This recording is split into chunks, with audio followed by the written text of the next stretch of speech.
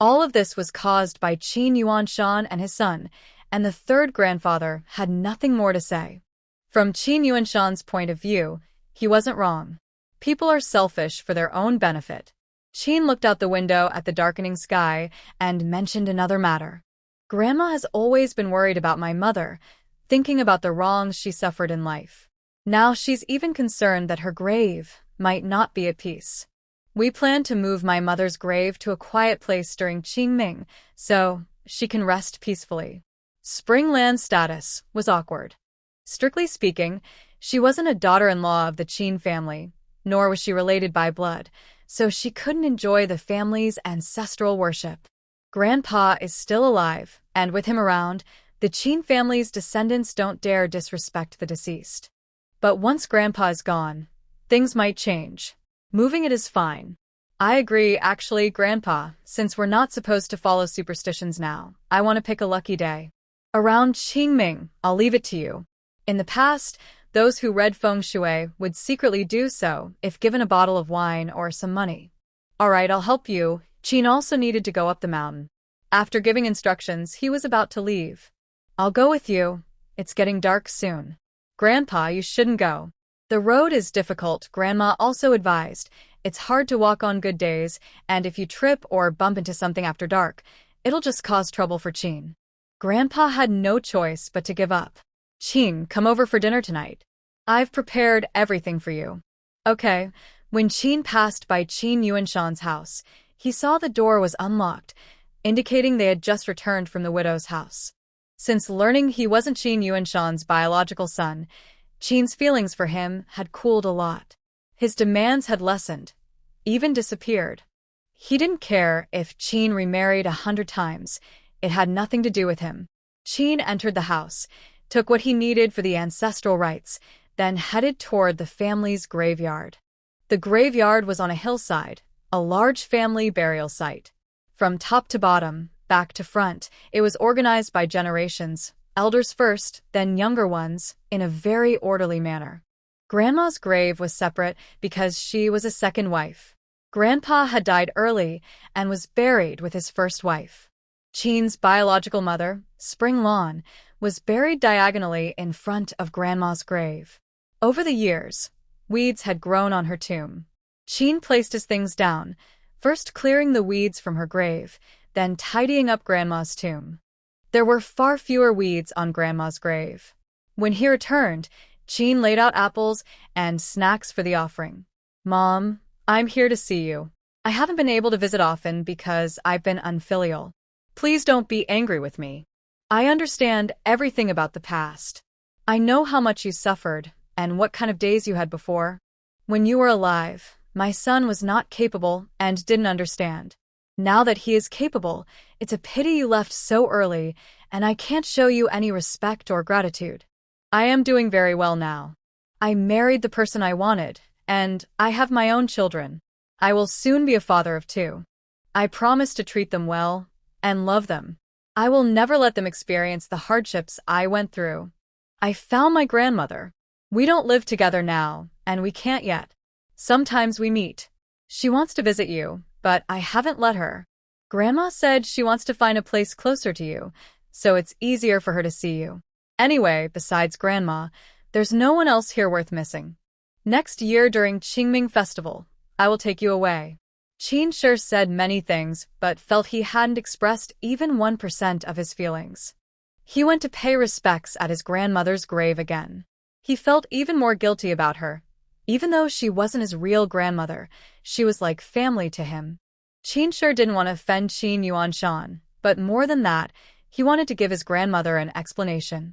Qin Mu was her only son and her only grandson. No matter how bad Qin Mu was, Qin sure wanted to leave a legacy for his grandmother's family. As evening fell, Qin sure burned the paper money and left the mountain. When he got home, it was already time to light the lamps. He packed his bag, locked the door, and planned to go to his third grandfather's house. After dinner, he would stay overnight at Qianzhuang. Tonight there was no moon, and the sky was very dark. It was cold, and no one was outside. Suddenly, there was a creak as a shadow stepped out from next door. It was short, probably a woman. Sure enough. I'm leaving, she said. Okay, take care. Use your flashlight, Chinsha replied. The woman let out a loud burp.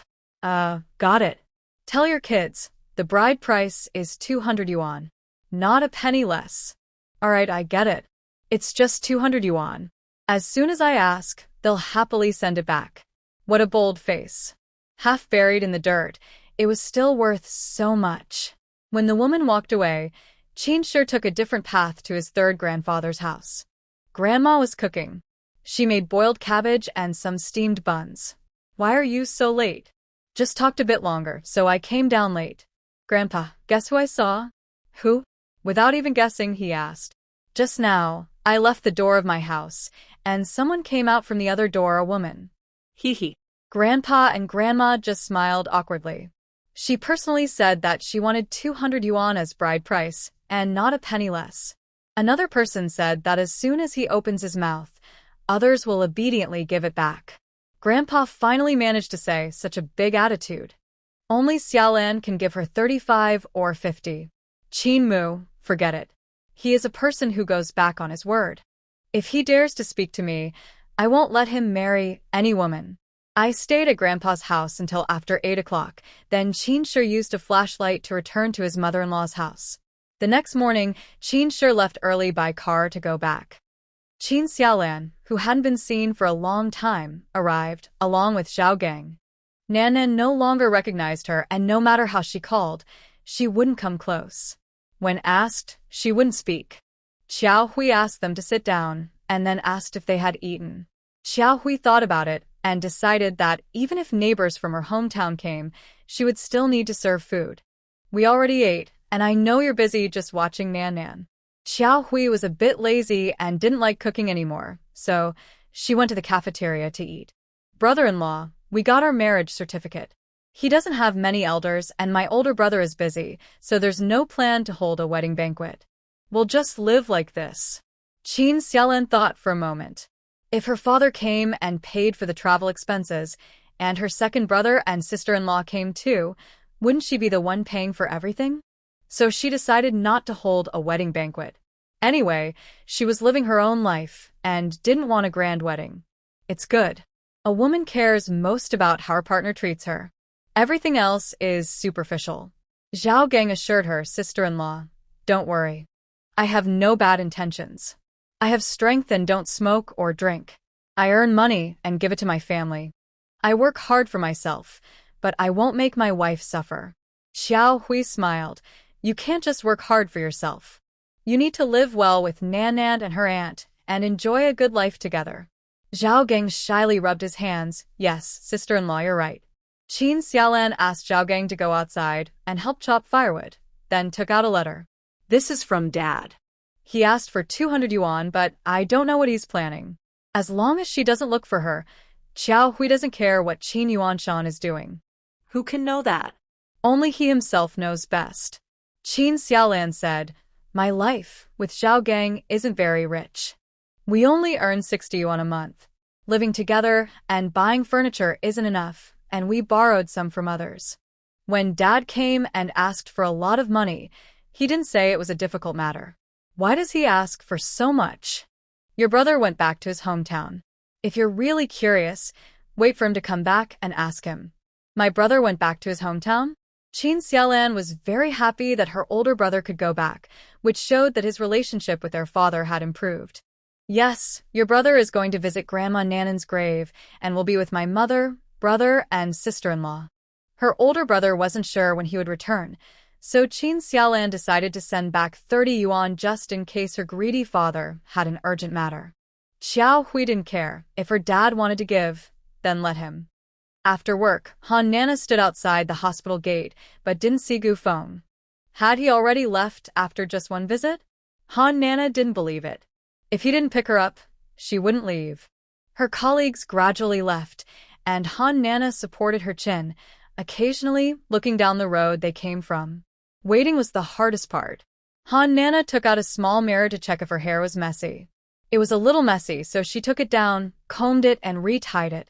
The last time she saw Yi Xiaohui, she had a nice ponytail, so she stopped braiding her hair into pigtails. They looked ugly. She looked at her face. It was clean, so no big problem there.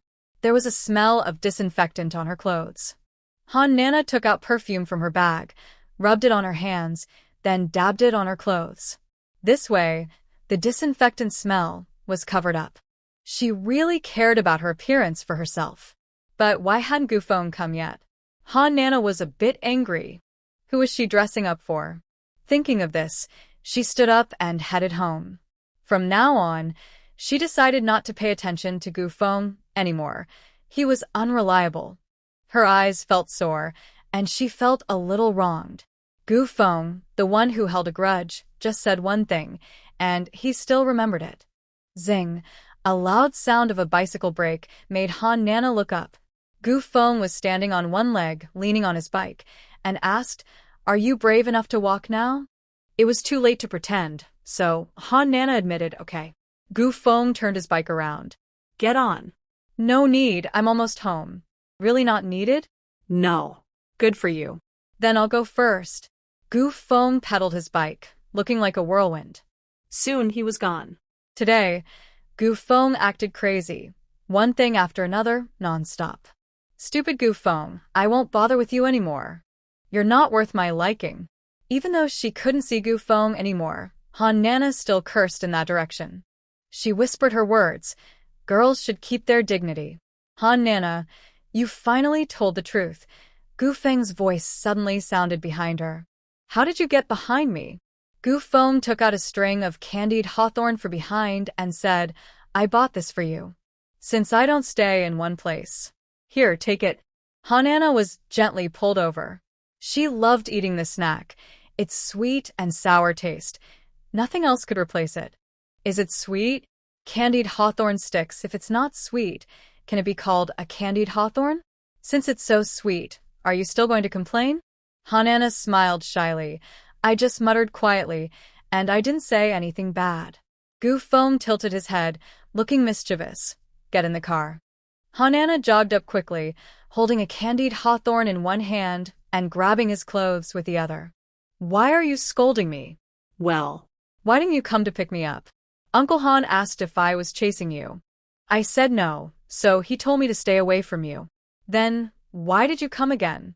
Just bored. Went out for a walk. Han Nana was angry and puffed up her cheeks. Am I really that bad? Do I make you lose the desire to chase me? It's just that you hold a grudge. Remember what I said about you being spoiled. Some people even say I cling too much. I knew you went to the hospital that day, but you said you didn't. Did you hear me say you cling too much with your own ears? If you didn't hear it, don't blame me for it. So, did I say that? Yes, but I was talking about someone else. Gufeng suddenly braked again. Han Nana's nose bumped against his back, feeling like her nose was going to break. Sorry, Gufeng said, rubbing her nose. Han Nana felt his big hand come down on her, and her whole face felt gone. Who is the one clinging too much? Han Nana didn't want to pay attention to him, but seeing his face, she couldn't stay mad. It's not just a beauty that causes trouble. It's a former blind date I didn't agree to. He kept writing me letters every month. I never read them and just sent them back. But he kept writing. Sometimes my colleagues saw it was addressed to me and helped bring it back. I told them not to take it anymore because I didn't like it or want to see the letters. They misunderstood and thought I was being clingy. He's never seen me or you, so he thought of you as him. It was all a misunderstanding. The people involved passed messages incorrectly, and neither of them confronted each other face to face. Han Nana tugged Gufeng's sleeve. Hey, are you chasing me? Then who am I chasing if I keep giving and picking you up? Then I'll just assume you're chasing me. Mrs. Han looked outside, worried because her daughter hadn't come back yet. Husband, go pick up Han Nana? She didn't twist her ankle. It's only 2 miles away. No need to pick her up. It's already this time. Your girl has someone to pick her up. As Chow Chow arrives unexpectedly, Han Nana immediately greets Dad. Mom, I'm back. Got it. I was just about to call your dad to pick you up. Gufeng? Auntie, I'm back. Come inside and sit for a bit. No, the food is already ready. My mom is waiting for me to eat. Han Nana then sees Gufeng to the door. I'll take you tomorrow morning. Are you so free? Even if I am busy, I would still see you off. Unlike your colleague who claims ownership, I am not him. I am your proper boyfriend. Also, give me that person's address. I'll advise him to back off and stop bothering my partner. Han Nana smirks secretly. My parents don't know yet, and I don't know if they would admit it. As long as you admit it, that's enough. After 4.5 days, Qin Shi returns from his hometown, looking exhausted. He hasn't shaved his beard and looks several years older. Even Nana Nana seems to not recognize him, glancing at him secretly. Then again, don't you recognize your dad? Nana Nana slowly walks over and hugs Qin Shi. Do you miss Dad? Yes. Now, Xiao Hui is over 4 months pregnant, with a slight baby bump. Qin Shi looks at her and says, Wife, it seems your belly has gotten bigger. Of course, it will get bigger day by day. Now you understand how hard it is for pregnant women, right? When the baby grows more, it will be even harder for the wife to sleep at night.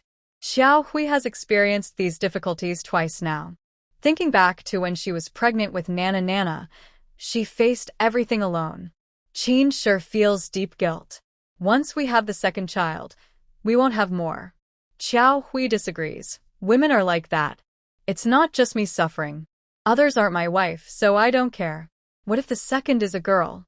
Qin Shi thinks for a moment and says, then we won't have a third girl either. Xiao Hui talks about Qin Xiaolan, who is married to Zhao Gang and plans not to hold a wedding banquet. Whether she does or not doesn't matter to us. She said her dad wrote a letter asking for money, quite a lot, 200 yuan. You just came back from your hometown. What's going on with him? Qin Shi hesitates before finally saying he's planning to marry again. The 200 yuan is for the bride price. Oh my goodness, how many more is he going to marry? Is this never-ending? The key is that Zhang Yueying is the one he's been involved with. They've been close for many years, and it's only been a short time since she passed away, yet the relationship cooled off quickly. He asked his children for money, and whether they were willing to be the fall guys didn't matter to us. At least we wouldn't have a child to worry about. Qin Xiaolan brought the letter, probably intending for them to contribute money. Raising money for your own father to get married? That's really out of line. The new year was approaching, and these days Qin Shi was busy steaming big buns, sweeping dust, and walking around the walls. In short, he was quite busy. Qin Shi, I forgot to tell you something. Commander Gu came by and returned the bullet casing to you. Oh, it was Commander Gu who was going over. He said he wanted Commander Gu to see. Did Commander Gu say anything? Just as you guessed, it was made by our armory before liberation. So, Grandpa Wan should be doing well. Qin Shi took a while before saying, I think he's no longer around. On the battlefield. Anything is possible. Then just let it go, pretend he never came. Qin Shi has now come to peace with it. Dwelling on the past is useless and meaningless. Focus on the present.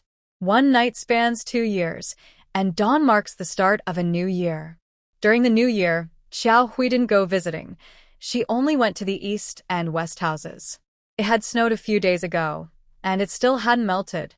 Qin Shi swept the snow in the yard and on the street outside, but the snow farther away had frozen into ice, so he didn't let Xiao Hui go there.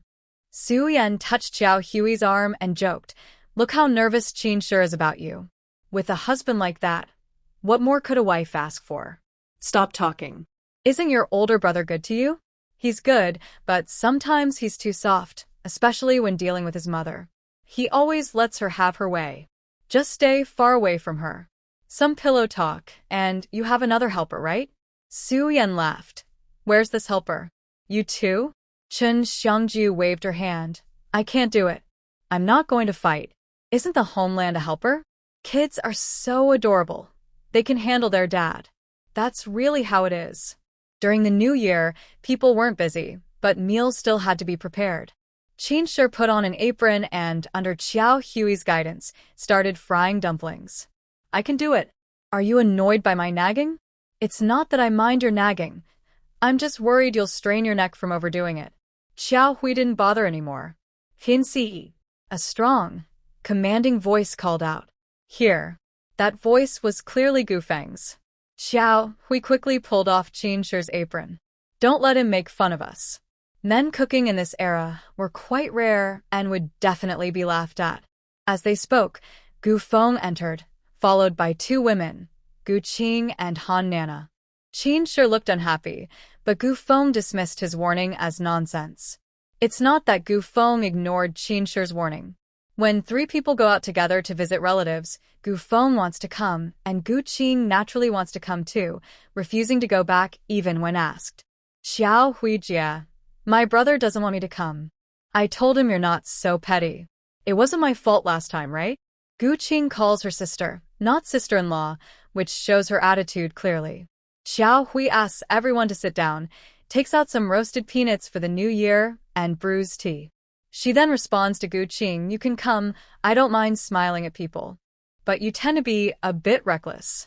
Right now, during this special time, I need to keep my distance. Sit there and don't move.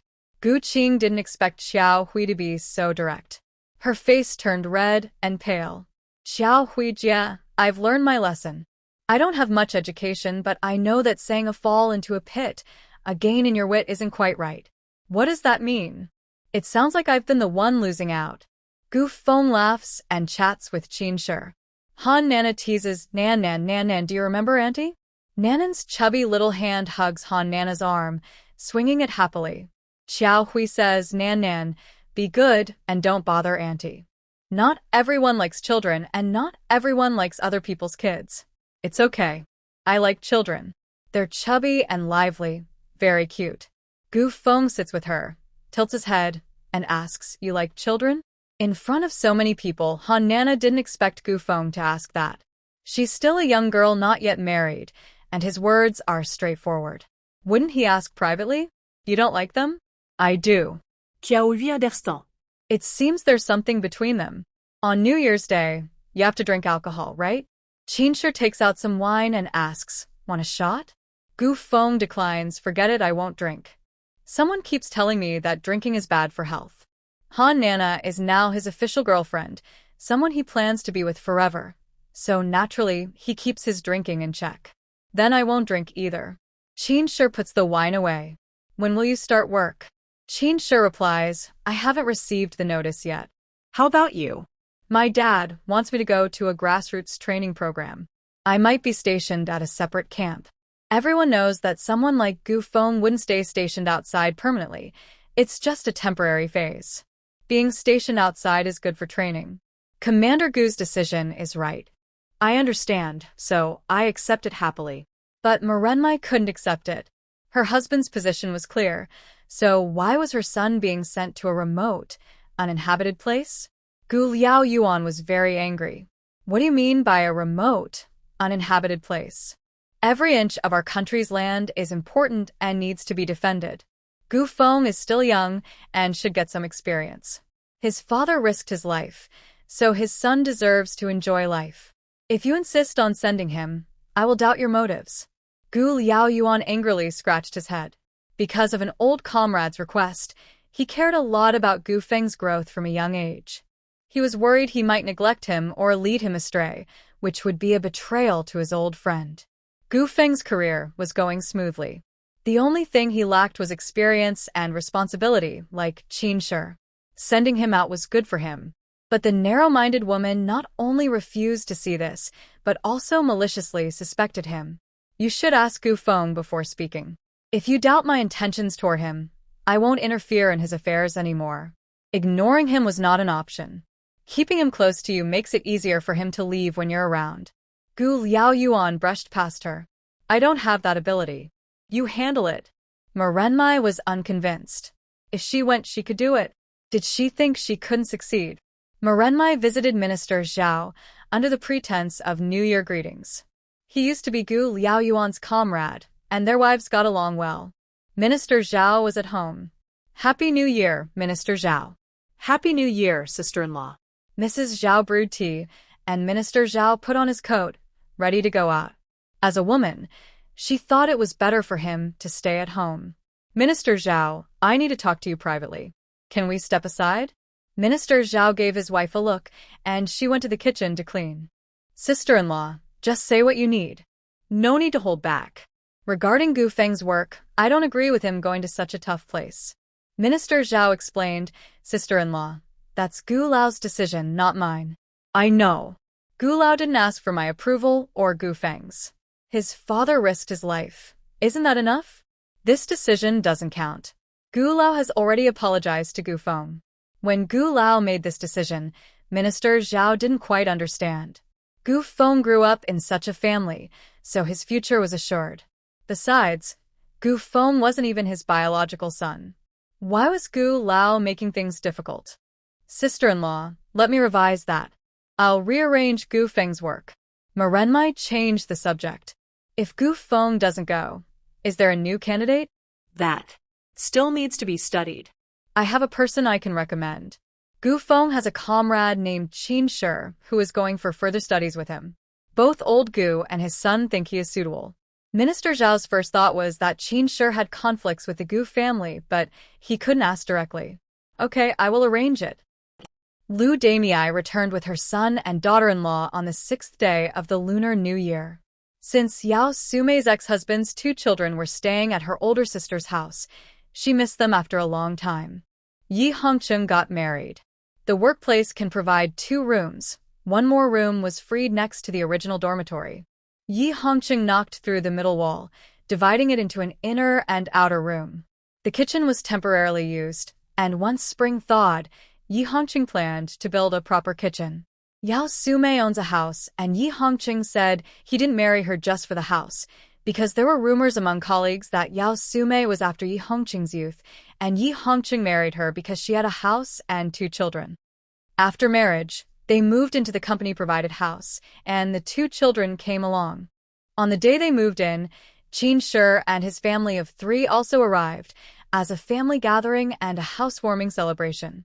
The 2 rooms weren't spacious, but they were clean and cozy, at least a little nest. Yao Sumei cooked herself. Since she hadn't bought much before the new year, she scraped some meat and vegetables from her sister. Qiao Hui and others also brought some food. Qiao Hui also went into the kitchen. The kitchen was a bit low, feeling like she could hit her head on the ceiling. Sister-in-law, I'll help. Yao Sumei quickly pushed her out. You're double the person. I can't command you. Go rest, I'll be fine in a while. Then it's you, sister-in-law.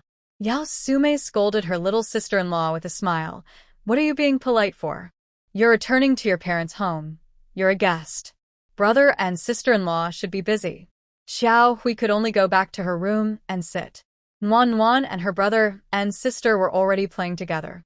Yao Sumei was very good at teaching children. Both kids were sensible, polite, and very patient. For activities like kicking bean bags, Nuan couldn't kick, but Xiaoman patiently taught her without any sign of annoyance. For lunch, they cooked 4 dishes and sat together for a family reunion meal. After eating, Lu Damei packed her things, ready to go back to the army with her daughter and son-in-law.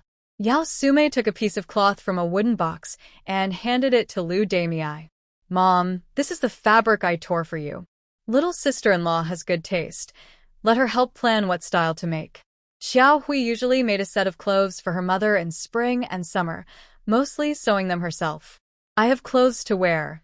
Your sister hasn't taken anything from me. Lu Damei, don't worry. Your son and daughter-in-law have a heavy burden, and she isn't unreasonable. Your sister bought this for herself. This is a gift from Hongcheng and me to you. Xiao Hui also asked her mother to accept it, as the color is suitable for an older person.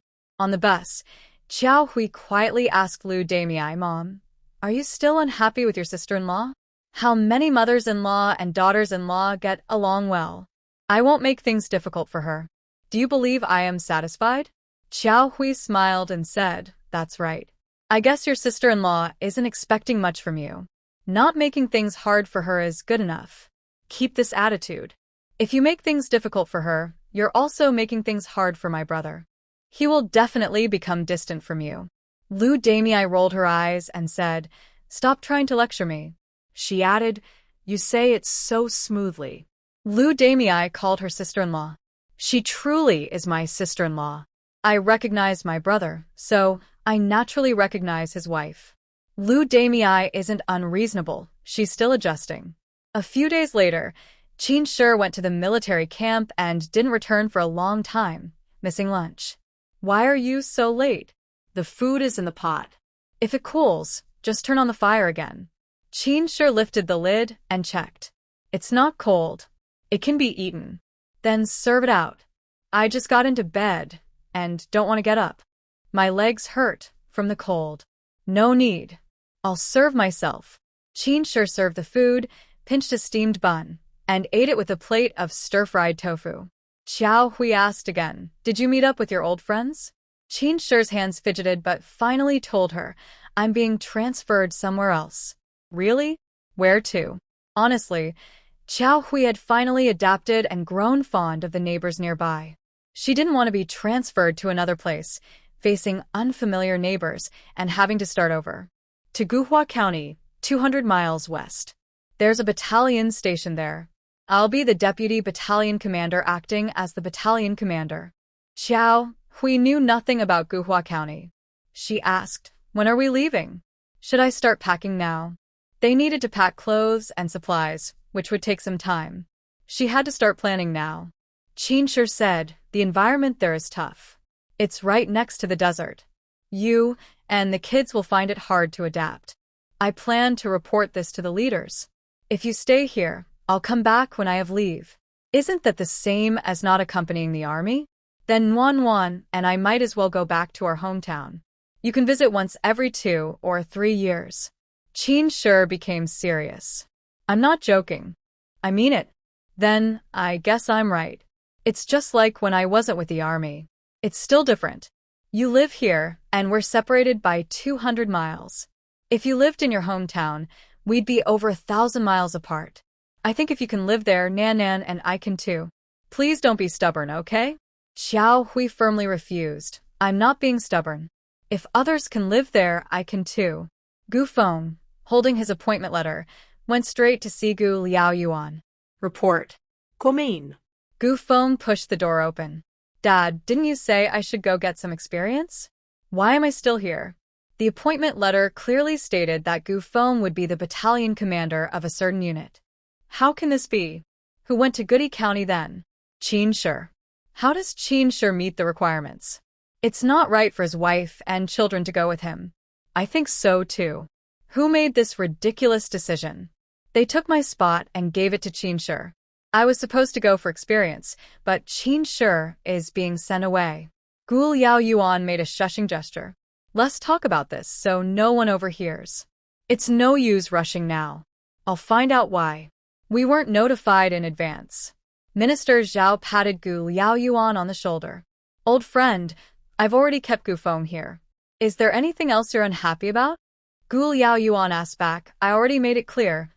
Gu Feng should go to the grassroots for experience. That's exactly the kind of tough training he needs. He's not tough enough yet. Minister Zhao frowned. Old friend, wasn't it your wife who told me to recommend him? Are you saying Ma Luanmei did it? Of course. No one asked me to change things. Would I do it on my own? no? Old Gu, didn't you guys discuss this? Hearing about this, Gu Liaoyuan got very angry. Discuss? What nonsense. I only found out Gu Feng got the appointment letter when he did. He was just as surprised. But the decision couldn't be changed now. Was Qin Shi assigned there on her own idea? At this point, Minister Zhao didn't want to take the blame. My sister-in-law said it was your recommendation. Gu Liaoyuan clenched his fists again and again. What does this woman really want? Ma Luanmei looked at her husband's unhappy face. She knew what was going on. If anything, she'd just be angry for a while. After all, she had a daughter with a man, and behind closed doors, they were still a family. Come to my room. After saying that, Gu Liaoyuan went ahead into his own room. Ma Luanmei gave Jin Feng a meaningful look, not sure if this silly girl understood. Gu Liaoyuan asked coldly, did you go to Minister Zhao using my name? Ma Luanmei's denial was useless. She simply admitted, yes, it's still the same. Gu Feng is my son. His father risked his life for him. He should enjoy life. I just feel sorry for him when he suffers. You're sorry your son suffers, but you recommend others to suffer instead? Ma Luanmei coldly smiled. You don't feel sorry when Gu Feng is sent somewhere, but you do when Qin Shi goes? Isn't that because you said it's a good chance to train him? What's wrong with me giving him the opportunity? What do you mean? Qin Shi has a family. That place isn't suitable for women. His wife. Why do you care? Have you lost your sense of position? Don't forget, I am your wife. You really are unreasonable. A woman interfering in appointments and acting so confident. Who gave you the right? Who gave you the courage? Then go report me. If you don't, you're just a coward. I warn you today. Stay away from Yi Xiaohui. If I catch her, I will handle her myself. Gu Luyuan suddenly slammed the table, causing tea to splash everywhere. I'll say this. If you go crazy and hurt someone, I won't forgive you. With a loud bang, Gu Feng pushed open the door. Can we stop arguing? Can't we sit down and talk nicely? Gu Luyuan grabbed his hat, put it on, and headed out. An old fool. Unreasonable. Manhwa threw her teacup, which shattered in a curved arc. Gu Luyuan ignored her and left directly. You're the real fool, or maybe just a pervert. Mom. Gu Feng's tone grew serious. Stop causing trouble, okay? How many times has Dad met Yi Xiaohui? All in front of others. What you're saying is insulting to my dad. Then why does he always side with Yi Xiaohui? My dad appreciates Qin Shi. I do too. I've met Yi Xiaohui a few times. Are you planning to accuse me of something big? Manhwa shook her head. I won't. You're my son. I wouldn't treat you badly. My dad is your husband. Do you think you can treat him badly? Please stop being so self-righteous. Everything you do benefits no one. It only pushes us further apart. If you don't wake up, things will get worse. Gu Luyuan returned to his office, still angry. After years of arguing, he had never felt so hopeless about his marriage as he did today. They say marriage is a woman's second rebirth. For men, isn't it the same? After years of fighting, Gu Liaoyuan, who had become peaceful after the war, was in his early 30s. His comrades were worried about his marriage. At this time, an old leader introduced him to Manhwa. Manhwa had been living with her son after her husband's death and had not remarried. Gu Liaoyuan often helped them, as a dying comrade had asked him to do. Since Gu Liaoyuan was of marriage age, he didn't refuse. They didn't really know each other well, so they married quickly. Gu Liaoyuan loved her because of her connection to the old leader, her house, and Gu Feng, her family.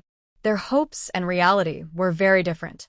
After marriage, Gu Liaoyuan learned that his wife was selfish, suspicious, spoke without restraint, and had no limits in her actions. But by then Gu Qing was born. As long as she wasn't too extreme, he decided to tolerate it. Today, Manhwa went too far. Ring ring. Ring ring. Gu Liaoyuan answered the phone. On the other end was Old Qiu. Old leader, Happy New Year. It's almost the 15th, but the New Year has already passed. As long as the Lunar New Year isn't over, it's still New Year. You're right. Do you have any news? Old Qiu sounded very happy.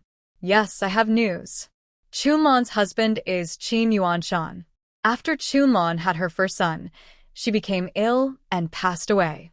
Qin Yuanshan remarried and had a son and a daughter, but he also recently died.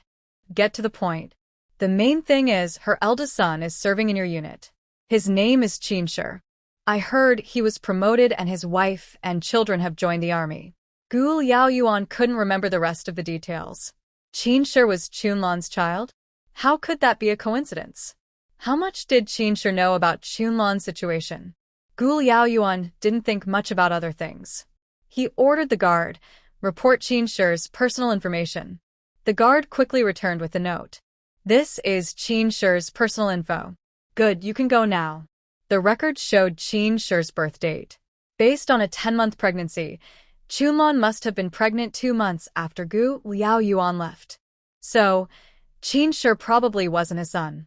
If Chunlan married 2 or 3 years later, Gu Liaoyuan could understand, since he hadn't been back. A young woman wouldn't wait forever for a man she only met once. But Chunlan married and became pregnant very quickly, which Gu Liaoyuan couldn't understand. He called Old Qiu again. Old Gu, is there anything else I should tell you? Certainly, I have some matters to discuss regarding Chun Lanzi and Qin Shi. Could you investigate their backgrounds more thoroughly? Also, how is their relationship? How exactly did Chun Lanzi die? Old Chiu still asked, Old Gu, what is your relationship with Chun Lanzi? Are you investigating her entire family history? Over 20 years ago, she saved my life. I can't find her now, but I hope to find her descendants, Old Chiu joked. Are you investigating other women? Are you worried my sister-in-law will get jealous? I remember she's very fierce. He got angry, like a lion roaring. I trust you, so I let you investigate. Until you have results, keep everything secret. Don't let me down. It's not about fearing one person, but about avoiding complications. Qin Shi was packing at home because he was leaving tomorrow. Xiao Hui finally convinced him to stay, so he went ahead to make arrangements before coming back to pick up the 3 women. I'll give you 2 months. If I don't hear from you in 2 months, I'll take Nan and go look for her myself. Xiao Hui didn't want the family to be separated. Losing one person doesn't feel like a real family. I understand. Be careful and stay safe. Qin Shi. Qin Shi went out and Gu Feng arrived. Come with me. I have something to tell you, Gu Feng said, pulling Qin Shi to the small playground. It was cold, and there was no shelter, so few people played there. Qin Shi had already broken free, and now they faced each other. Gu Feng, thank you for coming to see me off, Qin Shi said. Gu Feng's expression was complicated. I'm here to say I'm sorry. It should have been me going where you're going. Qin Shi already knew. When the appointment letter arrived, he knew where the problem was. It's an order from higher-ups. I follow orders. You haven't done anything wrong. Someone has to go. If it was Gu Liaoyuan and Gu Feng involved, Qin Shi didn't think it was likely. If Gu Feng didn't want to go, no one could force him. There was no need for such tactics. Qin Shi, if there's anything you need, just ask. I will do my best to help you, Gu Feng said, still trustworthy. I'll go over there first to make arrangements. Once everything is settled, I'll come back to pick up her and her mother. During this time, I hope you can help take care of them.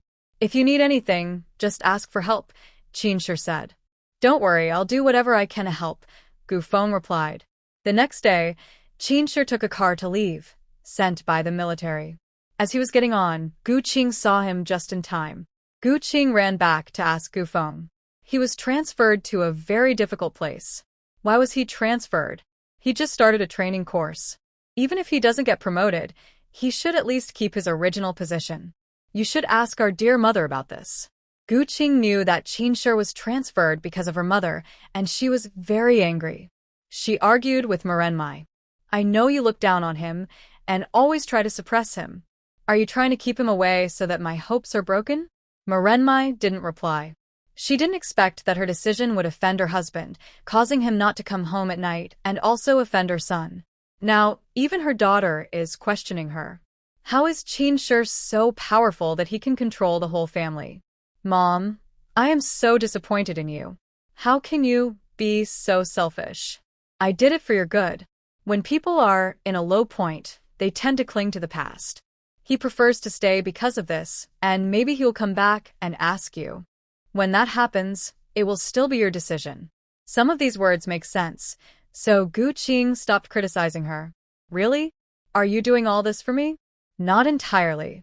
I've killed 3 birds with 1 stone. I hurt my husband, kept my son, and created opportunities for my daughter. After Qin Shi left, Xiao Hui's life went on as usual. During the day, she worked, and at night, she attended night school.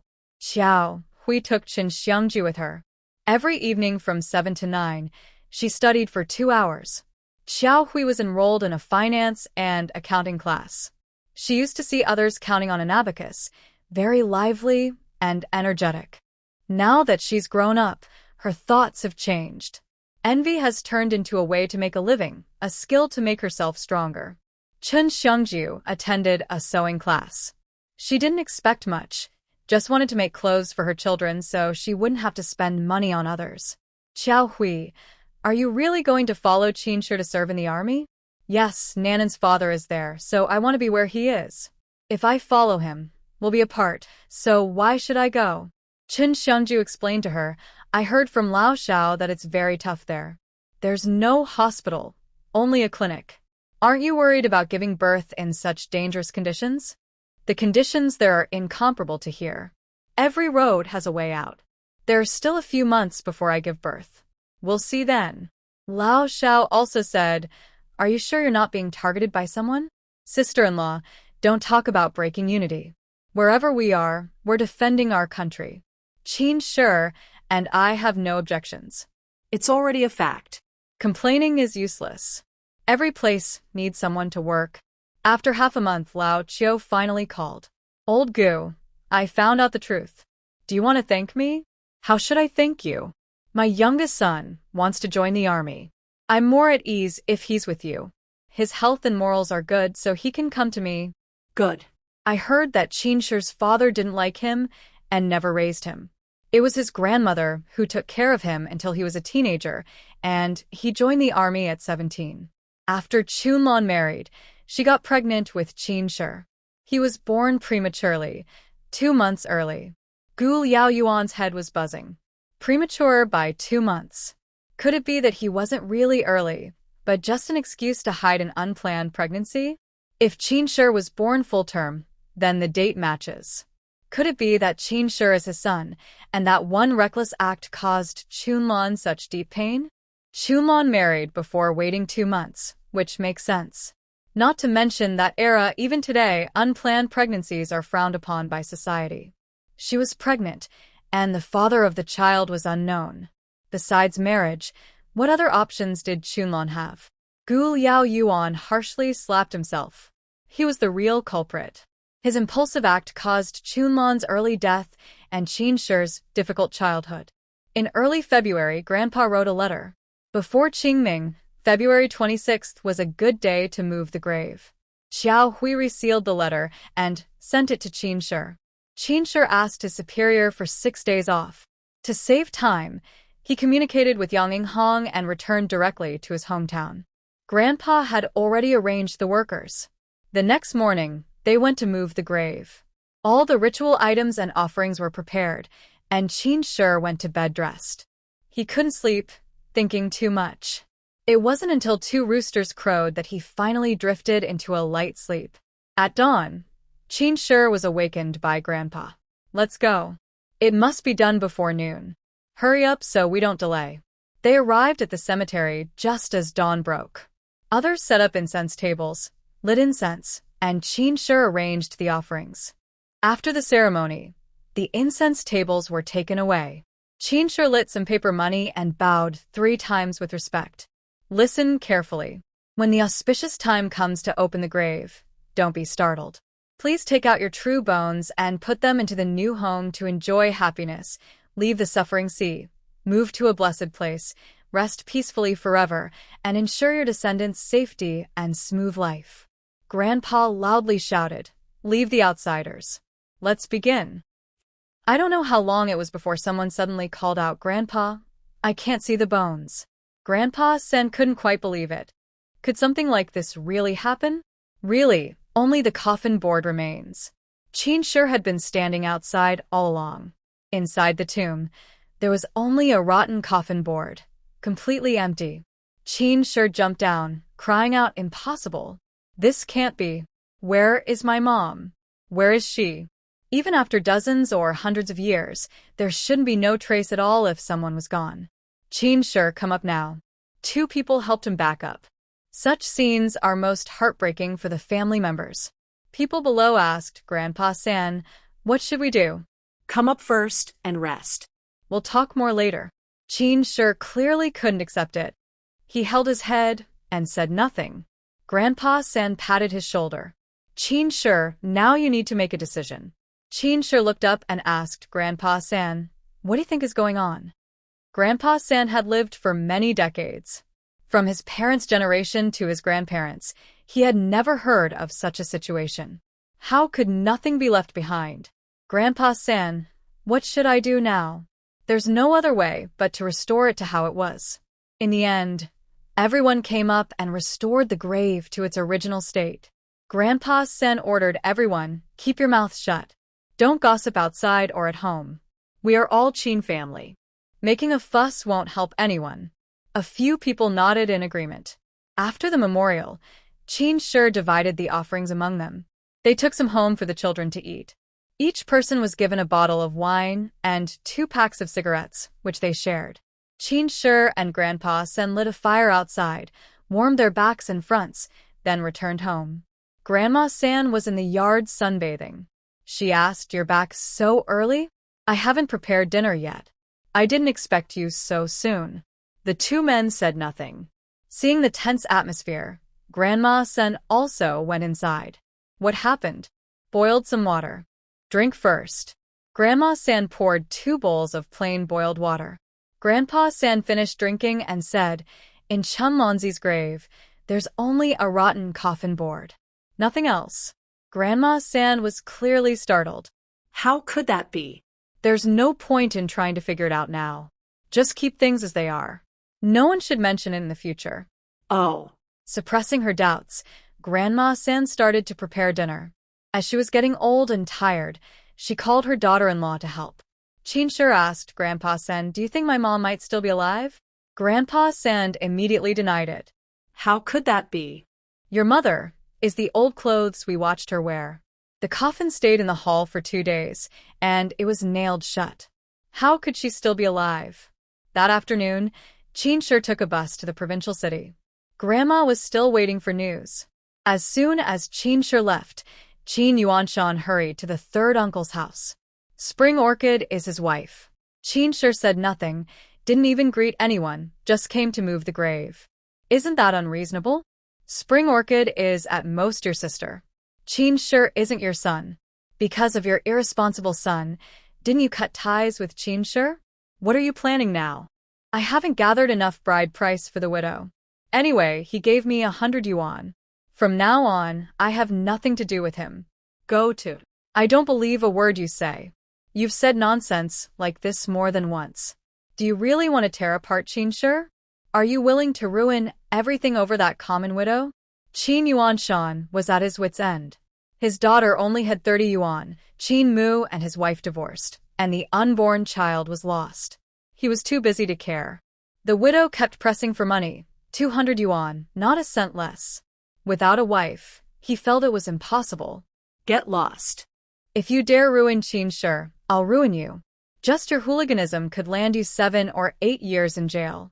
Qin Yuanshan was both angry and afraid of the 3rd uncle. "3rd uncle, I'm your nephew. What is Qin Shi to you? He's a pillar defending the country. You're a lazy fool who just eats and drinks. What do you think he is?" The 3rd uncle always did things straightforwardly. Qin Yuanshan was genuinely afraid he'd take things too seriously, so he gave up. Qin Shi arrived in the provincial city at 10 o'clock the next night. The buses had stopped running, so he found a guest house nearby and spent the night. Early the next morning, Qin Shi checked out and went to see Yang Yinghong. Yang Yinghong was very excited. "Your mom is here too?" Qin Shi helped her sit down and said, "Seriously, Grandma, I need to tell you something. You have to hold on." Yang Yinghong was very nervous. Her daughter was gone. What could be harder to accept? "Go ahead." "We opened my mom's grave. Besides the rotten coffin, there was nothing." Yang Yinghong grabbed Qin Shi's arm. "And what about your mom? If there were no remains at all, she couldn't accept it." No. Yang Yinghong suddenly thought, "Qin Shi, could it be that your mom didn't die?" It was just a hopeful guess. "Grandma, 3rd uncle said my mom's coffin stayed for 2 days, and the lid was nailed shut." Yang Yinghong still couldn't accept it. Her daughter was like air, leaving nothing behind. Qin Shi brought a handful of soil from his mother's grave and buried it at the new cemetery, which was a comfort for Yang Yinghong. Qin Shi had a tight schedule, so he only had a quick meal with his grandmother before rushing back to the military family compound. Xiao Hui sat on a chair, holding a family photo, occasionally looking toward the door, expecting Qin Shi to return. Nan wore a small red cotton jacket and pants, like a little butterfly, jumping happily in the yard. Her small braids swung gently with her movements, making her look lively and adorable. Suddenly, familiar footsteps broke the quiet of the yard. Nan, with sharp eyes, immediately stopped playing, a bright smile on her face, and cheerfully called out, "Daddy, Daddy." She pointed her little finger toward the door, eyes shining with surprise, and ran toward her father. Qin picked up Nan, kissed her face first. Nan hugged his neck tightly, pressing her face against his cheek and rubbing it, showing affection that melted Qin's heart instantly. He gently spun around a few times, making Nan laugh even more happily. Xiao Hui stood nearby, watching this scene, her lips curling into a smile. "All right, Nan, Dad is tired too. Let him eat first and rest." Qin put Nan down, looked around to make sure no one was there, then hugged his wife again. "You've worked hard. Just having you back is enough. Are you going to take us away this time?" "Yes, I am." "But does that mean Mom will go too?" Xiao Hui shook her head. "My brother got married. They have 2 kids to take care of. If my sister-in-law is pregnant, she'll need help too. I asked my mom to stay." "All right, then we'll find someone to help us when we get there." Xiao Hui still asked, "Was the trip smooth?" She also tied a white cloth on Nan's small braid as a sign of mourning for her grandmother. "Let's eat first, then talk after." Xiao Hui cooked cabbage and made a batch of pot stickers. "How did you know I was coming back today?" "Grandma called the clinic. Dr. Xiao Lu told me." Chun Xiongju made her own soy sauce, and Xiao Hui also brought some out. "Don't worry about me, sit down." "I'll do it myself." After dinner, Qin told Xiao Hui to rest. He washed the dishes and took a simple warm bath. Back in the room, Nan pouted and fell asleep, but Xiao Hui was still waiting for him. Qin lay beside his wife, resting his hand under his head. "What's wrong? You don't look happy. Is there trouble at the old house?" "My hometown has Qin Yuanshan. If a person is shameless, they are unstoppable. No, I haven't even seen Qin Yuanshan. He has no right to interfere with my mother's grave. Qin Yuanshan can't interfere, and no one else has the right either. Since it's not him, what's wrong?" When my mother's coffin was opened, there was nothing inside. Xiao Hui sat up and asked, "What do you mean?" Her body had decayed. There should have been bones, but they were missing. Were there any clothes or anything else? "No." Xiao Hui couldn't understand. Ancient tombs dug up and buried underground for thousands of years usually keep the bones intact. Even if a normal family didn't preserve them well, there should still be bones. She still asked, "Is it possible that your mother didn't die?" Qin denied it. "My mother died of illness. The coffin was kept for 2 days, and the lid was nailed shut. How could she have survived? Even if she did, she wouldn't have escaped. But undeniably, this matter is very strange." Of course, knowing it was unlikely, Qin still hoped his mother was alive somewhere, living well, even if they couldn't see each other. The next day, Xiao Hui packed everything she could take, leaving Qin with a tough task on the road. Lifting and moving things was definitely not easy. A soldier ran over and said, "Captain Qin, Chief Gu is inspecting work. Can I go with you?" Qin asked, "Is Chief Gu going to Guhua County for inspection?" "Yes." That was really convenient. He had just returned, so how did Chief Gu know? Qin didn't think Chief Gu was paying attention to him constantly. Maybe he heard from someone else. The car was parked outside. Qin and the young soldier went back and forth to carry things out. Even Su Yan heard the noise and came to help. A broken family worth a fortune. Since it was easier to travel by car, Xiao Hui brought everything she could. Once there, she wouldn't need to buy anything, saving some money. After packing, Qin held Manhwa and sent Xiao Hui and her mother to sit in the back seat. He sat in the front passenger seat. Gu Liaoyuan, to avoid suspicion, waited outside the gate before getting in the car. Manhwa still remembered Gu Liaoyuan and tilted her little head, smiling at him. "Little Manhwa, what are you smiling at?" Gu Liaoyuan gently touched her little head. Xiao Hui said, "Manhwa, call Grandpa Gu." The little girl couldn't say such a long name, so she just called him Grandpa. Gu Liaoyuan also touched her hair, thinking he might really be her biological grandfather. As the car headed west, the terrain grew higher, and the road became more difficult. The mountains were bare, and the wind howled against the car, whipping up small sand and gravel that hit the windows with a crackling sound. The little girl was a bit scared, lying quietly in her mother's arms. Xiao Hui covered her ears to help her feel safe. Seeing all this, Gu Liaoyuan hated Ma Lunmei even more. It was all her bad intentions causing trouble. Gu Liaoyuan had thought about divorce, but when he looked at his two children, he hesitated. He decided to just get along with it. Anyway, at his age, whether he had a woman or not, life was the same. Qin Shi, how are you adjusting? Commander, I am adjusting well. That's good. The conditions are tough, but it helps build character. After 3 hours, the vehicle entered an area with few plants. There was a small village with dozens of families. While Xiao Hui was confused, Qin Shi had already gotten out of the car and opened the door of the house on the far west. Qin Shi explained, the camp is on the mountain. Because the conditions are poor, the 4 families accompanying the troops live in the village. The area has less wind and sand, and in seasons without strong winds, they can grow vegetables. Each of the 4 families has 3 small rooms, a main room, and an east kitchen, arranged similarly to their previous homes. But the houses here are a bit shorter, with smaller windows and flat roofs. The wind here is strong, and the houses are different, but they're still comfortable enough to live in. Qin Shi felt guilty for not creating a good living environment for his wife and children. I think it's pretty good. If others can live here, I can too. Qin Shi pointed to the 3 houses on the east side. They are all family members of the soldiers. If you're bored, you can talk to them. I plan to come back every 2 days.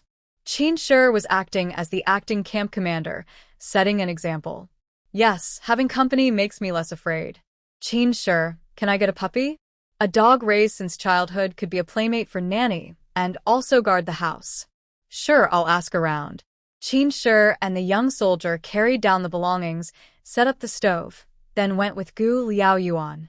Before leaving, he told Xiao Hui not to move anything and to wait for him to organize everything when he returned. Xiao Hui was already 6 months pregnant. Her belly was big, making everything inconvenient. Qin Shi was very careful and gentle with her. Both bedrooms had beds. Xiao Hui fetched water and wiped the surfaces, choosing the east bedroom with a double bed. After making the bed, she closed the door, hugged Nanny, and took a nap. The mother and daughter were truly tired. When they woke up, it was already 2 p.m. They, or rather, the mother and her 3 children, were all very hungry. They brought some baked flatbreads, which were dry, so Xiao Hui warmed them on the stove. She boiled an egg for Nanny and chopped some green onions to scramble 2 eggs. 1 egg was definitely not enough for Nanny, so Xiao Hui tore a piece of flatbread for her. She occasionally fed her some scrambled eggs. They shouldn't add too much salt, as adults use more, which isn't good for children's health. Nanan has a good appetite and eats happily. After feeding herself, Xiao Hui takes Nan to see the small garden outside. The north-south distance of the yard is very long, with only a small path in the middle, and vegetables can be grown on both sides. Right now, it is still bare. Xiao Hui pulls weeds with Nan, tidying up the garden. Soon it will be March, and it's time to plant vegetables. Otherwise, the family won't have enough to eat or drink. Is that your sister-in-law? Did she move here recently? The yard wall is not tall. A woman around 30 years old is leaning over the wall and asks, "Just arrived today." Xiao Hui looks up, smiling politely at her. She gently brushes the dirt off her hands, stands up, wipes Nanan's small hands, and then holds her hand to walk to the wall. "I am a family member of Qin Shi. Please take care of us in the future. My name is Li Mei, also a family member of the army. My husband is a company commander, living just east of your house. We are neighbors." Xiao Hui pushes Nanan forward. The little girl shyly hides behind her mother, only peeking out her big, curious eyes to look at the new neighbor. Li Mei sees this and smiles more warmly. She jumps down from the wall lightly, surprising Xiao Hui, even though there is a big gate. Li Mei walks over to Xiao Hui, reaches out, and gently takes Nanan's hand, saying, "You came just in time. I just returned from the market and was about to cook. Why not come to my house for dinner tonight? It's a welcome for you." Thank you, sister-in-law. Maybe another day. I arrived later, so I should invite you. Let's not worry about hosting. Looking at you, how many months are you pregnant? Xiao Hui unconsciously touches her belly. More than 6 months. Li Mei is very friendly and pulls Xiao Hui outside to look around, pointing to other households. Far east is Wu Lianzhong's house, the second is Supervisor Zhou's, and the third is mine. Your previous home was with Deputy Commander Liu. Are these the only families with soldiers? There must be more that meet the conditions. Some don't meet the criteria, and others dislike the conditions here. Like the instructors, their families live comfortably in the city and don't want to suffer here. Do you grow vegetables here? Yes, a lot. But when the wind blows, most of it is gone. We only eat what's left. Xiao Hui can't imagine. She thinks at most a third might be lost, which is already very serious. Li Mei invites Xiao Hui to sit at her house. No, sister-in-law, I'll wait until I have more time. I just moved in, and the house is very messy. I need to clean up. I'll help you. Li Mei is very friendly and eager to help. Xiao Hui couldn't stop her, so she brought her along to help clean. They were tidying up pots, bowls, and utensils. Other things she planned to organize herself later. The mountain nearby is all bare, with no firewood, so they can only burn coal briquettes.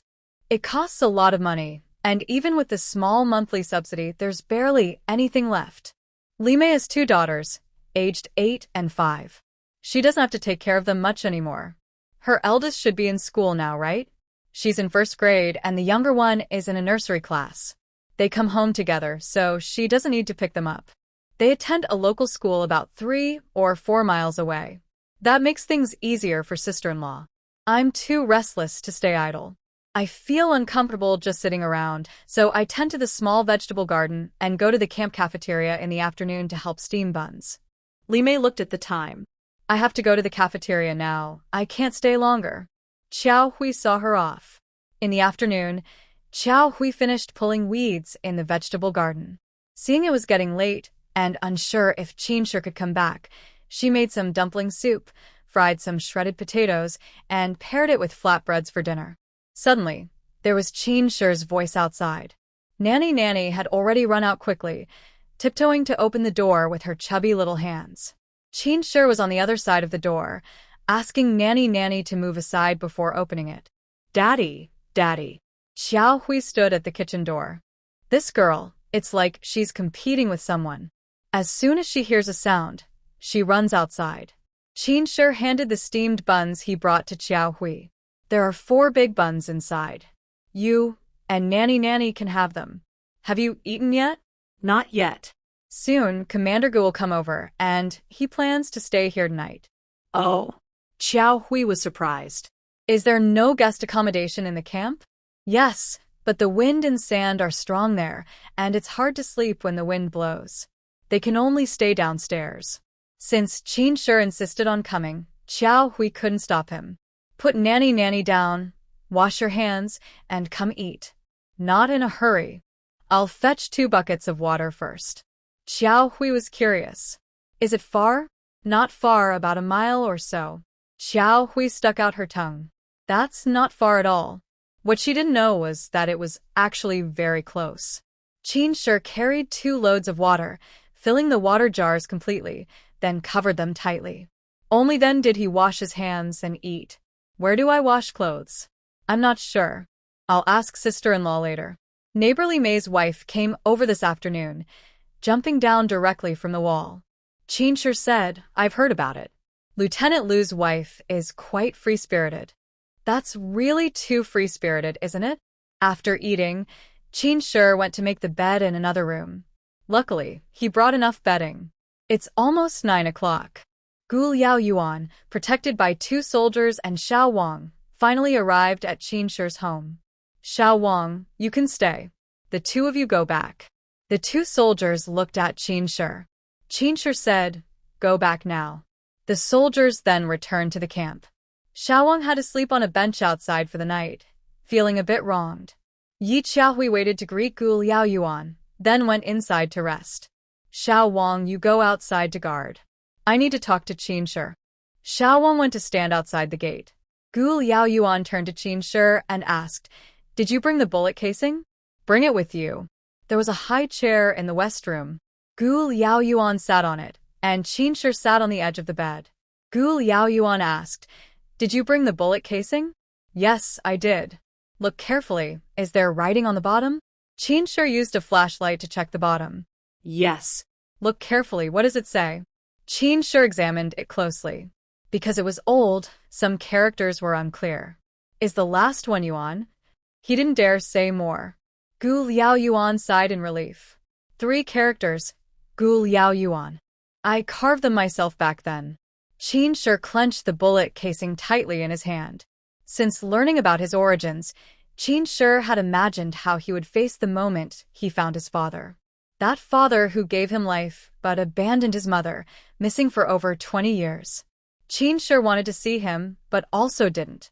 Now, this father suddenly appeared before him, unexpectedly. And he was a leader he deeply respected. "Why did you do that to my mother? Don't you know the humiliation she suffered was all because of you? If it weren't for you, she could have married an honest man, built a new family, lived a simple but peaceful life, maybe even enjoyed her grandchildren. But you ruined everything. My mother is dead." Dead. Qinshi covered his face, collapsing, his head buried deep in his knees, shoulders shaking. Gu Liaoyuan remained silent. Although he had many reasons to defend himself, he didn't want to, or perhaps didn't have the face to do so. It was all because he had done wrong. Gu Liaoyuan bowed slightly and patted Qinshi's shoulder. "It was my fault, abandoning you and your mother." Qinshi's emotions finally stabilized. He sat upright but kept his eyes fixed on Gu Liaoyuan. "Have you already forgotten your promise? When there's a better choice, you just set my mom aside. If I were that kind of person, I would hide the truth. Why would I seek you out willingly?" Only then did Qinshi feel a little better. 20 years have passed. "Have you ever thought about finding my mom?" "I looked for her. After leaving your place, I found the main army, recovered from my injuries, participated in the crossing campaign, fought bandits in the southwest, and later joined the Korean War to help America. When I returned, I asked someone to find your mom, and I learned she had married and had already passed away years ago. I am not young anymore. I married through others' arrangements and had Gu Qing. If it weren't for Gu Feng bringing back a shell casing, I wouldn't even know about you. I have had you for over 20 years, but never raised you or fulfilled my fatherly duties. I feel guilty not only to your mother, but also to you. I can't openly acknowledge you now, but you are my son. That's the truth. Soon, I will confess everything to the organization. I made mistakes, and I won't let my son carry the burden." Qinshi was still somewhat resistant to this suddenly revealed father, but he couldn't deny that Gu Liaoyuan was not an irresponsible father. The next morning, Qiao Hui prepared breakfast for Gu Liaoyuan. The breakfast was special, salty and sticky, with climbing beans, red beans, soaked yellow beans, chopped peanuts, cooked dried sweet potatoes, and shredded radish. Rural folks loved this kind of food, and Xiao Hui's family of 3 all enjoyed it. Xiao Wang, also a rural soldier, almost started crying. Gu Liaoyuan kicked him gently. "What are you making a fuss about?" I miss my mom. Back home, we ate this meal, but not as much as my sister-in-laws, who added more dried sweet potatoes and radish shreds. Sometimes she even put a handful of yellow beans. My mom would scoop all the dried stuff into my dad's and our bowls. Gu Liaoyuan said, "Now that we have allowances, send more money home to respect your parents. As long as your parents are alive, it's not too late." My mom died when I was 12. My dad died in my first year in the army. I can't even find someone to honor and respect. Manhwa ran into the bedroom, grabbed a roll of toilet paper, and handed it to Xiao Wang, signaling him to wipe his tears. Xiao Wang looked both amused and helpless. After breakfast, Gu Liaoyuan and Xiao Wang prepared to leave by car. They had many things they wanted to say to Qinshi but hesitated and swallowed their words. Without action, even the most heartfelt words are just empty talk. Gu Liaoyuan believed that the biggest obstacle to recognizing Qinshi was Manhwa. With her temperament, she couldn't accept Qinshi. Manhwa was becoming more and more unreasonable, and Gu Liaoyuan wanted to end their marriage. On the 3rd day after returning, Gu Liaoyuan asked Manhwa for a divorce. Mirenmai couldn't believe it.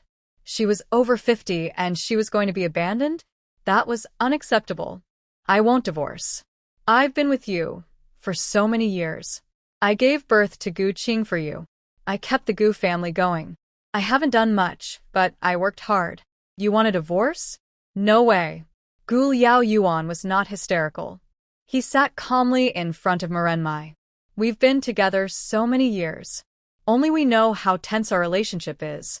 Being a couple is no different from being brothers. If you agree to the divorce, you can stay in the house. I'll move out. All the money I've saved over the years belongs to you. I want nothing. I just want to be free. Mirenmai was very suspicious. Are you interested in someone else? Where have you been these past few days? Gu Liao Yuan couldn't help but curse. I think you're really crazy. I was working. Where I went is none of your business. Have our conflicts been going on for just a day or two? I've tolerated enough.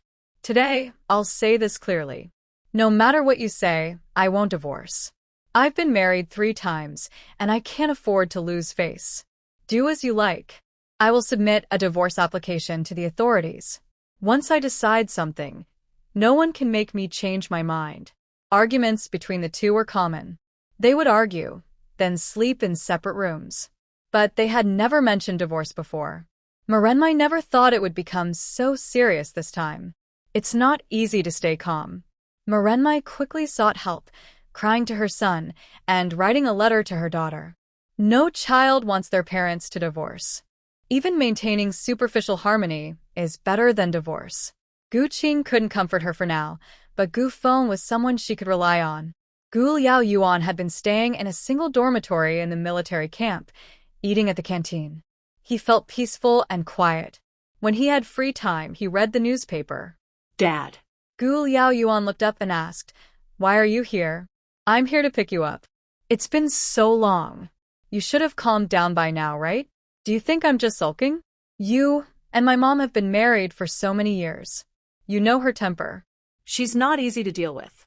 She's like a crab. She snaps and claws, which can be scary. But her fighting ability isn't high. Gu Feng, stop trying to smooth things over. Your mom and I have been cold for a long time. In the past, I thought you and your sister were too young, so I just went along. Now that you are all grown up, even Xiao Qing is about to start working, there's no need to maintain this superficial relationship anymore. Gu Feng, as a fellow man, I want to ask you, can your feelings be compromised? If Nana were also a difficult person, would you stay for the sake of appearances and tolerate her? Of course not, Dad. I am different from you. If I didn't like Nana, I wouldn't marry her, and there wouldn't be any future regrets. But you're different. You didn't like my mother, so why did you marry her back then? This was the first time Gu Liao Yuan talked about the past with Gu Feng. My father and I are the main and deputy, and we usually get along well. I also respect him a lot. On the battlefield, there are no rules, and anyone could sacrifice themselves.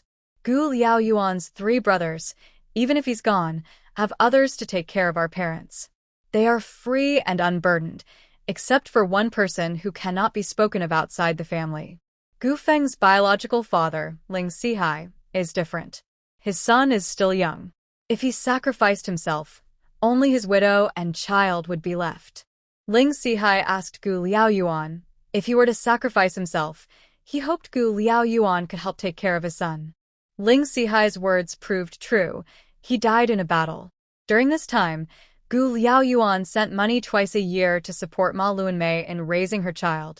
After returning to the country, someone suddenly tried to match him with Ma Luanmei. Many years later, Gu Liao Yuan learned it was Ma Luanmei who arranged it.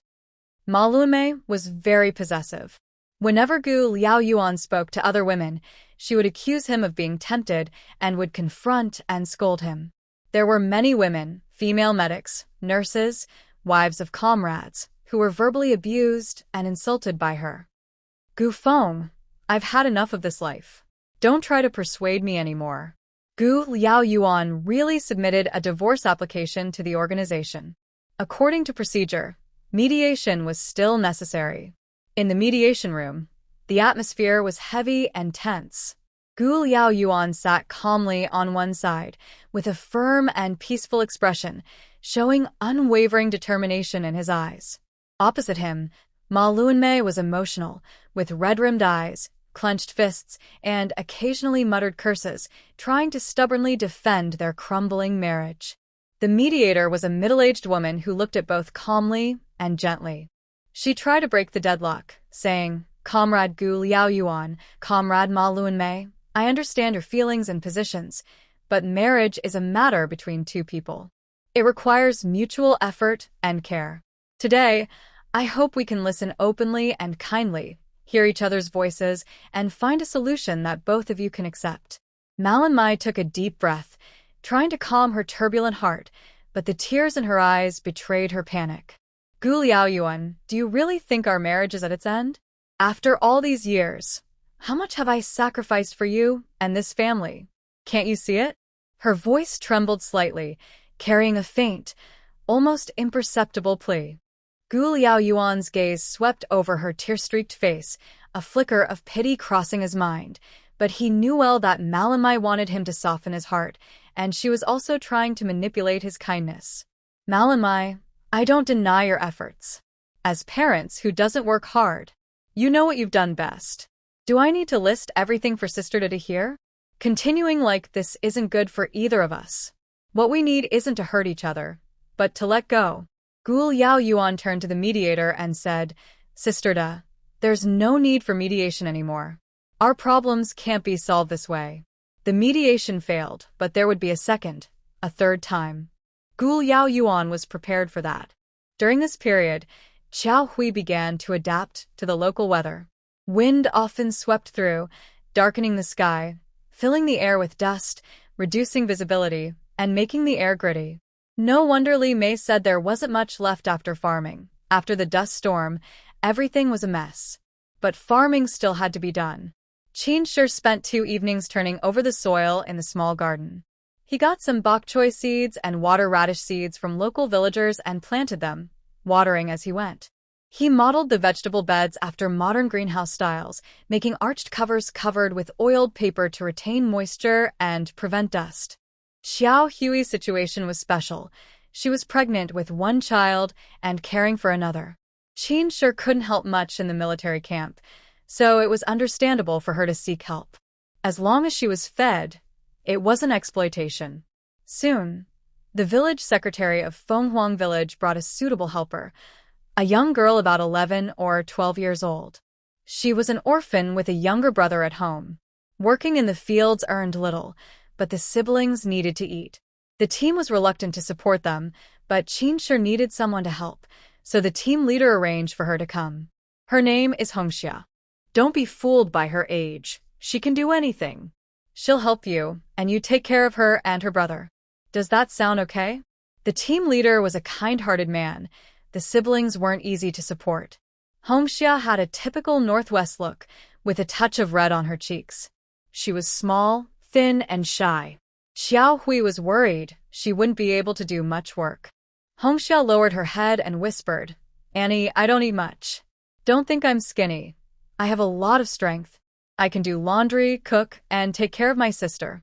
Since she said this much, Xiao Hui couldn't help but keep her. Hongxia was indeed hardworking and quick. She helped wipe the table, tidy the kitchen, and took her and her mother's clothes to wash. When cooking, Xiao Hui only asked her to help with small tasks, lighting the fire, washing pots, and so on.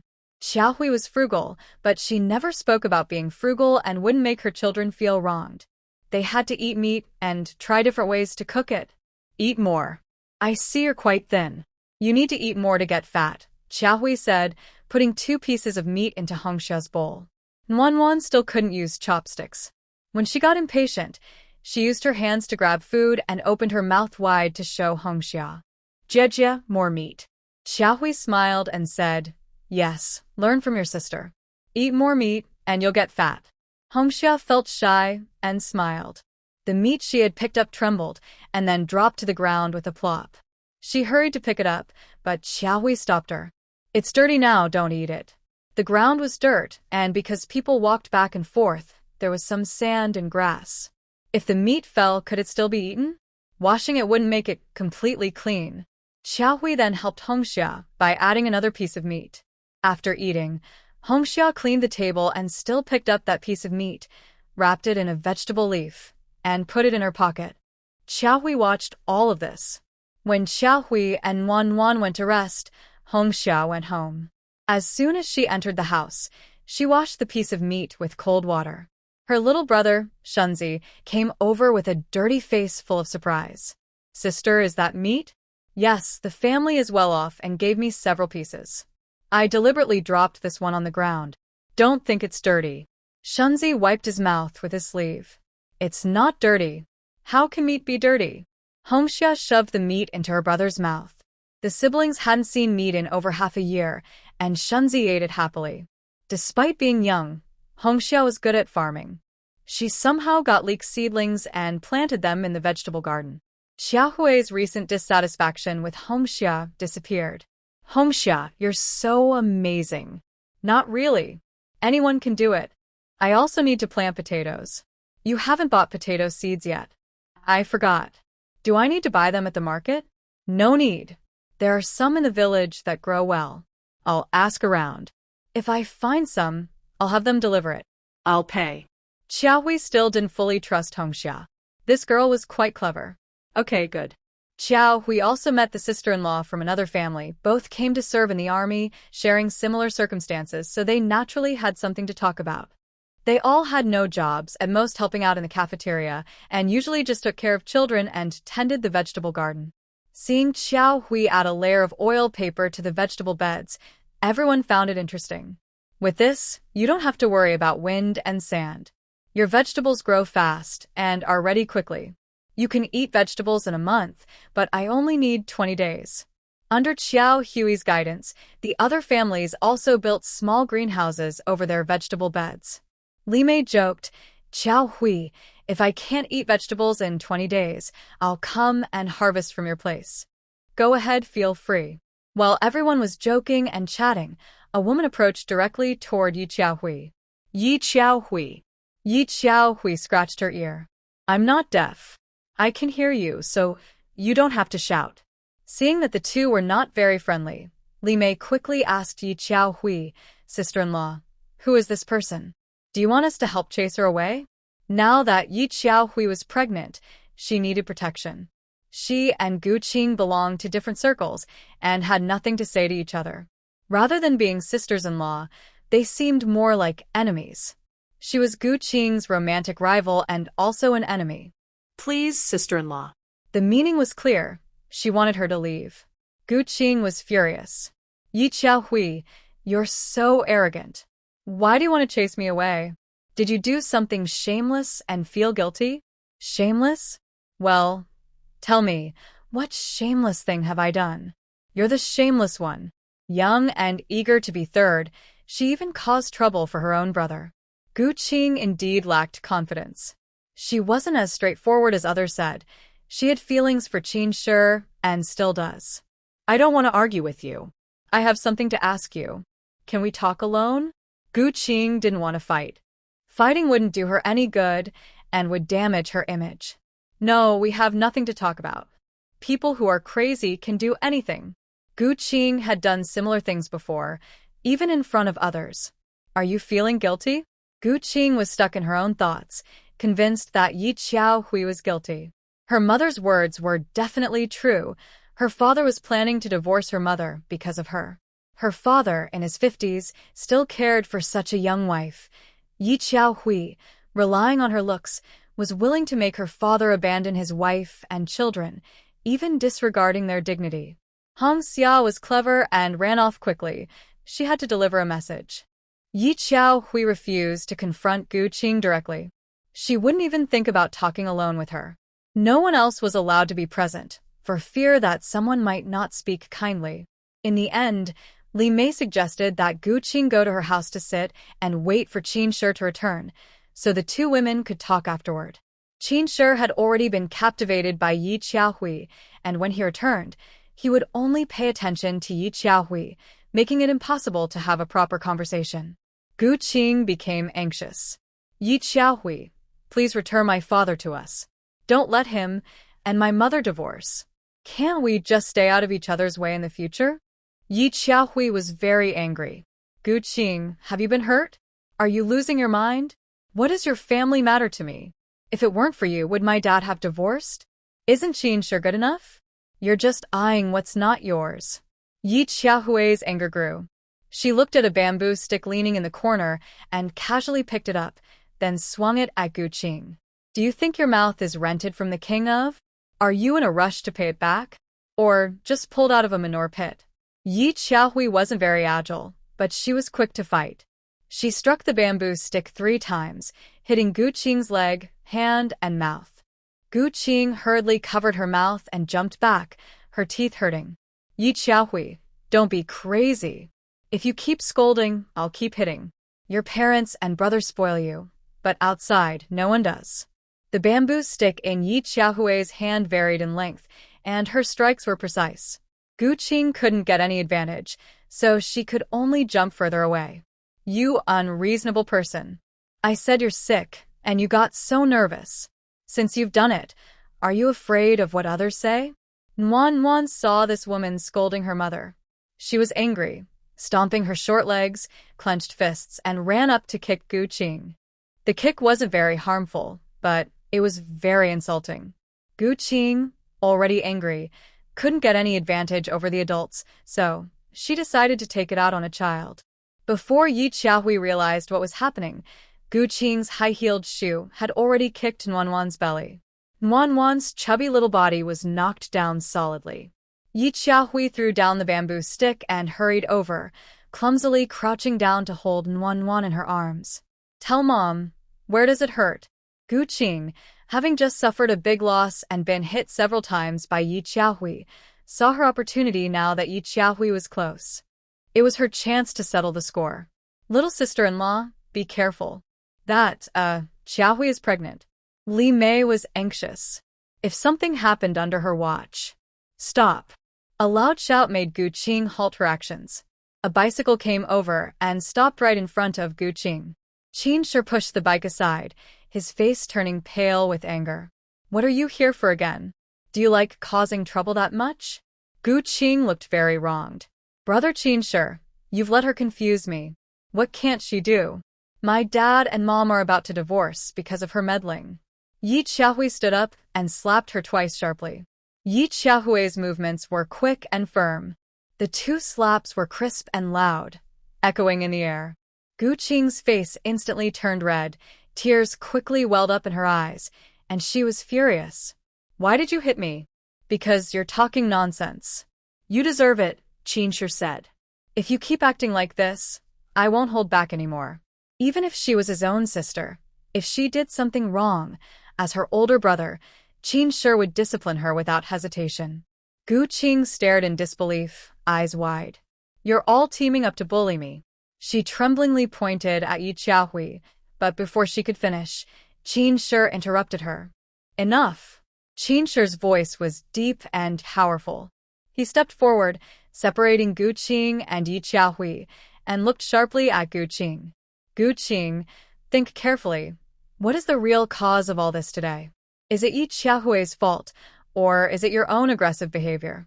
If you keep causing trouble like this, not only will I not tolerate you, but I won't tolerate anyone else either. Qin shure's eyes were cold as a blade, every word stabbing into her heart. Gu Qing, wake up. Your words and actions today are far from rational. Yi Qiaohui is not someone you can insult at will, nor is she the scapegoat for your parents' marriage problems. And you even laid hands on my young daughter. Soon after, a jeep arrived with 2 soldiers and Hong Xia getting out. Qin sure pointed at Gu Qing and said, take her to the camp. Her family will come to pick her up. Take her away. Gu Qing felt so wronged, she almost cried. First, she was slapped by Yi Qiaohui, and now she was being taken away like a criminal. How dare Qin sure and Yi Qiaohui do this? Qin sure, just wait. You treat me like this, my dad and brother won't let you go. Fine, I'll wait, Qin sure said coldly. Take her away. The soldiers followed Qin shure's orders, shoved Gu Qing into the jeep, and drove off. Li Mei finally dared to ask, who was that? They were just shouting nonsense. Someone crazy, talking nonsense. Her parents are worried about her. I've already called her family to come pick her up. A crazy person? Yes, crazy. Besides talking nonsense, she also hit people. Only for this reason can everything be resolved without causing shame for either family. Otherwise, many baseless suspicions might arise again. Qin Shi helped Xiao Hui into the house and checked on Nan Nan. Does it hurt here? Just a little. And here? Just a little. Xiao Hui was a bit confused. Gu Qingming kicked Nan Nan's stomach, but she doesn't seem to be in pain. Maybe Nan Nan can't tell the difference between pain and no pain? Don't say that. Nan Nan isn't stupid. Just observe her more. Xiao Hui still felt angry. How did that crazy person find her? It's been less than half a month since she was brought here. Her father is a leader. People who flatter him are easy to find. If she asks around, someone will tell her. But don't worry, I called them and they will come soon. Thanks to Hong Xia. This child is clever and found her quickly. Hong Xia felt a bit embarrassed and took Nan Nan outside to play. She throws meat on the ground and uses vegetable leaves to hide in her pocket. I even doubted her character. Maybe she took it home for her brother to eat. It's not dirty, so she can't take it back. Qin Shi understood the truth. If that's the case, let's treat her better in the future. Qin Shi stood up. I need to go back now. Don't be angry. I'll handle the rest. Kiao Visiged. If I had known your father's family was like this, it would have been better for us to live separately. We've had no contact all these years. Qin Shi also thought the same. If he had known his father's family was so stubborn and unreasonable, he wouldn't have bothered with them. In the afternoon, Gu Feng hurried over. Sorry, I really didn't expect Gu Qing to do such a thing. It's terrible. Qin Shi didn't give him any face. Family matters, whether divorced or not, have nothing to do with us. Instead of reflecting on yourself, you blame others and insult my wife and child. Is this what a normal person can do? If it happens again, I will go all out and sue you. Gu Feng knew that the Gu family owed Qin Shi. First, his mother used tricks to put Qin Shi in such a bad place, and then the clueless Gu Qing slandered Qin Shi's wife. If it were him, he probably wouldn't be so polite and would have already lost his temper. This time, my father has given an order. We will not tolerate it. We will bring her back and discipline her properly. On behalf of my father, I apologize to you and your younger sister. No need. I said it before, there won't be a next time. Seeing her brother arrive, Gu Qing looked as if she had suffered a great injustice, holding her brother and crying loudly. Gu Feng definitely didn't look happy. He pulled her hand away and said coldly, let's go. Come back with me. People might think you've done something great if I have to leave work to pick you up. This made Gu Qing feel even more wronged. Someone bullies me, and you also bully me. Did you run 200 miles just to find trouble at someone else's door? Gu Feng's words were sharp and direct. Gu Qing pouted. Aren't you still my mom's son? Your parents divorced and you just watch? You have no sense of responsibility. What do you want me to do? Hold onto their legs and stop them from leaving? They are in their 50s. Marriage is like shoes, if they fit or not. Only they know. I don't interfere. They've had a hard half-life. As long as they think they're doing the right thing, that's enough. I'm not as cold-hearted as you. I won't let them divorce. I want to remove every obstacle in their way. Gu Qing was furious. That was Gu Feng's first impression. The obstacles between my parents are her suspicion, her selfishness, her desire to control, and her arrogance. If she can't change these flaws, no one can stop the divorce. Gu Qing was angry and didn't talk much with her brother. Gu Feng didn't take his sister home, but went to Gu Liao Yuan's dorm. He knocked on the door. Dad, we're back? Inside, Gu Liao Yuan asked, did you bring her back? Yes, we came back together. Gu Liao Yuan suddenly pulled the door open and stared at Gu Qing. Go in. Gu Qing, feeling guilty, slipped inside from Gu Feng's side. Kneel down. It was the first time Gu Qing saw her dad so serious. He didn't ask what wrong she had suffered. Dad, Yi Xiaohui hit and scolded me and encouraged Qin Shi to catch me. If you won't stand up for me, that's one thing. But you're helping others suppress me? Are you really my father? Gu Liao Yuan was on the verge of anger. Fine, you still don't realize your mistakes and keep insisting. I ask you, why did you suddenly appear in Guhua County? What are you doing there? Gu Qing couldn't hide it and had to tell the truth. My mom said you want to divorce her. My divorce has nothing to do with Qin Shi and them. My mom said. Gu Feng interrupted. Dad, Gu Qing is wrong. Criticism and education are necessary. Gu Qing, admit your mistake quickly. Don't be stubborn. Everyone knew Gu Feng was trying to smooth things over. No matter what, the two women, one is his mother, the other his sister. At the very least, he didn't want the conflict to grow or for his parents to divorce. Gu Feng, stay out of this. Don't speak. Gu Liao Yuan has been a father to Gu Qing for over 20 years and has loved her all that time. He has never failed her. But Qin Shi is different. He has been absent for more than 20 years, and Qin Shi has never been involved in his growth. Gu Liao Yuan feels guilty and won't allow anyone to hurt Qin Shi. Tell me, why did you go to Goody County? Mom said you were going to divorce. Since you came back from Goody County, you wanted a divorce. You even personally drove the couple there. If it weren't for them, I can't think of any other reason. Dad, you're over 50. You can't blame a woman for making mistakes. She can't give you promises, and she's with another man. Gu Liao Yuan sharply slapped her. Nonsense. Who taught you to say such things? Who allowed you to slander others? Gu Qing had never been hit by her father before. She covered her face, still in disbelief. Dad, you hit me? For an outsider? Yes, because you deserved it. To me, there are no outsiders. Everyone is my soldier. If you insult my soldiers, you deserve to be hit. Gu Qing ran out, covering her face. You're not my dad. I hate you. Gu Feng wanted to chase after her, but Gu Liao Yuan stopped him. Don't bother her. I've spoiled her enough. It's time she wakes up. Gu Qing ran and cried all the way, feeling very sad. She couldn't understand. Even if she was wrong, she was Gu Liao Yuan's biological daughter. Qin Shi and Yi Qiaohui are outsiders. Would a father hit his own daughter for outsiders? Doesn't that say everything? Her mother was right. Her dad has a mistress. For a woman, he's willing to abandon his wife and child. She ran far away, feeling lost. Where could she go? Where was her home? Her steps on the empty street felt heavy, each one like pressing on her heart. Tears blurred her vision, but she couldn't wash away her sadness. As night deepened, the moonlight stretched her lonely shadow. Everything around her seemed cold and quiet. She wiped her tears randomly, but they kept coming, just like her inner sorrow. Unconsciously, she reached the small alley at her doorstep, the place where she used to play hide and seek with her father when she was a child.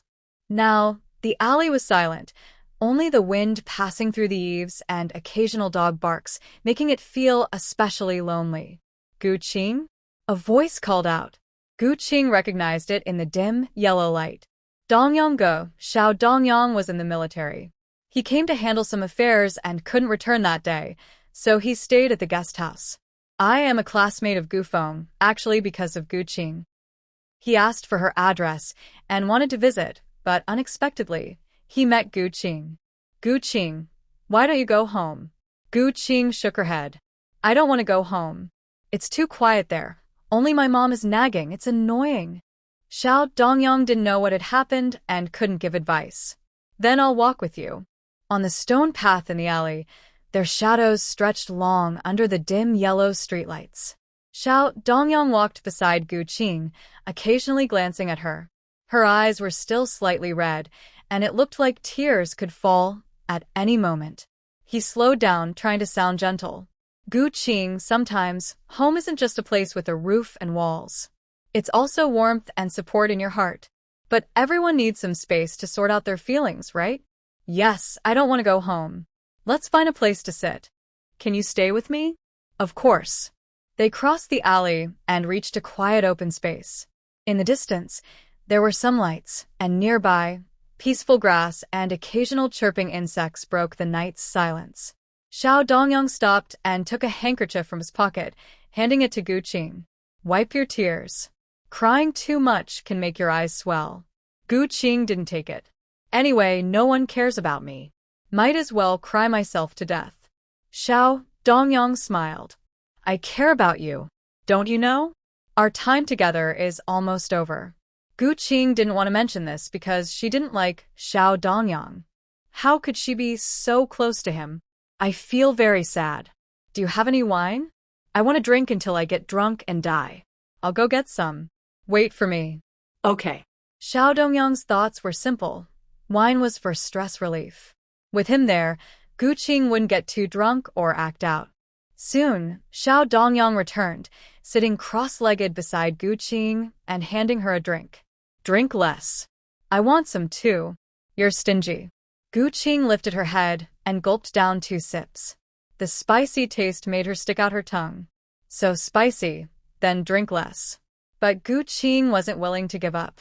She took 2 more sips. It wasn't good for Gu Qing to drink alone. Xiao Dongyang wanted to share her drink, so she wouldn't get too drunk. Gu Qing's speech was a bit slurred. My dad, he's in trouble, fighting for a woman, and I got hit. Most women can't handle alcohol well. Gu Qing had drunk quite a bit, and Xiao Dongyang couldn't stop her. When people get drunk, they often talk nonsense. Luckily, she was a big talker, like holding a stone in her mouth, so her words were just guesses and far from the original meaning. Xiaodanjiang stood up. Come on, Gu Qing, I'll take you home. When she heard go home, Gu Qing shook her head. No, I don't want to go back. They bully me there. I hate them. It's getting cooler tonight. What will you do if you don't go back? Gu Qing looked up at Xiaodanjiang. You drink with me, and when you're drunk, you won't feel cold. Xiaodanjiang had no choice. He liked Gu Qing, so he couldn't just leave her alone. Gu Qing's eyes looked a little blurry. She thought Xiaodanjiang was Qinsher. You say, I don't deserve you. Why don't you like me? Her words made Xiaodanjiang very happy. Gu Qing, who said I don't like you. I wrote you a letter. Confess my feelings. You asked me to wait another year. Gu Qing's hand touched Xiaodanjiang's face. I said I like you. Can you kiss me? Xiaodanjiang's heart was pounding. He looked around. It was dark, and no one could see. He took a brave step and kissed her, but Gu Qing held him tightly in her arms. Yi Xiaohui's life returned to peace. Hongxia brought a small dog, black fur, still a little 4-eyed dog, very pretty. Nanny loved it very much, sticking out her little bottom, feeding the dog. Nanny, stay back a little. The dog isn't familiar with you, and might bite. Hongxia looked up and said, Annie, this dog doesn't bite. No one can guarantee the dog won't bite. Nanny and the dog aren't familiar, so it's better to be careful. Oh. Hongxia moved Nanny a bit farther away. Yi Xiaohui used 2 stools to contain the dog in a small area. Nanny hugged her mom's arm and looked up, saying, Dudu, I'm hungry. Xiaohui smiled. You just ate, and now you're hungry again? Nanny pointed at the dog. Xiaohui took half a pancake, tore it into small pieces, and added some cabbage soup. The dog almost jumped into the bowl. Its owner was just getting by, so what could the dog eat? It was clearly hungry. All right, Hongxia, watch Nanny. Don't let her tease the dog, especially when it's eating. I'm going to my room for a while. Okay, I will watch my sister. Xiaohui, who studied accounting, reviewed her lessons every day, practicing the abacus for half an hour. Now she was starting to get the hang of it. Xiaohui, Xiaohui, Li Mei called her from outside. Xiaohui opened the door and asked, Sister-in-law, are you calling me? Li Mei leaned against the wall and asked, We're going to the market. Are you coming? Xiaohui replied, I won't go. I don't feel comfortable looking like this. Should I bring something? Help me cut some meat and buy a couple of large bones. That's enough. I can't carry more. Hongxia said, Tell me what your aunt wants to buy, and I'll go with you. That works, and it's good exercise. Xiaohui is going to have her baby in about 3 months, so she can't always rely on Li Mei. Xiaohui took some money and a basket, then asked Hongxia to go with Li Mei to the market. Once Hongxia left, Xiaohui focused on taking care of her little girl. The girl was quick and mischievous. If she pulled the puppy's fur, the consequences would be hard to imagine. Doggy. Calling the dog repeatedly wasn't enough, so Xiaohui thought about giving it a name. Nan Nan, shall we give the dog a name? Nan Nan clapped her hands happily. Yes, yes. What should we name it? Xiao Hui thought for a moment. The little black dog was a bit slow and a bit silly, so she decided to call it Benny. Nan Nan loved the name. When she called, Benny wagged his tail, as if replying. At that moment, Li Mei's voice came from outside. Xiao Hui, come quickly. Hong Xia is hurt. Xiao Hui's heart tightened, and she hurried outside. She quickly checked Hong Xia's injury. Her left palm was cut open. Blood was pouring out, staining her sleeve and fingertips. Li Mei looked worried and explained, we met a thief at the market. He tried to steal my purse. Hong Xia reacted quickly and grabbed his wrist, but the thief had a blade. Before she finished, Xiao Hui turned and ran back inside. She grabbed a clean cloth from the cabinet and pressed at Hong Xia's wound to stop the bleeding. Hong Xia was in pain and pale, but she clenched her teeth and refused to cry. Auntie, I'm fine. It's just a small injury. This won't do. Sister-in-law, watch Nan Nan for me. I'll take Hong Xia to the clinic to see a doctor. The wound is too long. It needs stitches. All right, go quickly. You can ride my bicycle. The clinic she mentioned was a military clinic where the doctors were quite skilled. They had to climb uphill to reach the base. After reporting, Xiao Hui could take Hong Xia inside. The wound indeed needed stitches, 7 stitches in total. Hong Xia gritted her teeth and didn't make a sound. When Qin Shi heard about it, thinking Nan Nan was hurt, she hurried over in shock. How did Hong Xia get hurt?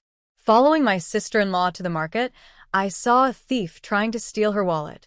Hong Xia wanted to get it back, but the thief had a blade and cut her with it. Xiao Hui also found this story frightening. Seeing it with her own eyes would be even scarier. Qin Shi began to see this young girl in a new light. After treating the wound and giving some medicine to prevent infection, Xiao Hui took Hong Xia home. On the way back, Xiao Hui asked Hong Xia, were you not afraid when you saw the thief? Hong Xia whispered, if the money is lost, my aunt won't have enough to buy food, and my sister will go hungry. Xiao Hui felt very moved. The money Xiao Hui earned at the market was saved for Li Mei. Hong Xia, besides your brother, do you have other relatives? Yes, grandparents and a second uncle. Why don't they take care of you and your brother? Hong Xia said, grandparents help my second uncle with chores and taking care of children. The second uncle says he's only working to support his parents and can't take care of us. Xiao Hui's heart felt a gentle tug. She turned slightly and tenderly stroked Hong Xia's head, her eyes full of pity. Hong Xia, tell your aunt how you and your brother usually live. Her voice was soft because she wanted to care for these 2 unfortunate children. Hong Xia looked up, a trace of bitterness in her eyes. Auntie, my brother and I cook, wash clothes, and sometimes go to the mountains to gather firewood or pick wild vegetables. We also help the commune by collecting manure to exchange for grain. It's hard, but as long as my brother and I are together, we aren't afraid of anything. Her small hand unconsciously clenched her clothes. Does your brother not go to school? There's no money, so he doesn't go. Can I help your brother go to school? Hong Xia whispered, Auntie, if you lend us money, I'm afraid we won't be able to pay it back. Don't worry about paying me back. I can only help one of you. Think carefully, should it be you or your brother going to school? As expected, Hong Xia said, let my brother go. In this time, going to school doesn't require tuition, just money for books and supplies, which Xiao Hui can afford. In later times, people might call her a saint for this, but she didn't care.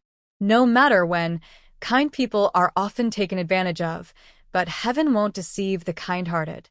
After Qin Shi returned, Yi Xiaohui told him she wanted to help fund Hong Xia's brother's education. I support you. I'll talk to the village secretary. She also planned to coordinate with the school, which would be more convenient for the secretary. Such a good deed. How could the secretary not support it? The secretary's wife even said that Hong Xia and her brother had met good people. The siblings are just a year apart. They have only completed first grade. Yi Xiaohui bought a notebook and pencils for the brother and also gave him Qin Shi's old yellow school bag. Books are borrowed. Only in the new semester can I buy new ones. Since my younger brother started school, Hong Xia has become more diligent. From the moment she enters the house, She is busy with small hands and feet, working non-stop. Xiao Hui calls her over. Hongxia, don't touch the water. Come, sit and rest. The little girl shakes her head. Annie, I'm not tired. Who isn't tired after working? Only fairies aren't. Come here. Hongxia finally puts down the cloth and walks over. Xiao Hui takes out 2 notebooks and a pencil, pushing them in front of her. My brother hasn't finished using his yet. I'll give it to him when he's done. I'm worried he'll waste it. This isn't for your brother. It's for you. Hongxia is confused because she doesn't go to school. Xiao Hui explains, it's not for your brother. It's for you. Your brother can now read, and in the evening when he has time, you can learn from him. Remember, no matter when, you must learn to read and write. If you can't, you won't be able to go out easily, and you'll be like a fool. If you learn more, you can tell stories to Nan Nan. If Nan Nan wants to hear stories but you can't tell any, that would be bad. Hongxia shyly smiles and accepts the notebooks. Xiao Hui then takes out 10 yuan from the drawer. This is this month's salary. I'll settle with you at the end of each month. Hongxia refuses. My brother's school expenses have already been paid with your money. I don't want this money. I just hope you keep buying books and notebooks for my brother. When I grow up and can earn money, I'll pay you back. Take it. You worked hard and you deserve it. Everyday expenses like oil and salt also cost money. Hongxia can't refuse Xiao Hui and carefully puts the money away. She never thought she could earn money too. How should she repay her? She works as if it's her own family. Han Nana and Gu Feng's relationship has been widely known. They haven't set a wedding date yet, but it's probably soon. Her mother took her fortune and secretly had someone look at it. The only thing her in-laws are unhappy about is that her husband's parents are arguing about divorce. They are over 50. What kind of situation is this? Gu Feng didn't hide from Han Nana. He personally didn't want his parents to divorce, but seeing his father's pain, he thought divorce might not be so bad. His mother has indeed gone too far. Mom, I married Gu Feng, not his family. I don't care about their affairs. Han's mother says, what will happen if they divorce? A family is 1, 2 families are 2. Gu Feng isn't old Gu's biological son. What if old Gu doesn't take care of you after all? Han's father tapped the table and scolded, stop saying things like that. It causes trouble and creates distance. Han's mother muttered, here we go again, making a big deal out of nothing. Han Nana and Gu Feng don't spend much time together. Usually, they only meet on weekends. Gu Qing doesn't like staying at home and enjoys being the third wheel, and Gu Feng can't easily send her away. Some might wonder, shouldn't Gu Qing be at school? Since the last time she was hurt, she's been acting stubborn. She took sick leave and hasn't been back to school for over a month. Gu Liao Yuan is too lazy to care, and Gu Feng doesn't bother either. He can't do much about it. That day, Gu Feng invited Han Nana out to play. They planned to go shopping in the city because girls like to look nice, and they needed to buy clothes and skincare products. They agreed not to bring Gu Qing, but she clung to Gu Feng like an accessory. Gu Feng felt a bit helpless, and Han Nana gave him a look that said it was okay. The 3 of them took a bus together. At the supply store, Han Nana picked out a piece of wool fabric. Since summer was coming, it was on sale. Gu Feng suggested buying a red one, perfect for a wedding dress, but Han Nana blushed and refused. She was busy making a dress, and she didn't want to look silly. In the end, they chose a black fabric. Gu Feng didn't let her pay. They weren't married yet, so why should she spend his money? Gu Qing liked it, but she hadn't earned her salary yet, so Gu Feng took her away. They left the fabric counter and went to buy some skincare cream. It was expensive and a luxury item. The shop assistant looked at people and recommended products, letting them smell and test. Han Nana opened a bottle, sniffed it, light, acceptable scent, and used her fingertip to pick a little, then applied it to her hand and gently rubbed it in. She held her hand up and brought it close to Gu Feng's nose. Does it smell good? It was strange to ask a man how a cosmetic smells, just like asking a woman about the smell of cigarettes. Yes, it smells good. Gu Qing came over and said, let me try. Han Nana held up the cream bottle for her to smell. Suddenly, Gu Qing covered her mouth and ran away, leaving Han Nana stunned. She asked Gu Feng, "What's wrong with Gu Qing?" "I don't know." Don't worry about her. Han Nana again held the bottle out for Gu Feng to smell. "Honestly, tell me the truth. Does it smell bad?"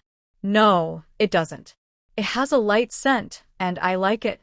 Women like to look good for themselves, and since Gu Feng liked it, Han Nana bought it. Gu Qing took a while before she came back. Han Nana asked Gu Qing, "What's wrong?"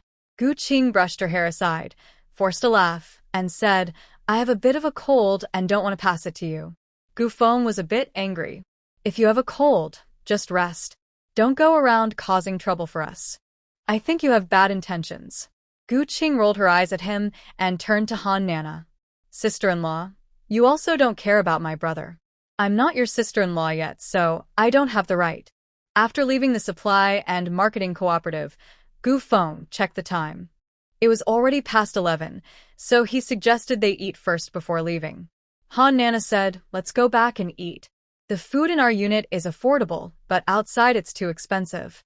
Gu Feng grabbed her hand and said, "I'll treat you. 1 meal or 2. It won't make me broke." Gu Qing said, "Exactly. I want to share some of your good fortune. My brother has never treated me to a meal." The three of them found a small state-run restaurant. They ordered spicy tofu, steamed fish, and steamed buns as the main food. Gu Feng waited nearby and brought the dishes over twice. "Eat while it's hot.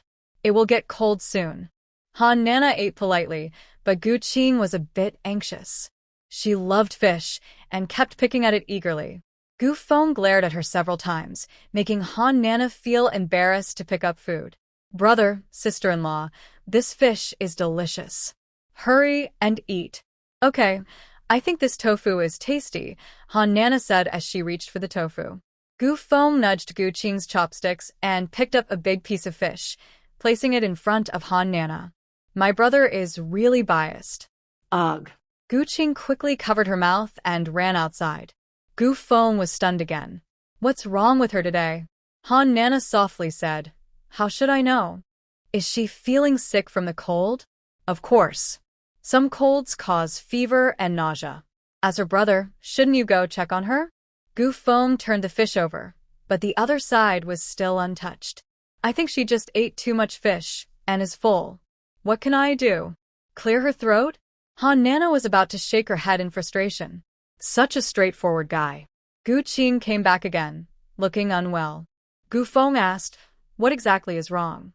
Do you have a fever?" Gu Qing whispered, "It's nothing. I'm full. I'll wait outside for you." Gu Feng paid the bill. The three of them didn't go anywhere else. They just took the bus home. "If you're sick, you need treatment." Once home, Gu Feng told Ma Luanmei, as Han Nana had instructed, "If you're not feeling well, see a doctor. Delaying won't help, and some minor illnesses can turn into serious ones." Ma Luanmei naturally urged Gu Qing to go to the hospital for medicine. First, because she was a mother, and second, because only Gu Qing sided with her. It was her biggest confidence in her divorce battle with Gu Liaoyuan. Gu Qing's face turned pale. She secretly pulled Lamon back into the room and whispered, "Mom, I might be pregnant." Marla May thought she heard wrong. What did you say? Gu Qing's voice was even softer. "I might be pregnant." Marla May slapped Gu Qing on the back, causing her to stumble. "You little girl, who is that man? The one who got you pregnant?" Gu Qing didn't want to say it. Does that mean she has to marry him? She hadn't thought about it, and it wasn't her best choice. "Mom, don't ask. Maybe I'm not pregnant. Whether she is pregnant or not, she needs to see a doctor to know for sure."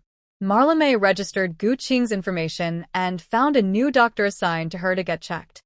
She also wanted to go outside to see a doctor, somewhere safer, but she had to pay for it herself. Tests and blood tests confirmed she was pregnant. When the results came back, Gu Qing felt like the sky was falling. Just one time, just one night. Why was she so reckless and unlucky? Gu Qing angrily slapped herself, pulled her scarf down from her face, and hurriedly left with her head down. Han Nana, who came out of the nurse's station, looked at her distant figure with a dazed expression. "What are you doing?" Someone tapped her. "I think I recognize that person." Dr. Tian, who was newly assigned, looked in the direction she pointed and recognized her. I saw her just now, an older woman pregnant at 52. Amazing, right?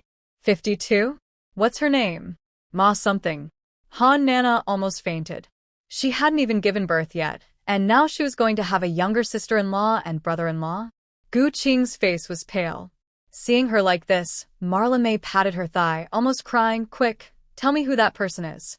"Your dad, and I don't want to face this. We just want a daughter." Gu Qing resisted. "I won't say it. I won't marry him. I don't like him." "You don't like him, but you did that with him?" Marla May wanted to slap her to death. "Once it's done, there's no choice." I was drunk. I don't remember anything." Marla May asked coldly. "That's not possible." What do you want to do now? "Mom, please help me. I don't want this child." Just terminate it. "Do you think abortion is as simple as farting? It has side effects. Some women can't have children for the rest of their lives. If a woman can't have children, no matter how much a man loves her, he won't love her enough to give up having children." Gu Qing doesn't dare to gamble, and Ma Luanmei doesn't dare either. If it turns out to be true, she would be just a fraction in someone else's eyes, but if it affects her personally, it would be 100%. Just find a chance to marry you off, to someone you like. Gu Qing knows very well who she likes. If it were him, that would be great. You're just dreaming. If it were him, your dad wouldn't pass that test. Everything depends on effort. Opportunities are for those who are prepared. Qinshi has been in his new position for 4 months now and needs to report to the military district. Besides the report, he also has a meeting that day, so he won't be back. He reminds his wife and children to lock the door at night and calls the neighbor if needed. Xiao Hui scolds him with a glance. "Got it. You're so naggy. It's only a day or 2. I can handle it." Her belly is almost 8 months along and looks surprisingly big. Qinshi can't help but worry. "I think it's better to let Mom come. Hong Xia is still a child, and you're not feeling well. She can't take care of both you and the baby alone." Yi Xiao Hui really hopes her mother can come, but since my sister-in-law is pregnant, she needs to take care of her and the baby. It's better not to. Her mother keeps an eye on her sister-in-law's belly, but her sister-in-law is doing well. She's over 3 months pregnant now. What should we do? If only you had a mother-in-law or a big sister-in-law or a younger sister-in-law. Shouldn't this question be asked to Qinshi himself? What can I do? When the car reaches the mountain, there will be a way. You're worrying too early. Qinshi returns from his report and attends another meeting the next day. He speaks on stage, and among the audience is Gu Liaoyuan. After the meeting, Gu Liaoyuan sends someone to call Qinshi to his office. "Let's have dinner together tonight." Gu Liaoyuan lowers his stance, speaking softly, almost afraid to raise his voice. Since recognizing his son, he has kept his distance. "I'm going to rest now and go back tomorrow." Gu Liaoyuan looks like a humble old father. "I haven't seen you for 2 months. About your mom, haven't you forgiven me yet? Or is it because Gu Qing caused this trouble that you're upset?" Indeed, Gu Liaoyuan is right. His wife and daughter are like that, which makes Qinshi wary. Keeping distance is good for everyone. A trace of complex emotion flashes in Qinshi's eyes. He slightly lowers his gaze, avoiding Gu Liaoyuan's almost pleading look. Inside the office, the air seems to freeze. "Dad, this isn't a matter of forgiveness or not. Everyone has their own bottom line and principles. Your wife, Gu Qing, and others, their actions cross my bottom line. I don't want to be around them. I hope we can all find a healthier way to get along and respect each other." He sighed softly, looking past Gu Liaoyuan out the window. "I will do my best to protect my wife and children, but the condition is that everyone must be responsible for their actions, including you. I want a divorce.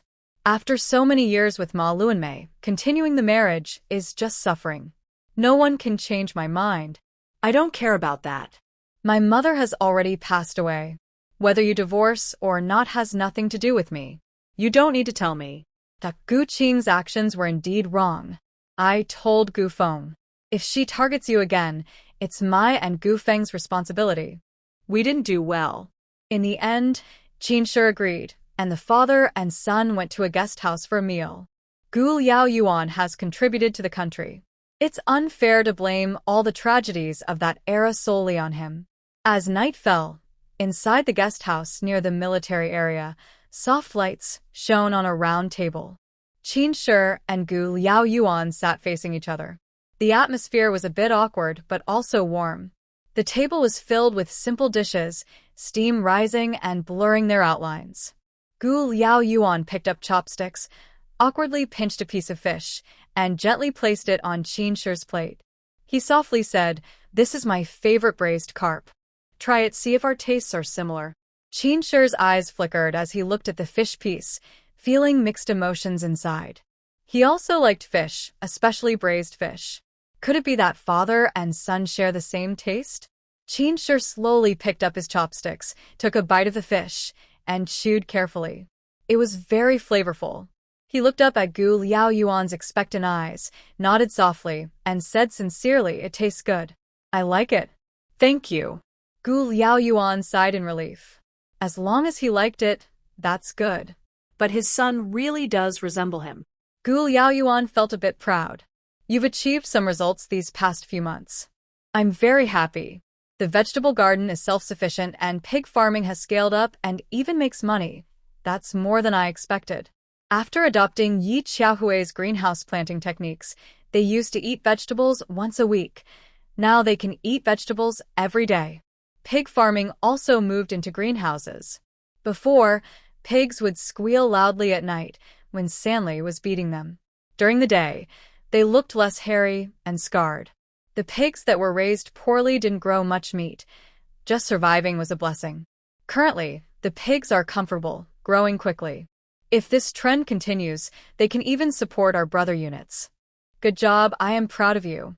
In about a year or so, I will transfer you back. You should think not only of yourself but also of your 2 children. This is a real issue. The conditions here are not as good as there. Going to school, shopping, and medical care are much more convenient there. Just wait for the right opportunity, don't force it. Dad?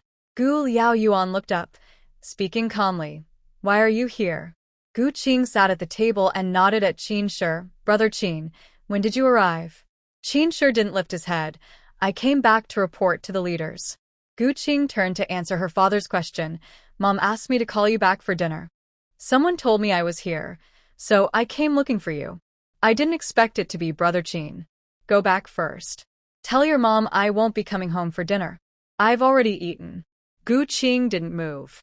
Brother Qin, I'm sorry about what happened last time. My dad and brother have both criticized me. I haven't apologized to you face-to-face until now. I want to say sorry now, I'm sorry. Gu Qing picked up her teacup. I'll use tea instead of wine to apologize to you. Qin Shi didn't drink but put the cup down and said a few words, I understand. Gu Qing was very happy. Brother Qin, you forgive me, right? I said I understand, but I didn't say I forgive you. I remember very well about a daughter of a certain leader who traveled hundreds of miles to slander and curse my wife. I haven't forgotten that. Besides, the scars are not healed yet. Gu Qing didn't expect her insincere apology to be rejected, nor did she expect Qin Shi to show no face in front of her father, not even giving her a chance to pretend. Dad, look at Brother Qin. Go back. You're not welcome here. People need to learn to read the situation. Even her own father said this. Gu Qing felt embarrassed and angry, slapped the table, and left. Gu Liaoyuan invited Qin Shi to eat, explaining, she wasn't like this before. I don't know what changed. It's all because her mom spoiled her. Qin Shi ate peacefully. What Gu Qing was like didn't matter to him. After dinner, Gu Liaoyuan went back to his dorm, and Qin Shi returned to his room. Rest well. You should go back tomorrow? Yes, I'll leave early tomorrow morning. I've prepared some things. Tomorrow morning, I'll ask Xiao Wang to bring them. They're not valuable, just some snacks for Nuan. Qin Shi was about to say something, but Gu Liaoyuan continued, for the children. I hope you won't oppose it. Then. All right. Qin Shi still sent Gu Liaoyuan out of the guest house until he was out of sight. Just then, a boy who looked like a student ran over and said to Qin Shi, there's an old man who fell ahead. He looks hurt. I can't help him up. Could it be Gu Liaoyuan?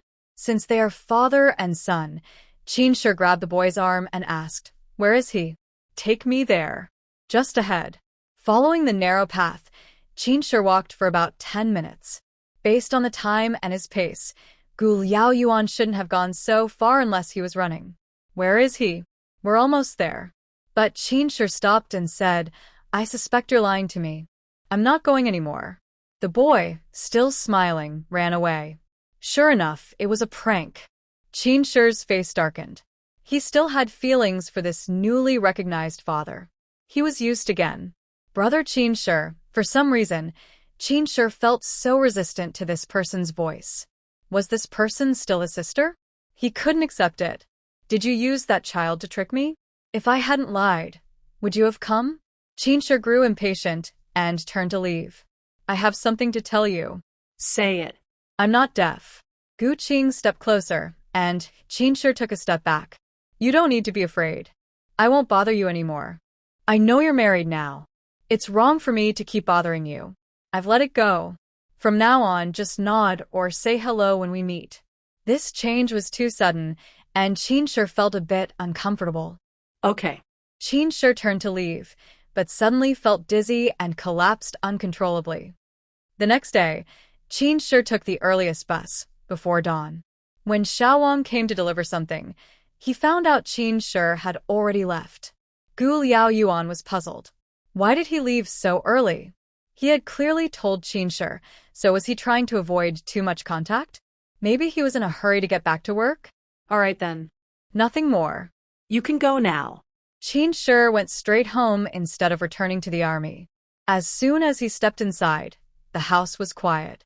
He carefully took off his military uniform, afraid of disturbing his family's dreams. Outside on the bench, Hongxia was lying down, apparently asleep. Qin entered the bedroom and immediately saw Yi Qiahui and Wanwan sleeping head to head. Their faces looked gentle and peaceful. Wanwan's small hand was clutching her mother's hair tightly, as if dreaming something sweet. During the Qin era, a warm feeling rose in his heart, but it was mixed with an overwhelming sense of exhaustion. He lay down next to his wife and daughter, closed his eyes, and tried to relax his tense nerves. However, his mind kept replaying yesterday's events.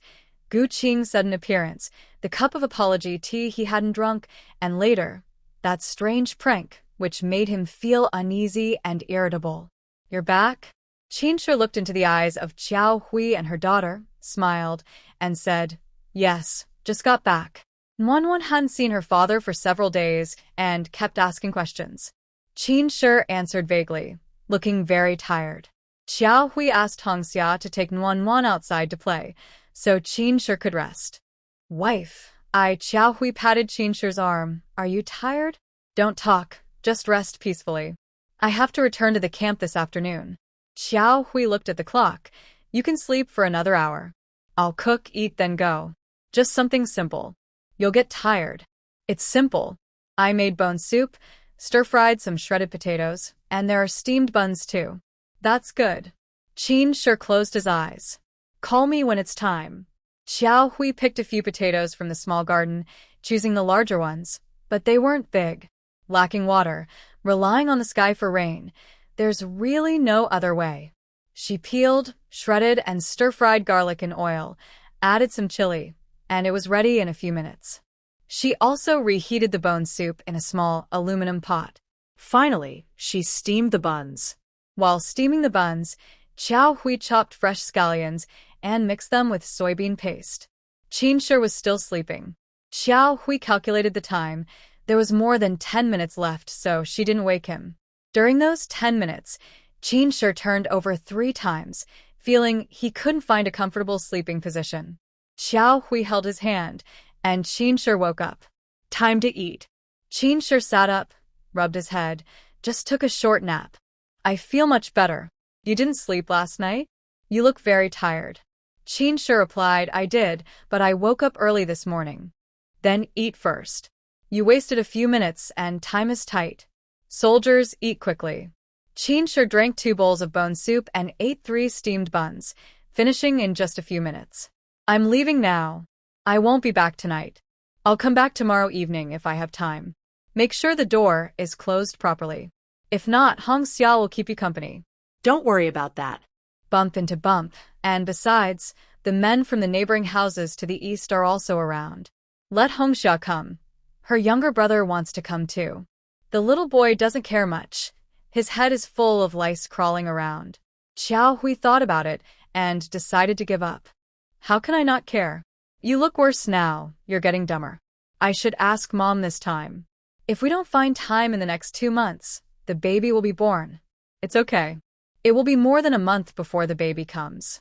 My mom's temper is bad. She'll complain again, saying this place is a dump. Lu Damei didn't come, but Yang Inghong from the provincial city arrived instead. Benbin was lying in the yard, suddenly shouting loudly at the door, one after another. Benbin, what's your name? Outside the door, Yang Inghong's voice sounded, Xiao Hui, Nan, it's me. Xiao Hui couldn't believe it. So far away, Yang Inghong, who is nearly 70, still cares so much about them. I'm coming. Xiao Hui opened the door. Yang Inghong, looking tired from travel, stood outside. Her hair and clothes were covered in a layer of yellow dust. Grandma, come in quickly. Yang Inghong carried a bag on her back and held another in her hand. Don't take it, it's too heavy. Don't tire yourself. Xiao Hui smiled and followed behind. Grandma, I'm not that useless. It's not useless. Be careful with the baby. They hadn't seen each other for several months. Nanan felt a bit strange and shyly hid in the corner. But she was a chubby little girl and couldn't hide well. Yang Inghong teased Nanan. Is this pretty little girl called Nanan? Grandma's here. What is she doing? Xiao Hui said. She's thinking quietly. Yang Inghong patted Xiao Hui with a smile and started taking things out of her bag. Finally, Nanan was tempted by the delicious food. Yang Inghong gave her a twisted fried dough stick. The chubby little hand reached out and finally took a bite. Her speech was still a bit unclear, not quite fixed yet. In her bag, there were things prepared for the second child. For Xiao Hui, diapers, close-fitting clothes for the baby, adult underwear, and very delicate toilet paper for pregnant women. They couldn't buy these here, so Yang Inghong used money to exchange for overseas coupons to buy them. Grandma, call early and ask Qin Shi to come pick you up. It must be tiring on the road. Not tired. The car is pulling me. I'm not driving. Yang Inghong took Xiao Hui's hand and checked her pulse. The pulse looks good, strong. The baby is lively. Yes, very lively. Tossing around day and night. I can't sleep well. I just want to get this over with. Don't rush. The fruit has to ripen before it falls. It's not the right time yet. Yang Inghong saw Hong Xia and asked curiously, who is this little girl? During the busy times in Qin, I was also feeling clumsy. So Qin called Hong Xia to help with laundry and cleaning. That's okay. I kept thinking since my in-laws are not here and Qin is busy with work, you still have your body and the little girl to take care of, so you have a lot to do. The clothes that need washing are brought out. Yang Inghong asked Hong Xia to take her to wash the clothes, which was just a small puddle of water. There was a water source above and laundry below, separated by a small barrier. This tiny water hole would be gone once the weather got hot. They planned to dig the water pit deeper, hoping it wouldn't run out. After Yang Inghong finished washing the clothes, she sighed deeply. The conditions are too poor. It's not good here. Let's go back to the provincial city. I'll give birth at the hospital there, and I can speak up for us. Actually, Xiao Hui and Qin had discussed this. They even considered returning to their original family compound, where Gu Liao Yuan would help arrange everything properly. But leaving here means the responsibility of caring for the child would fall on Yang Inghong or Lu Damei.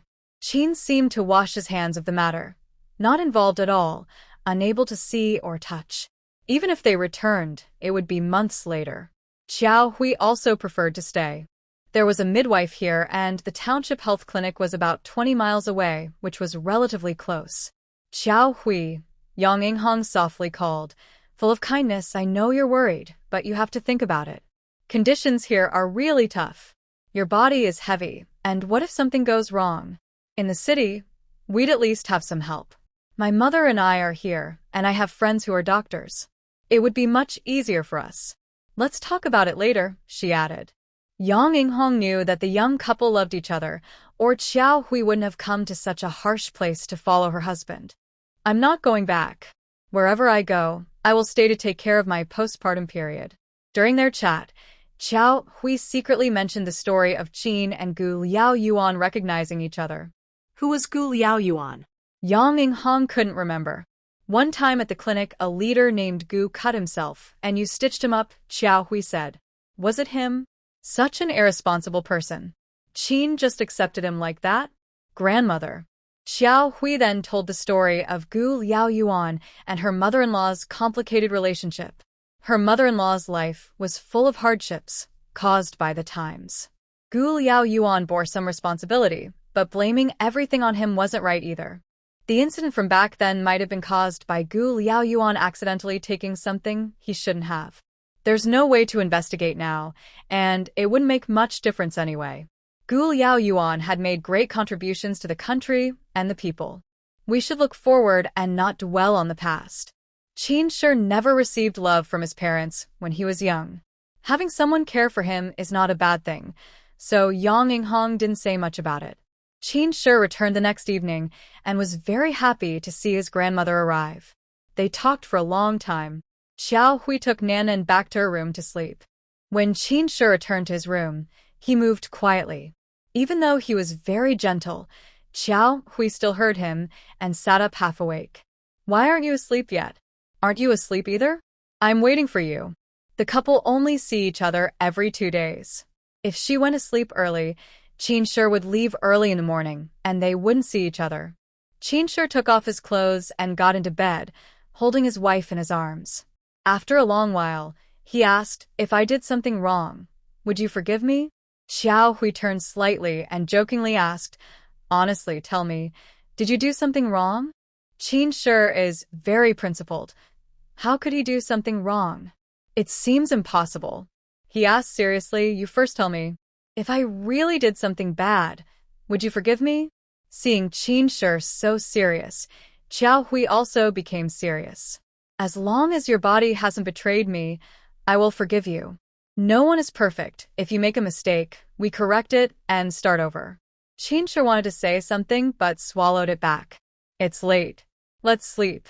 Xiao Hui looked into his eyes. Qin sure avoided her gaze. What's wrong?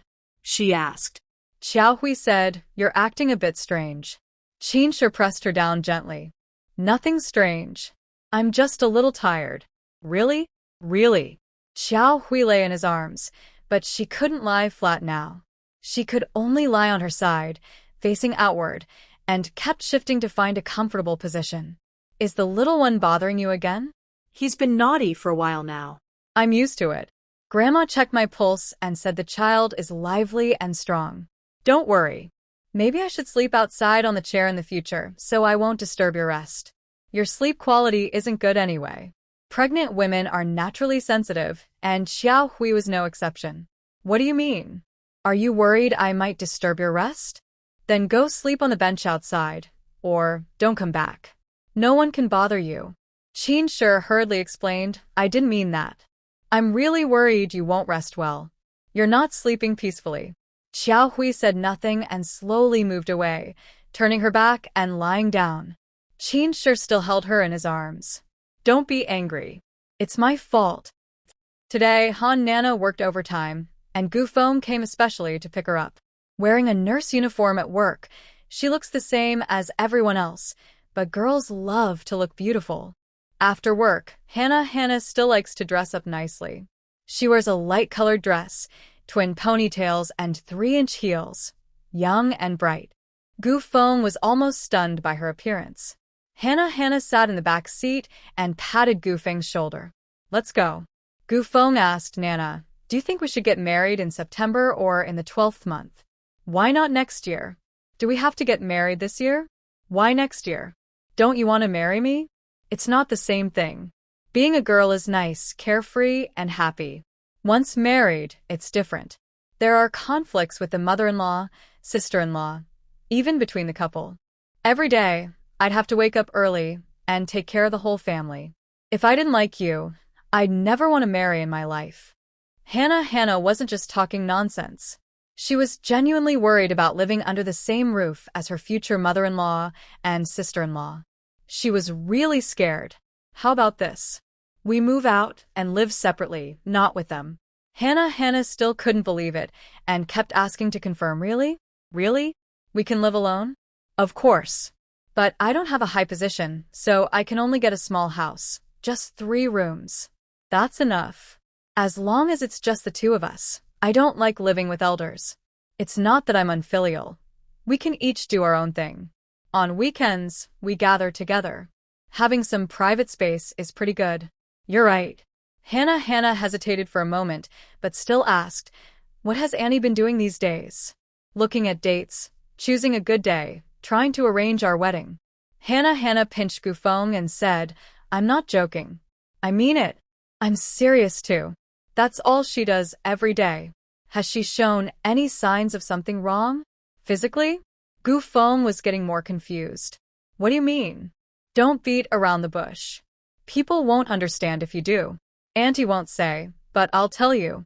You should care more about her son. Usually, she works less, buys more nutritious food.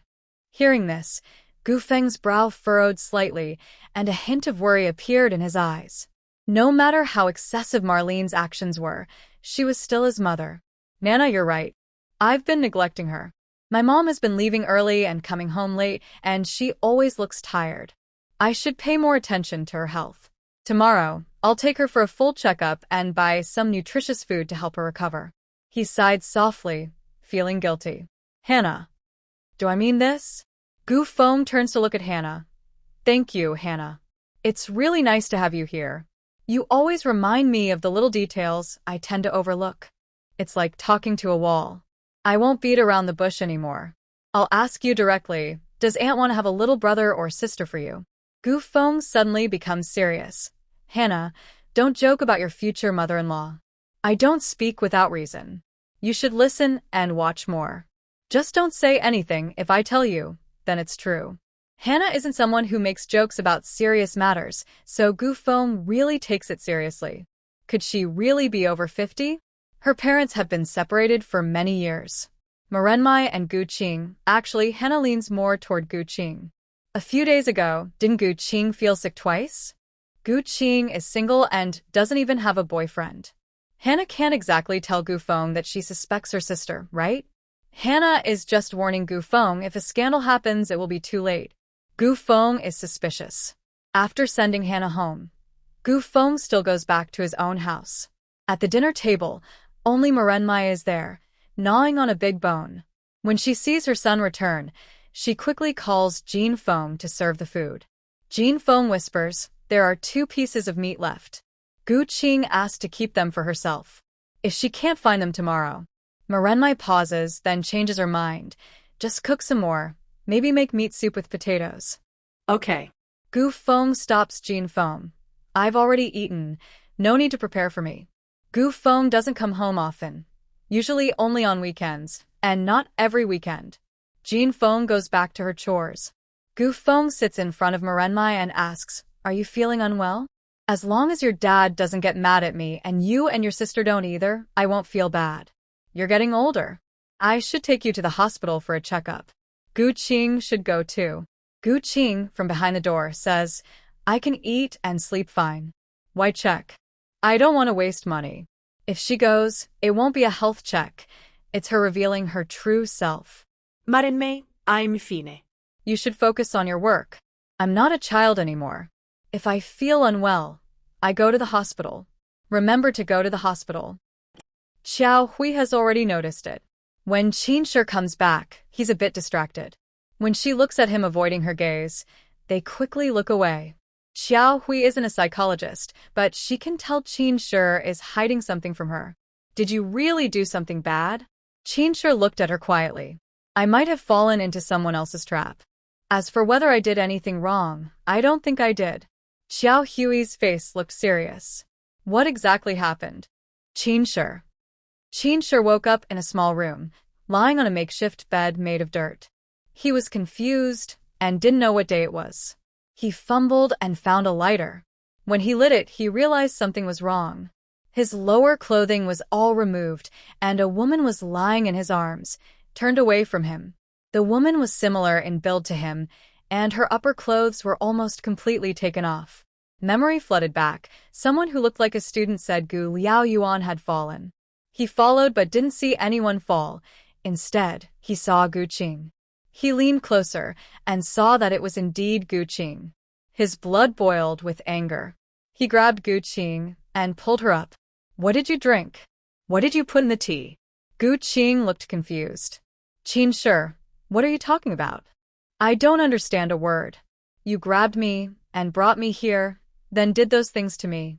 Now you're asking me? Trying to turn the tables? As a woman, how much strength do I have to force you?" Qin Shi felt like he had eaten a fly. He almost vomited. The face in front of him, this person, whether he admitted it or not, shared his blood. It was disgusting. He got up and staggered out quickly.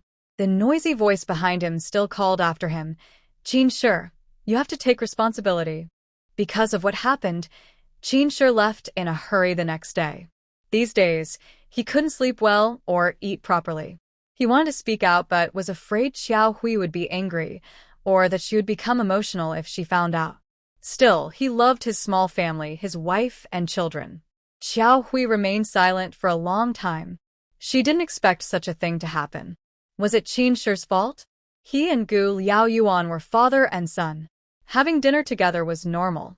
When she found out Gu Liaoyuan had fallen and went after him, it was understandable. Someone had set a trap, and Qin Shi was caught unaware. This was normal. "I don't blame you. Gu Qing might take further action. We need to solve this. We can't hide it. The sooner, the better." Qin Shi still said, "I'm not shirking responsibility. I don't think I did anything wrong."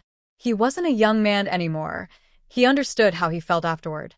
Xiao Hui didn't want Qin Shi to handle this. She decided to take care of it herself. With Yang Yinghong accompanying her, Xiao Hui went to the local post and telecommunications bureau. She wants to call Gu Liaoyuan. Of course, she didn't hide this from Yang Yinghong. Yang Yinghong, from a doctor's perspective, asked many questions about Qin Shi.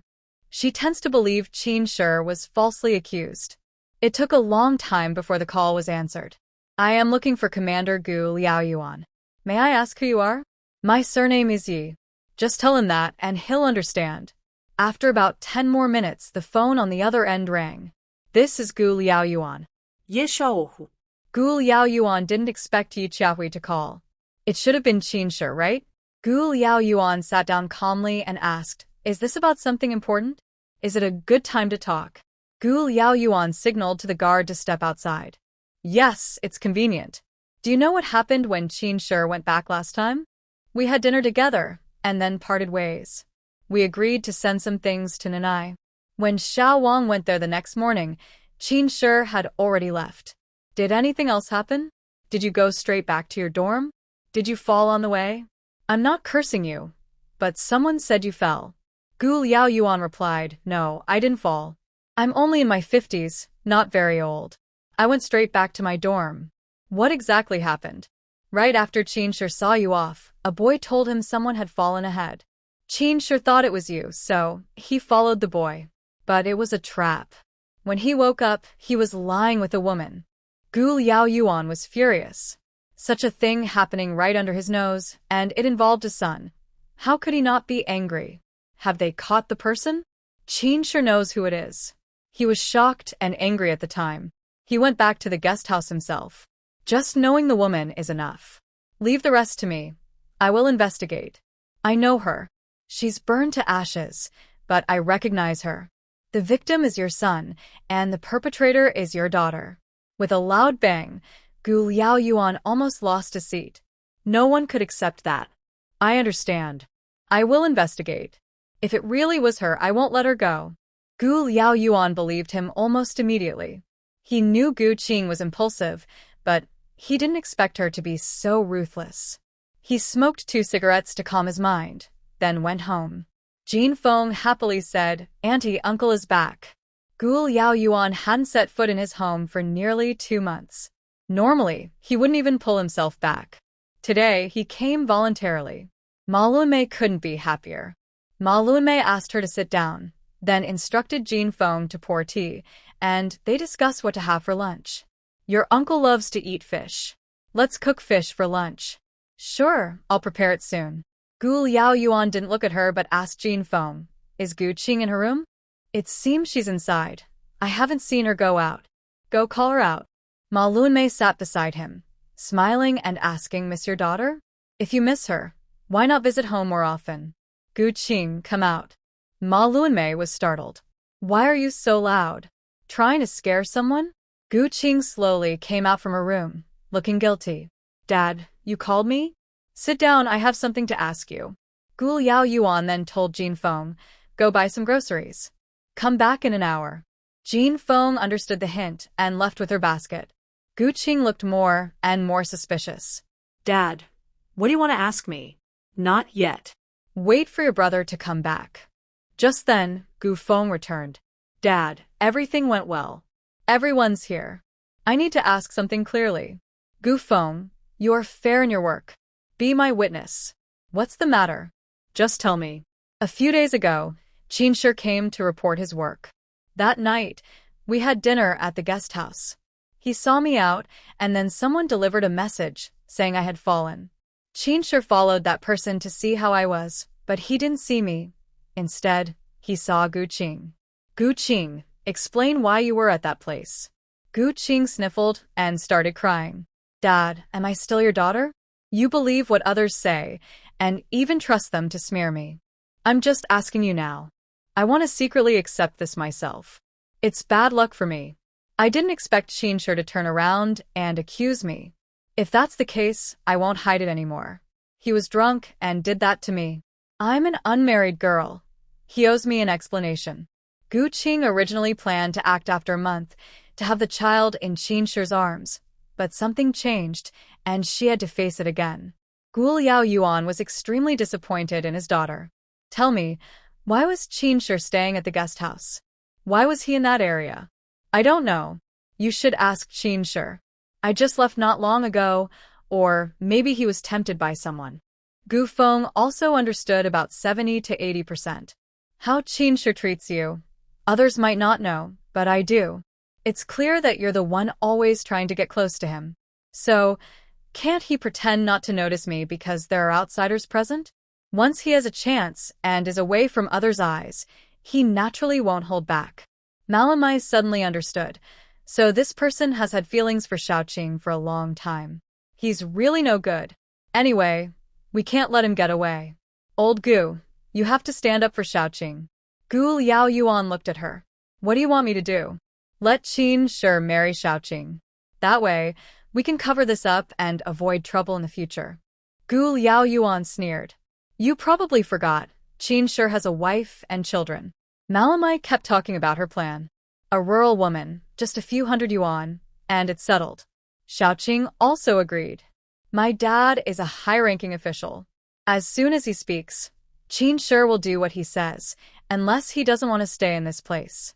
Gu Feng looked at her and asked, who just now said Qinshi has feelings for her and has loved her for a long time.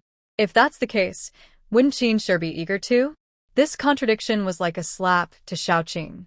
Malamai patted her son. You really are something. She's your sister. Gu Liaoyuan sorted things out one by one. Malamai, I heard you're pregnant? This news was like a bomb, and Malamai was shocked. Who's gossiping? I'm already quite old. I'm pregnant. How embarrassing.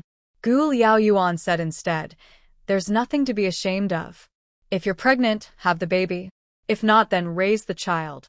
You're older than the young ones, so go check your health. If you're missing anything, fix it now. Waiting a few months won't help. Gu Liaoyuan was serious and stern. Malamai was truly scared. They've been separated for nearly 10 years. If she admitted she was suddenly pregnant, she wouldn't be able to explain. Old Gu, I really am not pregnant. I truly am not. The hospital records show that on X month X day, a woman named Malamai registered and was diagnosed pregnant. Could it be your twin sister? Malamai has no twin sister. At this point, Malamai had no choice but to admit it. Gu Liaoyuan wanted a divorce. If more rumors spread about her, the marriage would definitely end. I'm not pregnant, it's Xiaoqing. She's the one who went for a checkup. She's a grown-up girl, and she used my name. Xiaoqing collapsed onto the sofa. It was clear that her and her mother's intelligence combined couldn't match her father or brothers. Gu Liaoyuan looked at her and, though he tried to hide it, it was obvious he was disappointed.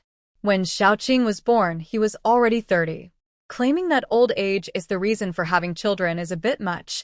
Having children at an older age is completely understandable. Gu Liaoyuan's salary is better than most people's. Following the principle that sons should be raised modestly and daughters should be spoiled, Gu Liaoyuan is strict with his son but much more lenient with his daughter. He has never neglected either child's needs in clothing, food, or daily life. But it turns out that spoiling them has led to some wrong values. Tell me, who is the father of the child in your belly? Qin sure didn't come back over a month ago, so you can't blame him. Dad, I am my own father's daughter. I like Qin sure. Why can't you support me? You also like Qin sure, right? Wouldn't it be good for him to be my son-in-law? As long as our family doesn't tell anyone, no one will know. Gu Liaoyuan angrily slammed the table and stood up, pointing at Gu Qing with disappointment. I, Gu Liaoyuan, have fought in the north and south for decades, dedicating half my life to the country.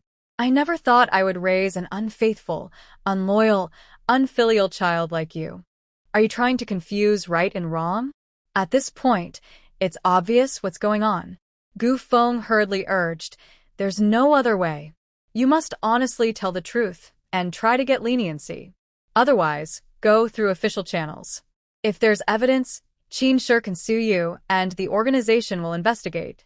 Neither I nor Dad will cover for you. Ma Luanmei, overwhelmed and unable to focus on Gu Qing, was fighting alone, surrounded by enemies. She could only tell the whole story about her and Xiao Dongyang. Gu Liaoyuan was very angry. It's Xiao Dongyang's child. Why are you lying? I don't like Xiao Dongyang. The person I like has always been Qin sure.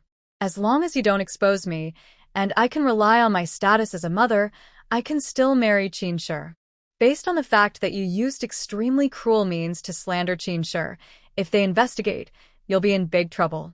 Also, Qin sure is married. Don't have any inappropriate thoughts. Call Xiao Dongyang and ask him to come discuss marriage. Ma Luanmei interrupted. Old Gu Qing doesn't like Xiao Dongyang. Forcing them together is wrong, isn't it? No one forced them. They chose to be together willingly. The children are already here. Gu Liaoyuan's brow was furrowed, and his eyes showed an undeniable authority. He turned around, picked up an old-fashioned telephone from his desk, and slammed it heavily in front of Gu Qing. The loud sound was especially harsh in the quiet living room. Call him now. Tell him about the child and your decision. You're an adult now and must take responsibility for your actions. Gu Liaoyuan's voice was deep and powerful, each word firm and unquestionable. Gu Qing trembled as she slowly picked up the receiver, her fingers almost unable to press the cold buttons. She closed her eyes, took a deep breath, and finally dialed Xiao Dongyang's number. The beeping sound of waiting filled her ears, each tone making her feelings more chaotic. When the call connected, Gu Qing's heart nearly jumped out of her chest. On the other end, Xiao Dongyang's slightly confused voice said, Hello, who is this? Brother Dongyang, it's Gu Qing. Qing? Why are you calling? That time, he couldn't help himself, and afterwards Gu Qing scolded him harshly. He scratched and clawed, crying and telling him to go away, saying they wouldn't meet again. No matter how he apologized, it didn't work. He thought his chance at love was gone, but unexpectedly, Gu Qing called him herself. It was a small surprise. Gu Qing's voice was as soft as a mosquito's buzz, each word squeezed out from between her teeth. Xiao Dongyang, we need to meet and talk. She took a deep breath, trying to make her voice sound calmer, but her unease still passed through the phone line, faintly reaching the other side. Xiao Dongyang sensed something was wrong and became serious. Qing, is something wrong? Where are you now? I'll come right away. Gu Qing bit her lip. I'm at home. If you come, just come directly to my house. Can you tell me what exactly happened? Gu Qing hung up. At that moment, she seemed to lift a heavy burden from her shoulders, but she also felt wrapped in deeper fear and unease. She didn't like Xiao Dongyang. Dad, are you satisfied now? The situation is your own doing. No one forced you. Are you happy helping to fake documents and breaking up someone else's family? Gu Liaoyuan, having experienced many hardships over the decades, thought differently from ordinary people. When something went wrong, Gu Qing remained calm. This incident was exposed by the victim herself, but he sensed something unusual. His daughter must be hiding a big plan. What big plan? Gu Feng suddenly remembered what Han Nana had said. Could it be that the person pregnant was not his mother, but Gu Qing? So he found Han Nana. After persistent questioning, Han Nana finally told the truth. She had accidentally seen something and could recognize Gu Qing just by her back, as they had grown up together. That's why she subtly warned Gu Feng. With Han Nana's company, Gu Feng went to find the on-duty doctor and discovered that on X month X day, a woman named Ma Luanmei had indeed come for a test. After so long, the doctor still remembers clearly. Why? Because when registering the woman's age, she was surprised, 52 years old. That's so young.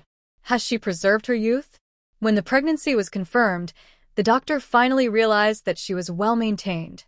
At 52, it was entirely possible for her to have a healthy baby. Anyway, her own mother and sister had completely embarrassed her with their faces. Xiao Dongyang couldn't come that day, but he arrived the next day. As soon as he entered, Gu Feng punched him twice. The sudden two punches made Xiao Dongyang stagger a few steps. He barely steadied himself, a look of surprise and confusion flashing across his face. Then he forced a bitter smile. Gu Feng, what are you doing? We have something to talk about. Let's discuss calmly. Calmly? Do you even know what you've done? Acting so secretively, I really misjudged you. Xiao Dongyang looked at the people present. Gu Liaoyuan with a stern face misses. Gu avoiding eye contact. Gu Qing looking down. He sensed something was off. Xiao Dongyang rubbed his injured area, showing both helplessness and understanding of Gu Feng's emotions. Gu Feng, I understand how you feel right now, but violence won't solve anything. We're not kids anymore. Let's sit down and talk clearly, okay? Gu Liaoyuan pointed to the sofa. Sit down. Thank you, sir. With that, Xiao Dongyang slowly approached the sofa, moving carefully, under pressure himself. Gu Feng stood still, his chest rising and falling rapidly, eyes fixed on Xiao Dongyang with a mix of anger and disappointment. Gu Feng, sit down. Gu Feng obeyed his father's words. He took a deep breath, tried to calm his emotions, and finally sat on the lower end of the sofa, farther from Xiao Dongyang, annoyed with him. Your name is Xiao Dongyang, right? Yes, sir. I already know about you and Gu Qing. What are your thoughts? Xiao Dongyang looked at Gu Qing. He wasn't sure if she had spoken or if her family knew. Sir, I've heard from Gu Qing and from you. Gu Liaoyuan said, let me be clear, Gu Qing is pregnant. What do you plan to do? Xiao Dongyang suddenly lit up with happiness. Qing, this is true? That's wonderful. Auntie, I want to marry Qing. I'll pick a good day and ask my parents to come and ask for her hand. Just asking for her hand is enough. Just get married directly. Are you going to marry her while she's pregnant? Yes, sir. Everyone present was probably the happiest for Xiao Dongyang, as his wish was coming true. The most unfortunate person is Gu Qing. She hates her whole family, especially Yi Qiaohui and Xiao Dongyang. Gu Liaoyuan immediately told Qin Shi this news. I know she's sorry for you. She's your sister after all. You and your wife should forgive her. Forgive her? That's impossible. I'm not that generous. Don't force me. I hope she never appears in front of us again. If she doesn't change, I won't acknowledge she's my sister. I have family, but others wouldn't care. His words were cut off by Gu Liaoyuan's silence. Thinking about how he almost fell for Gu Qing's tricks and how she used any means for her own desires, Qin Shi felt very disgusted. By the end of May, Qin Shi stayed up every night. If Qiaohui suddenly went into labor, he needed a strong man nearby. Yao Sume and her husband discussed it and decided to ask the mother-in-law to help the younger sister-in-law. The younger sister-in-law was just the right person to help.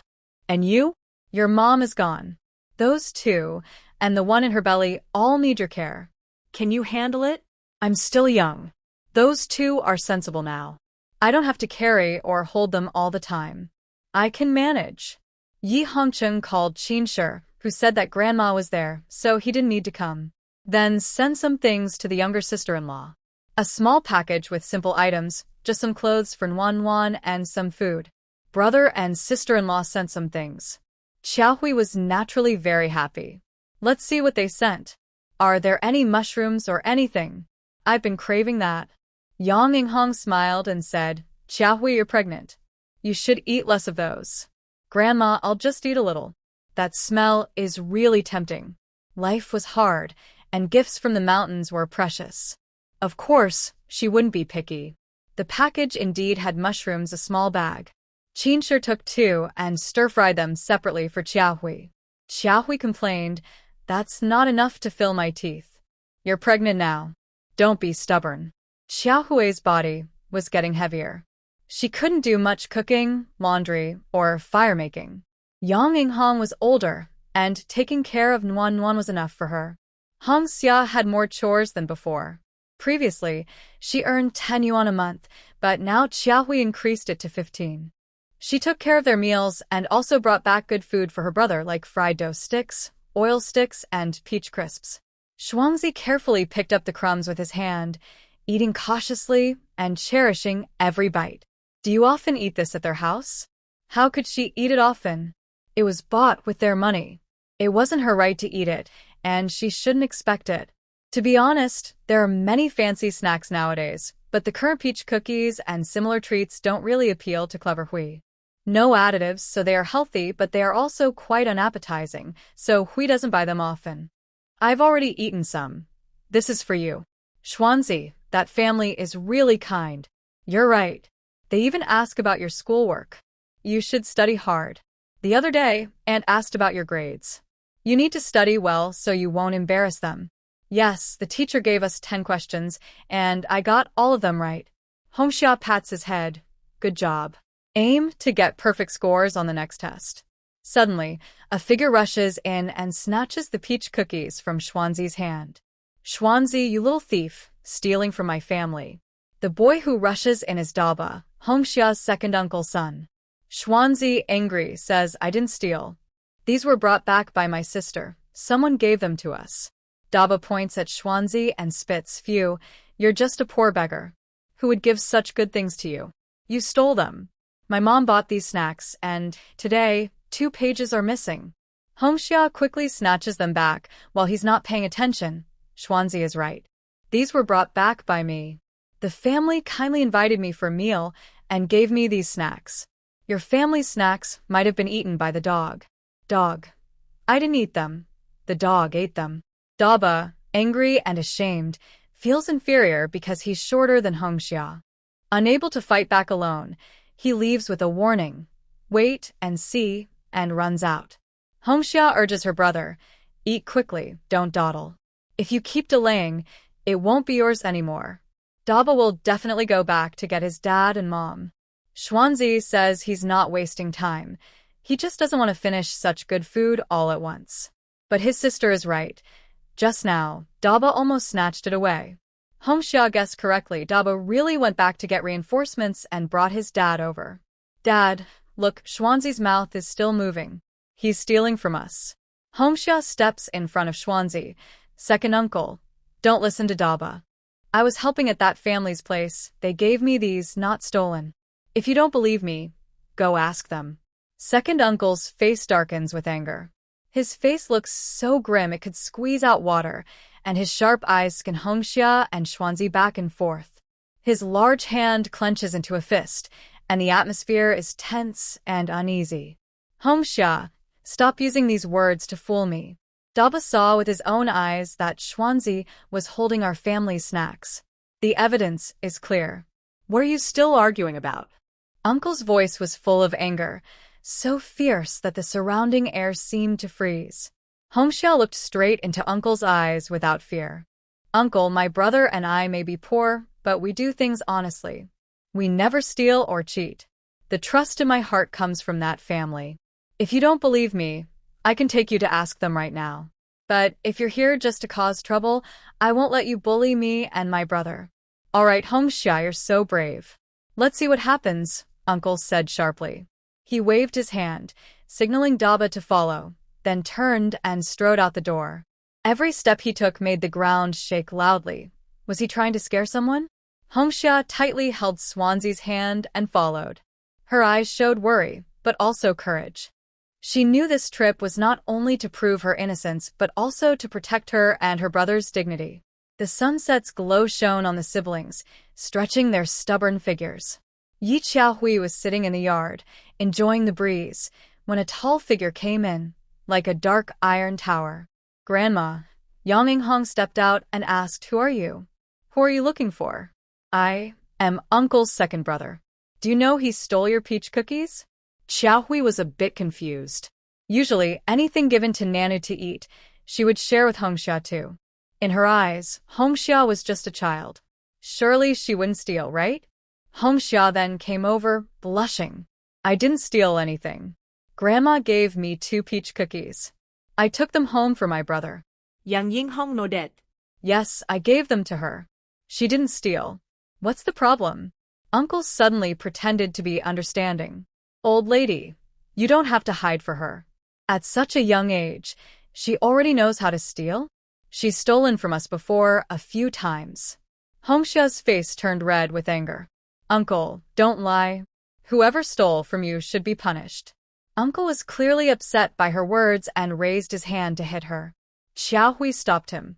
"He's your brother's child, not yours. You have no right to discipline him. Neither is she your child. I'm her second uncle. You're not even related. Why shouldn't I have the right to discipline her? Even parents don't have the right to hit their children. What are you, a second uncle? If you dare to hit her, I will report you to the authorities. This isn't your village. I'll go to the commune." Uncle sat down shamelessly and said, "You're forcing my niece to work. That's exploitation. Your husband is in the army. If I report you, your husband might lose his job." Seeing Xiaohui silent, second uncle thought she was afraid and took the opportunity to set a condition. "Give me 5 yuan a month, and I won't report you. How about that? Isn't that kind?" Xiaohui sneered. "When has kindness ever been used on you? My niece helps me take care of the children. I provide her food and drink without using money. It's voluntary, so what do you mean by exploitation?" I've never heard of it being exploitation for her brother to go to school. Are exploiters this foolish? Hongxia rebutted her second uncle. "My parents are dead. You took my grandparents into your house, ignoring my and my brother's lives. I work for my aunt, she feeds me and even brings food for my brother. She buys books and supplies for his schooling. If anyone reports her, I will report him too. They won't listen to just him." Her second uncle didn't gain anything and was scolded harshly by the secretary. If it got worse, he told Hongxia to stop working and come back to be supported by him. He was angry. Why? Because you're just a troublemaker. Hongxia is fed by her family, not others. You want to cause trouble and break things up. If you don't support her, who will? There's no such thing. I'm not her father or mother. Don't think I can't handle you. I'll cut off your food supply. If your close relatives don't support you, who will? They can't just starve, right? Only then did her second uncle realize that exploitation was necessary and that it had saved him. As the weather grew hotter, with little vegetation, it was dry and scorching. Qin Shi fetched water and helped his wife wipe herself twice. "Shouldn't this baby be born by now? Why hasn't it come out?" Grandma said it's like a melon ripening before it falls. "We can't rush it." Xiaohui looked at Qin Shi, pouting like a child. "You don't see how hard I work every day." In late pregnancy, her belly was as big as a basketball. Lying down was uncomfortable, sitting was uncomfortable, walking was uncomfortable. As the months went by, these discomforts grew worse. Qin Shi could only comfort her. "Wife, you've worked hard. Let me massage your back and legs." "That's better." Xiao Hui's legs were swollen, sore, and cramping. All these symptoms weren't present when she was pregnant with Nuan. During her pregnancy with Nuan, her diet was poor and her nutrition was lacking. Nuan was a single fetus and quite small. Gently, Qin lifted Xiao Hui's legs onto his lap, covering her swollen calves with his hands, and carefully massaged them. His gentle movements eased the indescribable discomfort. During Qin's touch, his fingers slowly moved along Xiao Hui's leg muscles, sometimes gently kneading, sometimes pressing. His gaze was focused, as if he was doing the most important thing in the world. Xiao Hui closed her eyes, showing a happy expression, occasionally humming softly. Qin nudged his wife. "Keep your voice down. Don't let Grandma misunderstand and think I'm being rough." The room's soundproofing was poor. Xiao Hui covered her face. "Massaging my leg feels so good. Why can't I hum a little?" Qin whispered in her ear, "It's mainly because your voice sounds too much like hers." Xiao Hui gave him a light but firm slap, accidentally hitting his firm muscles. "You're about to become a dad again, and you're still so casual. Aren't you afraid the baby will hear? The baby can't understand, and parents should be happy when they love each other." Ow, that hurts. Xiao Hui suspected she had been too forceful earlier and might have pulled the baby. Qin panicked and quickly asked, "Where does it hurt?" "Stomach ache." He hurriedly called Grandma. Yang Inghong hurriedly put on her clothes and brought Nuan over. Nuan had been sleeping with Grandma, and as soon as Grandma woke up, Nuan woke too. Yang Inghong asked Xiao Hui to lie down and checked her pulse repeatedly several times. Qin couldn't help but ask, "Is something wrong?" "The pulse is very irregular. I can't be sure." This statement sounded confusing to anyone listening. Qin anxiously asked, "Grandma, what should we do?" Xiao Hui felt very regretful. She wished she had been more careful. Yang Inghong responded to Qin's question, "I think the clinic probably doesn't have the equipment to handle this situation. It's not far from the military district. Qin, can you contact them? The doctor there is professional and might be more reliable." Currently, Yang Inghong was worried about a difficult delivery. The rural clinic really couldn't handle this. "Okay, I'll try to contact them." No one expected it to be this serious. If they had known earlier, Qin should have sent Xiao Hui to the hospital at 7 or 8 months. Who could Qin contact? He didn't want to get too close to Gu Liaoyuan, but he had to admit that Gu Liaoyuan was the only one among his contacts who could handle this. After returning, they began packing things to take with them. Gu Liaoyuan sent a car to pick them up, with professionals following during the trip. Grandma had to go too. This meant Nuan would have to go as well. The keys were handed to Li Mei, and Hong Xia and her brother were asked to help watch the house. They used a military vehicle. One person is going that way to deliver, and another is coming this way to receive. There are military vehicle signs, and it's important to note where they meet. Even Benbin chased after them quite far. "Go home and watch the door.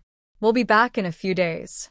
Benbin probably didn't understand, and once the cars drove away, they disappeared from sight. Xiao Hui kept holding Qin's hand tightly. "Does it still hurt?" "A little better now." Nanan's small face looked stunned, clearly frightened. She had never seen her mother like this before. Mom. Yang Inghong wiped her tears and comforted her. Nan, don't be afraid. Mom and Dad are going to have a baby brother or sister for you." "Baby in Mommy's tummy." "Yes, your little brother or sister is inside Mommy's belly." Suddenly, Xiao Hui felt a warm sensation in her lower body, like she had wet her pants. She had given birth before and knew her water had broken. She quickly told Yang Inghong, "Lie down quickly." "Qin, hold Xiao Hui's head. You must not let her sit up. Do you hear me?" Both of them agreed. Once the water breaks completely, the baby is in danger. Now they're trying to slow down the loss of amniotic fluid. After traveling about half the distance, they saw a vehicle with double hazard lights ahead. This was a prearranged signal indicating that the other vehicle had arrived. It was an ambulance much larger inside. The team hurriedly transferred Yi Xiao Hui onto the ambulance. The previous vehicle turned back along the same route. The crew checked Yi Xiao Hui thoroughly. She seemed stable for now. The ambulance traveled through the open countryside. Yi Xiaohui had never felt time pass so slowly. Are we almost there? She asked. Qin Shi wiped the sweat from her forehead. Almost. You've said that more than once, but we're still not there. A nurse beside them said, it's about dozens of miles away. If you're in pain, feel free to vent to your husband. Don't hold it in.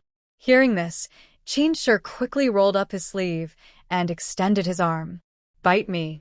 I don't mind the pain. Xiao Hui pushed his arm away. No, you're part of the country, not just mine. I don't have the right to hurt you.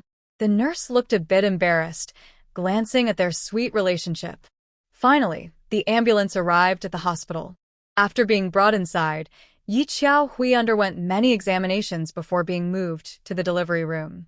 Gu Liaoyuan hurried over and asked, how is she? She's in the delivery room now. That's good.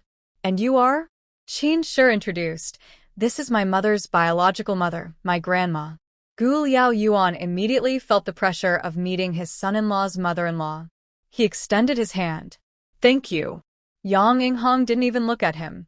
Although each situation is different, thinking about her only daughter's experience, she couldn't bring herself to like this person. What's wrong with the officials? She still ignored him.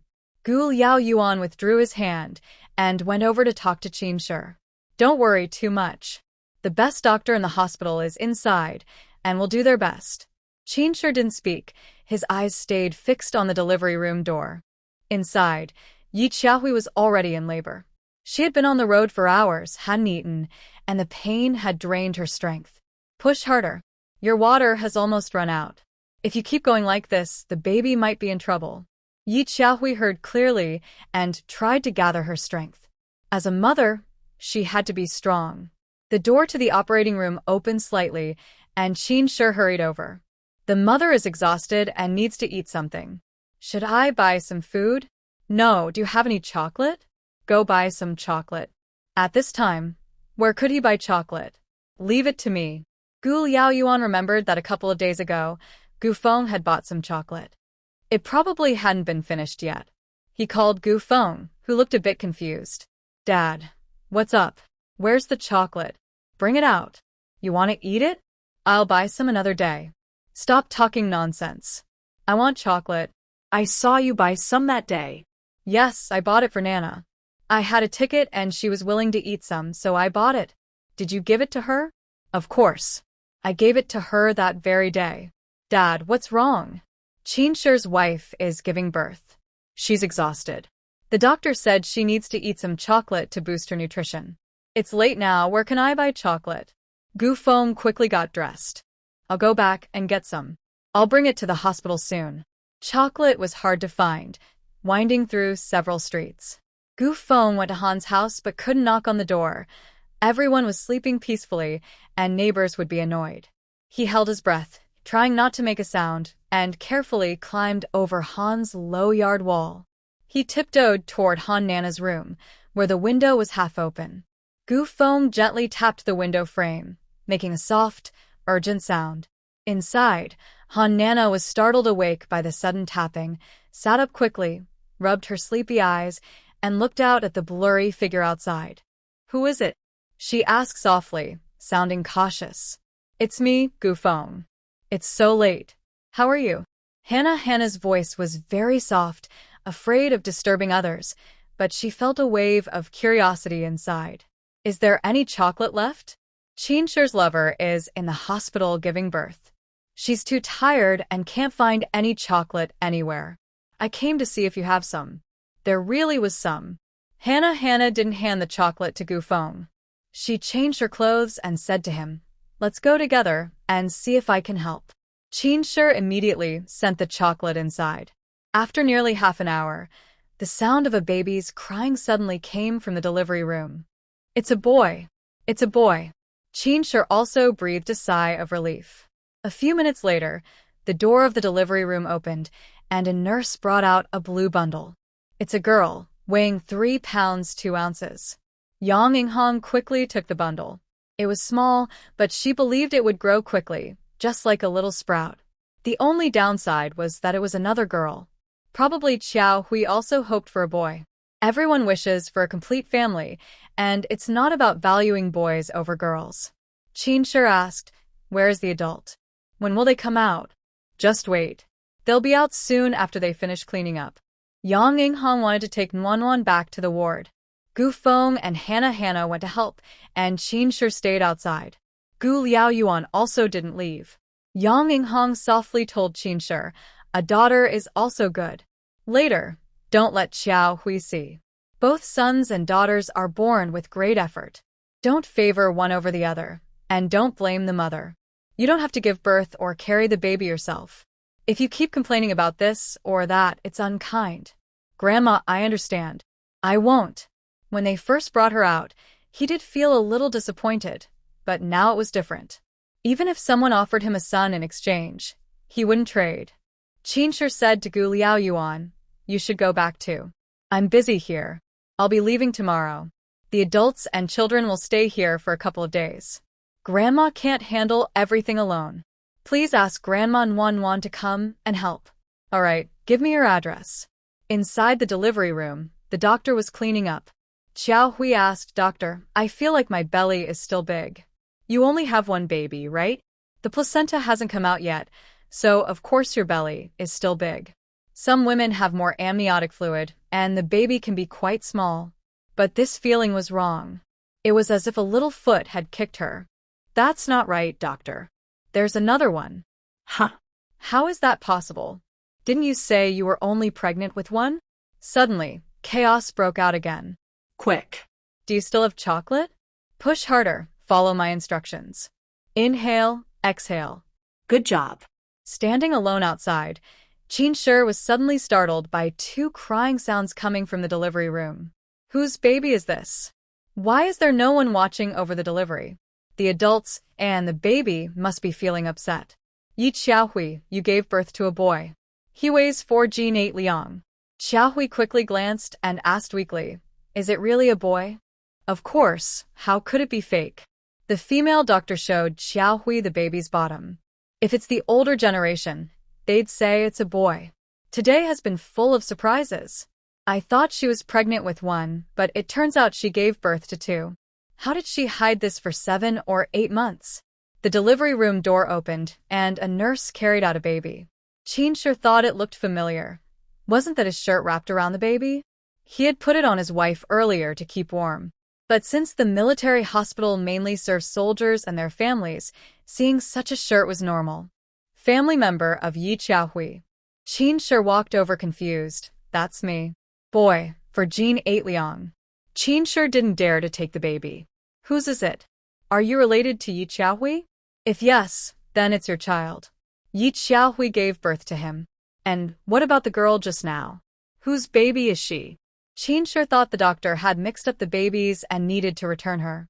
The nurse looked at the naive man in front of her and chuckled. "Both are yours. Your wife is amazing. She gave birth to twins. No one expected it, not even her."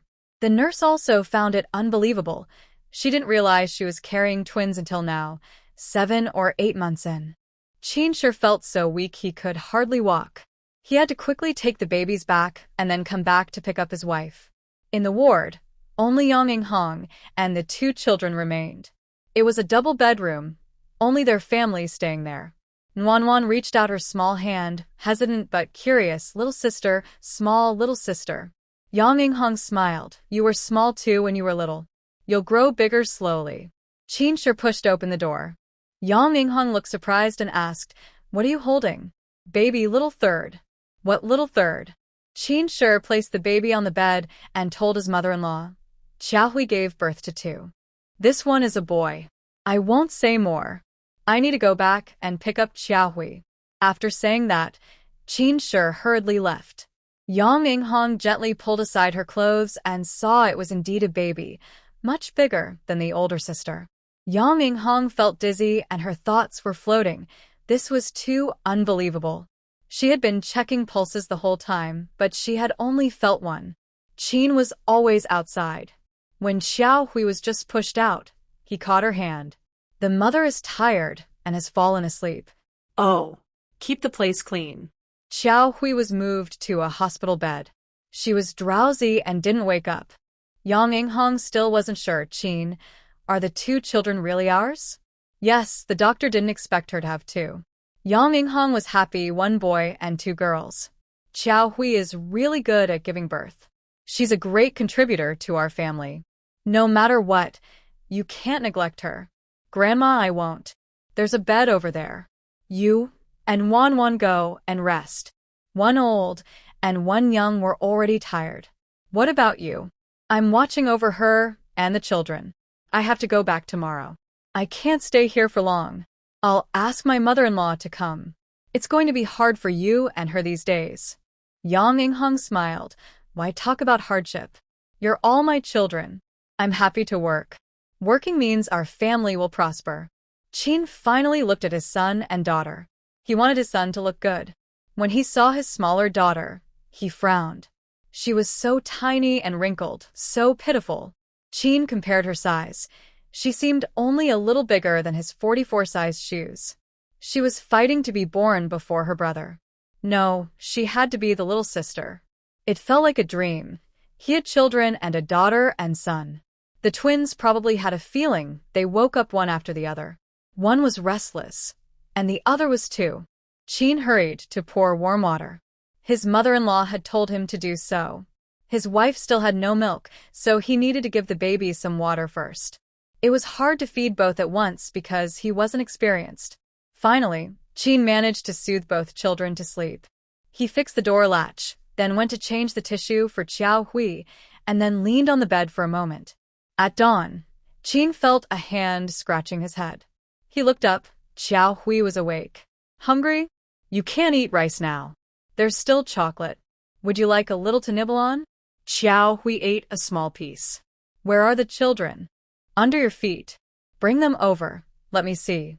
They look like two little mice. Xiao Hui scolded him lightly. Are you a big rat? Yes, and you're a mother rat. Xiao Hui really wanted to hit him. Last night was exhausting, and she hadn't paid much attention to the children. Now she saw they were really small, especially the second daughter. All the nutrition was taken by her brother. Qin said, it's not her brother, it's her older brother. Huh. He's a boy. He should be the older brother, protect his sisters. If he were the youngest, I worry he wouldn't be responsible. Clever Hui once read an article that said, in natural childbirth, the second-born actually comes out first, and the firstborn comes out later. So, in this case, the older sibling is actually the second-born. Yang Inghong woke up and Nan also woke up. They ran over to see their little brother and sister. Grandma, I'm going to get some rice. Please take care. Okay. Before Qin left, Xiaowang knocked on the door and brought a bowl of chicken soup. The others had porridge, steamed buns, and eggs. There was no need to ask. It was sent by Gu Liao Yuan. Tell the leader that the hospital cafeteria isn't far. I'll go get some food. Thanks for your concern. I will report to the leader. The food was delivered. Qin fed the chicken soup to his wife, and the others ate their meals. I'll be returning to the camp later. Before I leave the hospital, I might not be able to come over. Do you want to wait a few days to go back, or should Mom take care of you during your postpartum period? Let's wait until Mom arrives, and we'll discuss it then. Alright, I'm leaving now. Wait, aren't the two kids going to have names? Qin thought for a moment but couldn't come up with names quickly. Give me a few days. I'll choose proper names for all three children, and you can decide on their nicknames. Qin needed to catch a train, so he hurriedly left. Before work started, Han Nana came to visit. She checked the private area and personally treated it. There was a tear, but luckily it wasn't too serious. The nurse hung up the 4-drip and administered anti-inflammatory and nutritional injections. If you need anything, just come find me. I'll help if I can. Clever Hui and Han Nana weren't very close friends, just acquaintances through their husband's friendship. Thank you, Nana. You're welcome. Clever Hui hadn't started breastfeeding yet, but she needed to suckle the baby, hoping she might produce milk sooner. Feed sister first. She's so skinny. The daughter really was thin, so thin that her internal organs could be seen through her belly, with many folds. No wonder Nan said the sister was ugly. Grandma, Qin said the older sibling is the brother, and the younger is the sister. Huh. The brother was born later. He said the younger brother should be the older brother when he grows up, to be responsible. That's fine. I heard the teachers say that the oldest is actually the second-born. The first to come out is the second-born. From now on, they are the older brother and sister. Here, feed the sister first. Since there was no milk, the baby cried while, making clever Hui sweat with anxiety. It would be great if I had some Crucian carp soup. I'll ask at the cafeteria later if I can buy fish and use their stove. Just as she was talking, Lu Damei came over carrying a bundle, followed by her son and daughter-in-law. Mom, brother, sister-in-law. Yao Sume quickly helped her, saying, "Don't move. Your body is still weak. Just lie down and talk." Lu Damei unwrapped her bundle and brought out a small basin. Carp soup to help with milk production. Your brother bought it early this morning. It has a few pieces of carp shell but not much meat, just the soup. Still warm, Yi Xiaohui drank the entire bowl of soup. To produce milk sooner, she forced herself to drink even if she didn't feel like it. Then everyone looked at the baby. When they heard the person who came to pick them up say it was a girl, Lu Damei felt very disappointed. Although sons and daughters are both part of her, in her husband's family, they are seen very differently. A son is for continuing the family line, while a daughter is for passing on the family line for others. No offense, this is how older generations think, honestly and bluntly. Why are there two babies? Dear, which one is our child? Last night, Gu Liao Yuan left early, so he didn't know that Xiaohui had given birth to another baby. Xiao Wang only knew she had one. Yang Yinghong smiled and said, "Dear, both are ours. Don't lie to me. I know Xiaohui only had one, and it's a girl. I'm not lying. Whose baby would be placed on our bed? We wanted one, but they didn't let us. Come on, look at these two little ones. Do they look more like mom or dad?" Lu Damei still didn't dare to move. Yang Yinghong explained with a smile, "Don't say that. Even I and Qin Shi only found out last night. No one knew Xiaohui was pregnant with two babies, not just one. These two little ones fooled us for 7 or 8 months. Only then did Lu Damei believe it. What? She had another one. A boy. Lu Damei was happy. She quickly unwrapped the bundle to check, then hesitated and asked, "Are they really ours?" Yes. Xiaohui tugged at her mother's clothes and gave her a look. Her sister-in-law was also pregnant, and with her mother-in-law's attitude, how could she think otherwise? Lu Damei realized it late and understood. Both the girl and the boy are good. They are both born with a mother's hard work. It's just you. I make your brother do all the heavy and tiring work. When I had you, I never made you feel wronged. I know. My mom is the best mom in the world. Stop trying to fool me. I don't buy that. There were too many people in the ward, which disturbed the mother and baby's rest. Lu Damei stayed behind, while Yi Hongcheng and his wife left.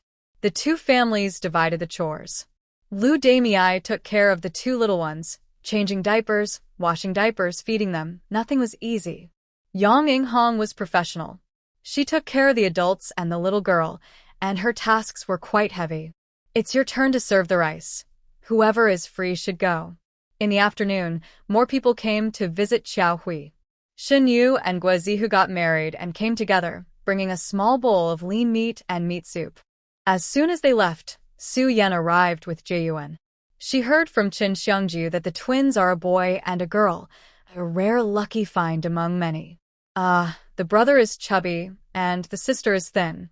Lu Damei was about to explain, but her daughter tugged her. Su Yan cooked lean meat porridge and added 2 boiled eggs. Before leaving, she took Nan Nan with her.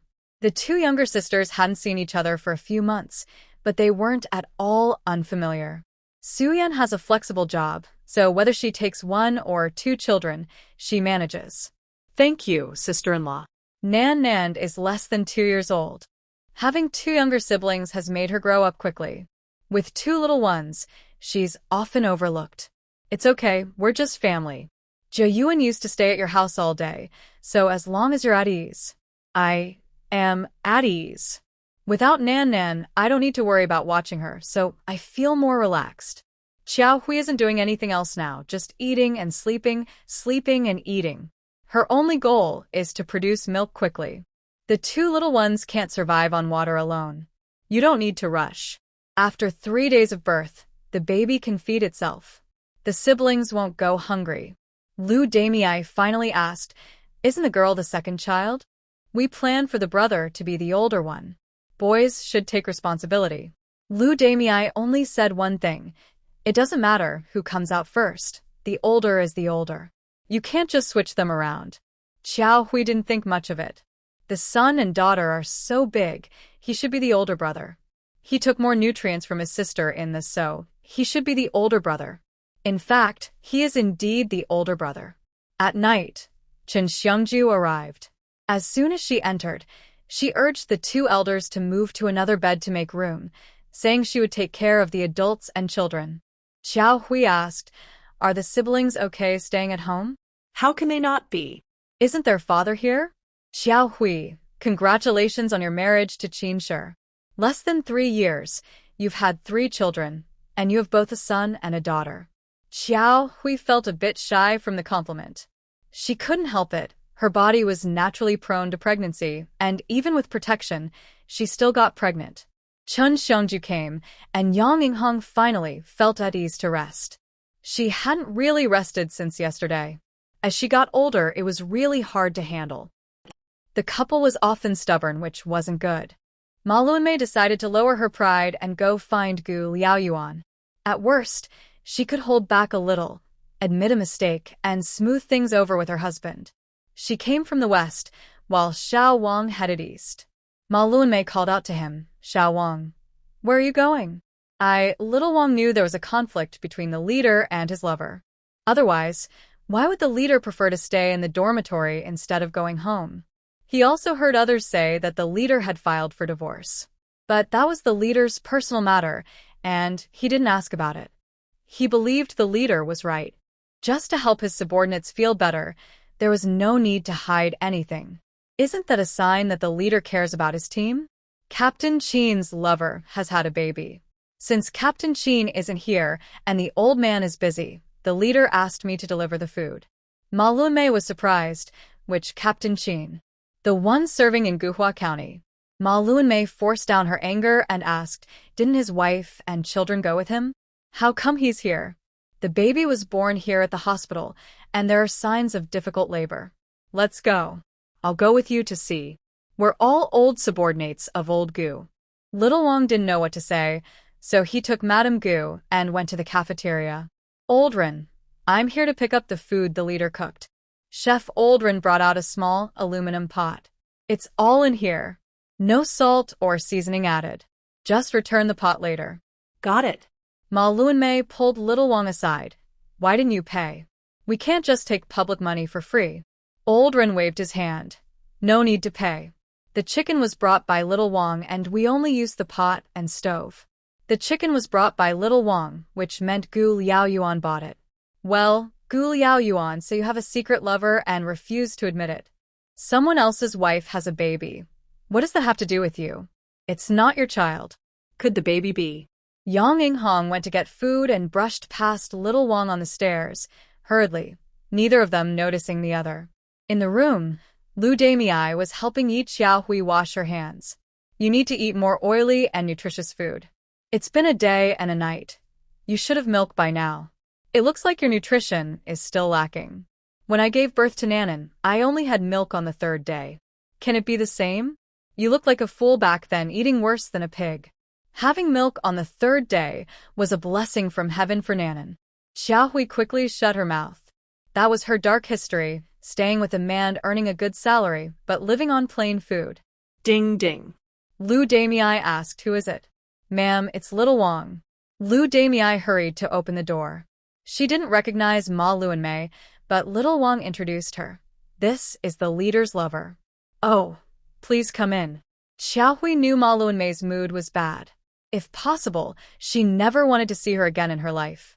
The moment Ma Luanmei stepped into the room, the air seemed to freeze.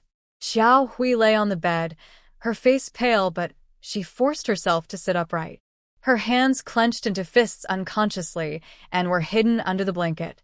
Her gaze crossed Lu Damei's shoulder and met Ma Luanmei's eyes. At that moment, it felt like 1,000 words were exchanged silently. Malamai dressed appropriately, her face smiling, but her smile did not reach her eyes. Xiao Hui forced a faint smile, trying to make her expression less stiff, but her inner feelings were hard to calm. Malamai quietly approached the bed, looking at Xiao Hui's tired face, and softly said, "I heard you had a baby. I came to see you. Old Gua is also here." Such a big matter. How could he not come? I was worried others might misunderstand and think he had a son or grandson. No matter how harsh the words, Xiao Hui remained calm and replied, "Qin Shi is General Gu's soldier. The general's care for him and his family is something we deeply appreciate. It shows that the general loves his soldiers like family." Auntie mentioned sons and grandsons. Once Gu Feng gets married, it will happen soon. With her good health, she will surely see her wishes come true. Xiao Wang was about to put down the pot when Xiao Hui called out, "Mom," and Lu Damei quickly came over. "Let Xiao Wang take it back. Qin Shi left some money when he left. The cafeteria still sells food, and we have enough people. We appreciate the general's kindness." Xiao Wang said, "It's the general's orders. How can I disobey? Everything is ready. Good things are good, no matter what. Take it back. The hospital air isn't good. Please, both of you, leave." Xiao Wang was still confused, unsure what was wrong. Malamai ordered, "Since they don't appreciate it, just go. It's not your fault, some people just don't know how to be grateful." Lu Damei turned and pushed the two away, speaking harshly, Go on. We don't need boastful talkers. Dressed up like a dog, acting like a dog, speaking dog talk, doing dog things. If you can't speak properly, go back to school. No need to make a fool of yourself." Malamai and Xiao Wang were quickly and elegantly driven out. Xiao Wang, holding the pot, looked unsure. "Should I take it back? The cafeteria still needs the pot. Give it to me." Not caring about the Qin or Yi family, she kept the pot for herself. Gu Liaoyuan was very generous, he gave a whole chicken. If there was no trick involved, who would believe it? Someone else's wife giving birth to someone else's child. What's it to you? The only reason was to show off, to scheme, possibly they had already done so. Malamai took the whole chicken, and Xiao Wang went to return the pot. Malenmai also told him, "Don't tell Lao Gu. He will get angry if he finds out." Xiao Wang is an honest boy. He feels uncomfortable lying and is afraid Lao Gu Liaoyuan will ask questions, so he avoids the topic. "Did you send it?" "Yes, I sent it. Is there anything else you need?" As a father-in-law, he also feels a bit restless and wants to hug the child, but outwardly, his status is not proper and his words are not smooth, so he can't get his wish. They can't do much else, but they can at least ensure proper food. Since Qin Shi is not here, the only young person is a key protected individual. They were driven out, and they didn't have time to ask questions. What's wrong? Xiao Wang has no choice. Lying isn't right either. So, he tells the truth. "Chief, we were driven out." "How could you be driven out? Did you say something?" "I didn't say anything. It was your wife who spoke." Liao Yuan knew that woman would cause trouble once she appeared. All these years, he had tolerated her. No major conflicts or issues, but as soon as Yi Xiaohui appeared, it was like she was stabbed with a knife. She went crazy, which became normal. What did she say? Xiao Wang can't remember everything, but he recalls one thing that was hard to hear. She said we can't let others misunderstand and think you have a son or grandson. Liao Yuan slapped the table heavily. Her. She's lived 50 years, and that's what she can say. This woman can't be kept anymore, not for a second. That night, Liao Yuan specially visited the old leader. The old leader had always been Liao Yuan's superior. He was his squad leader when he first joined the army, and they had been comrades in arms for over 30 years. It's been a while. Want a drink? Liao Yuan shook his head. Forget it, I won't drink. I have something to report to the old leader. The old leader looked at him sideways. What could you have? Acting so mysterious. I made a mistake and kept it hidden for over 30 years. Today, I want to be honest, I once had a relationship with a girl. Request failed. Qin Shi also knew that Qin Yuanshan was not a good person, and Qin Mu would do anything to achieve his goals. If one day they ran out of resources and Qin Shi blocked their way, the knife would still point at him. Being passive is always better than attacking first. An agreement with them is like waste paper. What do you want to do? I married your mother, and your grandmother knows about it. However, because I was afraid of being targeted, we kept it a secret. Later, when your mother was pregnant with you, I had no choice but to marry her officially, even though she was like a sister to me. Qin Shi understood immediately. Your grandmother has passed away. The person Qin Shi trusts the most now is Grandpa San. He wrote a letter to Grandpa San, sharing good news and mentioning the family connection. They stayed in the hospital for 4 days. Coco and Lele are healthy, and the mother is recovering well. Since she met the discharge criteria, they arranged to leave the hospital. Gu Yao Yuan was the one who reported everything. He paid for the car and took the whole family home. As Gu Liao Yuan got into the car, he looked at the 2 children and left a month's salary as a small gift for Grandpa. Be careful on the road, Xiao Wang. Stay safe. Watching the car drive away, Gu Liao Yuan turned around and saw Ma Luanmei. Can't bear to part? Why not go with them? Gu Liao Yuan simply called her crazy and walked past her. Ma Luanmei wouldn't give up. Tell me clearly, what is your relationship with them? If it's inappropriate, I'll report you to your superiors. Don't think you can push me aside. I want a good life for myself. Gu Liao Yuan didn't stop. He quickly left her behind. He decided to endure her for a few more days. At this moment, he couldn't afford to argue with her. Gu Qing and Xiao Dongyang's marriage was kept low-key. Gu Liao Yuan invited a few old friends, and Xiao Dongyang came along. They had a table of food, making it somewhat public. After the wedding, Gu Qing didn't want to follow the army. Xiao Dongyang's base was far from the city, and he was only a company commander with a low rank and limited resources. Staying there wouldn't be comfortable. She didn't have to cook, could sleep in late, and there was a nanny at home. She didn't need to spend her own money. Ma Luanmei agreed. Men are unreliable, and her son is unreliable. Only her little girl still gives her ideas and support. Gu Liao Yuan firmly refused. Is there such a thing as spouses living apart right after marriage? She'll come back when she's about to give birth, and she'll stay at home to rest. Yes, Dad is right. Qing will follow the army. I will take good care of her and the baby. Don't worry, Mom and Dad. Xiao Dongyang's sweet words showed high emotional intelligence. Gu Qing could only pack her things and leave, looking back every few steps. Does Gu Qing regret? Of course she does. She wishes she hadn't given Xiao Dongyang a chance. If she hadn't, maybe she wouldn't have had that child. When she found out about the child, she wished she had aborted it. If only she knew it would be like this, she wouldn't have gone down that path. Are you satisfied now? Ma Luanmei said sourly. Gu Liao Yuan glared at her. What nonsense are you talking about? Do you not want your daughter and her husband to live happily together? She will rely on Xiao Dongyang in the future. Loving someone alone is not enough for a long-lasting relationship. I am helping her. Are you really helping her? Isn't it true that she is where she is today because of you? Blaming you, both of you, one is a doer and the other a leader. Without your indulgence, Gu Qing wouldn't be where she is today. Gu Liao Yuan is just blaming others again. Don't make Mom angry. If you do, she might tell everyone about your little mistakes. You don't make things easy for us, and you won't have an easy time either. Old leaders used to say that marrying an unworthy wife can ruin 3 generations. When Qin Shi and his family arrived home, Hong Xia had cleaned the house thoroughly and kept everything in order. She only knew that her aunt went to the hospital to have a baby, but she didn't expect to bring back 2 babies. It was so amazing. The family brought the babies inside. Qiao Hui was also brought in and settled. After that, Qin Shi went to the village to buy a chicken and some eggs. The vegetables in the garden weren't growing well. Lu Damei picked some green beans, and there was 1 cucumber.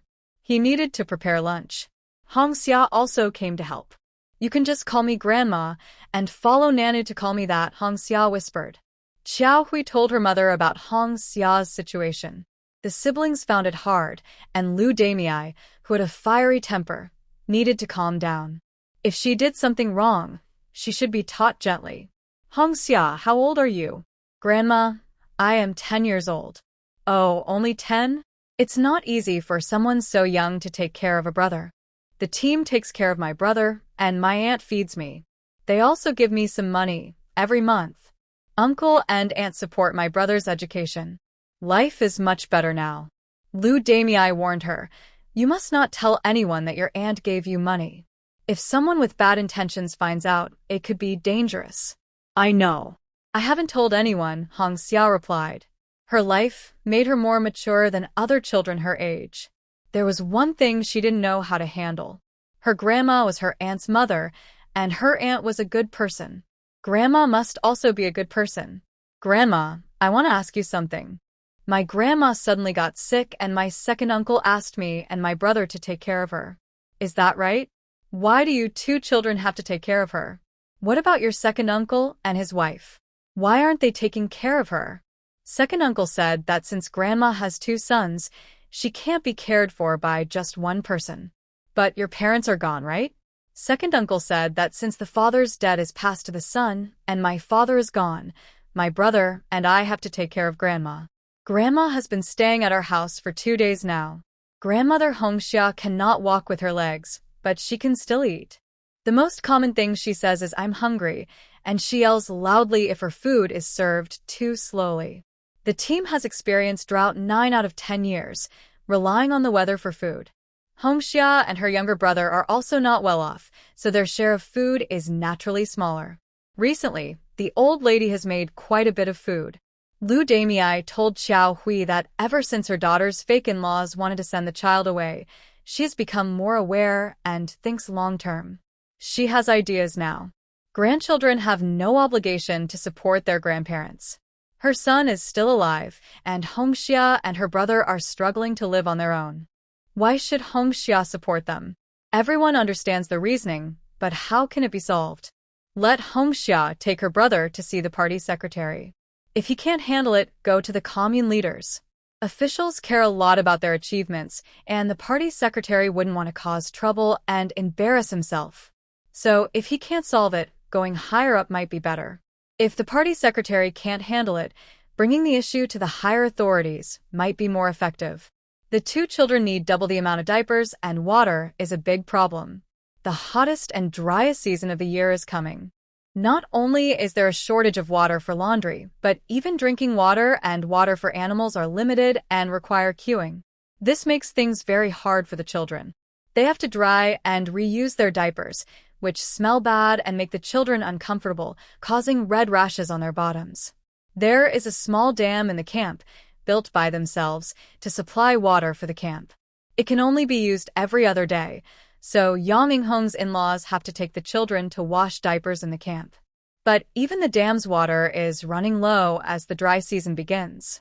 Xiao Hui asked Qinshi, "This village is surrounded by mountains on 3 sides. Isn't there a water source on the mountain?" Qinshi was newly transferred this year and didn't know. The party secretary and others should know. Even if there wasn't a water source before, the Water Bureau can explore and find one. They can bring water down from the mountain. The day after Xiao Hui and her friends returned, 3 other neighbors came to visit the children one after another. This has become a tradition. Men are comrades in arms, and when a comrade has a baby, they come to celebrate. If men are busy, women go as representatives. Some brought 2 packs of candy, others brought eggs. Everyone makes sure not to come empty-handed. Sister Lu was surprised and asked, "Are the twins so different in size?" Li Mei said, "The boy has some strength, so he's bigger. The little girl is normal for her age. Look at those men, short and small. Women can't beat them." Exactly, women are too weak. Look at the grasshoppers and beetles. They're small but can still fight. When talking about this, Xiao Hui remembered her own embarrassing moment. Once, she caught 2 grasshoppers and thought the mother grasshopper was carrying her babies. Her friends teased her, saying the one on her back was a male grasshopper. The sizes of the male and female are very different. Oops, I'm getting off topic. I don't know if we can find water. If we can't, it will be hard for us to survive, Xiao Hui asked. Have we experienced this before? Someone asked. Not this dry before. Since April, there hasn't been proper rain. A few days ago, people were fighting over water at the water source, someone replied. Fighting over water? Yes, some buckets are small, some are big. People think it's unfair. It's hard to measure water with a ladle, they explained. People say that poor couples face many hardships, and for ordinary folks, water shortage is a big problem too. Without water, life becomes very difficult. Qin sure took this matter seriously. During a meeting, most people agreed, but a few disagreed.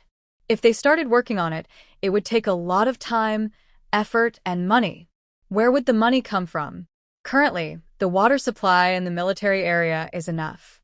There are dry seasons and rainy seasons. Maybe it will rain soon. Another point was that they were stationed here to protect the country. They couldn't let trivial matters distract them. People implied that they were busy with farming, raising pigs, and digging water channels. None of the important work was being done. It's easy to see what kind of people said these things. People who are talented often face jealousy. Qin Shi calmly asked, "What do you mean by the relationship between soldiers and civilians is like fish and water? Does that mean as long as it doesn't rain on your head, you don't care? What if the people really can't get water and have to go to the dam to fetch it? Will you stop them?" That person didn't answer. Thinking only of the people isn't entirely right. We should just guide them, help out, and come up with ideas, Qin Shi said. After the meeting, Qin Shi reported his specific plans to the group headquarters. The headquarters quickly approved. They believed this was a matter that benefits both current and future generations, and they supported it. They also helped contact the Water Authority and promise some funding. Qin Shi also talked with the village secretary. The secretary had been very anxious these days, feeling overwhelmed and even losing his voice. Because of the water shortage, villagers argued, and the crops in the fields were wilting and dying. If this continues, the harvest will be just dirt. It's well known that the local water sources are scarce. The secretary gathered some elderly villagers who had grown up and lived in the mountains and knew the terrain very well. With effort, after a few days, they found a spring on the hillside of the northern mountain. After widening and deepening it, the spring water was clear and abundant. Unfortunately, on the hillside, it takes a lot of effort to carry a bucket of water. Can we just bring the water down? Qin Shi was helping his son change a diaper, but he ended up sitting in a pile of. I knew this kid was not honest. He was acting innocent earlier, but he just pooped big time. Xiao Hui tore some toilet paper and handed it to him. Enough, don't be gross. Hurry up and clean up. That was a bit dry, making it hard to clean. Grandma brought warm water, and after cleaning, he had to wash the child's bottom again. Son, why do you so much? Eat less. Yang Minghong laughed and said, Anan told Daddy that I eat, so I can grow up faster. The little boy had a big appetite. Every day, he first fed Ningning, who couldn't eat much, but Anan could eat a lot. After cleaning his son, Qin Shi covered his small belly with a thin blanket and pushed him aside. How do we bring the water down? Build a water channel? Not exactly. Building a water channel is a long-term project, and we can't wait that long. We dig a 30 to 40 centimeter ditch, bury a thicker plastic pipe, and people can go to a fixed spot to fetch water. Qin Shi was silently calculating, how much money will this cost? There's no choice. This is the fastest way to see results. Qin Shi looked at Xiao Hui, making her a little nervous.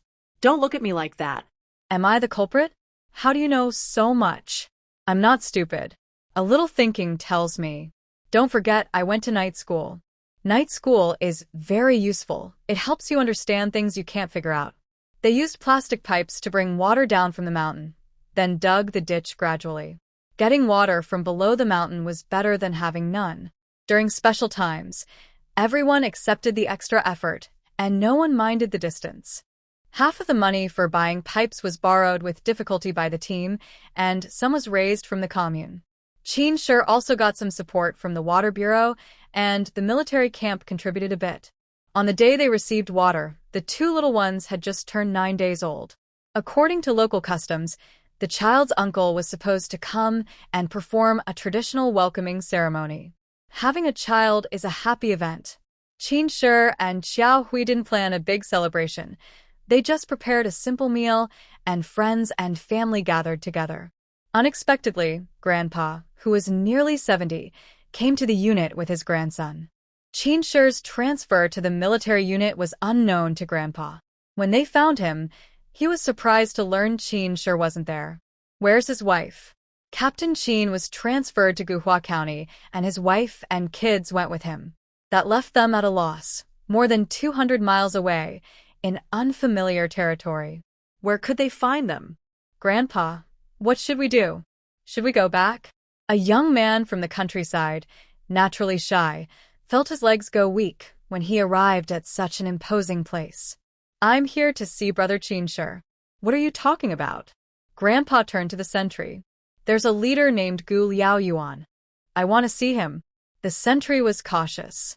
Who are you to Leader Gu? That's not for you to ask. Just say I come from Qin Shi's hometown. My surname is Qin. At first, Gu Liaoyuan thought Qin Yuanshan had arrived. The army isn't a place where anyone can just barge in or cause trouble.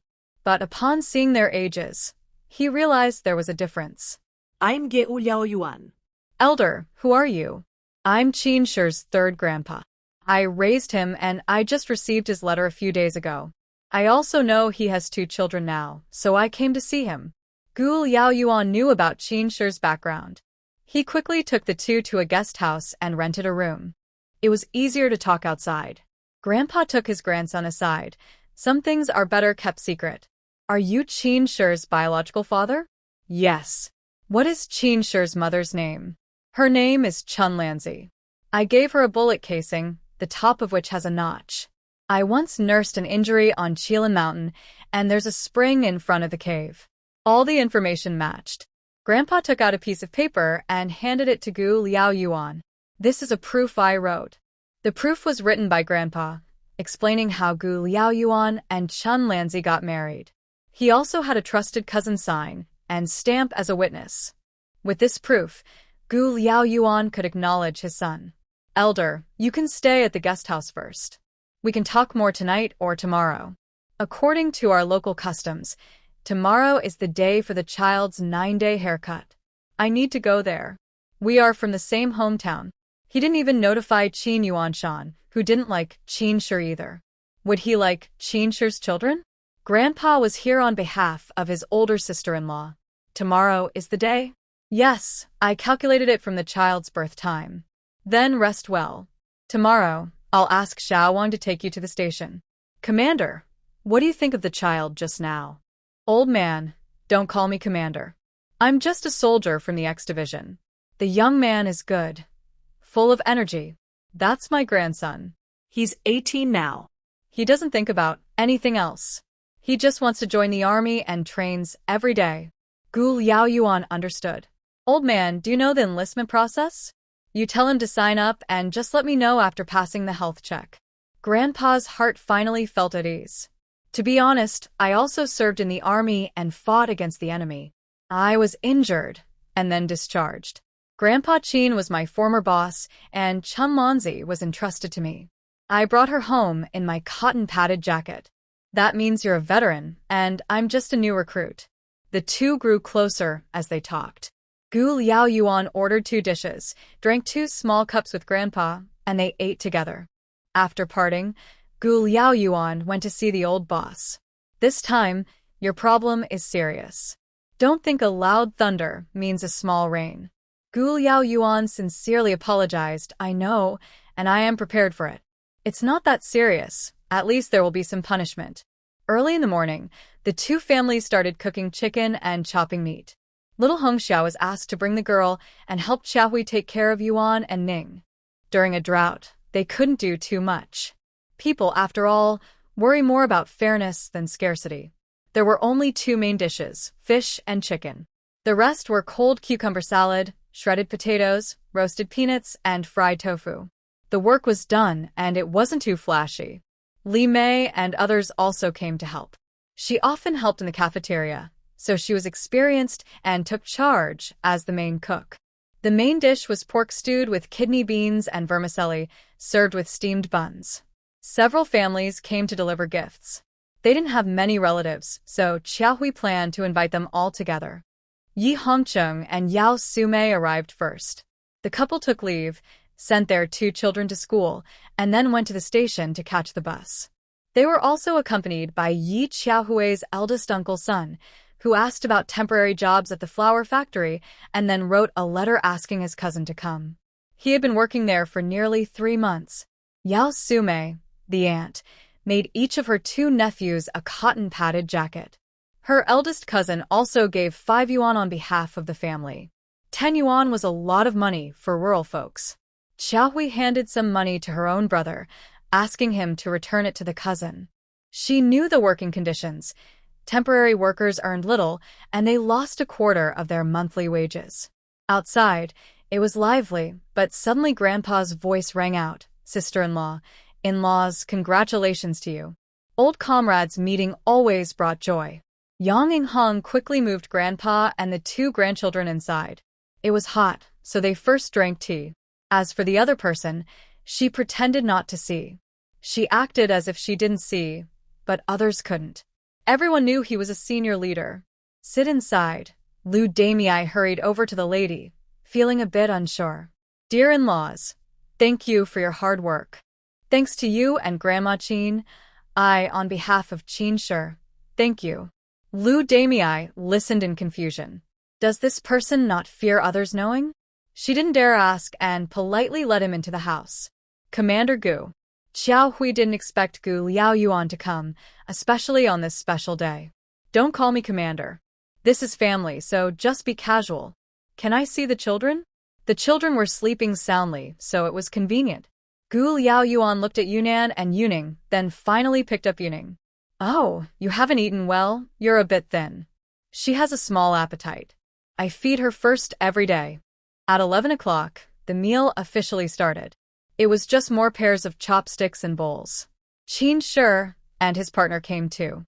They closed the door and set up 2 tables, even inviting the village secretary and the team leader. Qin Shi saw Gu Liaoyuan and was a bit surprised. Gu Liaoyuan was dressed casually. Usually, he was busy with work and shouldn't be here. "I admitted my mistake to the organization and temporarily stopped my work. Now I am free. Why bother? You can wait a bit. You're still young. I won't allow anyone to use this matter to attack you. I am the one who started it, and I must handle it." Gu Liaoyuan carefully asked, "I want to make this public. You have no objection, right? Have you thought it through? You also need to consider your family." Can they accept it? But Gu Liaoyuan insisted, "This is my matter. It has nothing to do with them. No one can stop me. Then do as you see fit. I support you." The banquet began. Grandpa San and Yang Inghong sat at the head table. Gu Liaoyuan sat next to Grandpa San. The others sat in order, with Qin Shi sitting on the far side. Qin Shi opened a bottle of white wine. The aroma filled the air. He skillfully twisted open the cap, and the clear liquid gently swayed inside the glass bottle. He held the wine with both hands, stood respectfully, slightly bowed to Grandpa San with admiration and gratitude in his eyes, then carefully handed the wine to him. "Grandpa San, today is a good day. Drink to your heart's content. This is my way of showing filial piety. Without you, I wouldn't be who I am today." Grandpa San took the wine, a satisfied and happy smile on his face. His hands, marked by years, waved and said, "Forget the past. Take good care of your wife and children. Respect your grandma and father. You haven't wronged the party or the country. You're doing very well." Qin Shi looked at the 2 elders sitting above him and nodded seriously. "Of course, I've been in the rain, and I remember everyone who has given me an umbrella." Talking about getting caught in the rain, Gu Liaoyuan said, "I feel sorry for Qin Shi and his mother. Because of years of fighting, I lost contact with them. He suffered a lot at a young age, and as his father, I feel I failed." Wow. Many eyes looked at Gu Liaoyuan. Was this leader Qin Shi's father? People thought Qin Shi was just a rural soldier with no background or support, but it turned out he was not simple at all. Qin Shi gained some good feelings.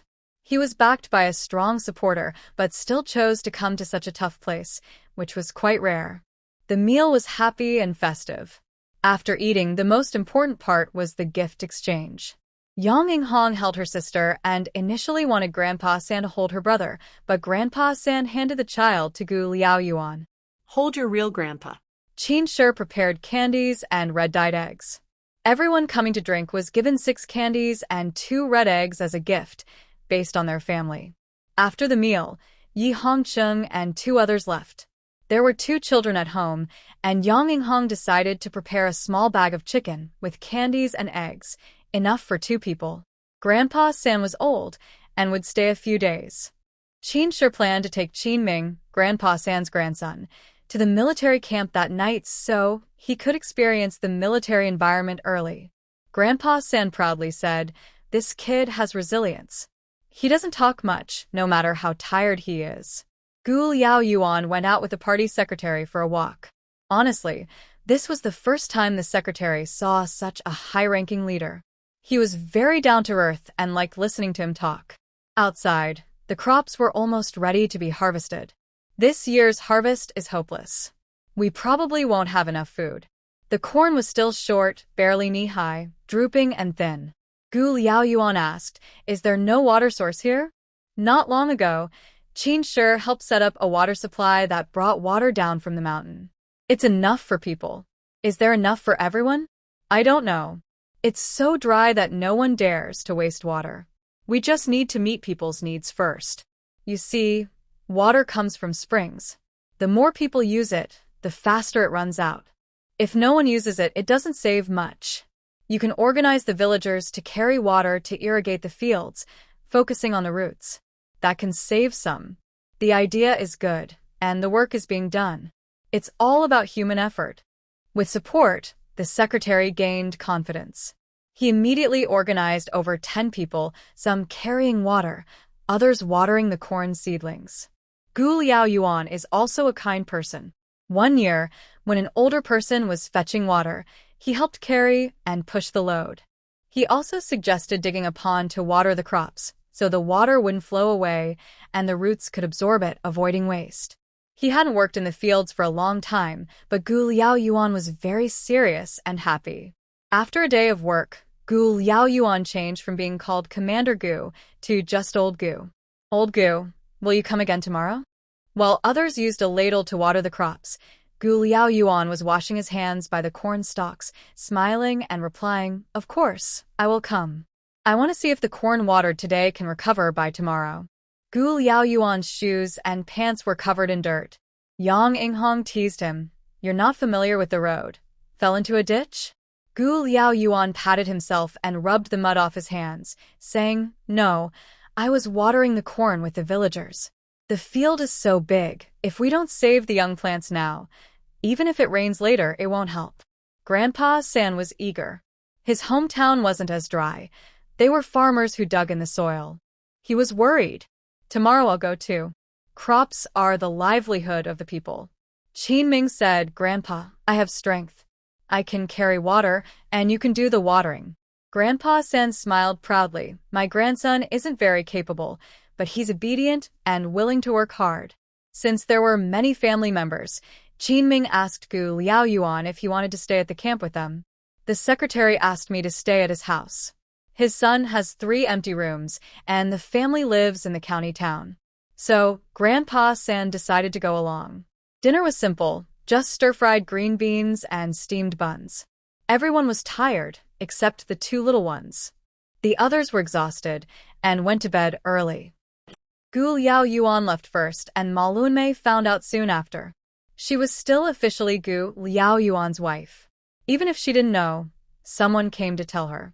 This time it was her mother-in-law, Han. "I heard from old Han that old Gu was disciplined and suspended from work." Han's mother was quite cunning after so many years. Since she was about to marry into the Gu family, she understood the principle that one's honor and disgrace affected everyone. "Really? What did he do wrong to get disciplined?" "I don't know. Could it be because of the divorce?" Ma Lunmei was a bit annoyed. "Good. Even if he was disciplined, he's just too proud and doesn't realize how arrogant he's become." Husband and wife having disagreements was different from this. This was very serious. Sister-in-law, even if you have conflicts with Gu Feng, you should think about Gu Feng. To be honest, won't you rely on him in the future? You and old Gu shouldn't be so hostile. A married couple is one body. Don't talk about being one body. We're already arguing about divorce. Don't you know that? I am now feeling hopeless about him. Mother Han covered her mouth. Sister-in-law, he has been kind to Gu Feng. Considering all these years of care, you can't say such things. I know you won't admit it, but if it weren't for old Gu, you and the kids wouldn't be doing so well. Even when you hate someone, you should have some sense of judgment. Marlon May couldn't argue back. The man is the head of the household, and the woman manages the home. Her reputation was given by Gu Liaoyuan. Old Han means we should first find out the reason, and help if we can. Mother Han spoke sincerely. After seeing her off, Marlon May changed her clothes and went to find Gu Liaoyuan. There was no contact at work, no sign of him at the dormitory. Strange indeed. She found Xiao Wang again. Xiao Wang was cleaning a car, carefully removing mud from the tires. When he saw Marlon May, he wanted to hide, but it was too late. He could only stand there like a puppet. Marlon May asked, "Where is Gu Liaoyuan? I haven't seen him anywhere." Xiao Wang hesitated. "I don't know. I haven't seen him." "You're so strange. Why are you nervous? Is someone hiding inside the car?" Marlon May reached to open the car door, but Xiao Wang blocked her. "You can't just yank the door open. It might break. The boss isn't inside, and I don't know about the rest." To make her believe, Xiao Wang opened the door himself. Marlon May looked inside and outside, then gave up. "Where did he go? I really don't know. How would I know the boss's whereabouts? I don't have the right to know." She couldn't get much information from Xiao Wang. At his level, he probably didn't know. She could only ask Gu Liaoyuan's superior. The senior leader was reading a newspaper. When he saw Marlon May, he pointed to the sofa. "Sit down." Marlon May wiped her eyes, unsure if she was crying genuinely or pretending. "Gu Liaoyuan is missing. I looked everywhere for him. I heard he was disciplined and stopped working. Could he do something stupid? Gu Liaoyuan came through gunfire and danger. He's not as fragile as you think. If you wouldn't do something stupid, he won't either." Her words were cut off. She had to change the topic. Then what did he do wrong? He just paused his work. "The organization is investigating." "Who told you he made a mistake?" "That's two different things. Don't spread false rumors." "Where did he go? You have to tell me. I'm his wife." Gu Liaoyuan has submitted a divorce application to the organization. "Your relationship is already broken." "I'm not divorcing. I'm worried about his safety." "He asked for a divorce. How could he do such a thing?" "I gave him a child. No matter how difficult the conditions were, I stayed with him. I never disliked him. What have I done wrong to him that he should treat me this way?" The old leader waited for her to finish speaking. "Let me be fair. How did you treat Gu Feng's father before? Now, you treat Gu Liaoyuan the same way, even worse. Why did the organization agree to old Gu's divorce? Because they not only listen to what you say, but also watch what you do." Malamai searched everywhere but found nothing. No one knew where Gu Liaoyuan had gone. Malamai felt like a kite she had flown for decades suddenly slipping out of her control, unable to manage it anymore. In the end, she went to find Gu Feng. Her appearance surprised Gu Feng.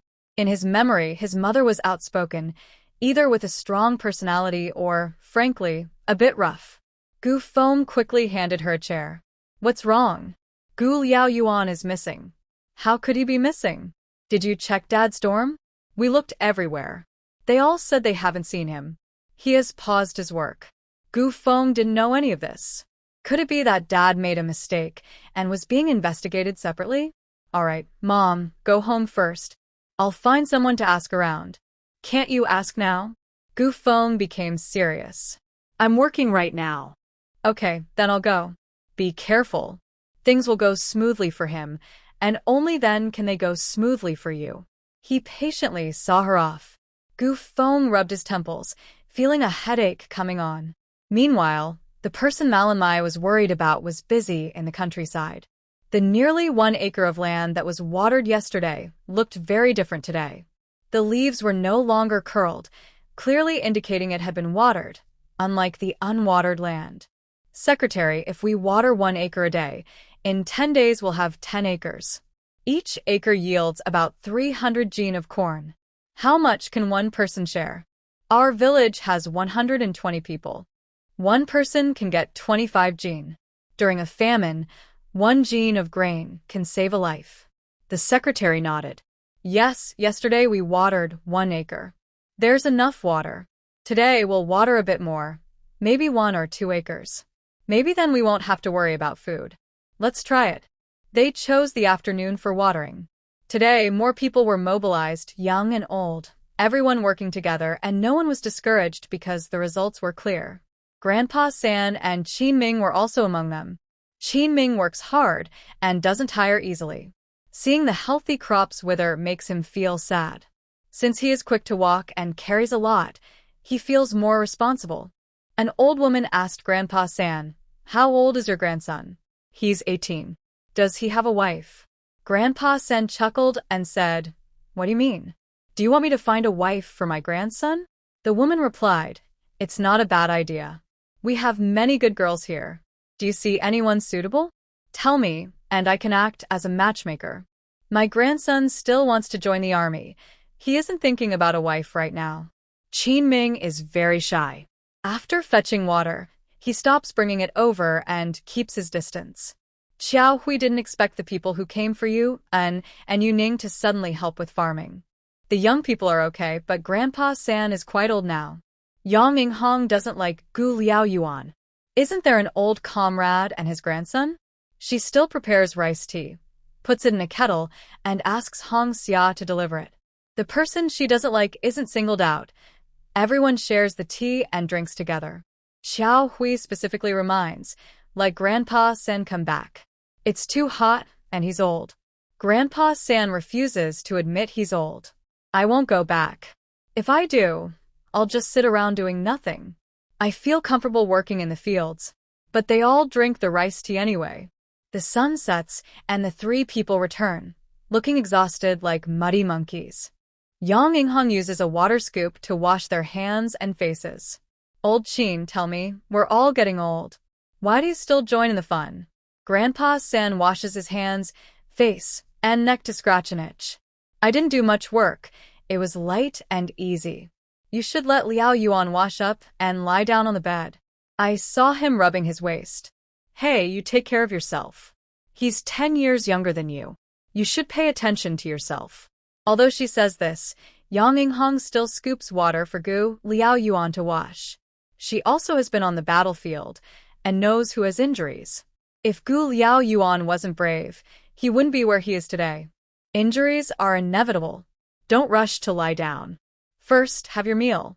Gu Liao Yuan can tell she cares. If work is tiring, you need good food. The party secretary's wife brings a bunch of eggs, all boiled during cooking. Each person gets 1, and the leftovers are for Xiao Hui. "Give 1 to Hong Xia," Xiao Hui whispers to Lu Damei.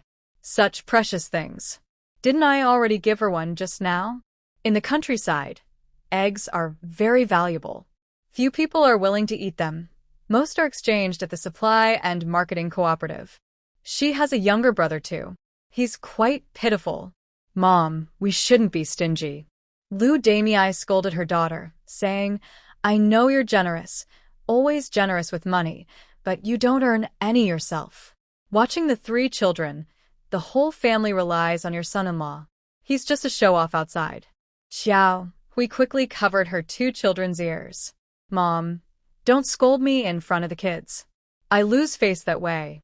Lu Damei, with a sharp tongue but kind heart, still handed Hongxia an egg. "Here, take this for your brother to eat." Thank you, Grandma. "Don't be polite. It's your aunt's idea to give you this. Grandpa is leaving tomorrow. It's hard to come all this way." "Stay a few more days," Yang Inghong said, and Qin Shi agreed. "No matter how long I have to go back. Our family is poor but worth a lot. There's also an old lady at home, and I don't feel safe leaving her alone." Qin Shi didn't try to persuade her to stay. That evening, they didn't go to the village chief's house. The 4 men planned to clear a spot in the yard, lay down straw mats, and sleep outside. Hongxia helped clean the dishes before leaving. Xiao Hui saw it was getting dark and asked Qin Shi to walk her part of the way. Brother, I want to go with you. Qin Ming liked being with Qin Shi. Now he also admired someone, Gu Liaoyuan. The yard at Hongxia's house was quiet, and the room was dark. Shunzi? No one answered. Hongxia called again. Do you still remember to come back? Are you trying to starve me? Hongxia could tell it was her grandmother. Her grandmother had told her to be picked up by her second uncle. Was she being sent back again? Hongxia's heart sank suddenly. Her steps slowed involuntarily. Her grandmother's sharp, angry voice still echoed in her ears. She pushed open the door. A damp, old smell hit her. Qin Shi was shining a flashlight. Hongxia lit the kerosene lamp. In the dim light, she saw her grandmother sitting on an old wooden chair, leaning on a cane. Her figure stretched in the weak light, looking cold and stern. Hongxia's heart clenched. She softly said, "Grandma, it's me, Hongxia." Her grandmother looked at her for a moment, then turned away with a harsh tone. "You're back, good. I thought I scared you so much you wouldn't dare come home. Hurry up and cook. I'm starving. Didn't you go to my second uncle's house?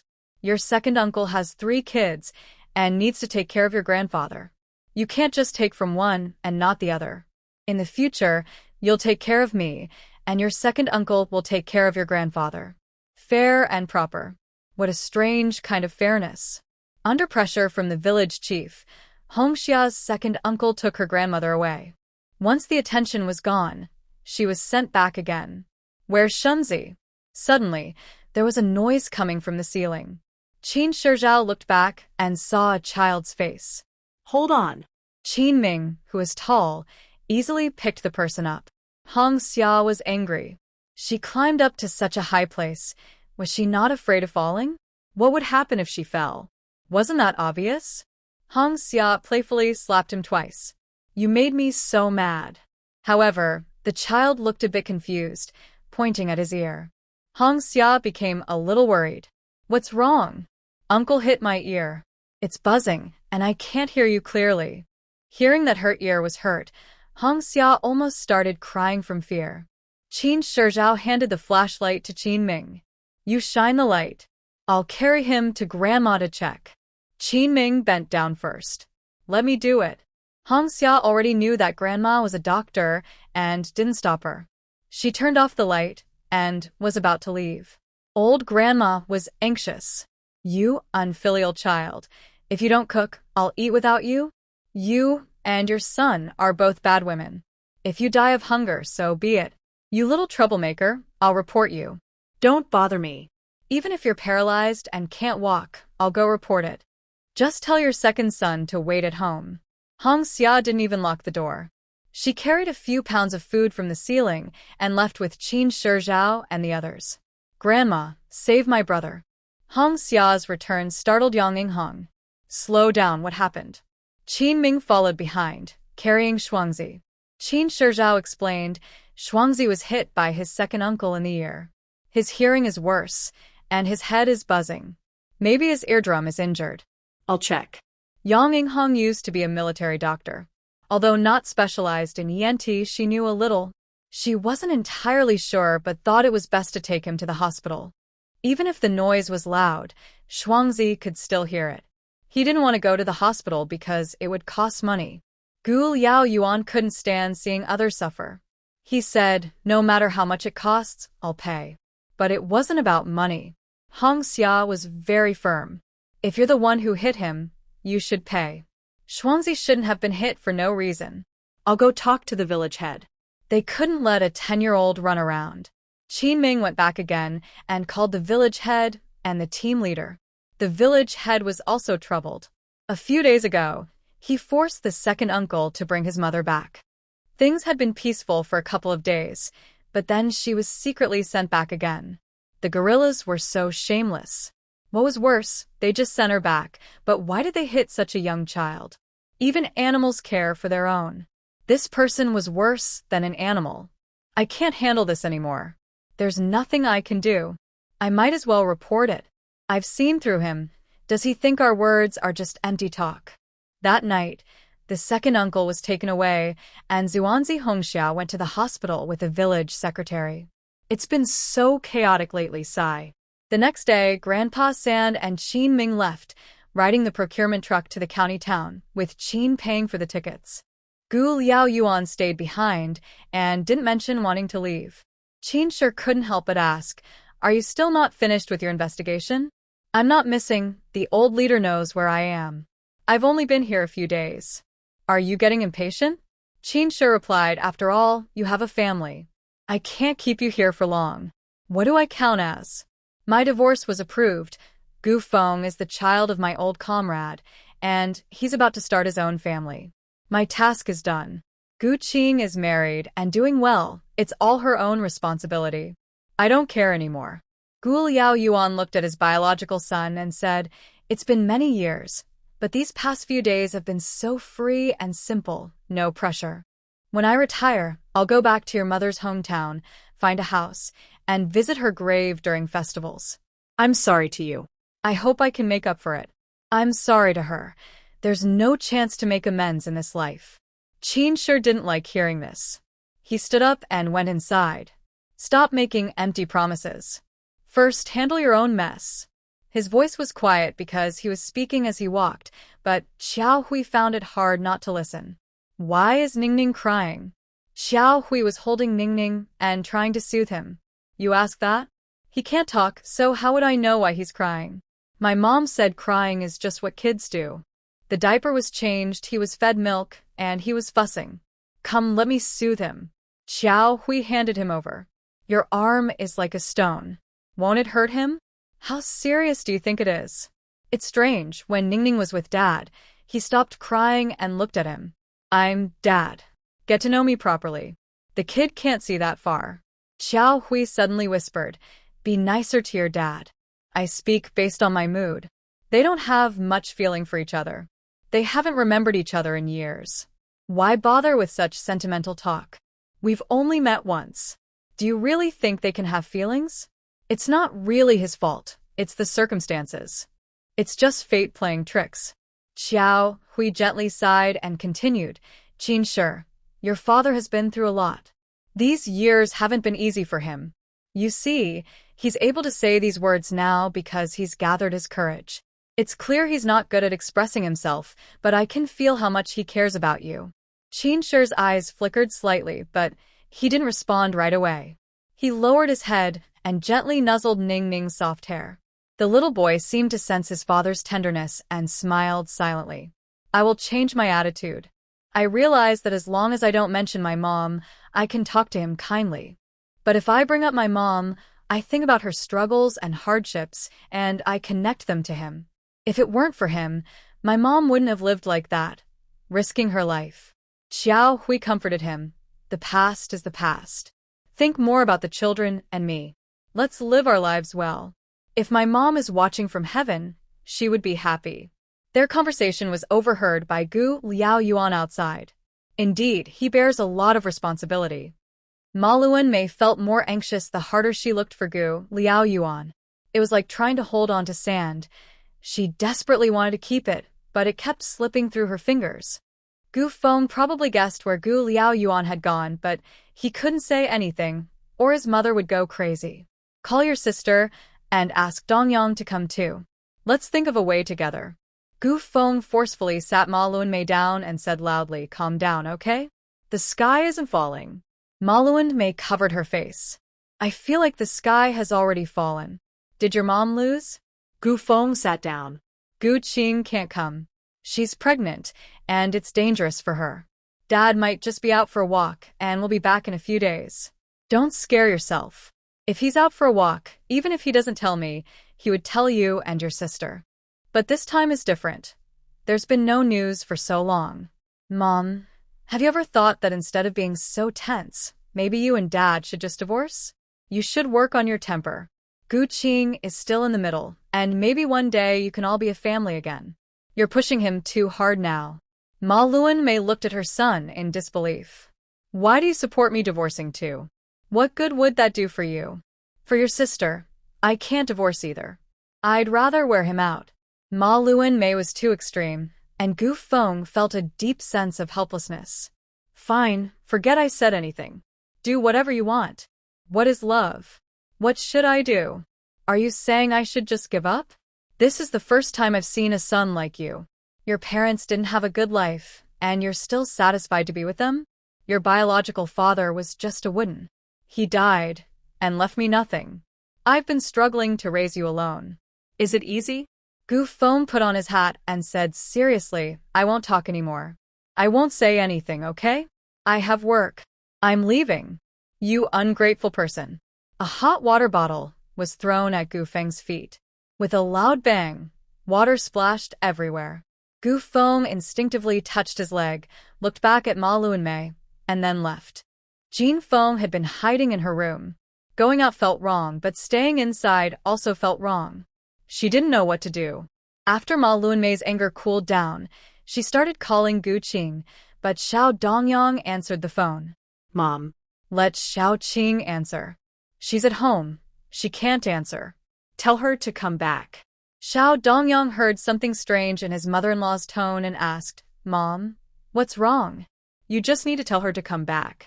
If she doesn't, her dad and I will get a divorce. Xiao Dongyang looked at the ringing phone, surprised. Divorce? His parents-in-law are arguing about divorce?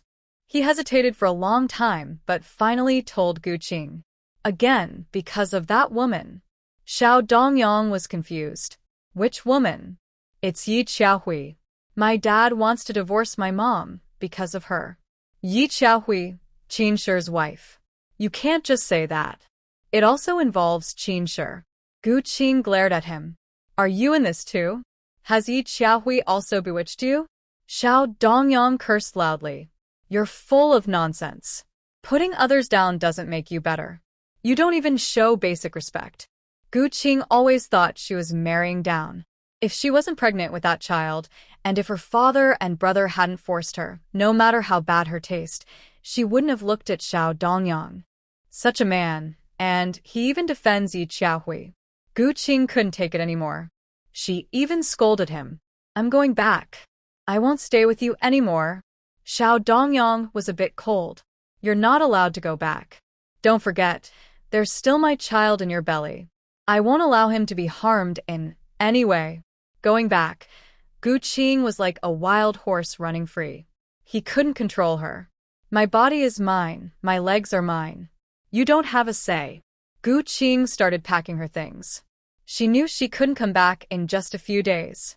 She planned to stay permanently. The conditions here, food, shelter, everything, were far worse than at her family's home. Xiao Dongyang quickly took the item back and put it into the cabinet. You're feeling unstable right now, so you can't leave. Your mother-in-law is the same. Don't you know you're pregnant? Gu Qing sat on the bed and started crying. Xiao Dongyang, you're bullying me. We just got married, and you're already treating me badly.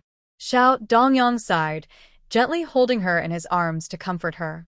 All right, let's not get upset. Calm down first. When it's the day off, I'll go back with you. Gu Qing turned her back to him and ignored him. Xiao Dongyang didn't have the patience to coax her. He had work to do. As soon as he left, Gu Qing packed her things and left. After some thought, Gu Liaoyuan decided to go back. He had stayed here for 4 days, and he felt it was the most relaxing time he had. The village secretary looked a bit uncomfortable. Old Gu, when can you come back to visit again? Not sure. I haven't retired yet. Once I start working, I probably won't have time. My son and grandson are here, so they will come. I have a small favor to ask. My daughter-in-law and her 3 children are having a hard time. If anyone bullies them, brothers should lend a hand. Old Gu, there's no need to say more. As long as it's our village, I can handle it. Want to try talking to them? Gu Liaoyuan also told Xiao Hui that he planned to leave. By the way, does Qin Shi know? I haven't told him. I'm leaving now, and I can catch the bus. Here's 50 yuan, buy some food and necessities. No matter how hard life is, don't let the kids suffer. From Qin Shi's perspective, Gu Liaoyuan is actually a pretty good father-in-law. Don't think too much. Acceptance isn't just a simple word. It takes a long time. Please try to understand Qin. I don't have the right to blame him. His childhood misfortune wasn't caused by me, but I can't completely dissociate from it. Luckily, he met you, and you gave him a home. Lu Damei still made 2 bowls of dumplings boiled on the bus, noodles when they got off. With creaking sounds, Gu Liaoyuan pushed the door open and entered. Sitting on the sofa was Ma Luanmei, who sighed in relief and couldn't help but smile. Gu Liaoyuan didn't look at her. He sat opposite and raised his voice, saying, Jin Feng, make a pot of tea. Ma Luanmei put away her smile and asked with a serious face, Where have you been these days? I'm not a 3-year-old kid. Why do you care so much? I won't interfere in your affairs either. Ma Luanmei changed the subject. Why did you stop working? Did you make a mistake? Jin Feng brewed tea and placed a cup in front of herself. Gu Liaoyuan said, Go back to your room. We have something to discuss. Don't come out. Jin Feng nodded and went into her small room. She didn't want to get involved in the family's matters at all. Ma Luanmei asked first, What are you talking about? I was injured in my 20s. A girl took care of me then. We fell in love, and before she left, I married her without the organization's permission. Ma Luanmei's eyes widened in shock, almost rolling out of her head. So, before I married you, you weren't a young man? No. Why did you lie to me? Gu Liaoyuan took a sip of tea. I never said I told the truth. That's not the same as lying. When I returned from the battlefield, I asked someone to find her, only to learn she had already passed away. If she hadn't died, I wouldn't have married you. So, there's no real lie between us. When they married, Ma Luanmei also had a child.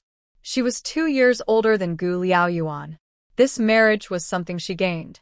Since the other person was already gone, the living always has more confidence than the dead. I don't blame you. I just hope you treat me well in the future. The woman's understanding was quite limited. Gu Liaoyuan sat upright. My decision won't change. Let's divorce. As I said, I will leave everything to you, and I will pay 20 yuan a month for child support. Ma Luanmei couldn't understand. I don't blame you. That woman is gone too. Why do you still want a divorce? Or, have you fallen for someone else? The more she thought about it, the more she believed her sixth sense. Gu Liaoyuan sneered. You never reflect on yourself. You always blame others. Spreading rumors so easily. She's only in her 20s, and I'm over 50. How can you believe such rumors? Someone of Gu Qing's age is being rumored about. How do you feel about that? Ma Luanmei was a serious double standard. To her, others were others, and her daughter was her daughter. She could never empathize or put herself in others' shoes. It's not just rumors. I'm just too nervous about you. We've been together for over 20 years. Isn't there some love between us? Why are you so heartless? Gu Liaoyuan didn't want to compromise anymore. He's over 50 now. Can he live another 50 years? No, he couldn't. He wanted to live the rest of his life peacefully, enjoying his grandchildren. I still say the same. I will leave everything to you. Pay 20 yuan a month in child support, and we will part peacefully. Malamai's face changed instantly.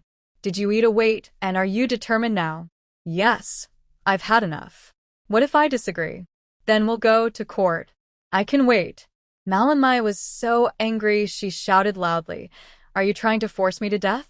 Talking more was useless, so Gu Liaoyuan stood up and left. Outside the door stood Gu Qing, looking tired and dusty. Dad? Gu Liaoyuan's tone was not kind. What are you here for? Do you even know your own health? My mom asked me to come. Dad, why are you divorcing my mom? Is it really because of that woman? Gu Liaoyuan never thought his daughter, who was spoiled since childhood, would become so harsh. Genes are a good thing. Qin sure grew up in a tough environment and didn't go astray, but Gu Qing inherited Malamai's traits: selfish, mean, suspicious. All these can be seen in her. Go back and see your mom. I'll have Dongyang come to pick you up soon. From now on, no unnecessary outings, and stay away from here. I'm your daughter. Do you really treat me like this for a woman? If you dare say one more nonsense, I'll slap you. Do you believe it? Gu Qing was stunned. Her eyes instantly turned red. She looked at her father in disbelief, as if she was seeing him for the first time, the father who used to love her so much. The air froze. Only her and his breathing could be heard. Gu Liaoyuan's face turned pale. His eyes, once full of kindness, now looked as cold as ice. He took a step forward, his tall figure casting a heavy shadow over Gu Qing. You really will. Gu Qing instinctively covered her face, her voice trembling with a mix of grievance and unwillingness. Gu Liaoyuan's hand slightly lifted. Though he didn't actually hit her, the threat in his gesture made Gu Qing step back involuntarily. She staggered and almost fell. She bit her lip hard, tears finally slipping down her cheeks. At that moment, she felt as if something in her heart had shattered. That was fatherly love. Don't let me hear it again. Gu Liaoyuan only slapped her because she was pregnant. Otherwise, he wouldn't have stopped himself. Gu Liaoyuan turned and left in a huff. Watching her father's distant figure, Gu Qing wanted to cry loudly. Nothing was going right. Even her father was deceived by that woman and didn't want the family anymore. Jin Feng peeked out. Sister Qing, come inside quickly. Auntie was just talking about you. Gu Qing looked at Jin Feng. Just watch properly. Don't be sneaky. What are you trying to do? Jin Feng was truly unlucky. Jin Feng smiled awkwardly. She had been working very hard to fit into the city, not wanting to embarrass her royal family, but she still felt disliked. I'll be more careful next time. When the mother and daughter met, they naturally started complaining and blaming each other. Qing, your brother doesn't care, and only you seem to side with me. Honestly, I don't want a divorce. Please ask your dad for me. I know I have a bad temper, but I will try to change slowly. Mom, don't rely on me entirely. Just now outside, I told him that woman had seduced him. You didn't see, but he almost hit me. No wonder some people abandon their families for new lovers. Examples are everywhere. Gu Qing also didn't want her mother to cause trouble and ruin her father's reputation, which could lead to punishment and harm their family. Finally, Gu Qing was being rational. So, what should we do? Gu Qing whispered, Mom, you should use a trick. A trick? What kind of trick? Mom, you see. Gu Liaoyuan still didn't know anything. The investigation results came out. Gu Liaoyuan received a serious warning and was allowed to return to work immediately. Gu Liaoyuan breathed a sigh of relief. His comrades joked with him. Old Gu, you kept it well hidden. Gu Liaoyuan had nothing to explain, and there was no need to. What did it matter to others? When I have time, I'll treat everyone to a meal. Sounds good, I'm looking forward to it. Gu Liaoyuan returned to his office, where Xiaowang had already cleaned up. Boss, you're finally back. Gu Liaoyuan patted him on the head. Why are you crying? I'm fine now. I'm happy. Can't I be happy? Of course. Boss, are your grandchildren growing up again? Yeah, no need to say. They change every day, and their little faces are so pink and chubby. I won't talk anymore. I need to work. Xiaowang nodded and reminded him. Boss, haven't you taken their photos? Photos? Not even a month old yet. How could there be photos? I forgot. I should get a photo of Nuan. Next time, I won't forget. In the afternoon, Malin Mei got into trouble. But it all started from the beginning. Gu Feng was still working when someone said there was someone outside the camp looking for him. It was Gu Qing. Why are you back? Gu Qing looked panicked. Brother, hurry and come with me. Where to? Don't ask, just come with me. Gu Feng wasn't so easy to fool. If you won't tell me, fine. I'm working, not playing house. Gu Qing hesitated and said, Mom took medicine. Gu Feng's head quickly, what medicine? Why did she take medicine? Sleeping pills. Let's go. On the way, Gu Feng kept asking but couldn't get any clear explanation. Gu Qing was too nervous to speak openly. Seeing Ma Luanmei lying on the bed like a dead body, no matter how much Gu Feng called, she wouldn't wake up. He became very worried. Gu Qing, tell the truth. What's really going on? If this gets out, do you think you can handle it? Mom wanted to pretend to be suffering to make Dad worried and avoid a divorce. I thought it was a good idea, so I didn't stop her. Gu Feng was furious. You're as dumb as a pig. You act without thinking. If Dad really cared about this family, he wouldn't leave. If he doesn't care anymore, your death won't matter. You're the one suffering. Dreams and reality are different. When giving advice, you act noble and for the family's good. When facing danger, you act brave and fearless. But seeing his own mother lying in bed, Gu Qing was terrified, really scared. If she didn't wake up, Gu Qing was just a coward with a thief's heart, a big talker but a small doer. Gu Feng ignored her and told Jin Feng to watch over the house. He quickly borrowed a tricycle, took Ma Luanmei and rushed her to the hospital. At the hospital, Ma Luanmei was rushed into surgery immediately. The doctor carefully asked about the medication, dosage, and timing. Because she had taken the medicine for a long time, her condition was critical. Gu Qing almost kneeled before the doctor. "Doctor, you must save my mom. It's our duty. We'll do our best." Time was passing quickly. Even Han Nana arrived. Such a big matter couldn't be hidden from Gu Liaoyuan, so Gu Feng informed him. When Gu Liaoyuan arrived, he was sweating and breathing heavily. Did they manage to save her? Gu Feng whispered, "They're still trying." Gu Liaoyuan asked Gu Qing, "Where were you all afternoon?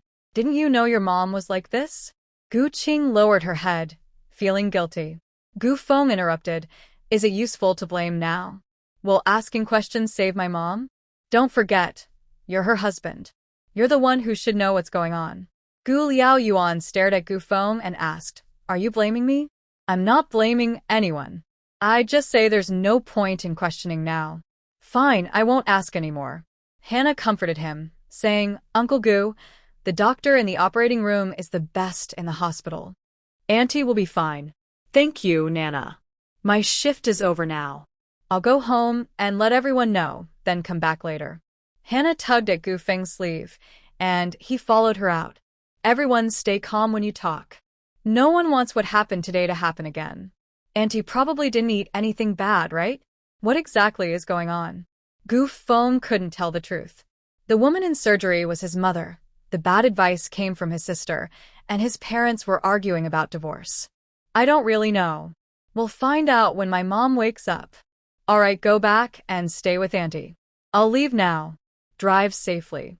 "Thanks." The evening breeze woke Hannah. Is Gu Feng really worth marrying? If not food poisoning, then what could it be? Seeing Gu Qing's evasive eyes, Hannah guessed most of the situation. She could probably figure out about 70 or 80%. Having such a troublesome mother-in-law and a meddlesome sister-in-law made Hannah feel overwhelmed. Back home, Hannah told her own mother what had happened. Why? No matter the reason, you shouldn't eat things randomly. Is scaring people a good idea? Her mother patted her daughter. It's none of your business. How can it not be your business? Aren't you planning to get married soon? And now you're blaming others? Didn't you like him? Isn't it a free love story? How could I have guessed his mother is like that? His sister isn't exactly easy to deal with either. Hannah turned and went into her room. She had planned to go back and check the situation, but the more she thought about it, the less interested she was. After all, she wasn't part of the Gu family and many people were watching over her. Marin Mei was eventually rescued, but she hadn't woken up yet. Considering one was pregnant and another was an emotionless elder, Gu Feng decided to stay with her himself. "Brother, I want to stay too." "You can't stay. You're pregnant." "What if? We can't explain this to the Xiao family?" Gu Feng turned to Gu Liaoyuan and said, "Dad, you should take Qingqing back. Rest early." Gu Liaoyuan patted his shoulder but said nothing. "Let's go." Gu Liaoyuan rode the tricycle back and returned it. Everyone knew Marin Mei was taken to the hospital, but no one knew exactly what happened. Gu Liaoyuan simply said she took the wrong medicine. She had woken up and everything was fine. Of course, there was some comforting talk. Jin Feng was very worried and asked, "Uncle Auntie, are you okay?" "She's safe now. Starting tomorrow, you should go to the hospital to take care of her. Gu Feng still has work." "Okay, Uncle. Will we eat at home?" "Yes, eat." Gu Liaoyuan ate a little simply.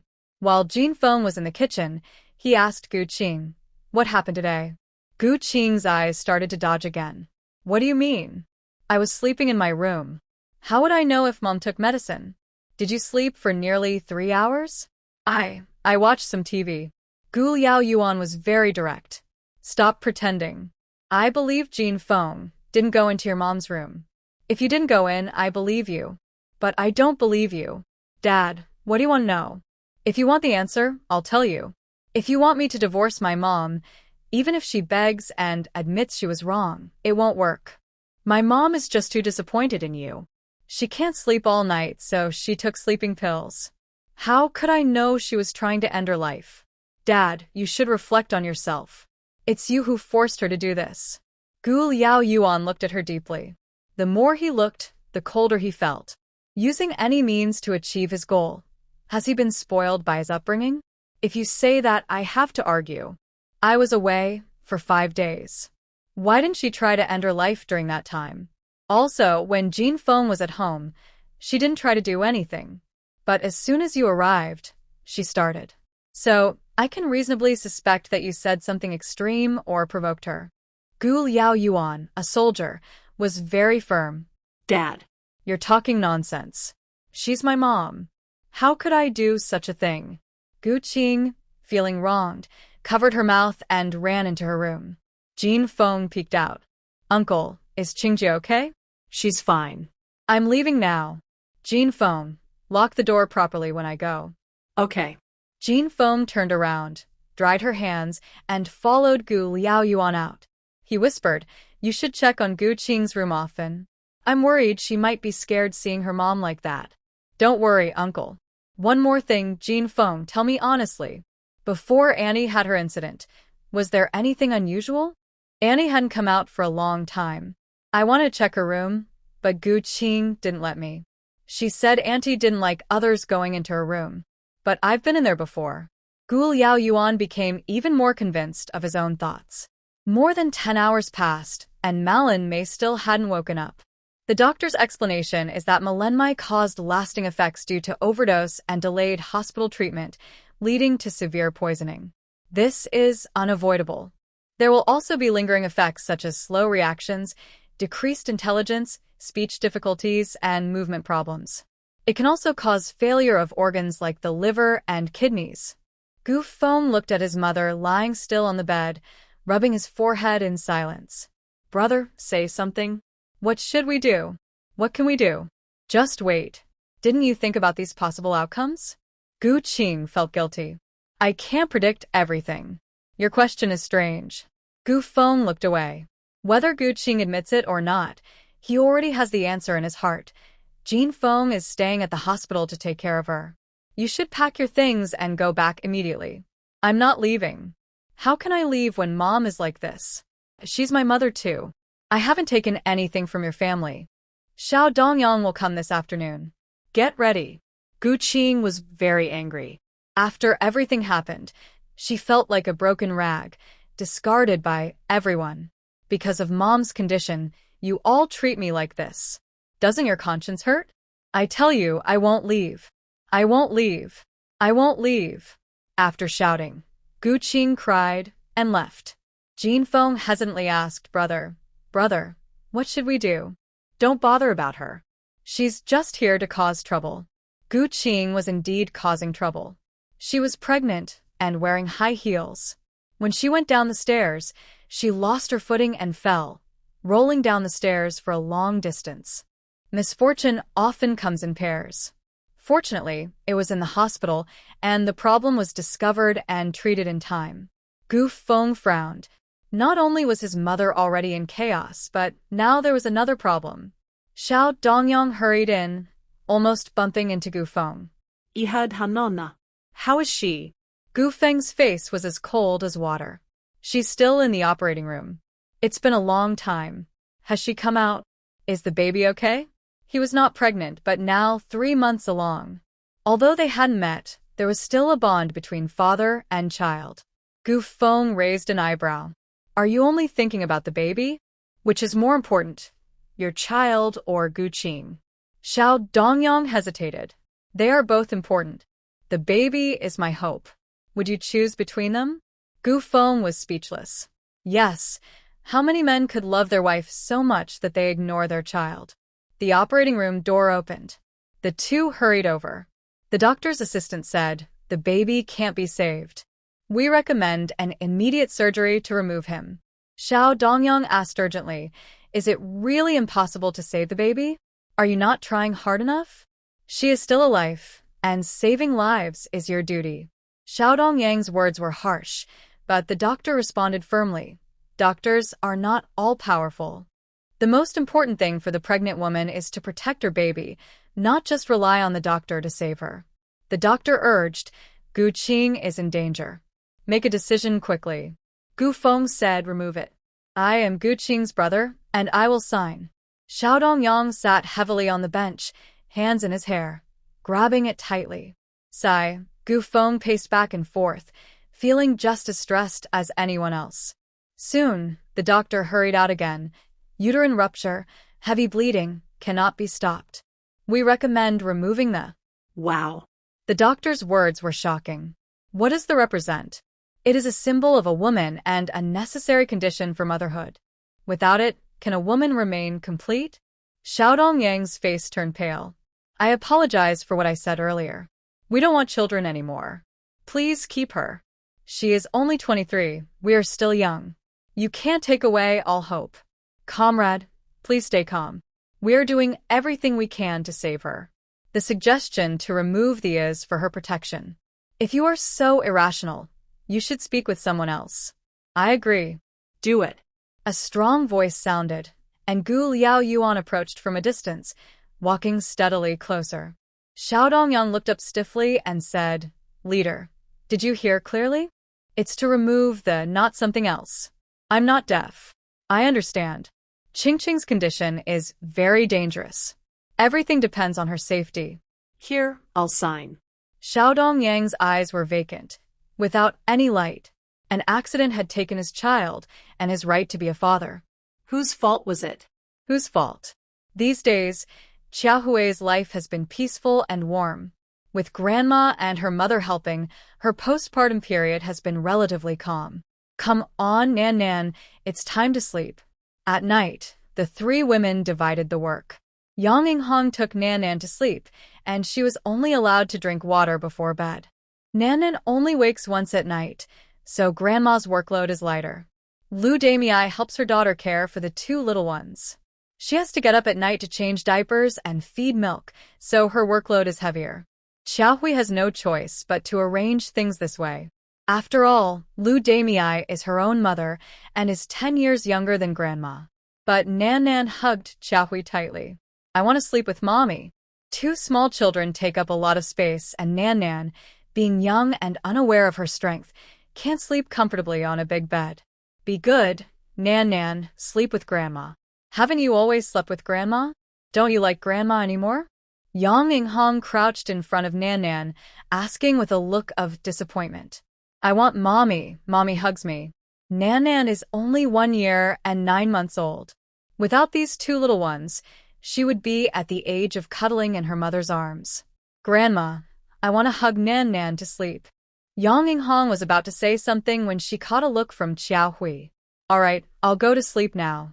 Nan Nan, you have to listen to mommy, okay?" Hum, good, again. Yang Yinghong couldn't help but smile. "You say again every day, it means see you later, my dear." Again. Nan Nan hugs her mother, her happy little eyes looking at her. "Mommy hugs me, good." Xiaohui hugged her tightly. "Like this?" Good. No matter when or how many children Xiaohui might have in the future, Nan Nan will always be that special one. In her previous life, she thought the child had died, but she never expected that somewhere in the world, Nan Nan was still alive, living well, but she knew nothing about her life now. Not only that, she served her enemies as if they were family. Did every penny spent in that household come from their suffering? Based on her memories from her past life, even if this life didn't reduce Nan Nan's food, clothing, or needs, Xiaohui still felt guilty and always had a little bit of favoritism for her daughter. "Mommy, do you want to tell you a story?" Yes. Nan Nan clapped her little hands. Xiaohui hushed her. "Don't wake up your brothers and sisters. They only know how to cry loudly, so mommy can't tell you stories." Nan Nan covered her mouth tightly. Once upon a time, there was a little girl named Little Red Riding Hood. One day, her mother said to her, "I've made dumplings. Go deliver them to Grandma." Nan Nan happily agreed, because she loved Grandma very much. "I love her too." Mommy told Little Red Riding Hood, "Take the main road, not the small path. The small path has bad people." Little Red Riding Hood listened and walked through a small forest. Suddenly, a big gray wolf jumped out. Little Red Riding Hood didn't recognize the wolf and thought it was our silly Bobo. Nan Nan's little hand tightly grasped her mother's clothes. Little Red Riding Hood didn't recognize the wolf, but Grandma did. Grandma took a big stick and fought the gray wolf to save Little Red Riding Hood. Nan Nan fell asleep. During the day, she and Bobo ran and played loudly, their tiny legs never resting. No wonder she was tired. "Should I send Nan Nan over?" Lu Damei asked. "Everything is in this house, and the mother and daughter can't handle it all. Just those two little ones, Xiaohui can't even keep up." While others gain weight during the postpartum period, Xiaohui looks visibly exhausted. "There's no rush, let's wait a bit longer." Nan Nan's small head rests on Xiaohui's arm. The soft light casts gentle shadows over them, adding a calm and warm feeling to the quiet night. Xiaohui's gaze is tender as she looks at Nan Nan's innocent face. Her little eyebrows are relaxed, and her mouth seems to hold a faint smile. She wonders if she was dreaming or what she saw in her dreams. Her fingertips gently brush Nan Nan's soft little face. Each touch feels like reaching the softest part of her heart. It's wonderful to still be Nan Nan's mother in this life. Nan Nan wakes up in her mother's arms. Her mother looks at her gently and softly says, "Big baby, you're awake?" Nan Nan turns over and then back again, rubs her eyes happily, and says, "Mama, I'm so sleepy." Big bundle of joy. "Yes, you are the big treasure of Dad, Mom, and Grandma. The little brother is the second treasure, and the sister is the little treasure. Wake up now, Sister Hongxia is coming." Ah, Gigi. Nan Nan quickly climbs out of bed. Her mother helps her get dressed, and Grandma helps her put on shoes. She doesn't forget to pout and kiss her little brother and sister. "Jie, I miss you. I also want a little sister." Xuanzi was discharged from the hospital. Luckily, they went in time, so his hearing won't be too affected. This is a rare bit of good luck amid the bad. All the medical expenses were paid by Chu Laoer.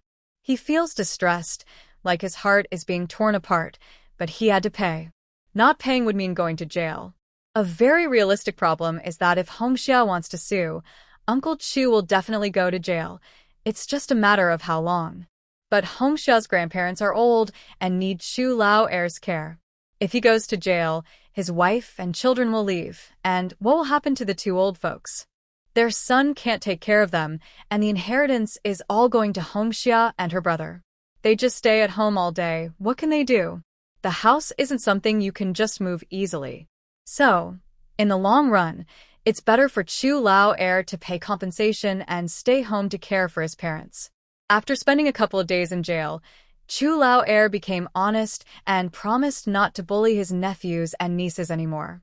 His nephews are not much different from his own children. Don't be fooled by his appearance and words. He seems serious, but don't think he's had a change of heart or that he's suddenly awakened. That would be a big mistake. In reality, it was the secretary who gave him a stern lesson. Is it still hard to see what's really going on? Qin's family isn't kind to Sister Hongxia and her brother. They are willing to help with money and effort, but you stubbornly refuse to accept their help. Why are you so overconfident? His eyes are wide like copper bells, and he doesn't look blind at all. How can he not see what's happening? Uncle Shu finally gave up and paid the money. But he doesn't understand his son isn't less handsome than Xuangzi. He's lively and loved by everyone. Pa. A spit lands right between the eyebrows. Are you trying to enter a beauty contest? Even if it was, your son wouldn't win. Do you think big face and big eyes are good looking? Small eyes with a focused look, big eyes without spirit. Your son's cow-like eyes are unseeing. I think he's not good looking. Uncle Shu goes home and looks in the mirror. His wife, impatient and annoyed, kicks his heel. You're over 30. Why are you looking in the mirror? Don't you know what you look like since you were young? Nonsense. I have thick eyebrows and big eyes. Who says I look bad? Those who say I have unseeing eyes are just jealous. I once told my wife I dated 10 or 8 girls. Get lost. Even if you dated 10 or 8, you just happen to meet someone blind. That's me. After several months of drought, finally, some rain came. It wasn't heavy, but it helped ease the drought. A group of children played happily in the rain, not caring about getting wet. Nan wanted to join in, but Yang Inghong pulled her back. Don't do that. If you get wet and catch a cold, you'll need injections in your. Nan instinctively covered her bottom. No shots. Nan recognizes everyone and talks happily with people, but the doctor giving injections in her is not good. She's already been pricked twice there. Threatening with injections is an effective trick to keep her obedient. The rain fell all day and night. When it stopped, the air felt different. The foggy sky cleared up quite a bit. During this time, we need to be on call 24 hours. I won't come back often. If anything happens, just send a message. Qinsher tried to speak lightly, but 24-hour readiness is no joke. 24 hours on call? Yes. Lu Hui, who has lived longer, knows this year is full of trouble. China's brightest stars have fallen one after another. And some people are starting to move. I understand. You also need to be careful. When you're on a mission, leave some space in your heart for our family of 4. You're the main support at home. You should rest properly during your month-long confinement, 30 days without missing a single day. If your mother-in-law goes back, I can ask the village secretary to find someone to help with laundry and cooking. Grandma is quite old and can't handle it. Let's wait until after your confinement to discuss this. You don't need to worry. I can also ask the village secretary. Qinsher looked at the 2 children, firmly held Xiao Hui's hand, then packed his clothes and left. The Gu family was in a state of chaos. Ma Luanmei finally woke up, but she couldn't speak or move her hands. She looked quite exhausted. The doctor said it was a severe poisoning that caused lasting effects. She might recover gradually, but full recovery was impossible. Further tests showed she had kidney damage, and more issues might be discovered later. Gu Qing also woke up. Xiao Dongyang was taking care of her, but it wasn't enough. He had work and couldn't stay with her all the time.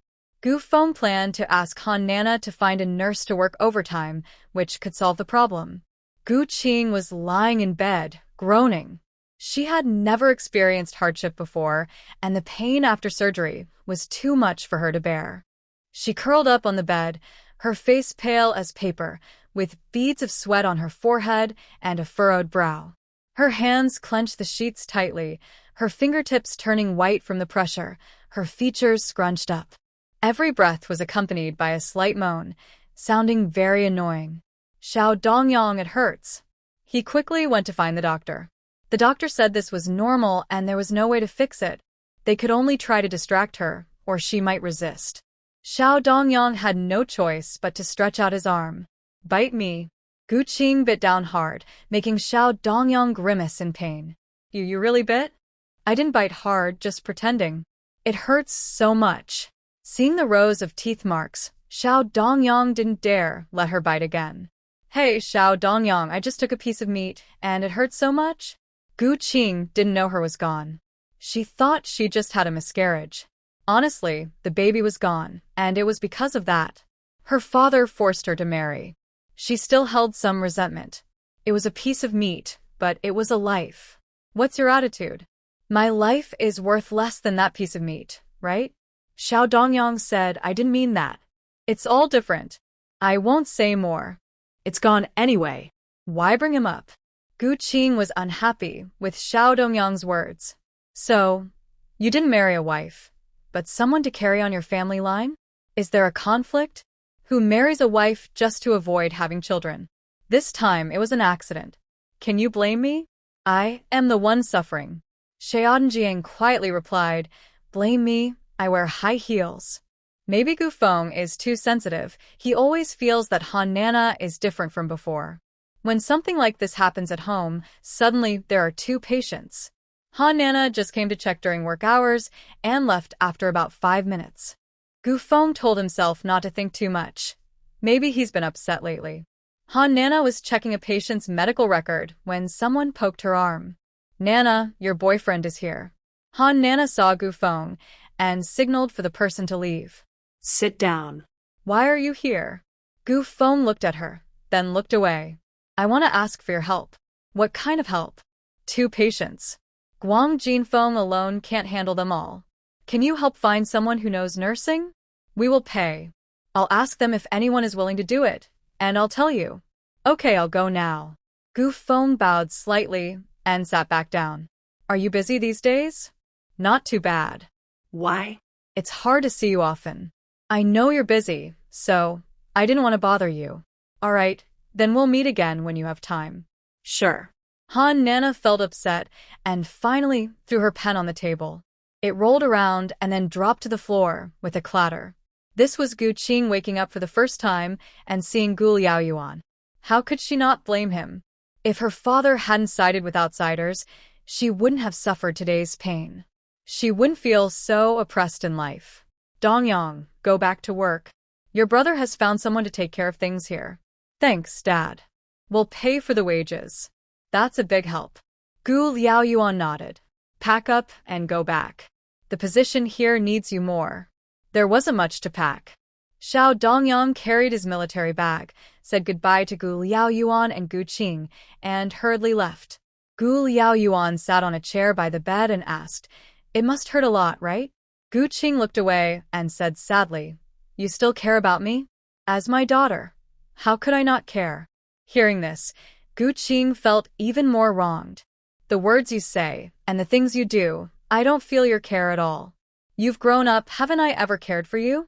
I believe I haven't caused you any suffering, but I won't indulge you, or allow you to hurt others. If that means I don't care enough, then I simply don't care. These days, your older brother, and I won't come often.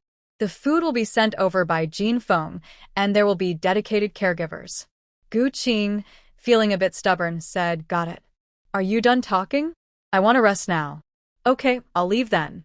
Gu Liaoyuan made time to come, even busier than Qin Shi during this period. Dad, I want to ask you, what is the real reason you and Mom divorced? You wouldn't believe it even if I told you. You inherited your mom's personality, selfish and self-centered, willing to sacrifice others for yourself. I've had enough of that kind of person, so I divorced her. The words were harsh, but Gu Qing didn't argue. Instead, she continued, How many people aren't selfish? If you had been a little more selfish and helped me and Qin Shi get together, wouldn't I be happier now? Gu Liaoyuan clenched his fists tightly and slammed them hard against the wall. Gu Qing shrank back in fear. Gu Qing felt confident because, even if Gu Liaoyuan wanted to hit her, he couldn't do it. Do you know who Qin Shi is? Who is Qin Shi? Do I even need to ask? He's my brother's classmate, the soldier you admire, the person I like. Gu Liaoyuan stared into Gu Qing's eyes and said, He is my son, your older brother. Luckily, you didn't succeed. If you had, would you still be a person? Would you even deserve to live? Be thankful you didn't succeed, or you wouldn't be able to live at all. Until Gu Liaoyuan left, Gu Qing was still in shock. How could Qin Shi, born in a small mountain village, be her brother? What is the relationship between Qin Shi's mother and Gu Liaoyuan? Someone came quickly to take care of Gu Qing. They were nurses from the hospital helping during their free time. There was some secret financial exchange. Gu Qing was eating, or rather, picking at her food. She didn't like pork heart or lungs. Jin Feng whispered, I asked the doctor. You have to eat this stuff. Sister Qing, for your health to get better faster, you need to force yourself to eat. Gu Qing was stubborn. The kid is only as big as an egg. No need to make a fuss. Tomorrow, I want some ribs. I want to eat that. Okay. Then you can eat these. I've already prepared them. Jin Feng was busy cooking and also taking care of Ma Luanmei, which was quite tiring. Gu Qing had to be fed, as she couldn't take care of herself anymore. The nurse couldn't help but suggest, You should move around a bit. In 2 days, you'll be able to walk again, which helps prevent post-surgery adhesions. Gu Qing still wanted to ask a professional question. Nurse, if I get out of bed too early, will it affect my future pregnancy? I keep having stomach pains. The nurse looked confused. Aren't you the patient who had a hysterectomy? That's you, right? Am I mistaken? Hysterectomy? Gu Qing's face instantly turned pale, and she dropped her spoon with a clatter, splashing soup onto the clean sheets. Her eyes widened in disbelief, as if she had heard the most unbelievable news. Everything around seemed to freeze, and even the air was filled with a suffocating silence. I don't have I can't get pregnant. Can't be a mother? No, this can't be. You're all lying to me. Seeing her distress, the nurse quickly stepped forward to comfort her. Gu comrade, please don't panic. I'll check your medical records again. Maybe there was a mistake. Before she finished speaking, Gu Qing suddenly grabbed the nurse's wrist, her nails almost digging into her skin, trembling voice barely audible. Are you saying I can never get pregnant again? How is that possible? How could this happen? Gu Qing caused a scene, questioning the doctor why her was removed without her knowledge. If a woman has no, is she still a woman? The doctor showed her the signature on the surgical consent form. The surgery was done for her safety. Although losing her was unfortunate, they couldn't be blamed. Gu Qing fasted for a day, calming down only after Han Nana's comfort. This was the military hospital, not her home bed. The procedures were proper, legal, and with family approval. If she caused trouble, no one would indulge her. Several months passed. A great leader passed away, the country changed, the skies mourned, and the whole nation grieved. Less than a month later, a criminal gang was dismantled, and a major campaign ended, bringing clarity back to everything. Because of her outstanding performance, the Dai character in Qin Shi's acting deputy battalion commander's title was removed. Lu Damei finished her postpartum recovery and returned to her son's home. Li Mei recommended her sister, who was diligent and good at caring for children. The twins were over 4 months old, but younger sister Yuning was still a bit smaller. Although she was exclusively breastfed, her brothers still needed formula. At the end of the year, Qin Shi was officially transferred back to the military district. Because of Gu Liaoyuan, Qin's couple might not know, but for the convenience of life and the future growth of the children, it's a good thing. Therefore, Qiao Hui is happy to transfer them back. The saddest person is Hong Xia, who has spent 8 or 9 months living with Annie's family and has developed feelings for them. Qiao Hui patted her shoulder and said, "Even if Auntie leaves you, she will send money back to support your brother's education." Hong Xia smiled through her tears. "Annie, I didn't mean that. I just can't part with my younger siblings and you all. If I say it like that, I might seem ungrateful, only caring about money." Qiao Hui made her laugh and said, all right, I'm not good at talking, but I'm telling the truth. Even if we leave, we will still support your brother's schooling. A 10-year-old girl who doesn't go to school might grow up to be like that, knowing little, marrying early at 16 or 17. Without parents and with her younger brother to care for, she's unlikely to find a good family. She would only live her life just getting by. Yang Yinghong offered to support Hong Xia's education. She also paid 30 yuan each year to the team for Hong Xia's food. Hong Xia was lucky to meet her, but Chen Lanzi was not so fortunate. In the past few months, Hong Xia listened to her auntie, studied with her brother, and didn't fall behind in her lessons. After the new year, she could transfer to a regular class. They packed what they needed to take in advance. 10 days before the new year, the family took a bus back to the military district. Gu Liaoyuan came to pick them up. Grandpa was happy to see his grandchildren, but unfortunately, the twins didn't recognize him. Yuning stared at Gu Liaoyuan's face, but didn't recognize him. He pouted and then cried out loud. Yang Yinghong quickly took him in her arms and said, "I told you so. The child doesn't recognize you." Gu Liaoyuan isn't a retired old lady who can often be around the children or spend lots of time with them. His time is limited. When his granddaughter cried, he wanted to try holding his grandson to see if he would treat him differently. Yuan and the boy was braver. He looked at the tall grandpa with big, curious eyes, clenched his little fists, and hesitated whether to accept this sudden closeness. Yuan's face was serious at first, but as Gu Liao Yuan played with him, his lips slowly curved into a smile. Suddenly, he lunged forward, wrapping his small arms tightly around Gu Liao Yuan's neck, pressing his face against his neck, and giggled happily. The laughter was clear and pleasant, instantly easing all awkwardness. Gu Liao Yuan's eyes showed a hint of surprise, and he was moved. He tightly hugged Yunnan, feeling very excited, with tears welling up in his eyes. Qin Shi pretended not to see. Li Mei and a few military wives helped carry things, even bringing large cabbages from the cellar. These were the family's winter supplies. Come back with the kids when you have time to visit. The relationship among the military wives was average. Qiao Hui wasn't particularly close to anyone, and everyone had criticized each other behind their backs. Qiao Hui didn't get involved. Okay. Thank you all for your help. See you later. Xiao Wang honked twice, and the car started. On the road, Gu Liao Yuan kept holding his grandson. Except when changing diapers, Nan Nan sat beside him. Grandpa. Yeah. This was guided by Qiao Hui. Qin Shi didn't want to join, so Nan Nan sat there. It was clear Gu Liao Yuan wanted to enjoy his grandchildren, but his son seemed hesitant. As the daughter-in-law, she needed to mediate. Honestly, it wasn't entirely Gu Liao Yuan's fault. Are we going back to the old house? Qin Shi said, I don't know. We'll wait for instructions. Gu Liao Yuan replied, they're building new houses. Some are moving in, some are staying in the old ones. It depends on you. Both options are possible. Qin Shi turned to his wife. Which do you prefer? Is there a separate toilet in the apartment?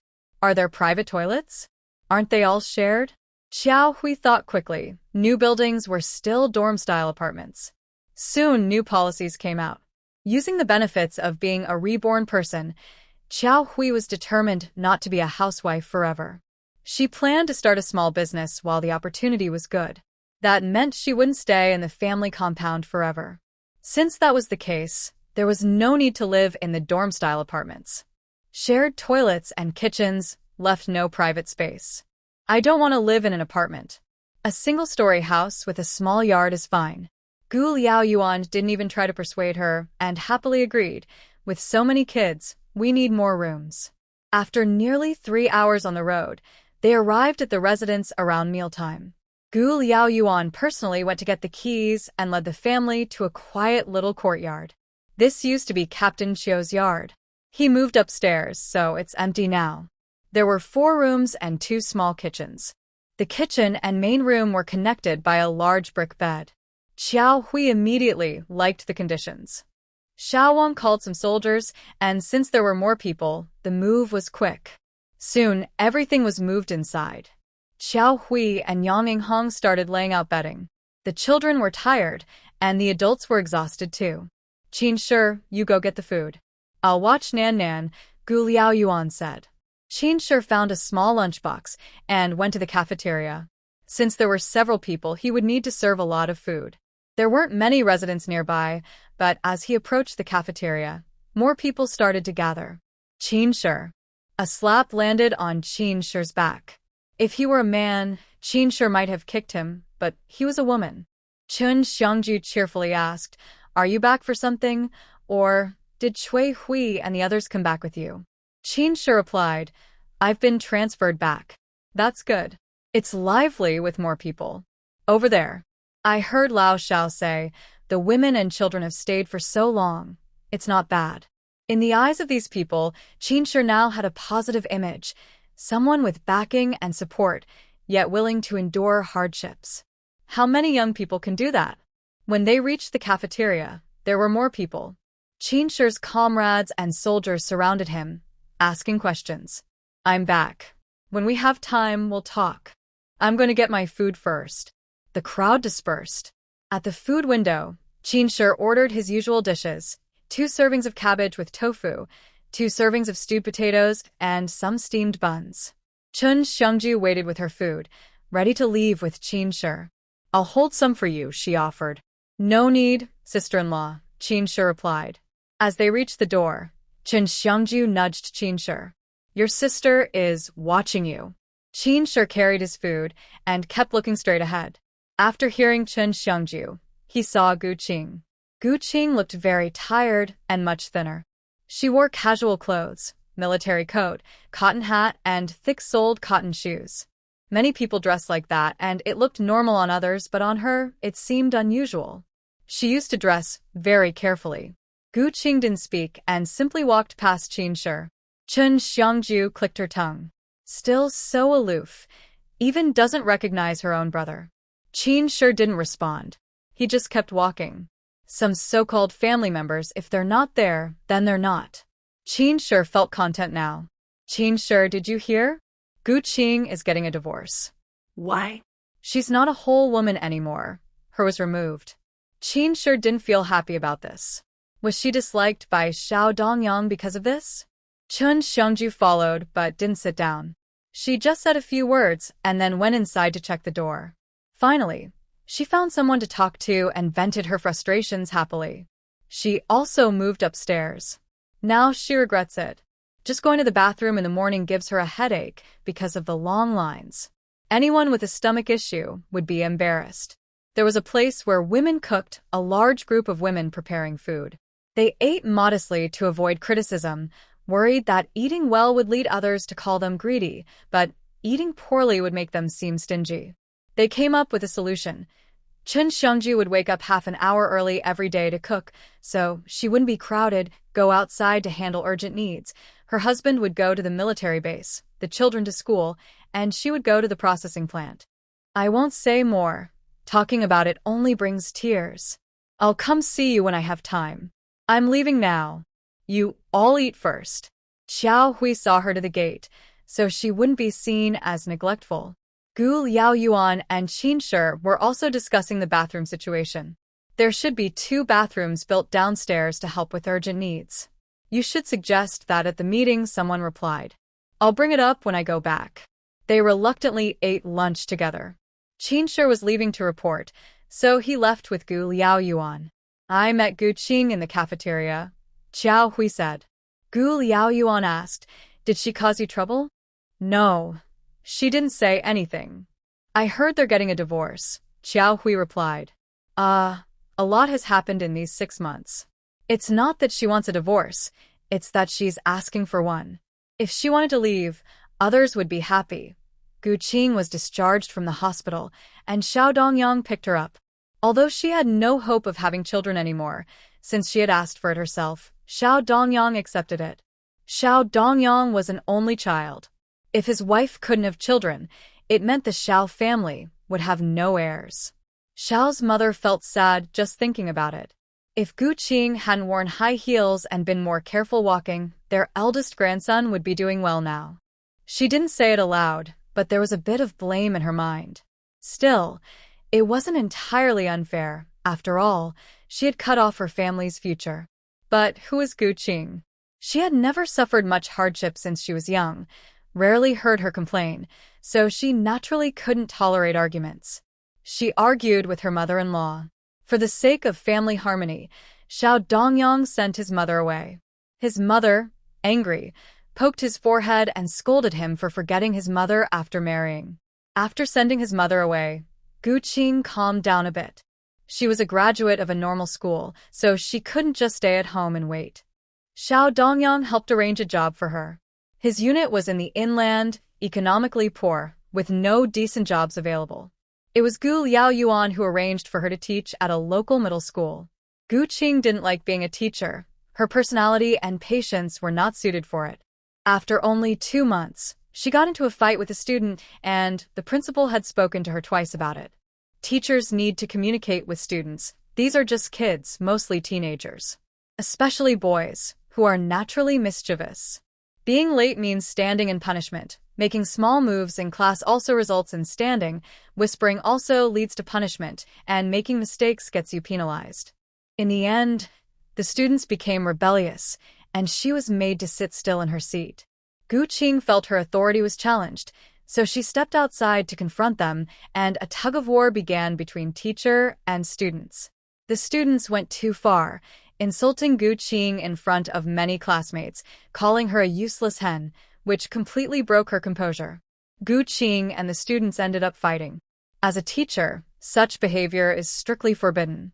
The principal's idea was to give Gu Qing a warning, have her buy some nutritious supplements, and go with him to meet the students' parents to apologize. Then, everything would be over. But Gu Qing couldn't accept this. She believed the students were at fault, and an apology was impossible. At worst, she would just quit being a teacher. So, Gu Qing stayed at home, idling again. She had always had family help with chores since she was young. She lacked independence, ate at the cafeteria every day, washed only her own clothes, and the pots at home had rusted. There was no choice. Xiao Dongyang called his mother back to live with them. Living under the same roof inevitably led to arguments. Xiao's mother disapproved of her daughter-in-law not cooking, not washing her clothes, not calling her mom, and even more so, she disapproved of her son having better options. Gu Qing unconsciously acted bossy. One day, Xiao's mother pulled her son into a room to talk. Dongyang, should we just give up on her? Xiao Dongyang frowned. Mom, what's wrong? Nothing much. I just can't stand her. She's the one who can't have children, yet she acts so proud, like it's her fault she can't have kids.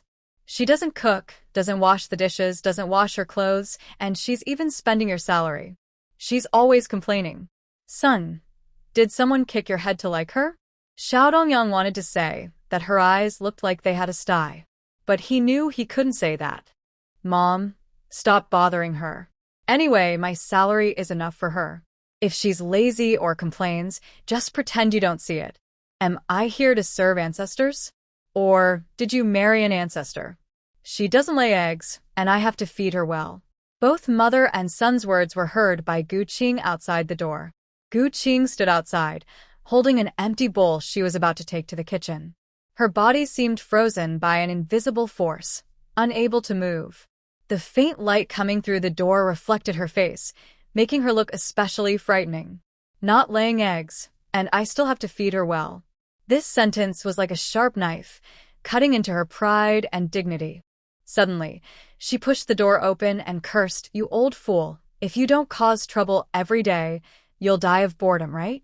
Whether I lay eggs or not is none of your business. Your son just likes me. What can you do about it? It's making you so angry." Mother Xiao had never been spoken to like this before, especially not by her daughter-in-law. She turned pale with anger and almost fainted. Xiaoyang Xiao pinched her to wake her up. Xiaoyang Xiao told Gu Qing to go to her room and not make things worse. "It's your mother's fault." Xiaoyang Xiao couldn't take it anymore. "I told you to go to your room." Gu Qing closed her eyes tightly, took a deep breath, trying to calm her rising emotions. When she opened her eyes again, her gaze was firm and determined. "Xiaoyang Xiao, even you have changed. If you look down on me like this, I won't bother you anymore. Let's get a divorce." She gently put down her bowl, turned toward her bedroom, each step heavy as if saying goodbye to her past. "Xiaoyang Xiao, don't regret this. Regret is not human."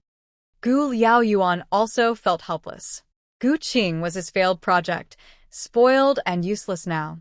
That evening, Chen Xiangju and Su Yan came with the kids, and the house suddenly became lively. Su Yan didn't like living in a small apartment either. She preferred the old house. All the neighbors had moved away, and now it was quiet, which she liked even more. They would only move again if absolutely necessary. "Qiao Hui, has Director Ding come by?" Qiao Hui shook her head. "No, it's just you two. I only know you guys." Chen Xiangju acted a bit mysteriously. The director isn't the same as before. Qiao Hui thought that Ding Xianghong had been replaced. What's the new director's surname?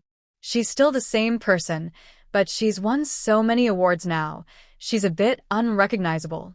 Since she hadn't met the new director herself, Qiao Hui just listened to stories. In the past, during festivals, she'd give some benefits. Now there's nothing. Her salary hasn't increased, but actually decreased. If you ask, it's because she's paid less. If you get impatient, it's because she doesn't want to do the work. Some people are willing to work. This job is disliked by those who have won, but those without work see it as a treasure. So Chen Xiangju and others could only talk behind her back. Is the company doing okay? Anyway, she's not taking a break. Qiao Hui, we gossip privately. You started both places. When you were here, the salary was high and there were benefits. Everyone wanted you to come back. Yang Inghong added, Xiao Hui, isn't she just busy with her kids? When would she have time for that? Xiao Hui didn't want to get involved. My 3 kids can't leave me. As a mother, I need to take care of them first. Everything else can wait. Chen Xiangju was puzzled. Then why don't you go to work? Chen Xiangju received a salary of 20 yuan but worried about 200 yuan worth of problems. With a family of 5, including 4 who only eat and do nothing, can Qin Shi alone earn enough to cover everything? They also buy expensive milk powder. They only spend money and never save, so no matter how much wealth they have, it can't last. Xiao Hui calmly said, the children come first. If I leave the kids to go earn money now, Qin Shi will get very anxious.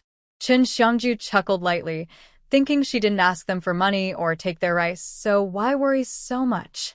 Su Yan stayed silent, just listening quietly. Sometimes the 2 little ones also fall asleep. Tonight, maybe because of traveling, they're very sleepy again. Yang Inghong whispered, didn't we put away the peach branches? What's going on? Xiao Hui stopped her from saying more. It's not about superstitions, but doing everything for the kids' good. Seeing the children crying, Chen Xiangju took them and said, tomorrow I have to go to work, so I can't stay up late. Xiao Hui smiled and saw them off. Come visit again another day. Yes, come when you have time. Xiao Hui, you should go back now. After returning, Su Yan told Xiao Hui, no matter what others say, don't get involved. They all have opinions about Ding Xianghong and want you to stand up for her. Don't be fooled, Xiao Hui. I know. I didn't plan to go. If I do, what about the kids? Grandma can't handle everything alone. As long as you decide, it's good. Since you've been gone these months, our family yard has indeed changed. Xiao Hui stopped asking and started doing abdominal exercises for the kids, just like Yang Inghong. By the end, they could hear the little ones farting. The family and Nanny giggled happily. Little brother and sister farted loudly. Yang Inghong laughed, don't tease your brother and sister. When you were their age, you farted too, even louder. Nanny covered her small bottom, unable to accept it. I didn't. You did. No. You did. Yang Inghong patted Xiao Hui and said, you're a mom. Your daughter is about to cry. Xiao Hui stopped teasing Nanny. All right, Nanny is the older sister. She's much better than the brothers and sisters. No farting. The return of Qin Shi's family was probably because Chen Xiangju told Ding Xianghong. The next day at noon, Ding Xianghong came. It's December, very cold outside. Qin Shi quickly lit the stove, heated the big Kong, heated bed, and sealed the doors and windows. The next day, the room temperature rose. Besides cooking and laundry, Yang Inghong and Xiao Hui stayed on the Kong, enjoying the warmth. The little girl was also kept at home, watching TV and talking with her younger siblings. Even though she's small, she's a helpful assistant to her grandma and mother. Xiao Hui, are you at home? Xiao Hui instinctively replied, yes, I'm at home. Soon, someone opened the door to the inner room.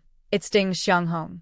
Xiao Hui moved some things on the bed and invited Ding Xianghong to sit down. Ding Xianghong leaned in to look at the 2 children. The older one is the brother, and the younger one is the sister, right? Brother Yuan and can already sit by himself, leaning against a quilt, and can sit for about half an hour. Sister Yuan Ning is a bit different.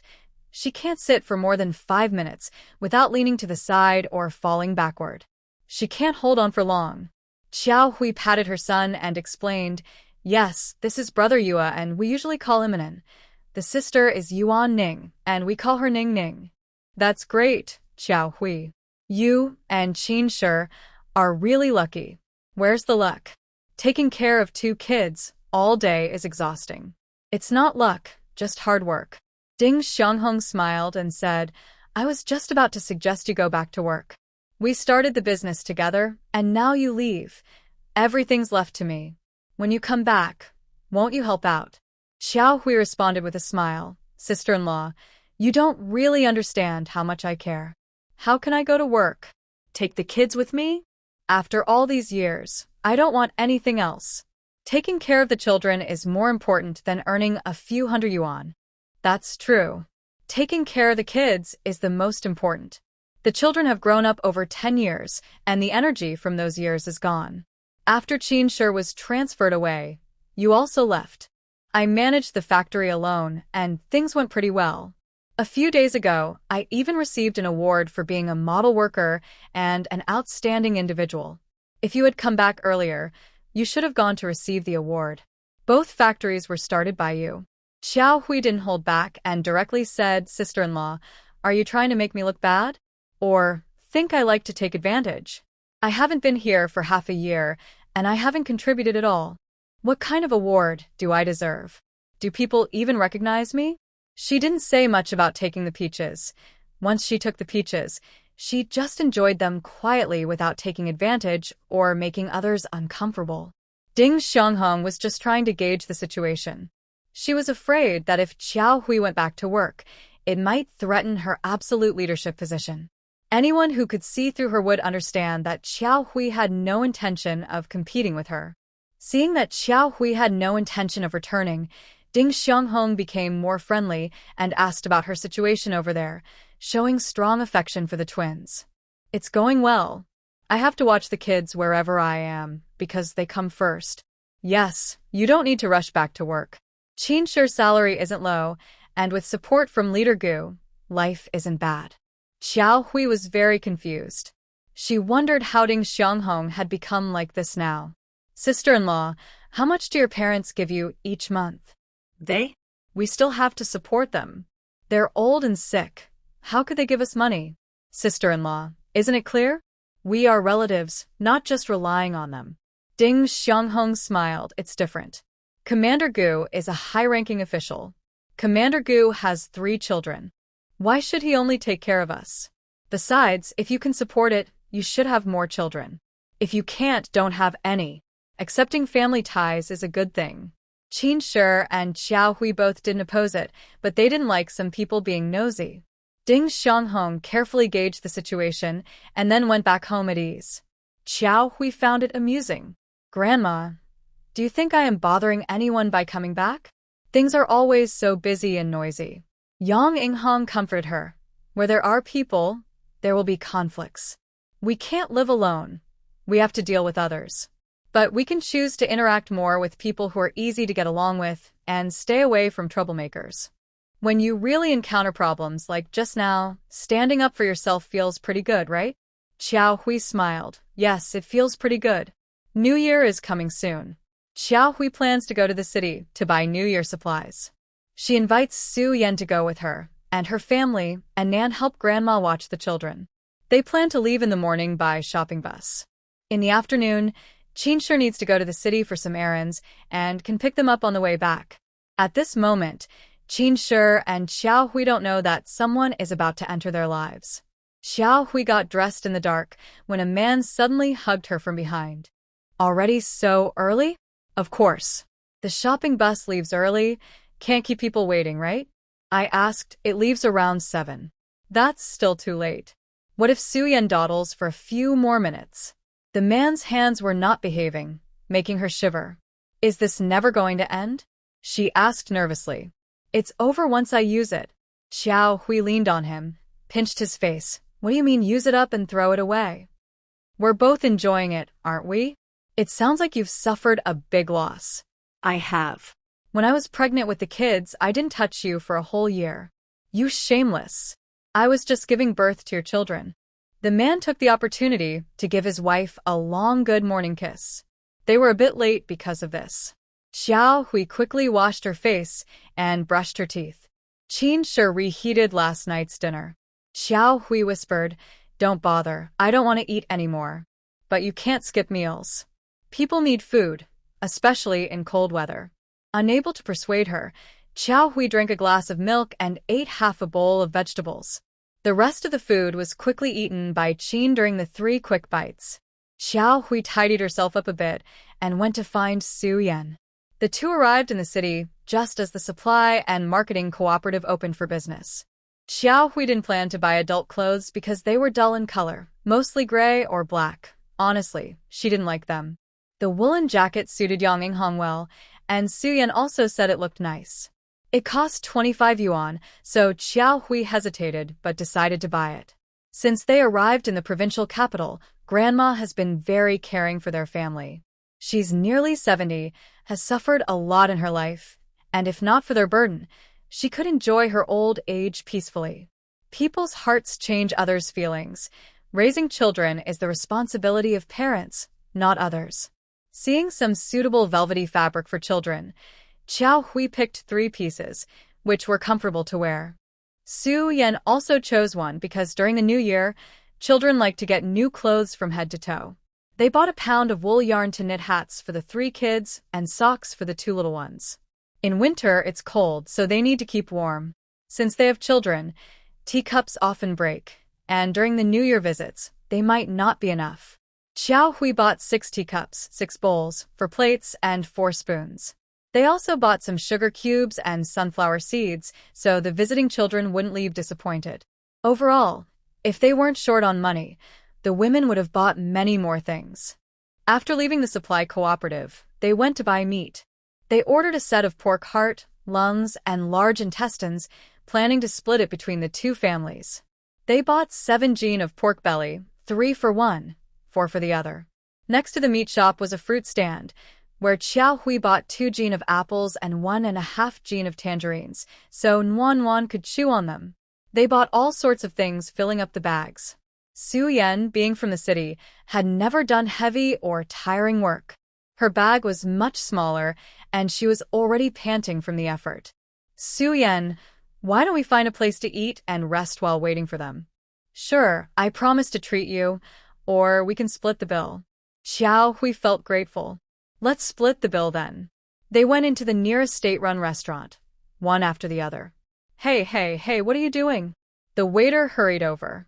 Since it was mealtime, many people were eating, and seeing 2 people carrying bags, he misunderstood. This is a place to eat, not a place to keep warm, he said. Xiao Hui put her bags on the ground and said, Sir, no one's face says whether they're rich or poor. How can you assume we're not here to eat? The waiter hesitated. Eat here? Yes, 2 bowls of dumplings, 3 flavor-filling, no garlic paste, they replied. 2 people found a table to sit down, placed their bags against the wall where they could see them clearly. Soon the waiter called them. 2 large plates of dumplings, still steaming hot. With the first bite, Xiao Hui praised, this taste is really good. It ranks first, no one dares to come second. Su Yan agreed, I love eating dumplings. My dad bought them for me many times. This place is definitely worth mentioning. A man in his 40s sitting at the next table said, dumplings are the signature dish here. They've been around for 20 years without falling behind. Not many people know about Hui Min Restaurant's dumplings. Xiao Hui smiled shyly. We don't often go to the city, so we're a bit out of the loop. It's normal for women to eat out less often, he replied. After eating, Su Yan looked at her bag while Xiao Hui went to pay. Xiao Hui first asked the waiter for another plate of dumplings to take away. They taste good. I'll bring some home for the elders. You're really discerning. Xiao Hui then paid the bill. Our friends haven't arrived yet. Can we rest inside? We won't delay your business. Since the busy meal time was over and there were many empty seats, the waiter agreed. They stayed until 2 o'clock before heading to the agreed place, outside the supply and marketing cooperative.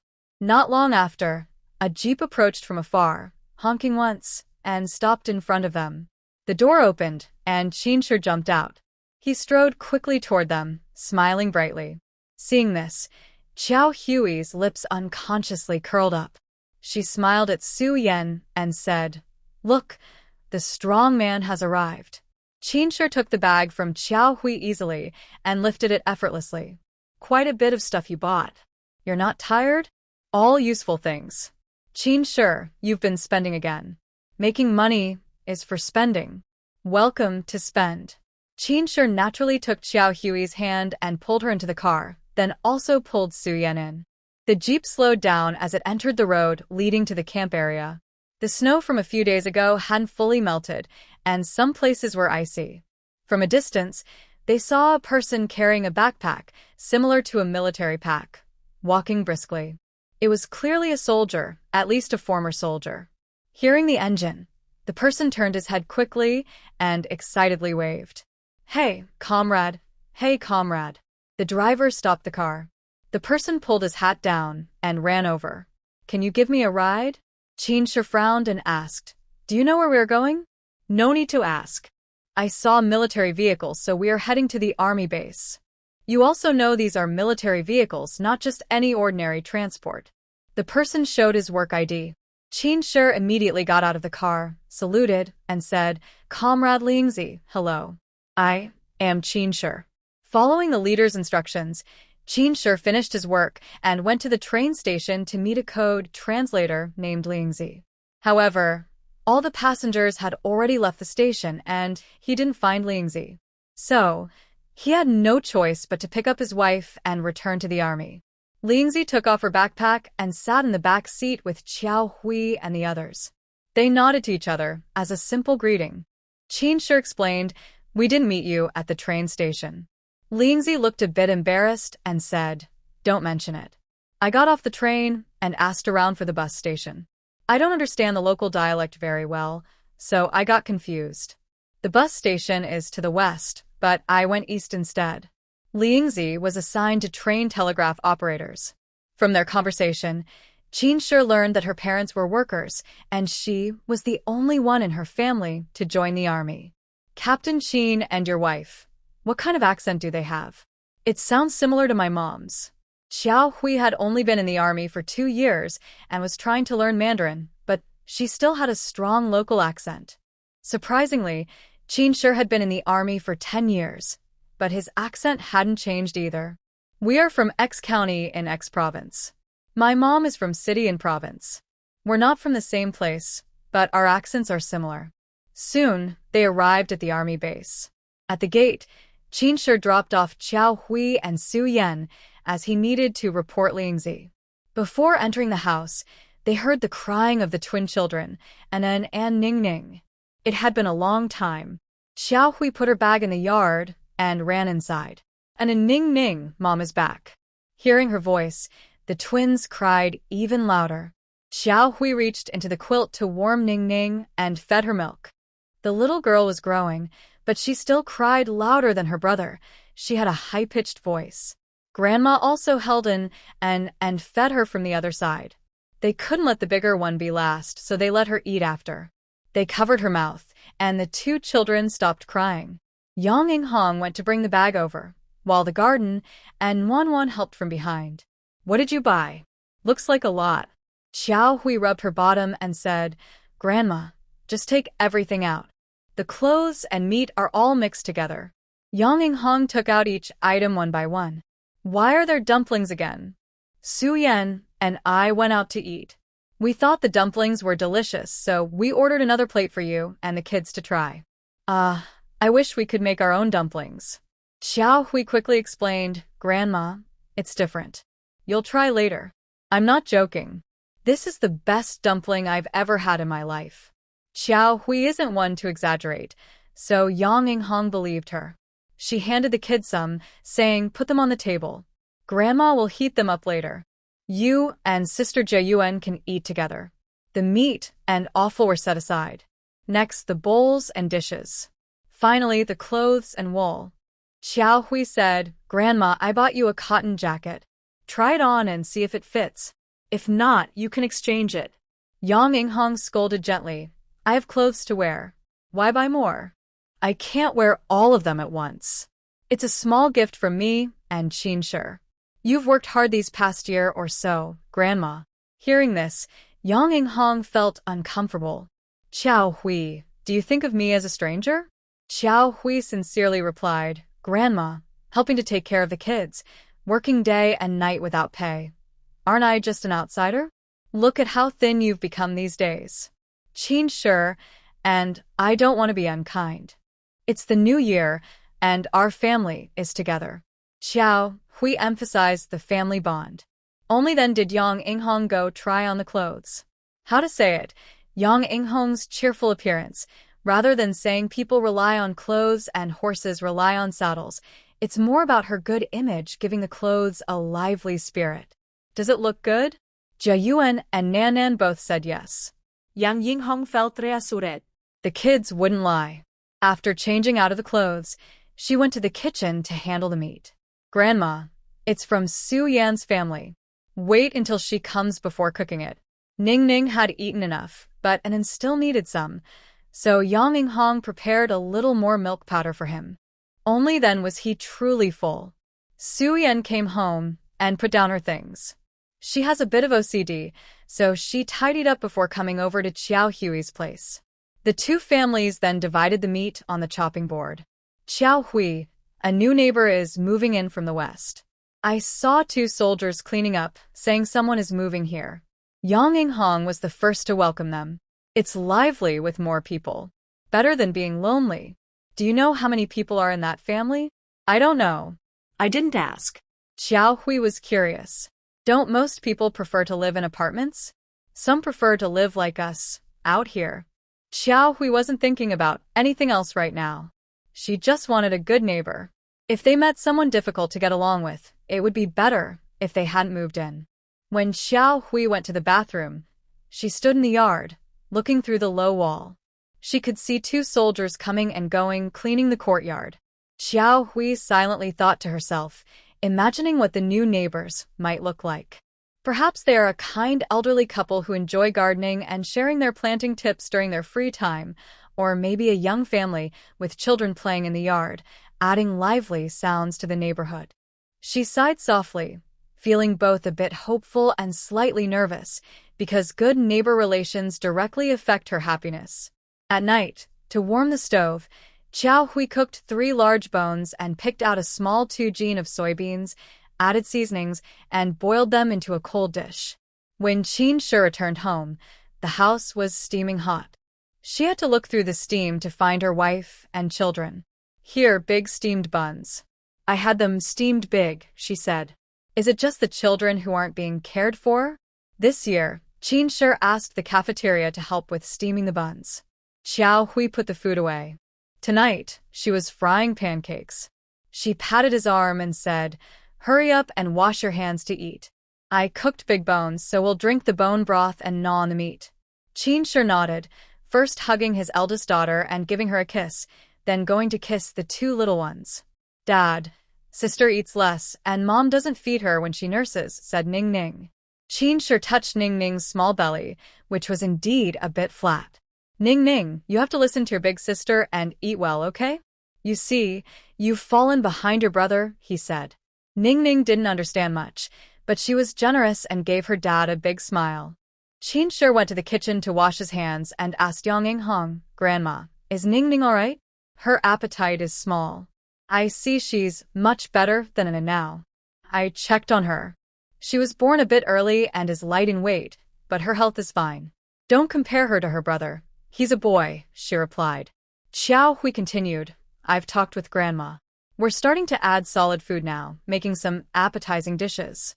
"That's good." "Ning Ning looks so thin and small, it's quite sad," Qin Shi said. Xiao Hui smiled and said, "We're worried too. I'm not a stepmother. I let her eat first, and the leftovers are for an."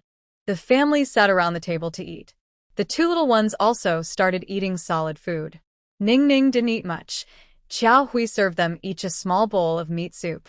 With her brother's encouragement, she only took a few spoonfuls. And then, like a little piglet, couldn't be satisfied with just a spoonful, so he simply grabbed his bowl and drank directly. Qin Shi made him laugh, saying, "Son, you look like I and your mom have neglected you." Feeding the children also requires one person to be responsible for each. Even Wan couldn't eat independently yet. Only when the children are full can the adults eat. Qin Shi, is someone moving in next door? That's Li Yingzi. Her father has passed away, and her mother isn't in good health. She asked the organization to allow her to bring her family members. Is there no building anymore? Going up and down stairs is inconvenient, and sharing the bathroom is a big problem.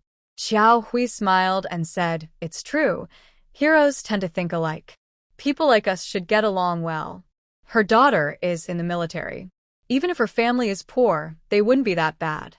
The next day, Lingzi brought bedding and other supplies for the bed, and she also brought a bucket of water to clean inside and out. Another day later, Xiao Hui heard muffled arguing from the next door. Xiao Hui usually didn't listen to neighbors' walls, but the arguing grew louder and harder to ignore. Where did you hide the money? Hand it over so we won't bother each other anymore, a man's voice said. Our father died of illness. How much did we spend on his treatment? Don't you know? He didn't leave any money for my mom. Even if she wanted to hide money, she would need some first. Who are you fooling? Why did you sell the house in Jiangnan district? Where's the money? I haven't seen the money or the house. Money was spent on Dad's treatment. The house was sold to others to live in. Of course, you haven't seen either. That was with Dad's approval. Do you think you can get something for nothing? Did you ask me before selling the house? The owner of the house isn't you. Why would I ask you? You didn't pay the money, and after selling the house, you're asking for more. Is there anyone like you? A gentle female voice then spoke. Stop arguing. Qian, I've been in your Li family for 24 years. I served my in-laws, looked after the children. I haven't wronged your father, nor the old Li family, nor you and your brother. People should have a conscience. Don't just blame me for everything. Her accent sounded just like Lingzi's and like Xiao Hui's. Auntie, if you feel wronged, then either the house or the money. You need to give up one. Xiao Hui didn't want to listen anymore. It wasn't her business. She was about to go back inside when she heard a loud cry. The gentle female voice said, Ingzi, no matter what, she's still your brother. I don't have a brother like that. She's not my sister. I don't acknowledge her. She's a. The loud cry was clearly the man's voice from earlier. Just then, Qin Shi returned for dinner and heard the noise. He came out and asked, did they slaughter a pig at the army? Xiao Hui pointed to the next door. Slaughtering a pig. Fighting. I'll go take a look. No one can resist gossip. Xiao Hui has a light case of being addicted, but she wouldn't refuse either. So, maybe I should go take a look? When I pushed open the door, I saw a man lying face up on the ground. His glasses and belongings from his briefcase were scattered all around. Lingzi stood with her arms crossed, coldly staring at the man on the floor. Behind her, there was a middle-aged woman who caught my attention even more. She was tall, about 1.67 meters, wearing a knee-length wool coat with a fitted waist, which didn't look bulky at all. The black wool coat usually looked old-fashioned, but she added a white scarf that made her look striking. She appeared mature yet bright, with a calm confidence. Her skin was very good, delicate and slightly fragile, with a kind of beautiful, almost sickly charm. Even Xiao Hui felt a bit jealous because her beauty wasn't just on the surface, it was deep in her bones. It was a beauty that grew stronger over time, shaped by years of life. Qin shifted his gaze and asked, do you need help? Lingzi said, ask Captain Qin to lend me 2 people to carry this person out. I don't want to get my hands dirty. The man on the ground looked extremely embarrassed, but he still shouted defiantly, I'll report you. Soldiers don't hit people. Once you step into this house, I only speak for myself. My father's remains are still fresh, and some people come here to cause trouble and even insult me. Li Qianjin, I could beat you up, and I could do worse. Do you believe that? Li Qianjin believed it. Just now, he was beaten without even reacting. He was the one standing there, urinating, and suddenly he was knocked down. Qin lifted Li Qianjin with one hand, telling him, stand up straight. Take your things, and leave quickly. The army isn't a place for you to run wild. Li Qianjin could tell Qin was an officer, and he tried to save face, saying, it's just family issues. My sister has been violent since she was young. She doesn't respect her older brother at all. Lingzi spat and said, who is it just now? Doesn't recognize me as her sister? Honestly, I don't care about you, brother. All the bullying I've suffered since I was little came from you. Don't insult the word brother again. The beautiful middle-aged woman also said, Qianjin, your dad is gone. We're no longer connected. Don't come bother us again, and don't contact us. Just think of these years as me feeding a dog. In the end, the dog even bit me. Qin took the man outside the door, registered with the guard, and then told Lingzi she was not allowed back in. Li Qianjin still wanted to defend himself, but Qin had already turned and walked away. Who was that person? What is your relationship with Lingzi? The guard became alert and asked, what are you trying to do? Then he turned to another guard and said, I suspect he is a spy. Li Qianjin had never seen such a scene before. He quickly waved his hands and said, I'm not. I have a formal job. My dad is the director of steel factory. You can ask them. Steel factory is a state-owned large factory, well known in the province. Worried about being watched, Li Qianjin hurriedly carried his briefcase and left. Looking back at Xiao Hui, who watched Qin Shi take Li Qianjin away, she also turned to leave. Older sister-in-law, Lingzi called out to stop Xiao Hui and introduced her to her mother. Mom, this is Captain Qin's wife, Yi Xiao Hui. Sister-in-law, this is my mom. Lingzi's mother shook hands with Xiao Hui and said, I am Lingzi's mother. My name is Lin Xilan. Hello, Auntie. We live next door. Feel free to visit us when you have time. Lingzi told Lin Xilan, Mom, Captain Qin's second child is a pair of twins. You should go out more and relax. Lin Xilan politely smiled and said, I have many health issues and usually don't like to go out. Relationships are up to both sides. You can't force them.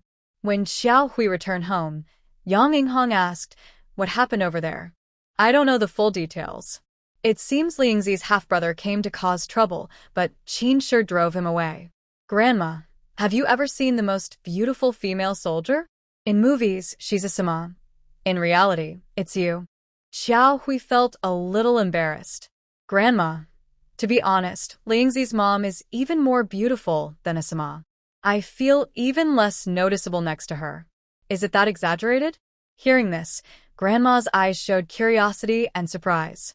She gently put down her sewing and looked out the window, as if she could see the legendary beauty through the thin paper.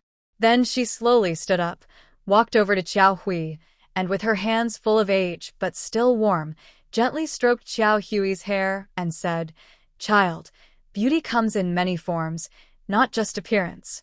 You have your own charm and prettiness, which no one can match.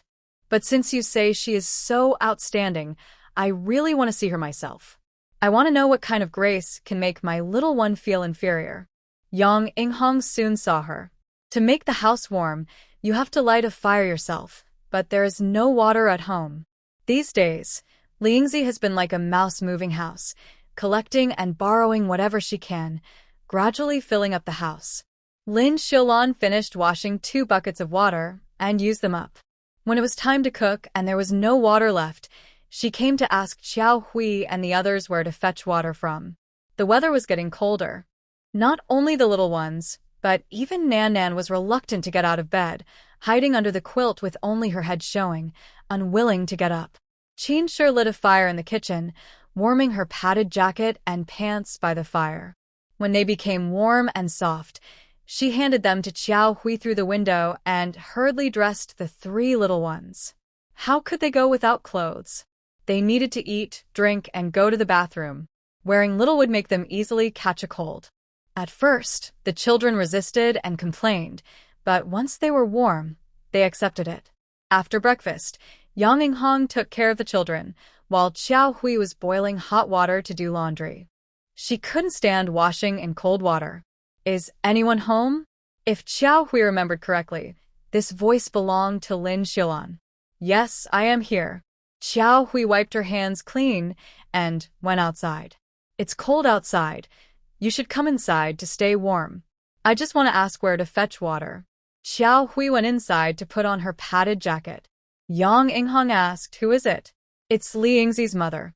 I told you about her yesterday. You mean the one who's more beautiful than you? Xiao Hui nodded. Yes, that's her. Curious, Yang Yinghong leaned against the window and looked outside. Nanan didn't know what her grandmother was looking at, so she also leaned to look out. One old face and one young face, one big and one small, pressed against the glass. Really pretty, isn't it? Xiao Hui didn't bother with small talk anymore. She wrapped a scarf around her head, picked up the 2 buckets, and said, Auntie, let's go. I'll take you there.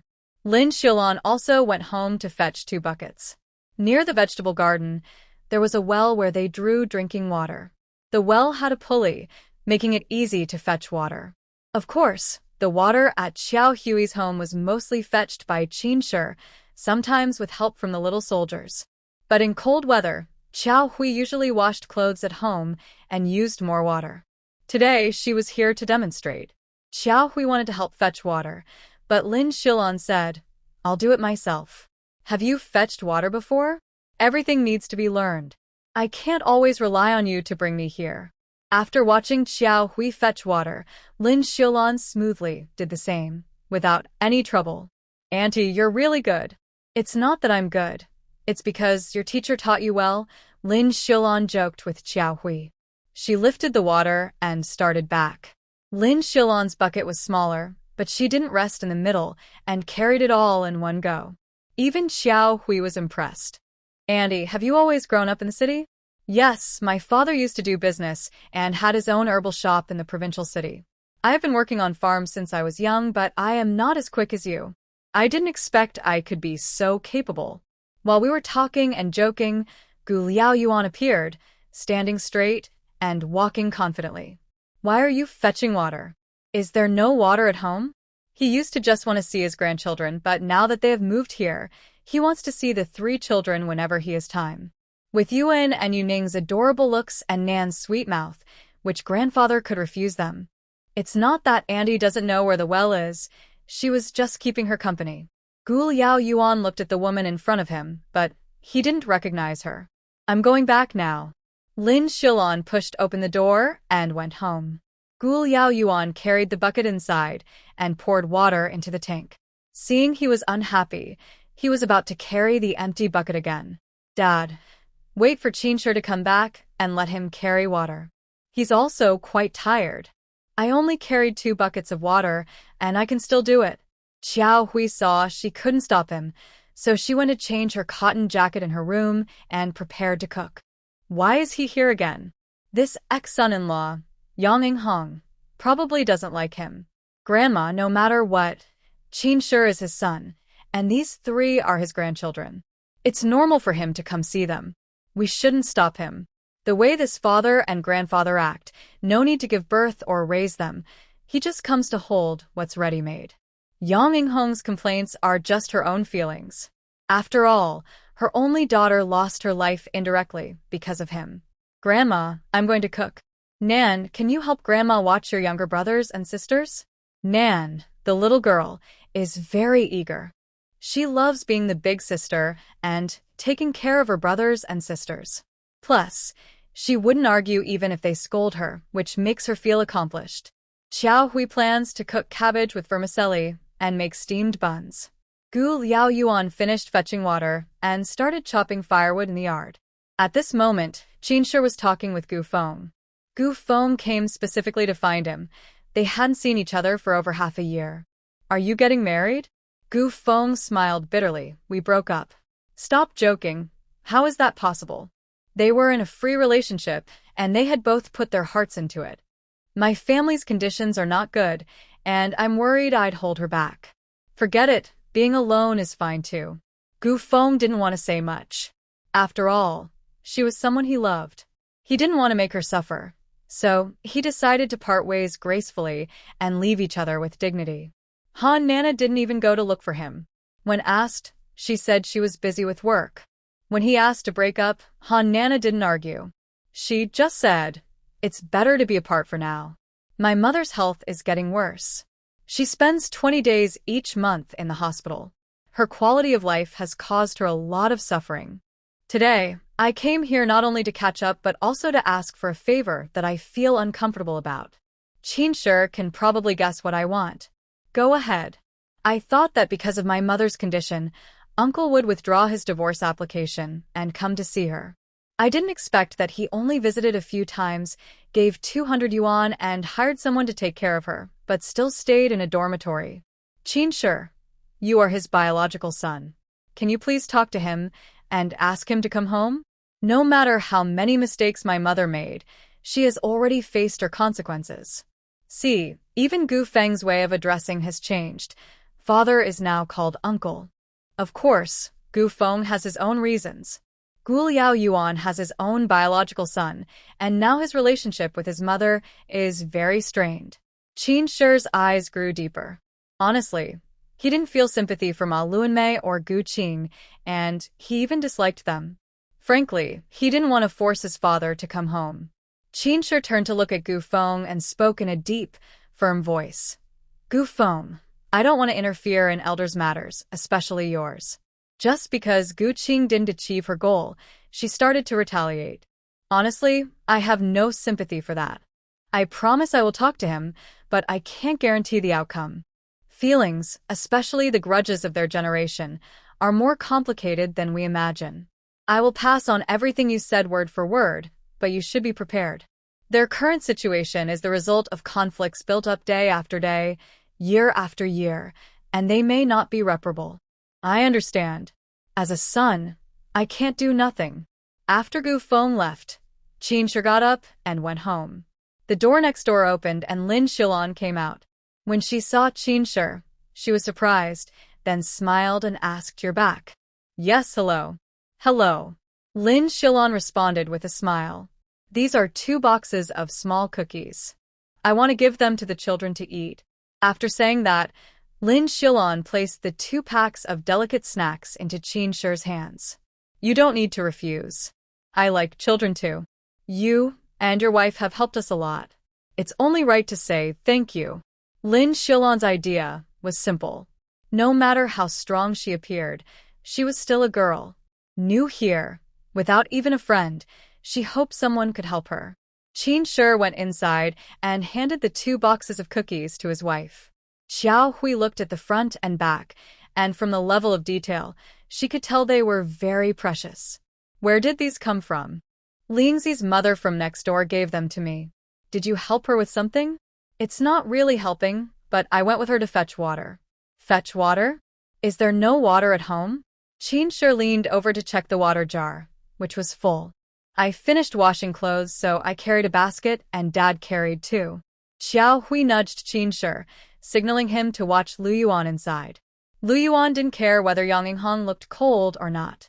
He was happily sitting on one leg, with another leg tucked in, and a child squeezed into his arms. He felt very content. Nanan's small mouth was pouting, and she said eagerly, "Grandpa, I want to eat." Hearing this, Liu Yuan's heart filled with joy. "Nan, tell Grandpa what you want to eat, and I'll bring it next time." Nan pointed at her fingers, boldly asking, "Candies, sugar sticks, and a toy car." Lu Yuan understood her language. Candies are candied fruit skewers, and che means toy cars. "Okay, I'll buy them for you in a few days." Qin Shi pushed the door open and said casually, "Wash your hands and come eat."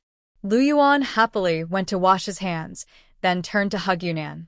The child was easy to feed and not picky. Xiao Hui knew how to give the children small amounts of cabbage and steamed buns, and they ate well. After the meal, Qin Shi waited specifically to leave with Lu Yuan. Outside the door, Lu Yuan asked, "Do you have something to say?"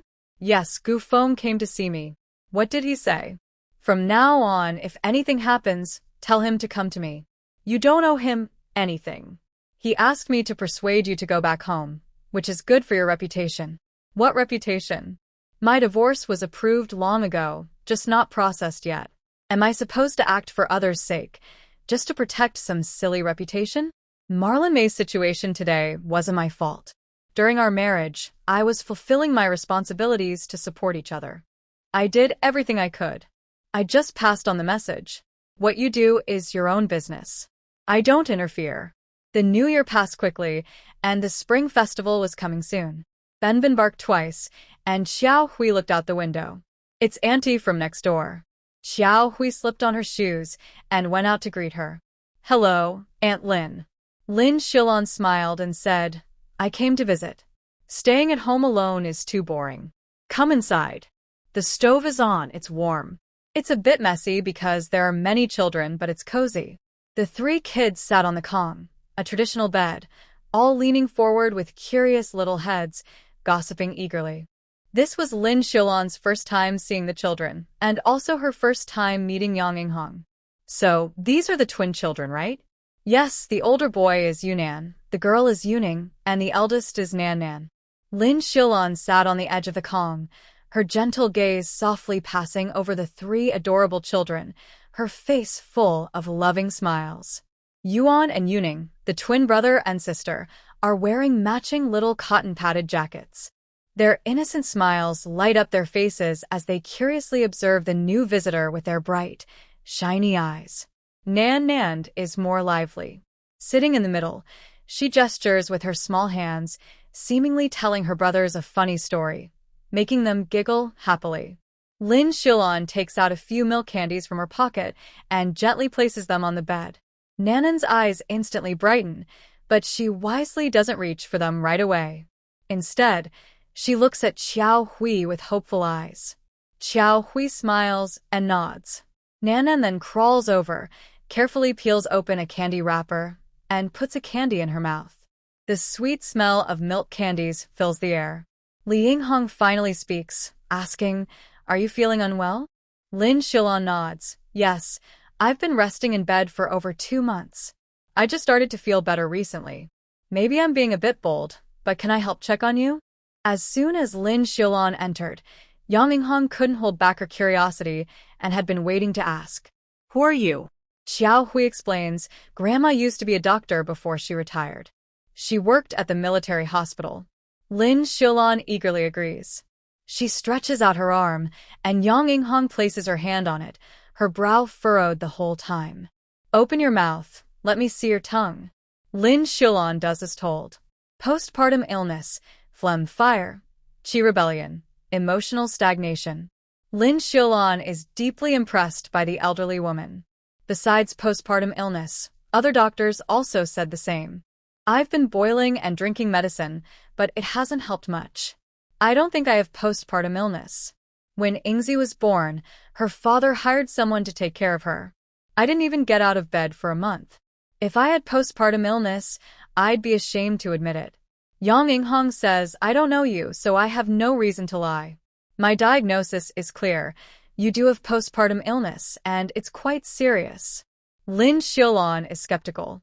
She's had only one child and knows postpartum conditions well, but Yang Yinghong is a doctor. "Auntie, could you please write a prescription? I'll ask Ingzi to go get the medicine and brew it." Yang Yinghong prescribes 7 kinds of herbs, starting with 5 doses. After finishing them, she plans to come back for more. That day, Lin Shilon immediately sent her daughter to get the medicine, eager to treat her condition without delay. She has seen more than 5 doctors for her illness and has been taking medicine for nearly 3 years without much improvement. Is this person trustworthy? She's a retired senior doctor from the military. She's accomplished and famous, and she doesn't charge anything. Where would she be trying to trick me? All right, then I'll borrow a bicycle. That evening, the smell of traditional medicine filled the air. The girl sniffed and covered her nose. "Smells bad." Xiao Hui touched her nose. "That's the smell of medicine. It's to cure the illness, not bad smell." "Don't say that." Suddenly, it was New Year's Eve. The man's job was to put up couplets. Xiao Hui had already prepared the glue early. The girl wanted to go outside. Xiao Hui put on her padded jacket, pants, and hat. "Don't run around." "Okay, I won't run."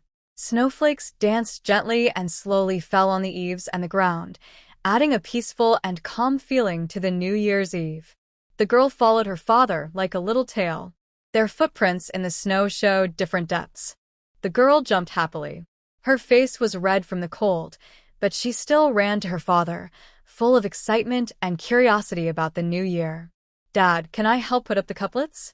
she asked, looking eager. Qin Shi smiled and squatted down, gently pinched her nose. "Of course, but you must listen carefully. You can only help me not run around." He took out a pair of couplets and handed them to her. He spread the glue on the door and aligned the couplets, sticking them neatly. The couplets were bright red, with black calligraphy shining slightly in the sunlight, full of joy and good luck. "All the bricks and tiles are hard work. Every bit is thanks to the party," Qin Shi read aloud. The girl stumbled over the words but tried to read them. Suddenly, the sound of a bicycle approaching was heard. A person and a bike arrived and stopped. Qin Shi stood up. "My older brother is here." Yi Hongcheng took a fish from the bike handlebar. It had frozen into ice after a long ride. "Cook it for the kids." And I have good news. Your sister-in-law had a baby boy. Qin Shi hurried to let his brother-in-law into the house, carrying the fish. Today was New Year's Eve. Xiao Hui wondered how her brother had time today. Your sister-in-law had the baby. I came to tell you, so you don't worry. Now that he's an uncle, he was happy. When was it born? Boy or girl? At 6 in the morning. A boy. That's a special birthday. Yunan and Yuning are 6 months old, same age. Yi Hongcheng scratched his head. Yes, if it was a day later, it would be the big birthday. He hadn't planned to come today. The relatives here weren't many. Yi Hongcheng went to his mother-in-law's house to share the news, and then hurried to his sister's place. Brother, do you have enough money? Yes, enough. Don't worry. My wife and I saved some from our wages. Yi Hongcheng went up the mountain in autumn to catch scorpions and pick medicinal herbs, earning about 70 or 80 yuan. Yao Sume kept working until the holiday, without wasting any time. Yi Hongcheng needed to hurry back, so Xiao Hui dug some soybeans and gave her brother 10 yuan as a token of respect for the elders. Since she didn't send anything before the new year, today was a good coincidence. Bike. Xiao Hui took charge. Don't return it now. It's the perfect time to use the bike. Let's talk about it after the new year. That's fine. I'm leaving now. Qin Shi continued pasting couplets. Xiao Hui took Nanan back. With this helper, Qin Shi's work slowed down, and Nanan's little hands were already red from the cold. Nanan didn't want to go inside. She enjoyed playing in the snow outside. Little brother and sister are looking for you. You're the big sister. When Nanan heard big sister, her eyes sparkled with tiny stars. She wore a proud smile on her face, making her mother almost unable to watch. She looked at her father with reluctance, then tiptoed carefully across the threshold, afraid of dirtying her new shoes. Inside, Nanan climbed onto the bed with a chair. Yuan and Yuning were sitting against the quilt, playing and poking each other, accidentally scratching each other. Nanan gently leaned in the middle and whispered, "Little brother and sister, Jejia is here." They ate dumplings on New Year's Eve, but she still turned 1 year older. On the first day of the new year, they paid New Year visits, and on the second day, the whole family went to visit their maternal relatives. In the past 2 years, Lu Damei and her son had only gone home for the new year, so even the oldest Nanan had never been to her grandmother's house, not to mention the 2 younger children. Gu Liaoyuan borrowed a car to take the family there. When they arrived at the flower factory, only the 2 children were at home. The adults were not there. Xiao Hui asked, "Guanghui, where are Mom and Dad?" "Little brother keeps crying. Mom, Dad, and Grandma took him to the hospital. This was a big deal. Grandma, Qin Shi, you 2 stay and comfort the children. I'll go to the hospital and check on them." Qin Shi asked, "Should I go with you?" "Forget it. You and Grandma take care of the kids. It's not like we're going to fight." At the hospital, they first went to pediatrics. Sure enough, the 3 adults and the child were there. "Mom, brother, sister-in-law, is my nephew okay?" Yao Sume's eyes were red, and she said, "He's fine. Just a fever. The doctor said it's not serious. Just wipe him with warm water, and he'll be fine." Upon hearing this, Lu Damei's tense nerves slightly relaxed, and tears finally slid down her cheeks. She quickly wiped them away with the back of her hand and forced a smile, saying, "It's good that everything's fine. It's good. Look at me. As a grandma, I get so anxious I lose my composure." She spoke while gently taking the child, carefully holding him as he was the most precious treasure in the Yi family. Xiao Hui lifted a corner of the blanket, revealing the child's face, which was flushed with fever. His breathing was a bit rapid, and his small hand tightly grasped his grandmother's clothes, as if feeling the warmth of loved ones. Lu Damei softly patted the child's back with tenderness. She turned to Xiao Hui and said, "When the child is unwell, the whole family gets flustered. Your sister-in-law has been staying here. Her eyes are red from staying up." She looked at her daughter-in-law with concern, and all her previous dissatisfaction disappeared with the birth of her grandson. Once everything was settled, they would go home. Yi Hongcheng went to ride his tricycle, Lu Damei held the child, and Xiao Hui helped her sister-in-law downstairs. Take it slow, sister-in-law. When they reached the first floor, a couple approached, both looking worried. What if we can't gather enough money for the surgery? The National Day is only 14 days away. The man was silent for a moment and then said, I'll ask the director later and see if he can help us find a solution. We can write an IOU and pay it back gradually. The woman felt even more discouraged. It's you supporting the restaurant. Without fan dumplings, how could the restaurant survive? Only the director doesn't understand. He doesn't care about human kindness. Well, we'll see what happens. Xiao Hui suddenly called out to Lu Damei and her sister-in-law, You go back first. I have something to do. I'll come back later. Lu Damei scolded, You're so busy. Are you going to your parents' house or just here for errands? Mom, I really have something urgent. I'll be back soon. Xiao Hui followed the couple to a hospital room.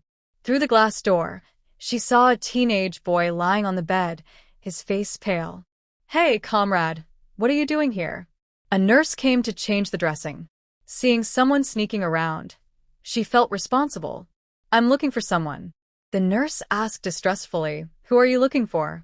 I'm looking for Master Fan. The nurse pushed the door open. Master Fan, someone is looking for you. Fan Kaming repeatedly looked at Yi Xiao Hui, not recognizing her. Who are you? Master Fan, my name is Yi Xiao Hui. My cousin on my mother's side is a waiter at your restaurant. You might not know me, but I know you. Speaking like this, Fan Kaming became much more enthusiastic. Is your cousin Xiao He or Xiao Du? My cousin's surname is He, Xiao Hui said casually. I didn't recognize you earlier outside. What's going on? Is someone feeling unwell? Fan Kaming's wife had red eyes. To prevent the children from hearing, Fan Kaming called Xiao Hui out of the hospital room. Let me tell you the truth. My child has a heart problem and needs surgery soon. We're trying to raise money. Xiao Hui asked, How much more do you need? About 200 yuan. Fan Kaming earns over 40 yuan a month, so it would take 5 months to save 200 yuan. Master Fan, I can cover these 200 yuan. You don't have to pay me back, but I have a condition. Good things don't fall from the sky, and Fan Kaming was prepared for that. A hero is often stumped by a small amount of money. Fan Kaming borrowed from relatives, but in this era, few families had savings. Even with good intentions, they lacked the means. He also went to see the director twice, but the director was vague and tried to brush him off, preferring to avoid trouble. As long as it wasn't illegal, Fan Kaming was willing to do it. What's the condition? Are you working at the restaurant next to the supply and marketing cooperative? Fan Kaming nodded. He wasn't involved in any secret work, so he wasn't worried about being known. Did you make the dumpling filling? Yes. My condition is that I want the recipe for the dumpling filling. If you agree, I'll pay the 200 yuan. Fan Kaming was suspicious. What do you want the recipe for? Master Fan, that's not your concern. I just want to know if you agree. He still had doubts. You wouldn't be planning to cause trouble at our restaurant, would you? Are you a spy? Xiao Hui joked about herself. Master Fan, how many spies have you met? Have you ever seen a spy target a restaurant? Forget it, if you don't want to, that's fine. Fan Kaming was more anxious now. No, I agree. They agreed to meet the next day at the same time, exchanging money for the recipe. Master Fan, I want to verify the recipe on site. No one's money comes easily, and I don't want to buy worthless paper. Of course. I want to do good for my child's future. Xiao Hui then returned to the flour factory. The family had already started preparing food. The kitchen, built last autumn by the factory, had 2 rooms, an outer kitchen and an inner room with a brick bed, originally for Yao Sume to rest after giving birth. Xiao Hui went inside to see her eldest nephew. His eyes and nose look like my brother's, his eyebrows too, his head shape, and even his big hands and feet. Sister-in-law, which part do you think looks like you? Yao Sume herself found it amazing. She had given birth to a little version of Yi Hongcheng, but everywhere he looked, he didn't resemble her at all. Let him be like his dad. His dad looks good, and his aunt is pretty. As for our mom, no need to say, everyone who sees her praises her beauty. Little Bao is lucky to be part of the Yi family. Sister-in-law isn't bad either. If she weren't, little Bao wouldn't have grown up so handsome. It's mostly her credit. Chuehui loved hearing these compliments. She would praise everyone together, never just one person and criticize another. Lu Damei was talking outside. Hurry up and feed the kids, then come back to help me cook. You have a big mouth, so get moving quickly. Chuehui stuck out her tongue at her sister-in-law and quietly said, I can't talk anymore, Mom called me. She went to the next room to feed the two little ones. Ningning was fussing, but Anan had older siblings to play with, so they were happily busy. When Qin was teasing his daughter and son, he quietly asked his wife, Why are you back so late? What were you doing? Chuehui lowered her voice and said, I spent 200 yuan all at once. Do you feel bad about it? 200 yuan wasn't a small amount, about 5 or 6 months' salary for an average person. Were you scammed? Or robbed? No, neither. I gave it willingly. If you spent it, then it's gone. Money earned is money spent. If not, where would I put it? Chuehui was speechless. She brought 2 meat dishes, pork intestines and pork lungs, put on her apron and started cooking. Lu Damei prepared stir-fried autumn mushrooms with meat, a cold dish of pork, scrambled eggs, and pickled radish strips. The kitchen was filled with fragrant steam and aroma. When will my brother go back to work? On the 9th day of the Lunar New Year. He worked overtime before the holiday and took these few days off. That's good. Will the eldest brother come back after the New Year? Why not? Lu Damei asked. Isn't it because you said the work is dirty and tiring? Chuehui leaned against the doorframe, straightening her posture. Yes, it's a bit tiring.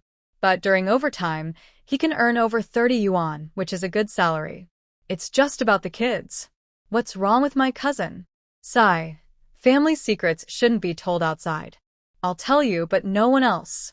Big brother Yi Honghai had worked for over 5 months, saved more than 100 yuan, and lent it all to his colleagues. How could his family be living without some hardship?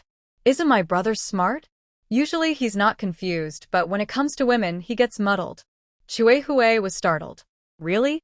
Mom, don't scare me. Her mother had a habit of exaggerating. Don't believe me? Ask your sister-in-law. Xiao Hui tidied up the pot and really pushed open the door to ask Yao Sume. Really? It's not fair to say Yi Honghai is a bad person. A grown man leaving his wife and children must feel lonely. If there's a woman at work who is emotionally smart, who cares about you and occasionally brings you good food, it's easy for a man to fall for her without realizing. The woman secretly took a large sum of money, claiming her old mother was sick, and borrowed 110 yuan. She said she would use it for a month and return it once she got her paycheck. The family was anxious, and since he hadn't sent money back since he arrived, he only wrote a letter, which was addressed to Yi Hongcheng. That's when he found out Yi Honghai had lent out the money. The foolish man only kept a few yuan for himself. Yi Hongcheng was really angry. That woman wasn't a good person. Yi Honghai wasn't blind or stupid. He could see that clearly. When it was time to pay back, the woman made excuses, saying she had no money or hadn't borrowed it. It was obvious she was trying to cheat him. Yi Honghai felt like crying, but didn't know where to start. He had saved money for several months, not even daring to buy expensive meals, and only managed to improve his diet at his cousin's place. Lu Damei scolded him harshly. She had her own wife and children and couldn't tell who was inside or outside. Her husband was involved, and there was even a pair of hands in the middle, let alone outsiders who were 80 yards away. What was the point? At that time, Yi Honghai still thought he was doing the right thing and stayed silent now. He wasn't having an affair. He just felt unfamiliar in this place. The locals mocked his accent and looked down on his poor hometown. Why would he leave his wife and children to come so far for work? Yi Honghai felt inferior. When someone was willing to talk to him, chat with him, and occasionally show kindness, he would definitely treat them 10 times better, regardless of gender. It was just his poor eyesight that made him fail to see who was genuine and who was just pretending. When men couldn't do anything, women started to take action. Yao Sume was responsible for spreading the story about the woman borrowing money at the factory. She found out she had borrowed from more than one person. Others weren't fooled, but Yi Honghai was. Lu Damei waited at the door. When the woman came, she started scolding her. Before she left, she even greeted her. During lunchtime, Lu Damei went to the dining area to interrupt the conversation. The woman was a temporary worker who later quit. Lu Damei found out her home address and spread the news to her neighbors. The men also had jobs. Lu Damei warned them, and next, she planned to go there and cause trouble. Finally, the matter was resolved. After that, Yi Honghai gave his salary to Lu Damei. He asked her for money for daily expenses and sent money home once every 2 months. Your sister-in-law is also a straightforward person. It's just that her arrival is hard to arrange. Otherwise, the whole family would live together, and I wouldn't need to manage the money. I really don't want to handle it. Next year, good policies will come out, and we will finally get the recipe for dumplings. Xiao Hui wants to have her own business. When the time comes, she will need to hire people, but now is not the right time.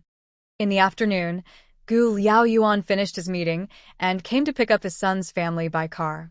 He also came inside to sit for a while. He brought a bag of apples and 2 fish to his in-laws. Lu Damei said she couldn't accept it, calling him such an important official. Why not? Qin Shi has achieved today partly because of his in-laws' help. Thank you for agreeing to let your daughter-in-law marry him, which led to this big family. Qin Shi nodded in agreement. Xiao Hui felt a bit upset and quietly told Qin Shi, if we're talking about credit, mine is the biggest. I gave birth to all 3 of them. Qin Shi nodded. Even if the land is fertile, planting seeds on its own won't do anything. Without land, seeds on stones won't sprout. Xiao Hui didn't hide anything from her family. After dinner that night, she told her grandma and Qin Shi. What's the recipe worth 200 yuan? The dumpling recipe. A few days ago, I went shopping for New Year's supplies with Su Yan. At noon, we ordered 2 plates of dumplings at a restaurant. Those dumplings are different from what we usually eat, really delicious. Don't believe it? Asked Grandma. Yang Yinghong nodded. At first, I didn't believe it when Xiao Hui said that. Dumplings are just about the filling, but once you try, you'll see they're different. The filling is simple, but very tasty. Today, I went to the hospital and met a master. His son has a congenital heart problem and needs surgery urgently, but they don't have enough money. I made a deal with him. Tomorrow I'll pay him, and he'll deliver the goods. Qin Shi still had a question. What do you want the dumpling recipe for? Let's be honest. When the kids are a bit older and allowed to do business, I want to start a business in the city. Yang Yinghong didn't oppose. Her ancestors had also been in business. Merchants aren't highly regarded, but they make money fast. Having money improves people's quality of life. Is it not allowed to do business now? Let's wait and see. How can society be without merchants? Without merchants, everything is lacking. Aren't there many examples? Yang Yinghong patet Xiao Hui. Don't talk nonsense. Things have been fine all along. I'm not talking nonsense. It's just a fact. There will definitely be people doing business in the future. No work, no wealth, no commerce, no life. Since that's the case, buy it. People shouldn't only focus on immediate benefits. Yang Yinghong suddenly asked, can the city people's hospital perform heart surgery? It seems so, right? I'm worried that the city hospital can't do this kind of surgery. Since you'll meet tomorrow, I recommend he go to the military district hospital. The surgery costs might be partly waived. This is good news. The next day, Xiao Hui took a bus alone to the city. She first visited her brother, and the 2 of them went to the hospital together. Fan Kaming was already waiting. When he returned home yesterday and told his wife, they both thought it was unlikely, spending 200 yuan just for a recipe to make dumplings at home. The more he thought about it, the more he suspected it was a scam, but he still held on to some hope and waited. Have you decided? No regrets? Xiao Hui asked. As long as I don't regret spending the money, why would the person giving it regret? Xiao Hui straightforwardly said, 200 yuan is not a small amount. My money doesn't grow on trees, so I need to verify the recipe. If it's real, I'll pay. She was right to consider carefully, so Fan Kaming agreed. Xiao Hui paid a 50 yuan deposit, asking Fan Kaming's wife to hold it, giving them peace of mind and not thinking they are scammers. The three of them returned to Yi Hongqing's home. Back at Yi Hongqing's simple but clean kitchen, the dough was already prepared, and the pork and cabbage were chopped. Xiao Hui rolled up her sleeves, showing a very serious expression. She signaled Fan Kaming to start, while he nervously took out an old, yellowed notebook from his pocket, his father's years of hard work, the dumpling recipe. He carefully opened it, revealing neat handwriting recording the proportions of various seasonings and special filling techniques. Xiao Hui took the notebook, reading it carefully while silently calculating in her mind. Then, she used the simple kitchen tools from Yi Hongqing's house to start making the filling on the spot. She first gently mixed the chopped meat with chopped green onions, then added soy sauce, sesame oil, salt, and a few secret spices, brought by Fan Kaming, with detailed proportions.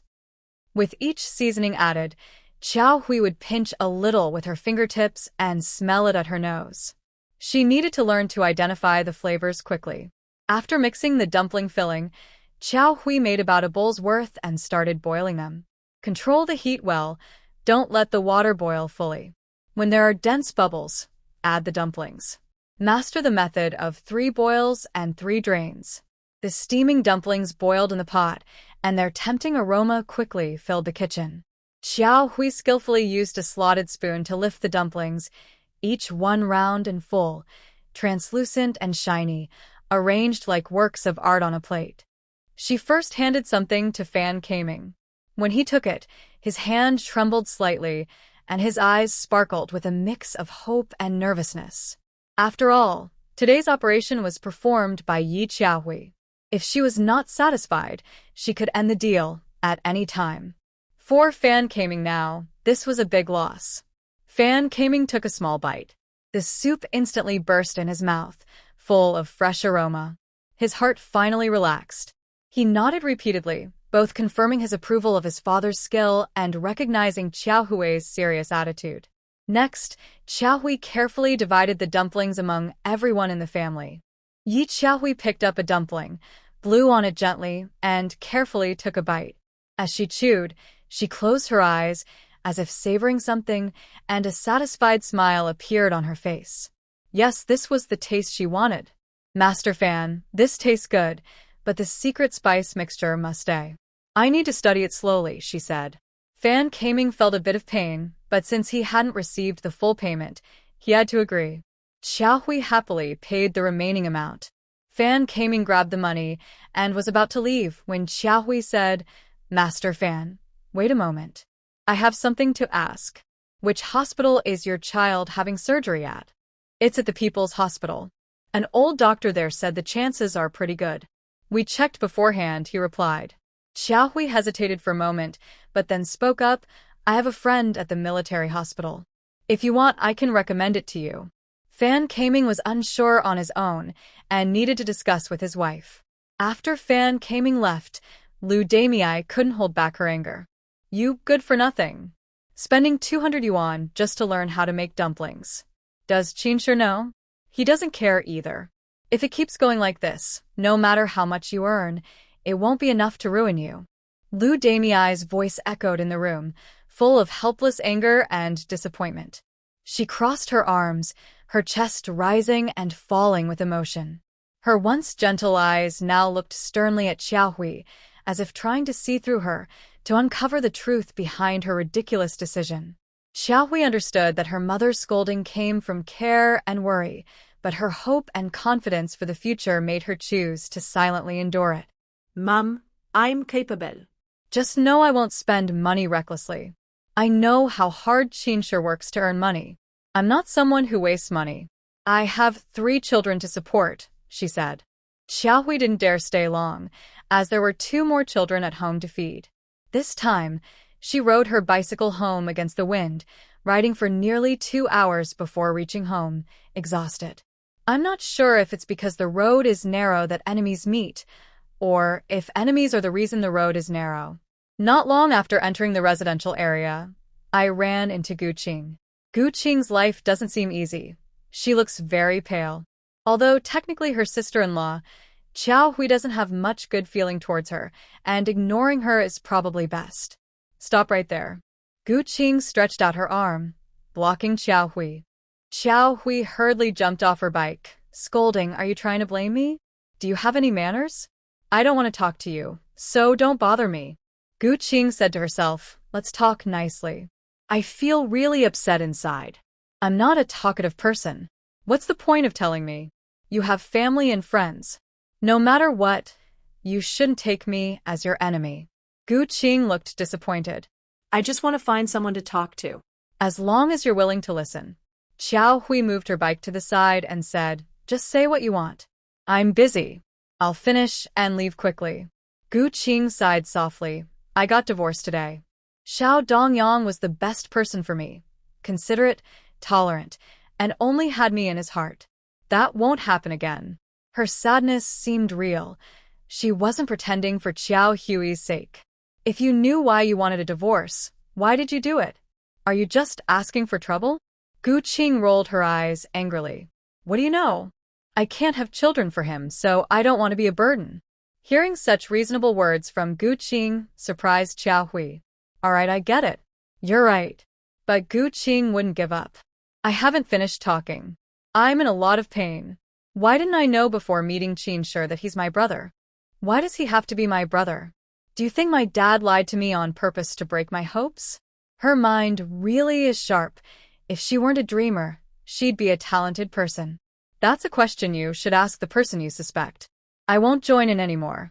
Xiao Hui pushed her bike, took a running start, and pedaled furiously, not wanting to get tangled with a crazy person. The sound of the bike chain startled Yang Hong, who came out to ask, "What's wrong? Why are you so flustered?" Xiao Hui took her bag from the handlebar and went inside. Gu Qing stopped me. Did she hurt you? No, she just said a bunch of useless things. I saw my chance and left. That's good. If she dares to cause trouble at home, she'll just block the road. That's really low. Nothing much, just that she got divorced. Yang Hong gently touched Xiao Hui's arm and whispered, "Aunt Lin is here." In the next room, Lin Xiaolan was talking to Nanny, who was snuggling in her arms, looking at the pattern on her hand. "Hello, Aunt Lin." Lin Xiaolan looked up and smiled. "You're back?" "I was just looking at Nanny's hand pattern, 9 stripes and a small basin." Xiao Hui became interested. "Does that mean anything?" It said that 7 or 8 stripes mean leaving home, and 9 or 10 stripes mean going further. Of course, it's just superstition, just for fun. Xiao Hui pulled at the twins, whose small hands showed clear patterns. Yunnan had 10 stripes, Yuning had 6 stripes and a small basin. "Yuning is with me. So, am I?" Yang Hong asked. "The whole family is together now." "What about Qin Shi?" "Qin Shi also has 10 stripes. Yunnan is with him." 10 stripes aren't many. "I'm the same, 10 stripes too," Lin Xiaolan said. Yang Hong also held out her hand. "Are we having a big gathering of 10-stripe people?" "I am too, and Chun Lanzi as well." Mentioning Chun Lanzi made Yang Hong feel unhappy. "Who is Chun Lanzi?" Lin Xiaolan asked. "That name sounds simple and nice. She's my daughter, Qin Shi's mother, Nanny and the other's grandmother. She's no longer here." A flash of regret crossed Lin Xiaolan's eyes. She then gently took Yang Hong's hand and softly said, "Auntie, it's my fault. Talking about the past makes you sad.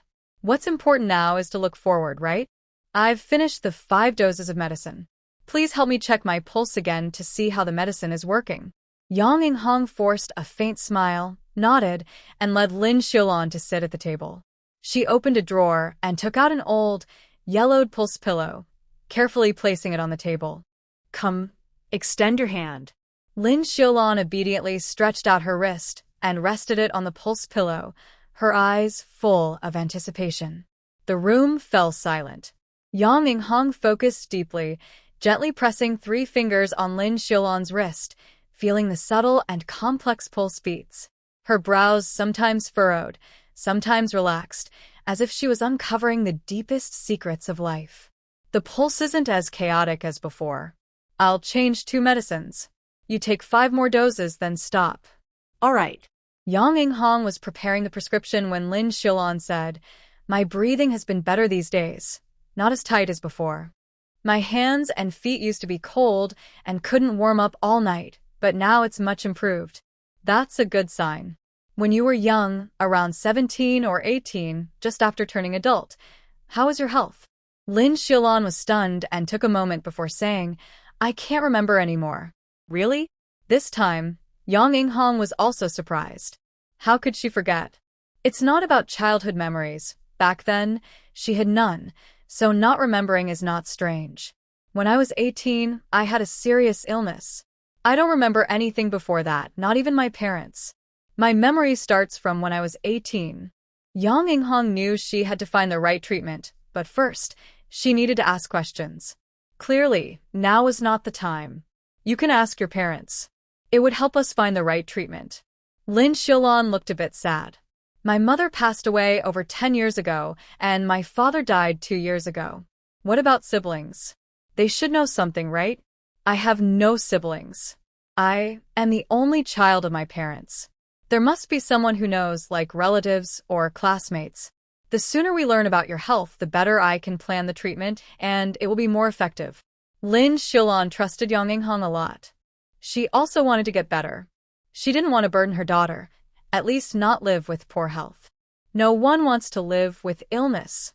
Lin Xiaolan told her daughter about her condition. As a child, who wouldn't want their parents to be healthy? Especially since she had already lost her father, she didn't want to lose her mother too. Lingzi couldn't go back, but she had friends in S City. She asked them to help find information about her grandparents, neighbors, and friends, who might remember her mother from when she was young. Lingzi's friends quickly reported back. The neighbors said Lin Xiaolan's parents weren't from the local area. They moved here from somewhere else, and eventually opened a pharmacy. Lin Xiaolan was shocked. Since she could remember, her parents always said her ancestors lived in S City. Why would they lie to her? Lingzi had her suspicions. Could her grandparents have secrets they kept hidden? That was a serious question. Lin Xiaolan decided to stop thinking about it. Even if her parents had many faults, they were gone now. Let them rest in peace. From then on, Lin Xiaolan and Yang Inghong's relationship improved. They often visited each other, and Yang Inghong helped take care of the children. What's this? It was Nanan's longevity lock. Since that incident, things weren't as tense as before. Nanan's longevity lock sometimes appeared. Anan and Ningning also had theirs. Xiao Hui thought it was too cold in winter, so she hadn't put them on yet. When it got warmer, she planned to put them on. It's a good symbol. Yang Inghong calmly said, "It's a longevity lock left by the older generation." Lin Xiaolan was just curious and also found some comfort in it. When she was young, Ingzi also had a longevity lock, which her very caring husband secretly threw away. Because of this, Lin Xiaolan argued with him and almost got divorced over it. Lin Xiaolan carefully examined the lock in her hand. Suddenly, her headache worsened. She tightly held her head. Seeing Lin Xiaolan like this, Yang Inghong was very frightened. She quickly helped her lie down and checked her pulse. "Your pulse is irregular, and your heart rate is too fast. Have you been taking your medicine properly?" Lin Xiaolan furrowed her brows. "I have been taking my medicine properly." "Then what's wrong with you? It happened so suddenly." "I don't know what's wrong. When I saw Wan's longevity lock, I felt familiar, as if I had seen it somewhere before." Yang Inghong was stunned, then asked, "Think carefully. Where have you seen it?" Lin Xiaolan protected her head with her arm. "I don't want to think about it anymore. The more I think, the more my head hurts." "All right, don't think about it. Take off your socks and lie down on the bed. Don't worry about it being dirty. The bed is a little messy, but not dirty." Familiarity made Lin Xiaolan less reserved. She took off her socks and lay down on the side. Suddenly, Yang Inghong lifted her foot, which startled Lin Xiaolan into wanting to sit up. "Lie down. I'll massage your feet. Aren't your hands and feet cold?" Lin Xiaolan lay back down again. "It's better now, not as cold as before." Yang Inghong's eyes suddenly reddened. It was too much like her, really too much like her. Or maybe it wasn't just like her, it was exactly her. Xiao Hui caught a cold and kept having diarrhea. She had been so worried about feeding the baby that she didn't pay much attention. Until she couldn't hold on anymore, she woke up 4 or 5 times in one night. Only after family members urged her did she go to the hospital. She needed medicine that wouldn't significantly affect breastfeeding. The doctor at the hospital was more thorough than the one at the clinic. After getting the medicine, she ran into Han Nana. Sister-in-law, Han Nana took off her mask. "Why are you at the hospital?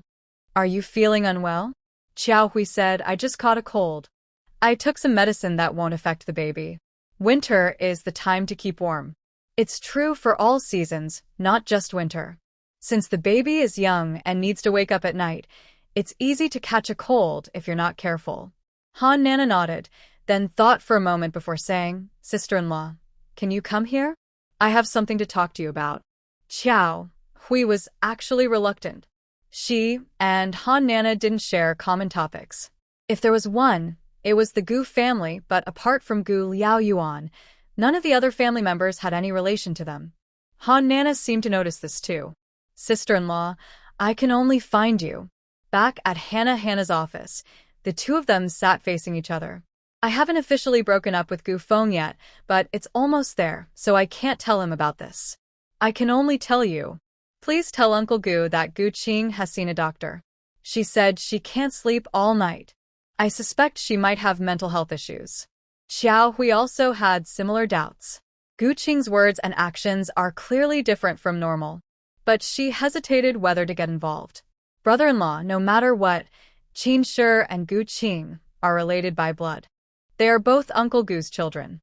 Hannah's words gently touched Xiao Hui's heart. She looked out the window at the gray sky, feeling mixed emotions. The hurt Gu Qing caused Qin Shi and their family, no matter how many times she mentally prepared herself, couldn't wipe out the cold feeling in her heart. Hannah. "I'm afraid I can't say it. After all." Xiao Hui's voice trembled slightly. She thought of her father-in-law's serious yet kind face and Gu Qing's unpredictable, elusive eyes. Seeing this, Hannah gently held Xiao Hui's hand, giving her silent support. "Brother-in-law, I understand your worries. But sometimes the truth, although harsh, is necessary. We can find the right time and the best way to tell Uncle Gu. He loves them so much, he will find a way to help Gu Qing." Just passing on a message. Gu Liaoyuan is a smart man. During a team training outside, they caught a wild chicken and insisted that Qin Shi bring it back. When Xiao Hui returned, Qin Shi was plucking feathers and cleaning the insides. "It's only a little over 2 Jin. How should I cook it?" Xiao Hui had a plan. 2 chicken legs braised, the rest boiled for soup. "Let's all try." 2 chicken legs aren't big, just a little meat. Xiao Hui squatted next to Qin Shi, pouring water over him. "Why do you talk so much? I'll stir-fry later. Make something flavorful. Wild chicken soup is too fresh." "Okay, you decide." Qin Shi looked at the medicine in his wife's hand and asked, "What did the doctor say?" "Just keep warm. Don't drink water before sleeping peacefully to avoid frequent urination." "Not listening to you. Kids should drink more water. It's just waking up twice a night. I don't have to go to work." "Qin Shi, I met Hannah at the hospital. She and Gu Feng broke up?" "I heard Gu Feng say so. I think so." Why? Gu Feng said he didn't want to drag Hannah into it.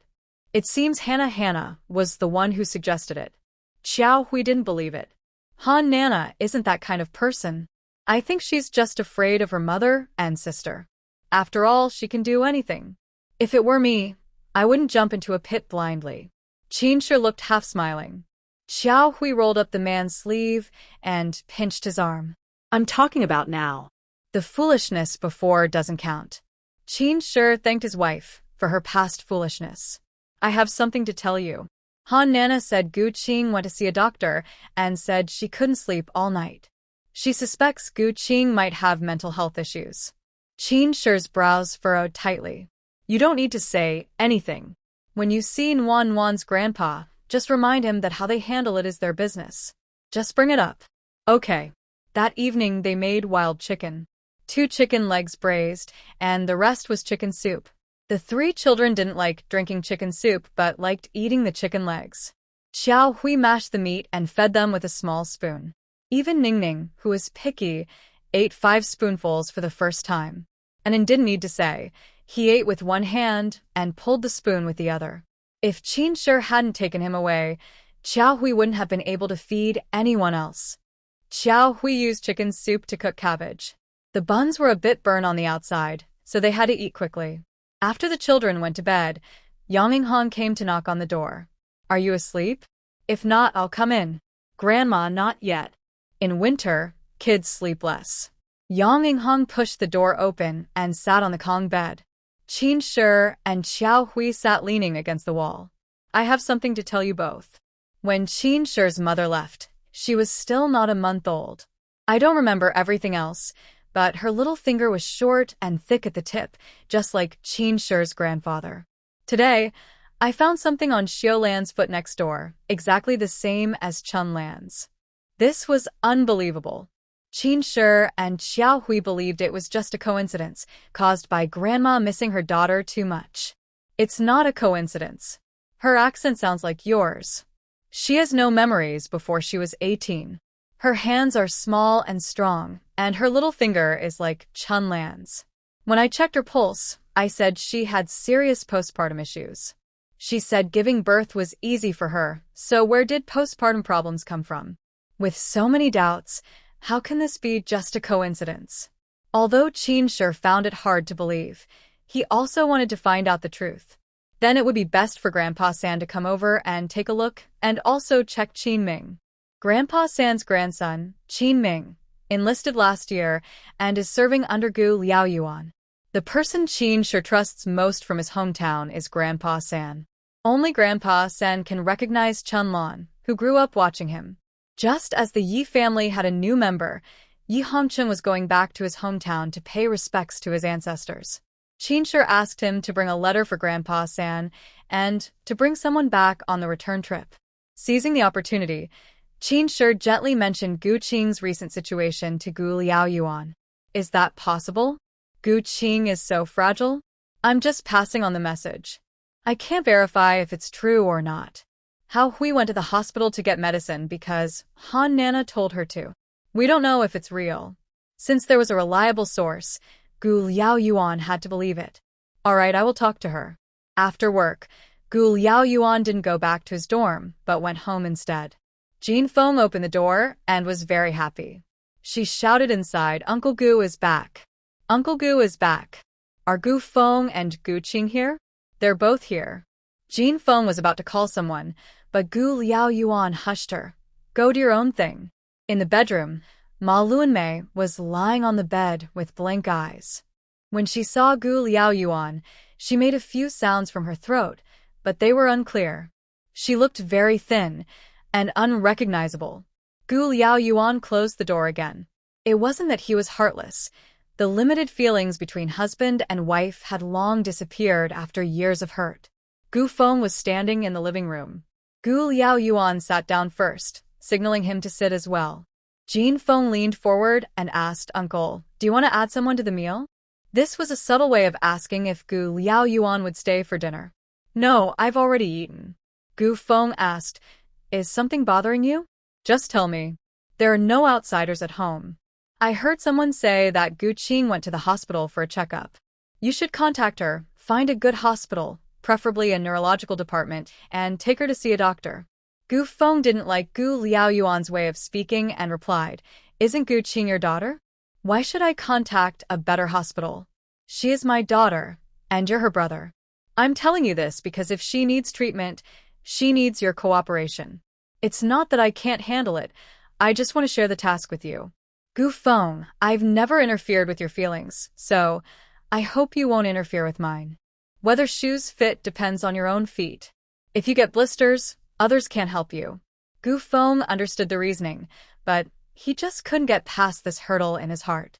Talk to Gu Qing about it. I'll arrange the hospital. This can't wait. If she refuses, then we will force her. At some point, Gu Qing was standing behind the two of them. Gu Qing's figure quietly stood at the edge of the dim yellow light, like a faint shadow accidentally falling into the mortal world in the darkness of night. Her face was pale and tired, with complex emotions in her eyes, shock, confusion, and a hint of stubbornness that was hard to notice. At this moment, the air seemed to freeze, and even breathing became cautious. Every word from Gu Liaoyuan struck her heart like a heavy hammer. She slowly took a step forward, and the floor beneath her seemed to lose its firmness, each step showing deep helplessness. Gu Feng accidentally saw her and wanted to get up to help her, but she stopped him. Gu Qing's figure looked especially fragile under the yellow light. Her gaze flickered between Gu Liaoyuan and Gu Feng, finally settling on her father's face, full of determination. "Dad, I'm not crazy. I'm not insane." Seeing her like this, Gu Liaoyuan felt a pang of pain, but he didn't argue. "It's just a visit, not going to the hospital. If you're crazy, then you're crazy. You've been unable to sleep all night, which might be a mental issue. Talk to a professional to help you, or it will be too painful to go on like this." Gu Qing slowly raised her hand, her fingertips touching the cold door frame, as if it was her only support at this moment. Her eyes turned red, tears swirling but stubbornly not falling. "Who caused my pain? Dad, have you forgotten? If you hadn't forced me to marry Xiao Dongyang and argued with Mom, would I be like this now?"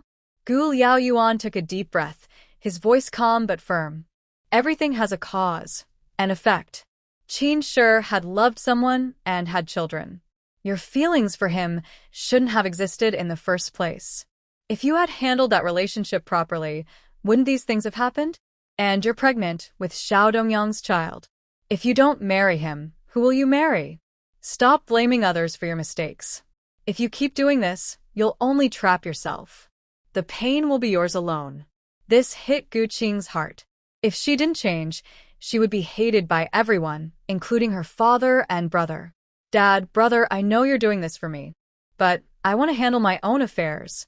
Give me some time. I will go see him, but not now." Ma Luanmei's health was getting worse, and Gu Qing didn't want to come back to see an empty bed. She wanted to send her mother off for her final journey. After sending her mother away, she focused on her own healing, remembering the past as if it were dead yesterday. From all these events, just like today's situation. "All right, whenever you decide, just tell me and we will contact the hospital." Yi Hongcheng still has work, and his wife and children are at home. After offering sacrifices to ancestors in their hometown, he hurried back without delay. On the day he returned, Yi Hongcheng handed the letter to Grandfather San. In the letter, Qin Ming didn't say much, only inviting Grandfather San to visit the army to see his grandson and meet old comrades. Grandfather San, apart from having weak legs, was still quite healthy. Others in the army couldn't visit family for years, but Qin Ming could see his family shortly after enlisting. Such good fortune is rare. Spring was still cold, and there wasn't much work in the fields, so Grandfather San decided he would go. After Yi Hongcheng finished the sacrifices, Grandfather San carried a half bag of local specialties, and they set out together. Qin Ming and Xiao Hui knew Grandfather San was coming. They went into town to buy meat, large bones, dried tobacco, and wine. Lin Shilon came to visit Yang Yinghong again. She trusted Aunt Yang the most now. Whenever she felt unwell, she would tell Aunt Yang her symptoms, and she would get an answer quickly. Yesterday, Ingzi said her mother's complexion had improved a lot recently. Lin Shilon wasn't sure if it was true, but at least her legs felt lighter, her breathing was smoother, and her sleep had improved. Lin Shilon enjoyed chatting with Yang Yinghong, and with the 3 children around, it was quite lively. Not being able to hold her own grandson, holding someone else's grandson was also nice. As soon as she stepped out of her house, she saw 2 people approaching, an older man and a young man. She didn't recognize them. Visitors had arrived, and Lin Shilon hesitated whether to go back home. Their eyes met, and with a thud, the older man's pipe fell to the ground. The old man stared intently at Lin Shilon, so much so that she felt a chill down her back. She repeatedly confirmed that she did not know this person. Who are you? Chun Lanzi, is that really you? Are you really alive? When people are excited, their muscles twitch, and their expressions change. Lin Shilon asked in disbelief. Old man, Are you calling me? Did you mistake me for someone else? My name is Lin Xiaolan, not the person you mentioned. Grandfather San looked at her suspiciously. Aren't you Chunlanzi? No, im surnamatele. Where are you from? I'm from City S. But your accent clearly sounds like our local dialect, he said. That can't be. I'm not from your place, so how could I have your local accent? Yang Inghong heard the voices outside and knew that Grandfather San had arrived. She quickly came out to greet him. Old Qin. Sister-in-law, this person looks so much like Chunlan, but she denies it. Old Qin, let's talk about this later. Come inside first. Yang Inghong also invited Lin Xiaolan to come in and sit, but Lin Xiaolan was too frightened by the third grandfather and refused. She stood outside the door, her eyes showing fear and confusion. The scene just now was too sudden, and she hadn't recovered yet. The sunset's glow cast a faint golden light on her pale face, giving her a gentle shine, but also reflecting her inner nervousness. She kept glancing at the house, where the third grandfather's puzzled look seemed to linger, making it hard for her to take a step forward. Seeing this, Yang Inghong gently reached out her hand, trying to comfort the clearly frightened woman. Xiaolan, don't be afraid.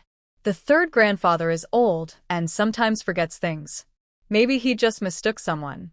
Come inside with me for tea and warm up. Yang Inghong's voice was soft, like a warm spring breeze, calming Lin Xiaolan's panic. In the end, Lin Xiaolan still refused. She thought it wouldn't be proper for an outsider to join when guests were here. Yang Inghong was a bit disappointed, but respected her decision.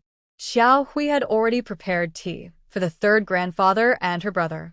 The third grandfather went inside first to look at the twin children. The little ones were very curious. Maybe because they rarely went out, they looked like little swallows guarding their nest, stretching their necks to peek outside. Oh, they're already so big. Ningning still got left behind by her brother, Yang Inghong said with a smile. Ningning can't eat, so she was left behind. Don't think she's small. She's clever and always knows what she wants. When she loves to eat, she never misses a bite, and she even tricks us into giving her more. When she finds something she loves to eat, the adults tend to share more with her. That little girl is so clever. She won't be taken advantage of. Yang Inghong offered tea to the third grandfather, knowing they were tired from the journey. Xiao Hui warmed up some dishes and buns, and they started eating. Let's wait for Qin Shi to come back and eat together, the third grandfather said. He'll be back in over 2 hours. Don't wait for him. You two must be hungry after the trip. Eat first. They each had a big bowl of meat and vegetables, and the freshly steamed buns were lively. There was also a plate of cold pork. Old Qin, do you think that person just now looks like Chunlan? Yes, she does. In my memory, she looked like Chunlan before she was 19. Seeing her now, it's like seeing Chunlan 20 years older. Her features haven't changed. She doesn't recognize me. Did I mistake her for someone else? After Grandpa San confirmed everything, Yang Inghong felt less anxious. Let's eat first, and talk after Qin Shi comes back. After dinner, Yi Hongcheng went home. Yang Inghong told Grandpa San all her doubts, and he nodded repeatedly. Old Qin, I asked you here to use your judgment to recognize her. None of us know her past. She has no memory before she was 18. Chunlanzi was probably around 18 when that happened, right? No, Chunlanzi is 19. Her parents might have lied about her age or just made it up.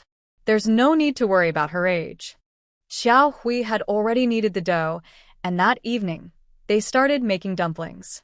She also wanted Grandpa San to check if the recipe she bought for 200 yuan was worth it. Grandpa San helped watch the children, while Xiao Hui and Grandma wrapped the dumplings. Nan washed her hands, played with the dough, and helped arrange the dumplings to stand in line. Qin Shi came back with Qin Ming. Qin Ming was still in basic training, running and rolling in the mud every day. He had darkened and become stronger. It was the first time he was so far from home. When he saw Grandpa, his eyes turned red. Pathetic, you're still a man, right? Of course. Then hold back your tears. Only sweat, no tears. Xiao Hui urged, wash your hands first and eat.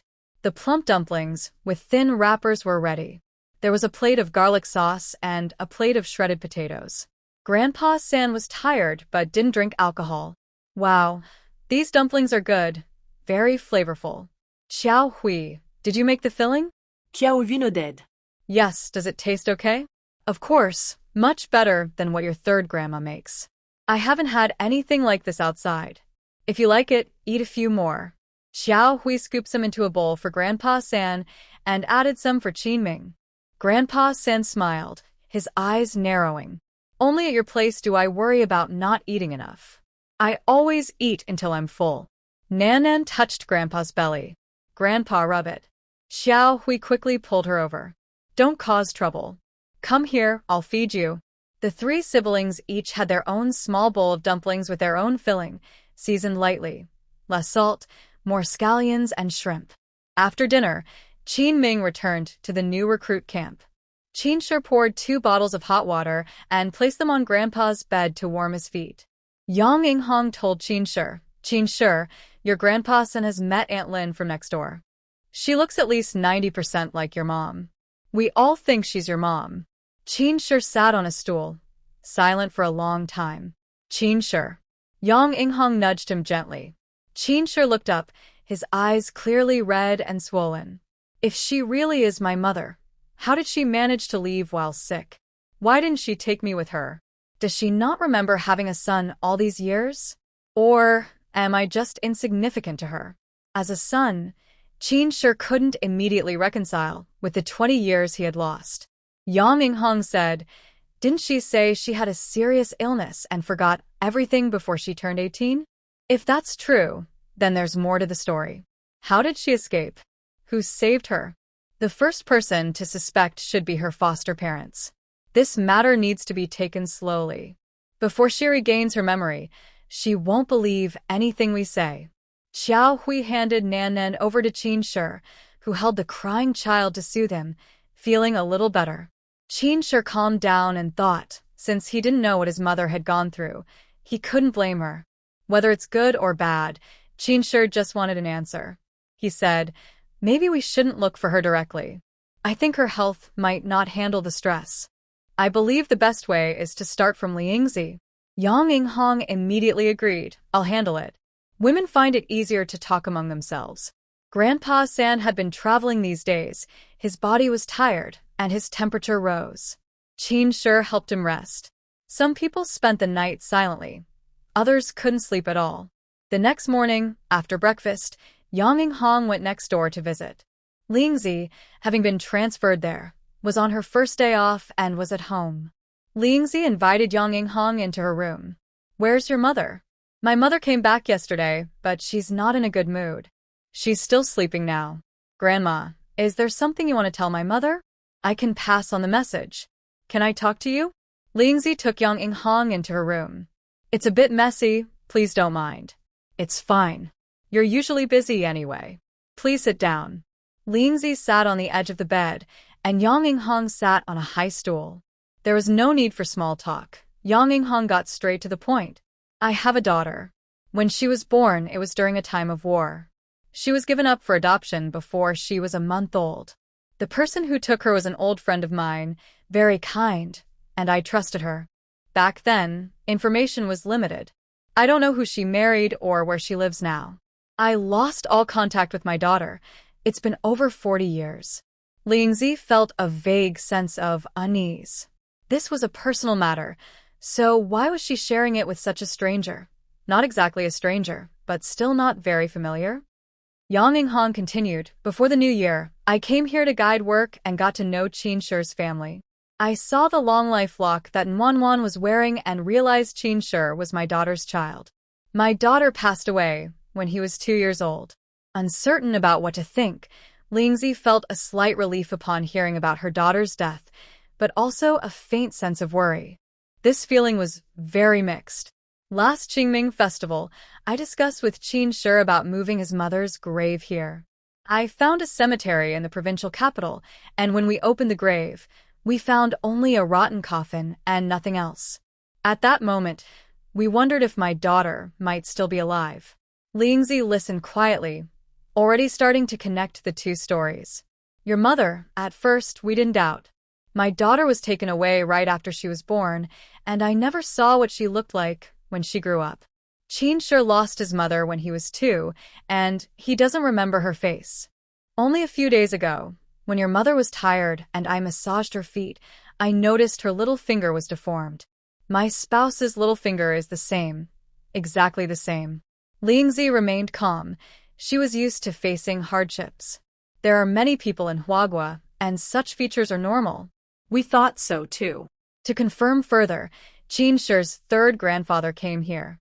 He grew up watching Chunlanzi, and yesterday, when he met your mother for the first time, he said she is Chunlanzi. Lingzi was very composed. Grandmother, these are just your words. Without solid evidence, it's hard to convince people. I know, we all know. The only thing that could convince you is if your mother regains her memory and remembers the past. That depends on your cooperation. Lingzi refused. My father passed away, and my mother was deeply affected. She left that place, and her mood gradually improved. As her daughter, I just want her to live peacefully. It's probably better if she doesn't remember the past.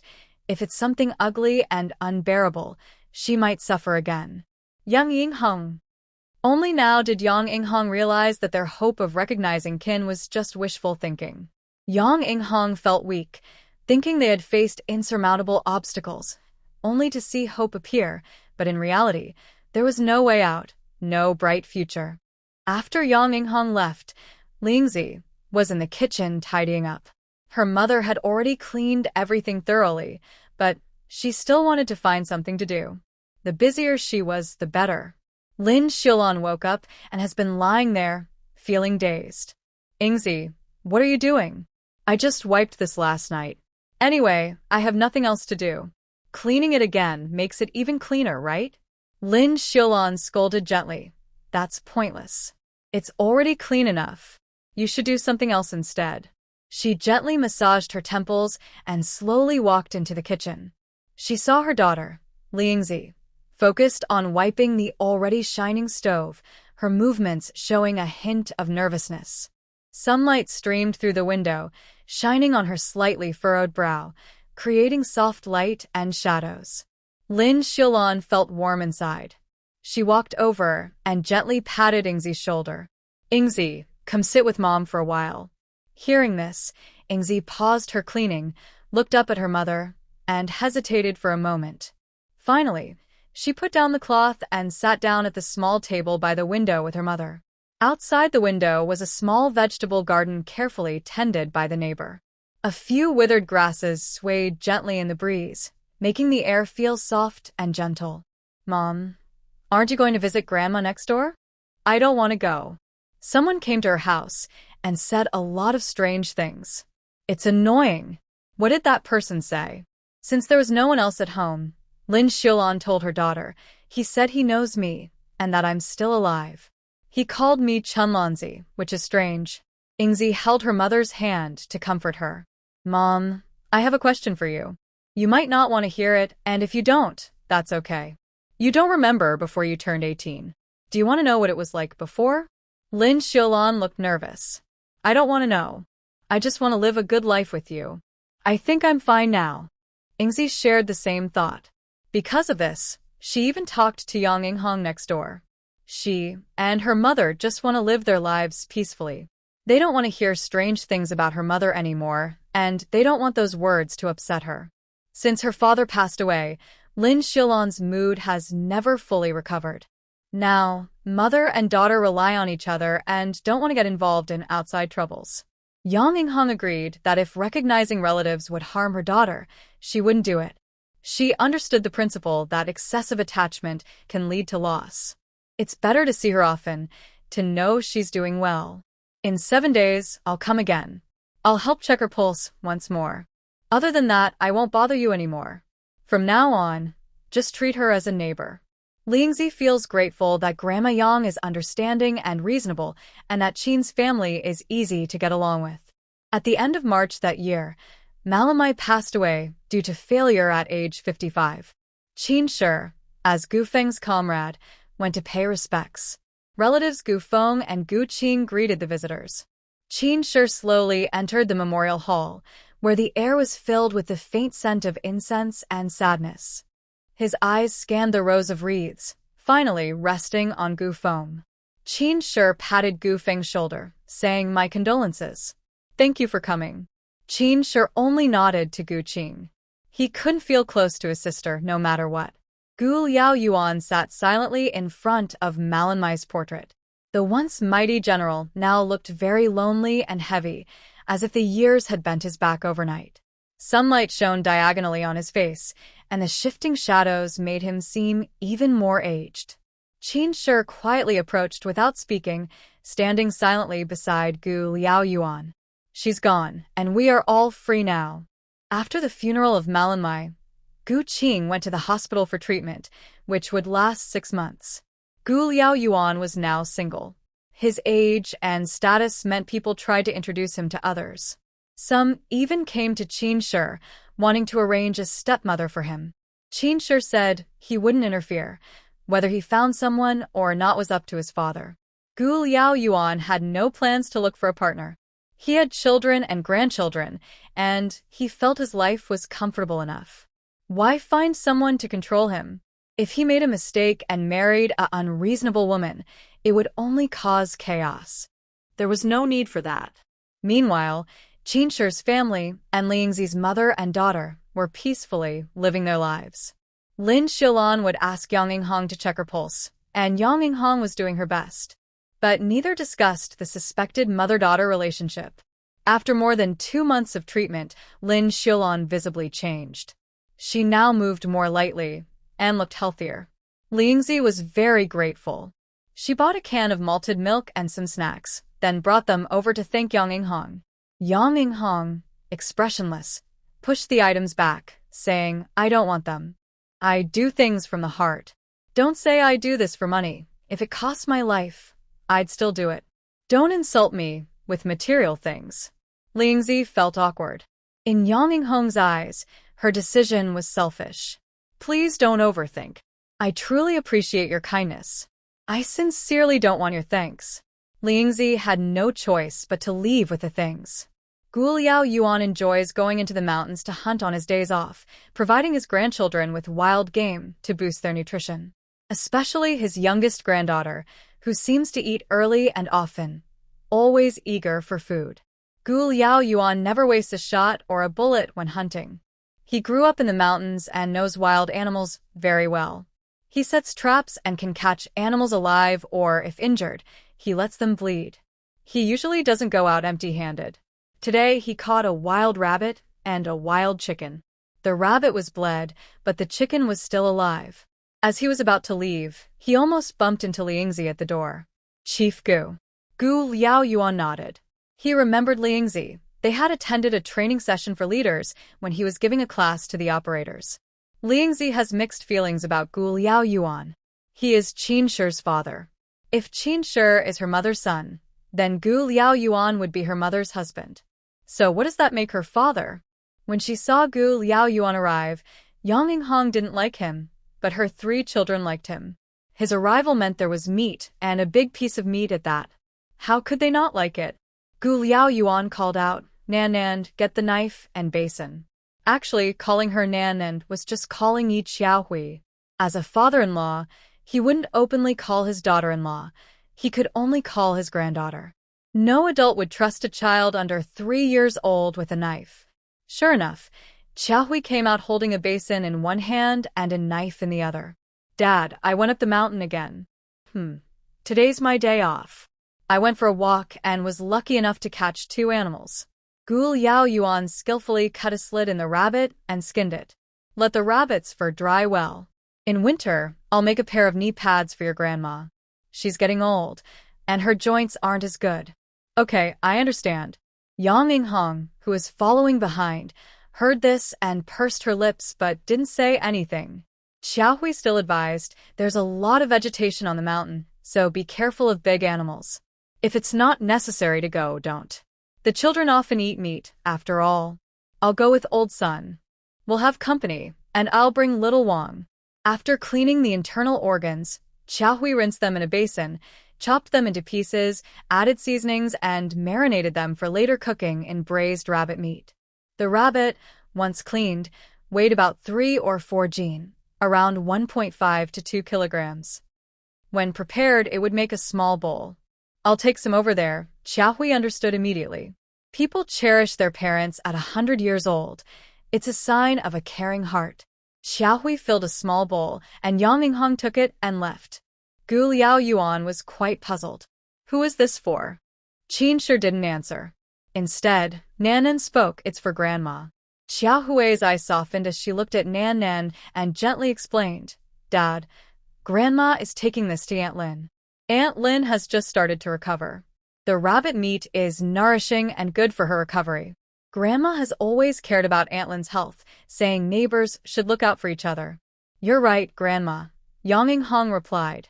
Outside, the sun was shining brightly on the path. Yang Yinghong carefully carried a bowl of braised rabbit meat, walking steadily with each step.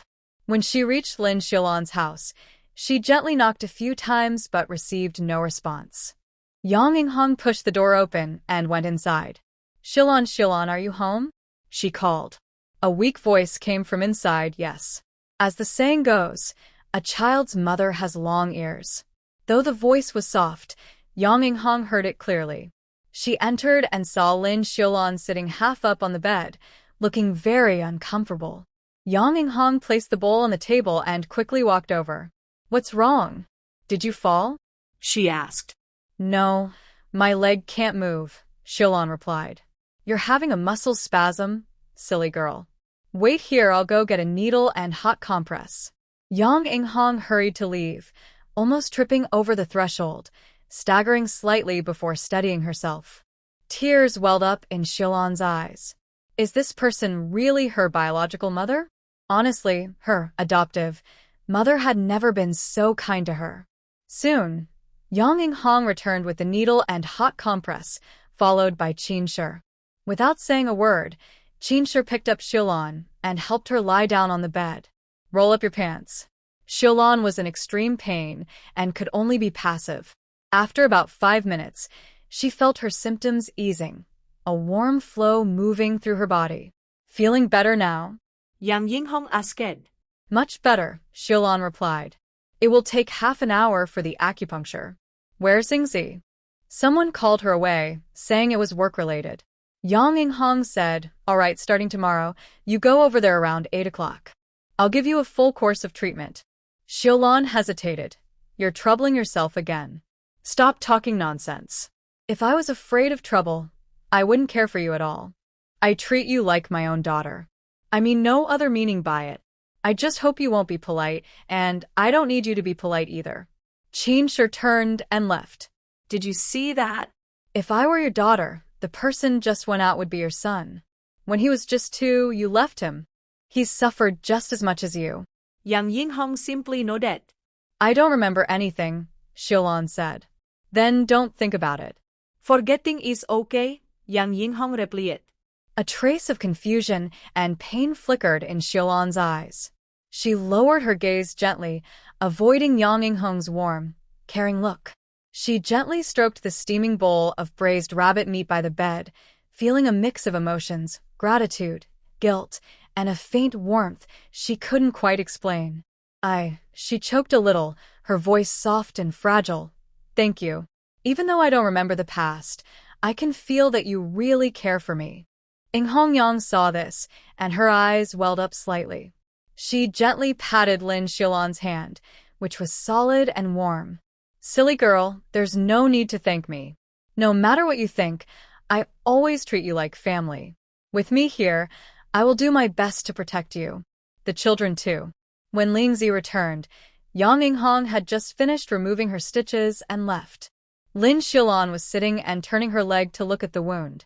The needle was so long, yet it didn't seem to hurt. Mom, what are you doing? I had a leg cramp earlier. Aunt Yang from next door helped me with acupuncture. Again next door. Yingzi felt mixed emotions. Is it better now? Should we go to the hospital? Lin Xiaolan waved her hand. No need. Aunt Yang is amazing. Her treatments always work. There's no cure-all, and no one is a miracle worker. But there's braised rabbit meat. It's cooled now, heat it up, and we can both eat some. Where did it come from? Aunt Yang brought it. If not for her, I'd have been in pain long ago after you left. Ingzi went to heat it up. Since meat wasn't something they could often have, either because she didn't have time or it was hard to buy, Ingzi took a piece for her mother. Shilon disagreed and insisted on giving her 2 pieces. Mom, don't worry about me. I'm young. I can handle some hardship. You're different, you're sick and need extra nutrition. The rabbit was well marinated, mostly lean meat, and supposedly good for health. Ingzi, I want to know if I am really your grandparents' biological daughter. If not, then who are my real parents? What did I go through before I turned 18? I want to know all of it. Ingzi paused her eating. Mom, do you also doubt your own background?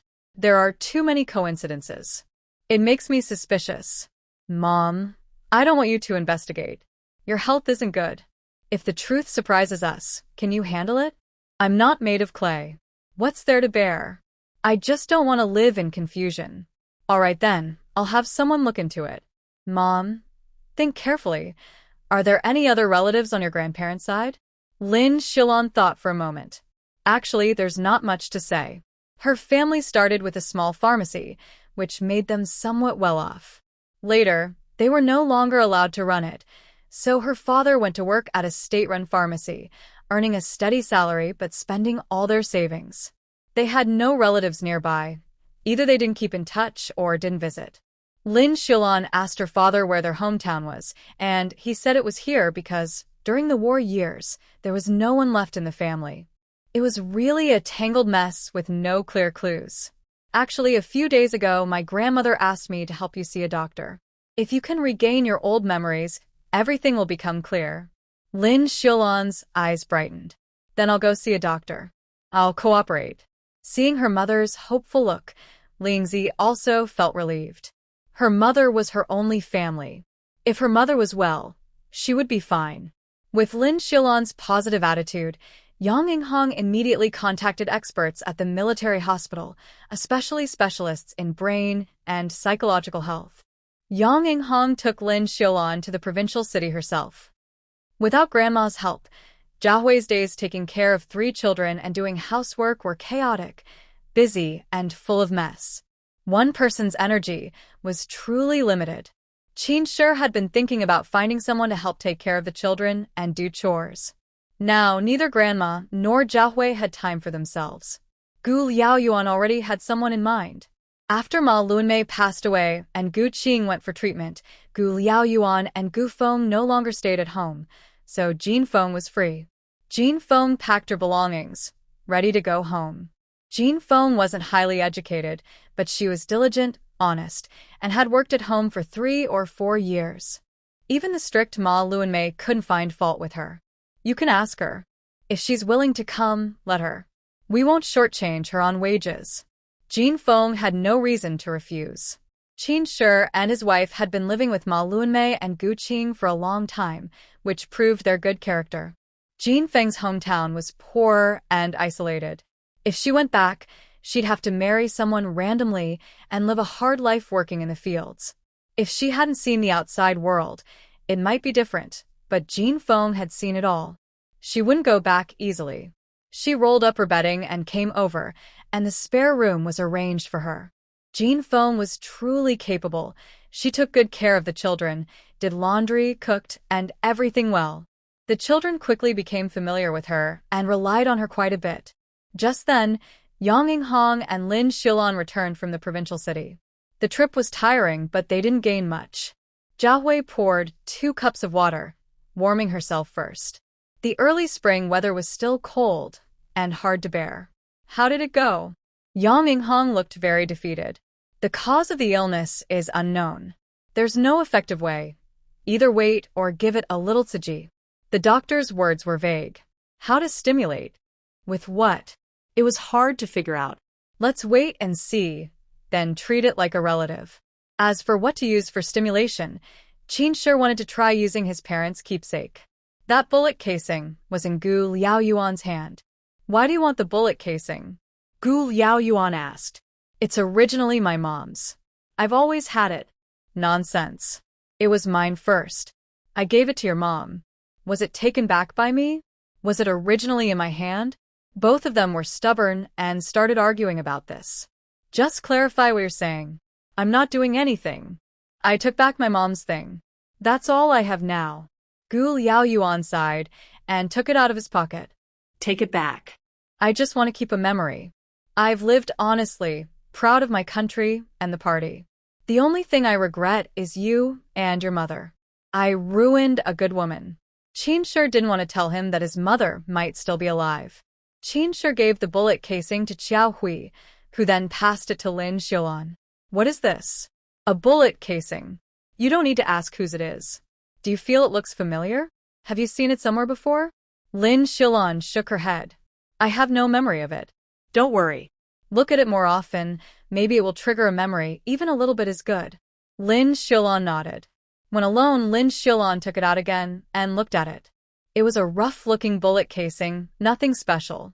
She played with it repeatedly, hoping to remember something from the past because it might help her. Suddenly, Lin Xiaolan stood up and went to the window, carefully examining the words on the casing through the outside view. She couldn't see clearly, so she went to the yard. It seemed to say, Gu? Who is Gu? Why did he give her the bullet casing? A blurry image suddenly appeared in Lin Xiaolan's mind, a tall, thin man talking to a young girl. The girl was carrying a basket and looking down. The man placed a bullet casing in her hand. Wait for me. I'll come back and marry you. Lin Xiaolan couldn't understand. Who was the man? Who was the girl? Why did these two appear in her memory? Or perhaps she once saw a couple of lovers meet somewhere and said some words that made people's hearts race with warmth. Lin Xiaolan started to feel a headache again. This kind of symptom had only happened once before. Xiao Hui woke up in the middle of the night to find someone sitting beside her. She reached out and gently tapped him. It's late. Why are you still awake? Shouldn't you be sleeping? Qin Shi turned around, hugging her tightly. Third brother got up too, and I couldn't fall back asleep. Nuo Pete? Xiao Hui hit her own head lightly. I was sleeping so deeply, I didn't hear a thing. You're tired, I understand. If you want to say tired, Xiao Hui felt a little embarrassed. Now with Jean Feng and Grandma around, feeling tired seemed a bit pretentious. As long as you don't die or lose face, I won't be tired. Sleep now. You still have training, and we can't delay. Qin Shi obediently lay down. Are you thinking about Grandma Wanwan? A wife knows her husband best. Qin Shi whispered, You're really good at guessing. Are you a bug in my stomach? Kiao rispat. Stop being gross. You're the bug. I can guess too. Qin Shi told the truth. Yes, I am thinking about this. Is Aunt Lin my mom? I want to find out soon. Right now, it feels like I'm being punished. It's mainly because there's so little about my mom. Oh, I think I heard Grandma say that Aunt Lin saw Wan Wan's longevity lock and felt a headache. Maybe she remembers something? In the dark, Qin Shi's eyes lit up. Grandma said that? Yes, before third grandpa came. We shouldn't show Wan Wan's longevity lock to her. Let Wan Wan stay close to Aunt Lin more often. The more she looks, the more she might remember something. Let's try. If it works, that would be great. Qin Shi agreed. The army has had a shortage of vegetables lately. Besides potatoes, there's just potatoes. The training is heavy, so we need to eat better. Can you help other military wives think of ways to improve the food? Xiao Hui slapped him playfully. You need to have money. I can't just produce things out of thin air. Of course, buy with money. Xiao Hui had an idea. Now it's a tough time. The cabbage is gone, and there are no small vegetables yet. The only things that can fill us up are bean sprouts and tofu. That's good. Cheap and filling. During hard times, eating tofu was considered a big treat and a way to improve life. Xiao Hui was already thinking of a plan. She gently patted Qin Shi's shoulder, signaling him to rest peacefully. The next day, Xiao Hui took a letter of introduction from the camp and went with Jean Feng to a nearby village to find the village secretary. When the two women arrived, the secretary was a bit confused. Who are you? What do you want? Xiao Hui handed over the letter. We want to buy some soybeans. Does the village have any? Yes. How much do you want to buy? Let's start with 70 Jean. If the beans are good, we'll buy more later. The secretary took them to see the production team leader. There were about 200 Jean of soybeans left unsold. Xiao Hui looked at them. There weren't many bugs, and the quality was acceptable. As long as the beans weren't bad, they could be used to make tofu or sprouts. Bad beans couldn't be used. After weighing and paying, they divided the soybeans into 2 cloth bags.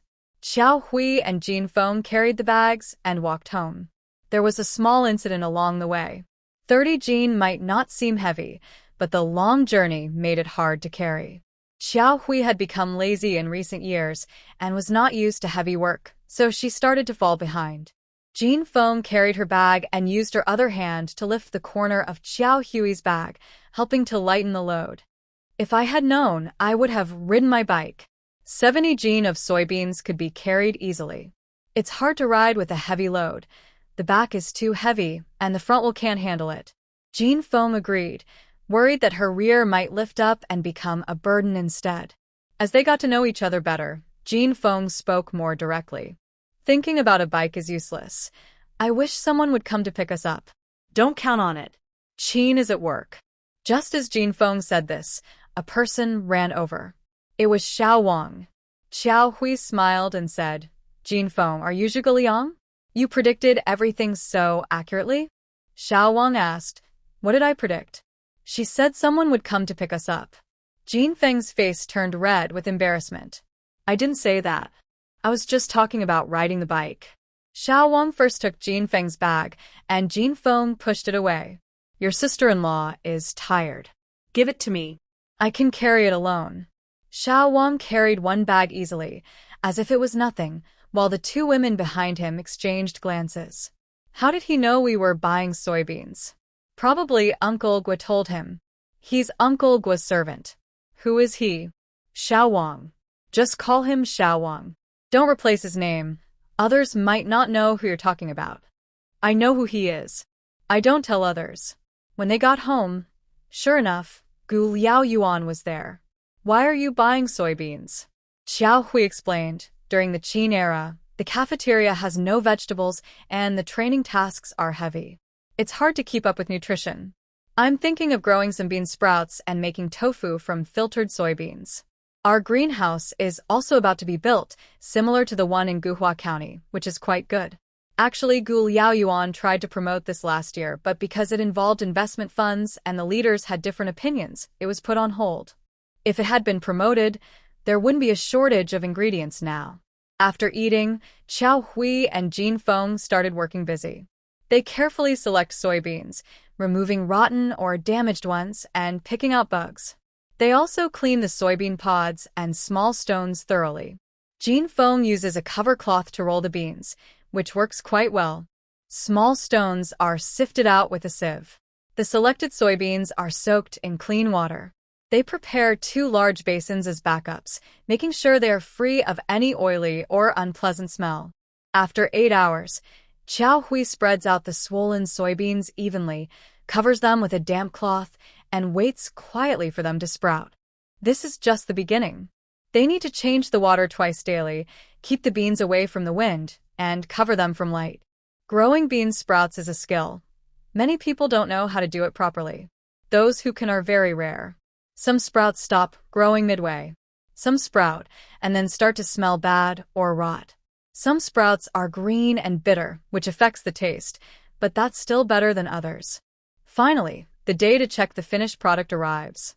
Xiao Hui and Jin Feng squat beside the basin, their eyes full of hope. The moment to witness a miracle has come. Xiao Hui gently lifts the damp cloth covering the sprouts. A fresh, slightly sweet aroma instantly fills the air.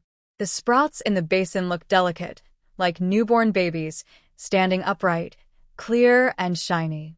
The soybeans are plump, and the sprouts are white and tender, like little chubby feet of children, with tiny water droplets sparkling at the tips. They cluster tightly together but also strive to grow upward, as if in a silent race of life. It's a success. Xiao Hui and Jin Feng exchange smiles, full of pride and satisfaction. During the Qin era, 2 soldiers from the cafeteria moved away. Xiao Hui didn't work in vain. The cafeteria went to the city to buy supplies and paid her market price. The city's ingredients weren't as good as hers. Besides some bad soybeans, there was also a little water in the purchase. Xiao Hui and the cafeteria are probably both winners. Ultimately, the soldiers benefit. There's no one in the cafeteria making tofu by hand, so the task was also given to Xiao Hui. The reality is, Xiao Hui couldn't handle everything alone, and she didn't want to tire herself out. She is not truly committed to this. She only works here temporarily because the policy hasn't been finalized yet. With the approval of the leadership team, Xiao Hui bought a stone mill from the village, hired 2 older, hardworking military wives to help, and ground beans to make tofu. She also bought a 10-in-1 pot, placed outside the courtyard wall, with a simple grass shelter above, creating a basic workshop. Xiao Hui focused on growing bean sprouts. Making tofu is time-consuming and labor-intensive. Without a machine, the soy milk and pulp can't be separated automatically. It all depends on manual work. After manually separating the soy milk and pulp, she would boil it in a large pot. The fire had to be just right. Too high or too low wouldn't work. It took at least 40 to 50 minutes to boil a large pot. Then she added coagulant. This step requires skill. Adding too much makes the soy milk old and results in unappealing, tough, and sometimes bitter tofu. Adding too little makes the soy milk turn white and the tofu won't set properly, which is also a big problem. Fortunately, one of the military wives was skilled, and Xiao Hui carefully instructed her to be precise. They made 2 pots of tofu a day. For those who liked tofu pudding, Xiao Hui would set aside a bowl to meet their preferences. She didn't charge much. In the countryside, 1 jean of tofu was exchanged for half a jean of soybeans. Xiao Hui would convert the soybeans into money and charge accordingly. The prices were fair and convenient. Many residents in the family compound had jobs and sometimes wanted something quick, so they came to buy a few cents worth. As more people came to buy, Xiao Hui started delivering tofu to homes and brought it to the downstairs of the family building during mealtimes. This made it easier for working people and expanded her business. Why not? People are complex and different. You might think delivering to the door is convenient for others, but some people don't see it that way. One day, Qinshe returned looking much more serious than usual. Who are you scowling at? Did I do something wrong? Or did your son or daughter offend you? Of course, they didn't actually argue. They had no disagreements. Xiao Hui was just teasing him to make him speak, trying to get a reaction. Qinshe took her hand and sat down. Someone came to talk to me. About what? Someone is jealous. They said that delivering tofu to the family compound is like running a small business, which goes against socialist principles. Xiao Hui sneered. The movement ended nearly half a year ago, and they're still using the same old excuses. Can't they come up with something new? What did the leader say? The leader said we should be careful about the impact. For now, stop over there. And what about the canteen? Should we stop there too? The canteen is under your management. It's considered a partnership. That's pretty double standard. If you're going to stop, it might as well all stop together. During the Qin era, no talking nonsense. Xiao Hui was simply curious. Who was responsible? Wasn't this asking for trouble?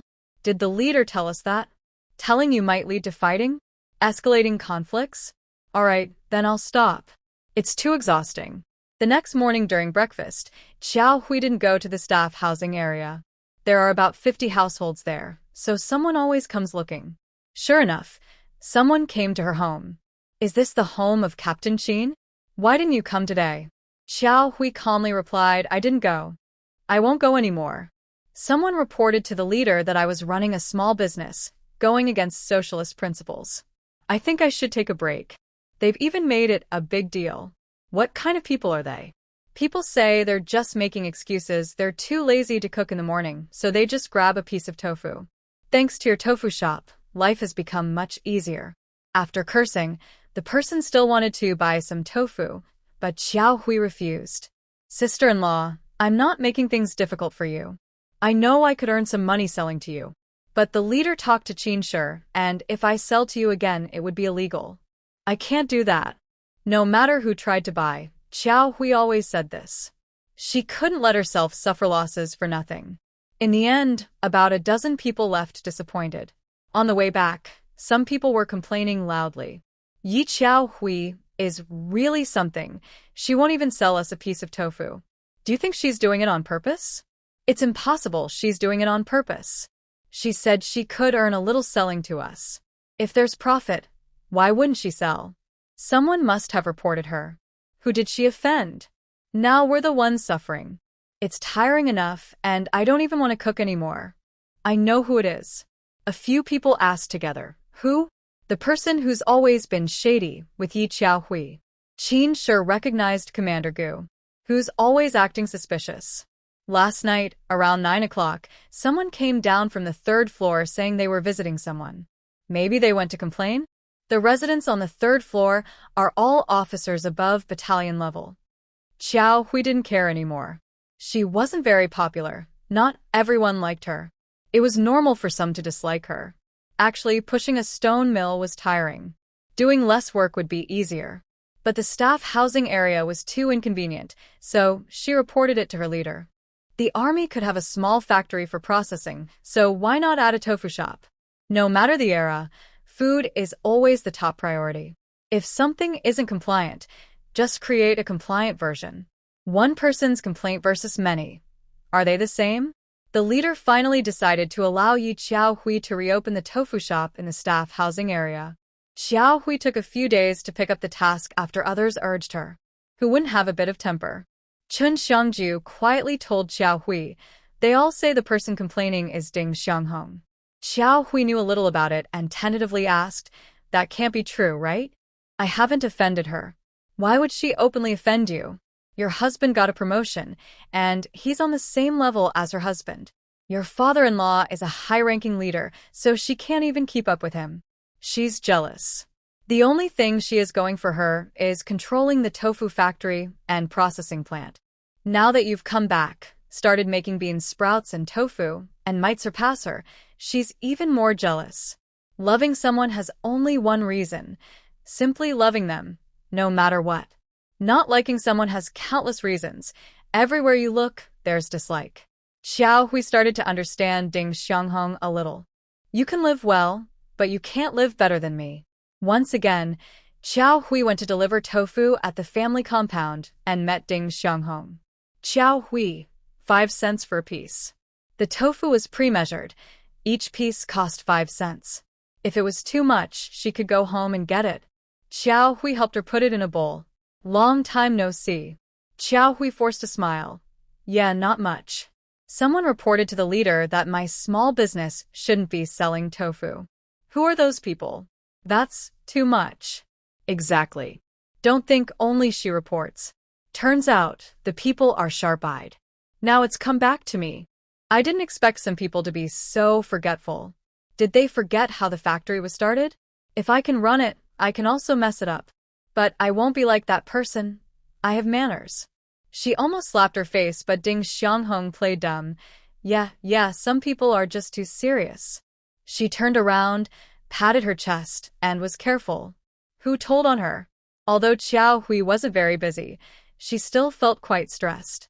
The weather warmed up, so Xiao Hui went to visit the people who made bamboo baskets and cradles. She ordered a baby carriage with 2 connected seats. She also asked a carpenter to make a stand, install 2 wheels, and fix the bamboo basket. She packed bottles, biscuits, and a thermos, so her grandma could push the 2 siblings out to enjoy the sun or take a walk in the family compound. When the siblings were pushed out, Lin Xiaolan would follow, and there was also a little girl behind who could help. Have you had any spasms these days? Lin Xiaolan helped in and wipe his mouth.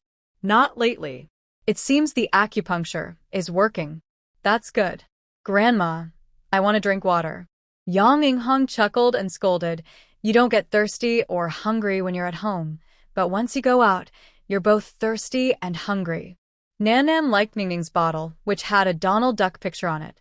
Xiao Hui had thought about buying Nan Nan her own bottle to prevent her from always using her sister's, but she was worried she might become dependent. After all, she was already quite old to still be using a bottle. Grandma, I want to drink water. Yang Inghong took out a thermos and used a small spoon to give her a drink. No, I want milk. Nanan shook her head like a rattle, causing the water on the spoon to spill. Child, why are you so stubborn? Should I tell your mom? Let her take care of you. Nanan pouted her little mouth. Lin Xiaolan quickly pulled her aside and wiped the water from her chin with a handkerchief. Her neck was also wet, so Lin Xiaolan helped wipe her neck, revealing her long life lock necklace. Lin Xiaolan held it in her hand, lost in thought. Yang Inghong asked carefully, do you remember something? My head hurts a bit. I keep feeling like I've seen this somewhere. Can you tell me if this has anything to do with me? Lin Xiaolan asked proactively. Yang Inghong gently sat her on a stone slab, placed the stroller in front, and hugged Nan Nan in her arms. This long life lock. Look carefully. Is there writing on the bottom? Lin Xiaolan examined it carefully. Yes, there's a character that looks like a yang. Yes, it's a yang character. Because this is a family heirloom. When my daughter left, she took the long life lock along with some other jewelry and silver ingots. She wanted to leave a keepsake for the child and also have proof of their meeting in the future. The long life lock has been kept by Qin Shi's grandmother. Her son, who Shirtan, was watching closely. Before her grandmother passed away, Qin Shi was still a minor. It was Grandpa San who kept it that day. When Xiao Hui was in the army, Grandpa San took it out and put it on Nan Nan. Lin Xiaolan looked at it repeatedly, not lying. She truly felt a strange familiarity. If she were Chun Lanzi, she should have seen or touched this object before. You mentioned last time that Qin Shi lost his mother when he was 2. Did he have a hard childhood? Without his mother's protection, do you think it was easy? His father married a stepmother, who had a son and a daughter. They were a family, but what about Qin Shi?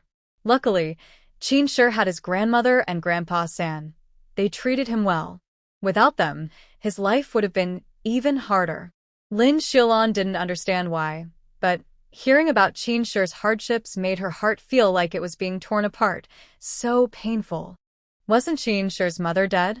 Why do you still insist that I am her? This matter is quite complicated, so I will explain it briefly. Yang Inghong worked hard and fell ill because of Chun Lanzi. She passed away at the age of 2. Last year, she wanted to move her grave, but unexpectedly found that there was only a coffin and nothing else inside. I have told the story from beginning to end. If I hadn't seen Lin Xiaolan's small toe, I wouldn't have suspected anything. The same deformity in the same place made me doubt. That's when Grandpa came rushing to identify the family. Actually, Lin Xiaolan is very distressed. She can't remember past events and can't respond to them. To her, these so-called relatives and acquaintances are almost the same. There's no further connection. Was Qin Shi's father not Commander Gu? And who was the one who married the stepmother? Yang Yinghong hesitated. How could she explain that complicated relationship? Once you remember, you'll understand. It's quite complex. How complex is it really? By April or May, there will be bok choy, water radishes, and beans. Sprouts aren't so rare anymore, so Xiao Hui will have fewer children and mainly focus on making tofu. They are making less tofu now, which makes Xiao Hui happy. She didn't see this as her main job anyway, so taking a break is good. One day, Chen Xiangju came over. Xiao Hui was sorting beans. Why are you here? Didn't you go to work? I've been working so hard for the production team every day, exhausted, but no one appreciates me. Xiao Hui smiled. Only Director Xiao cares about you. Who else would? I don't expect anything from him. Xiao Hui, I have something to tell you. I knew you had something to say. Go ahead, I'm listening. Chen Xiangju lowered her voice. The Women's Committee Chairperson election is coming up again. Women's Chairperson. Ding Xianghong? Yes, that's her. It's a 4-year term, and it's ending this month. Xiao Hui didn't say anything. It seemed unrelated to her. Whoever wins doesn't matter. It won't affect her eating and drinking, nor does she expect it to cause trouble. Seeing that Xiao Hui remained silent, Chen Xiangju couldn't hold back. Xiao Hui, aren't you going to run for it? You're much more capable than her. You've managed 2 factories yourself. Xiao Hui gently shook her head, her eyes softly resting on the 3 children not far away. She spoke softly, very gentle in tone. Sister-in-law, do you know what I'm thinking now? Watching the children grow up healthy and happy is my greatest responsibility. As for those things that don't concern me, I really don't have the time or energy to care. The position of Women's Committee chairperson might be a symbol of honor and power for many, but for me, it's just a title. It can't buy a meal for my family. I don't have the energy or motivation for it. Right now, I just want to take good care of my small family, manage the tofu and bean sprouts well, and live a good life. That's enough. She gently patted the beans in her hand, calm and relaxed. Chun Xiongju sighed. I don't want to choose her anymore. If I don't choose her, someone has to step up, right? But you're not interested. Xiao Hui chuckled softly. I'll suggest someone. Who? I think you're suitable. Chun Xiongju kept waving her hands. I can't do it. I'm not qualified. Why not qualified? You're kind and fair, not someone who praises one and criticizes another. If you run, I'll vote for you. Really? Of course, really. Then I'll run. Mainly because I can't stand her. Once the policies are announced, Xiao Hui plans to open a shop. She doesn't want to be tied down by an official position or act timidly in her work.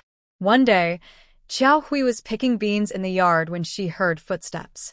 She looked up and saw a guard leading a man and a woman into the yard. Sister-in-law, someone is looking for you. It's been said before that some people are like lingering spirits. Truly not wrong. Xiao Hui's face darkened. Qin Xiaolan, what do you mean?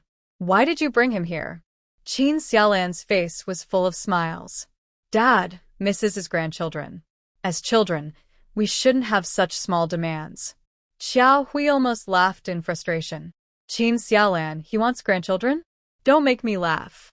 He's always thinking about Qin Mu and women.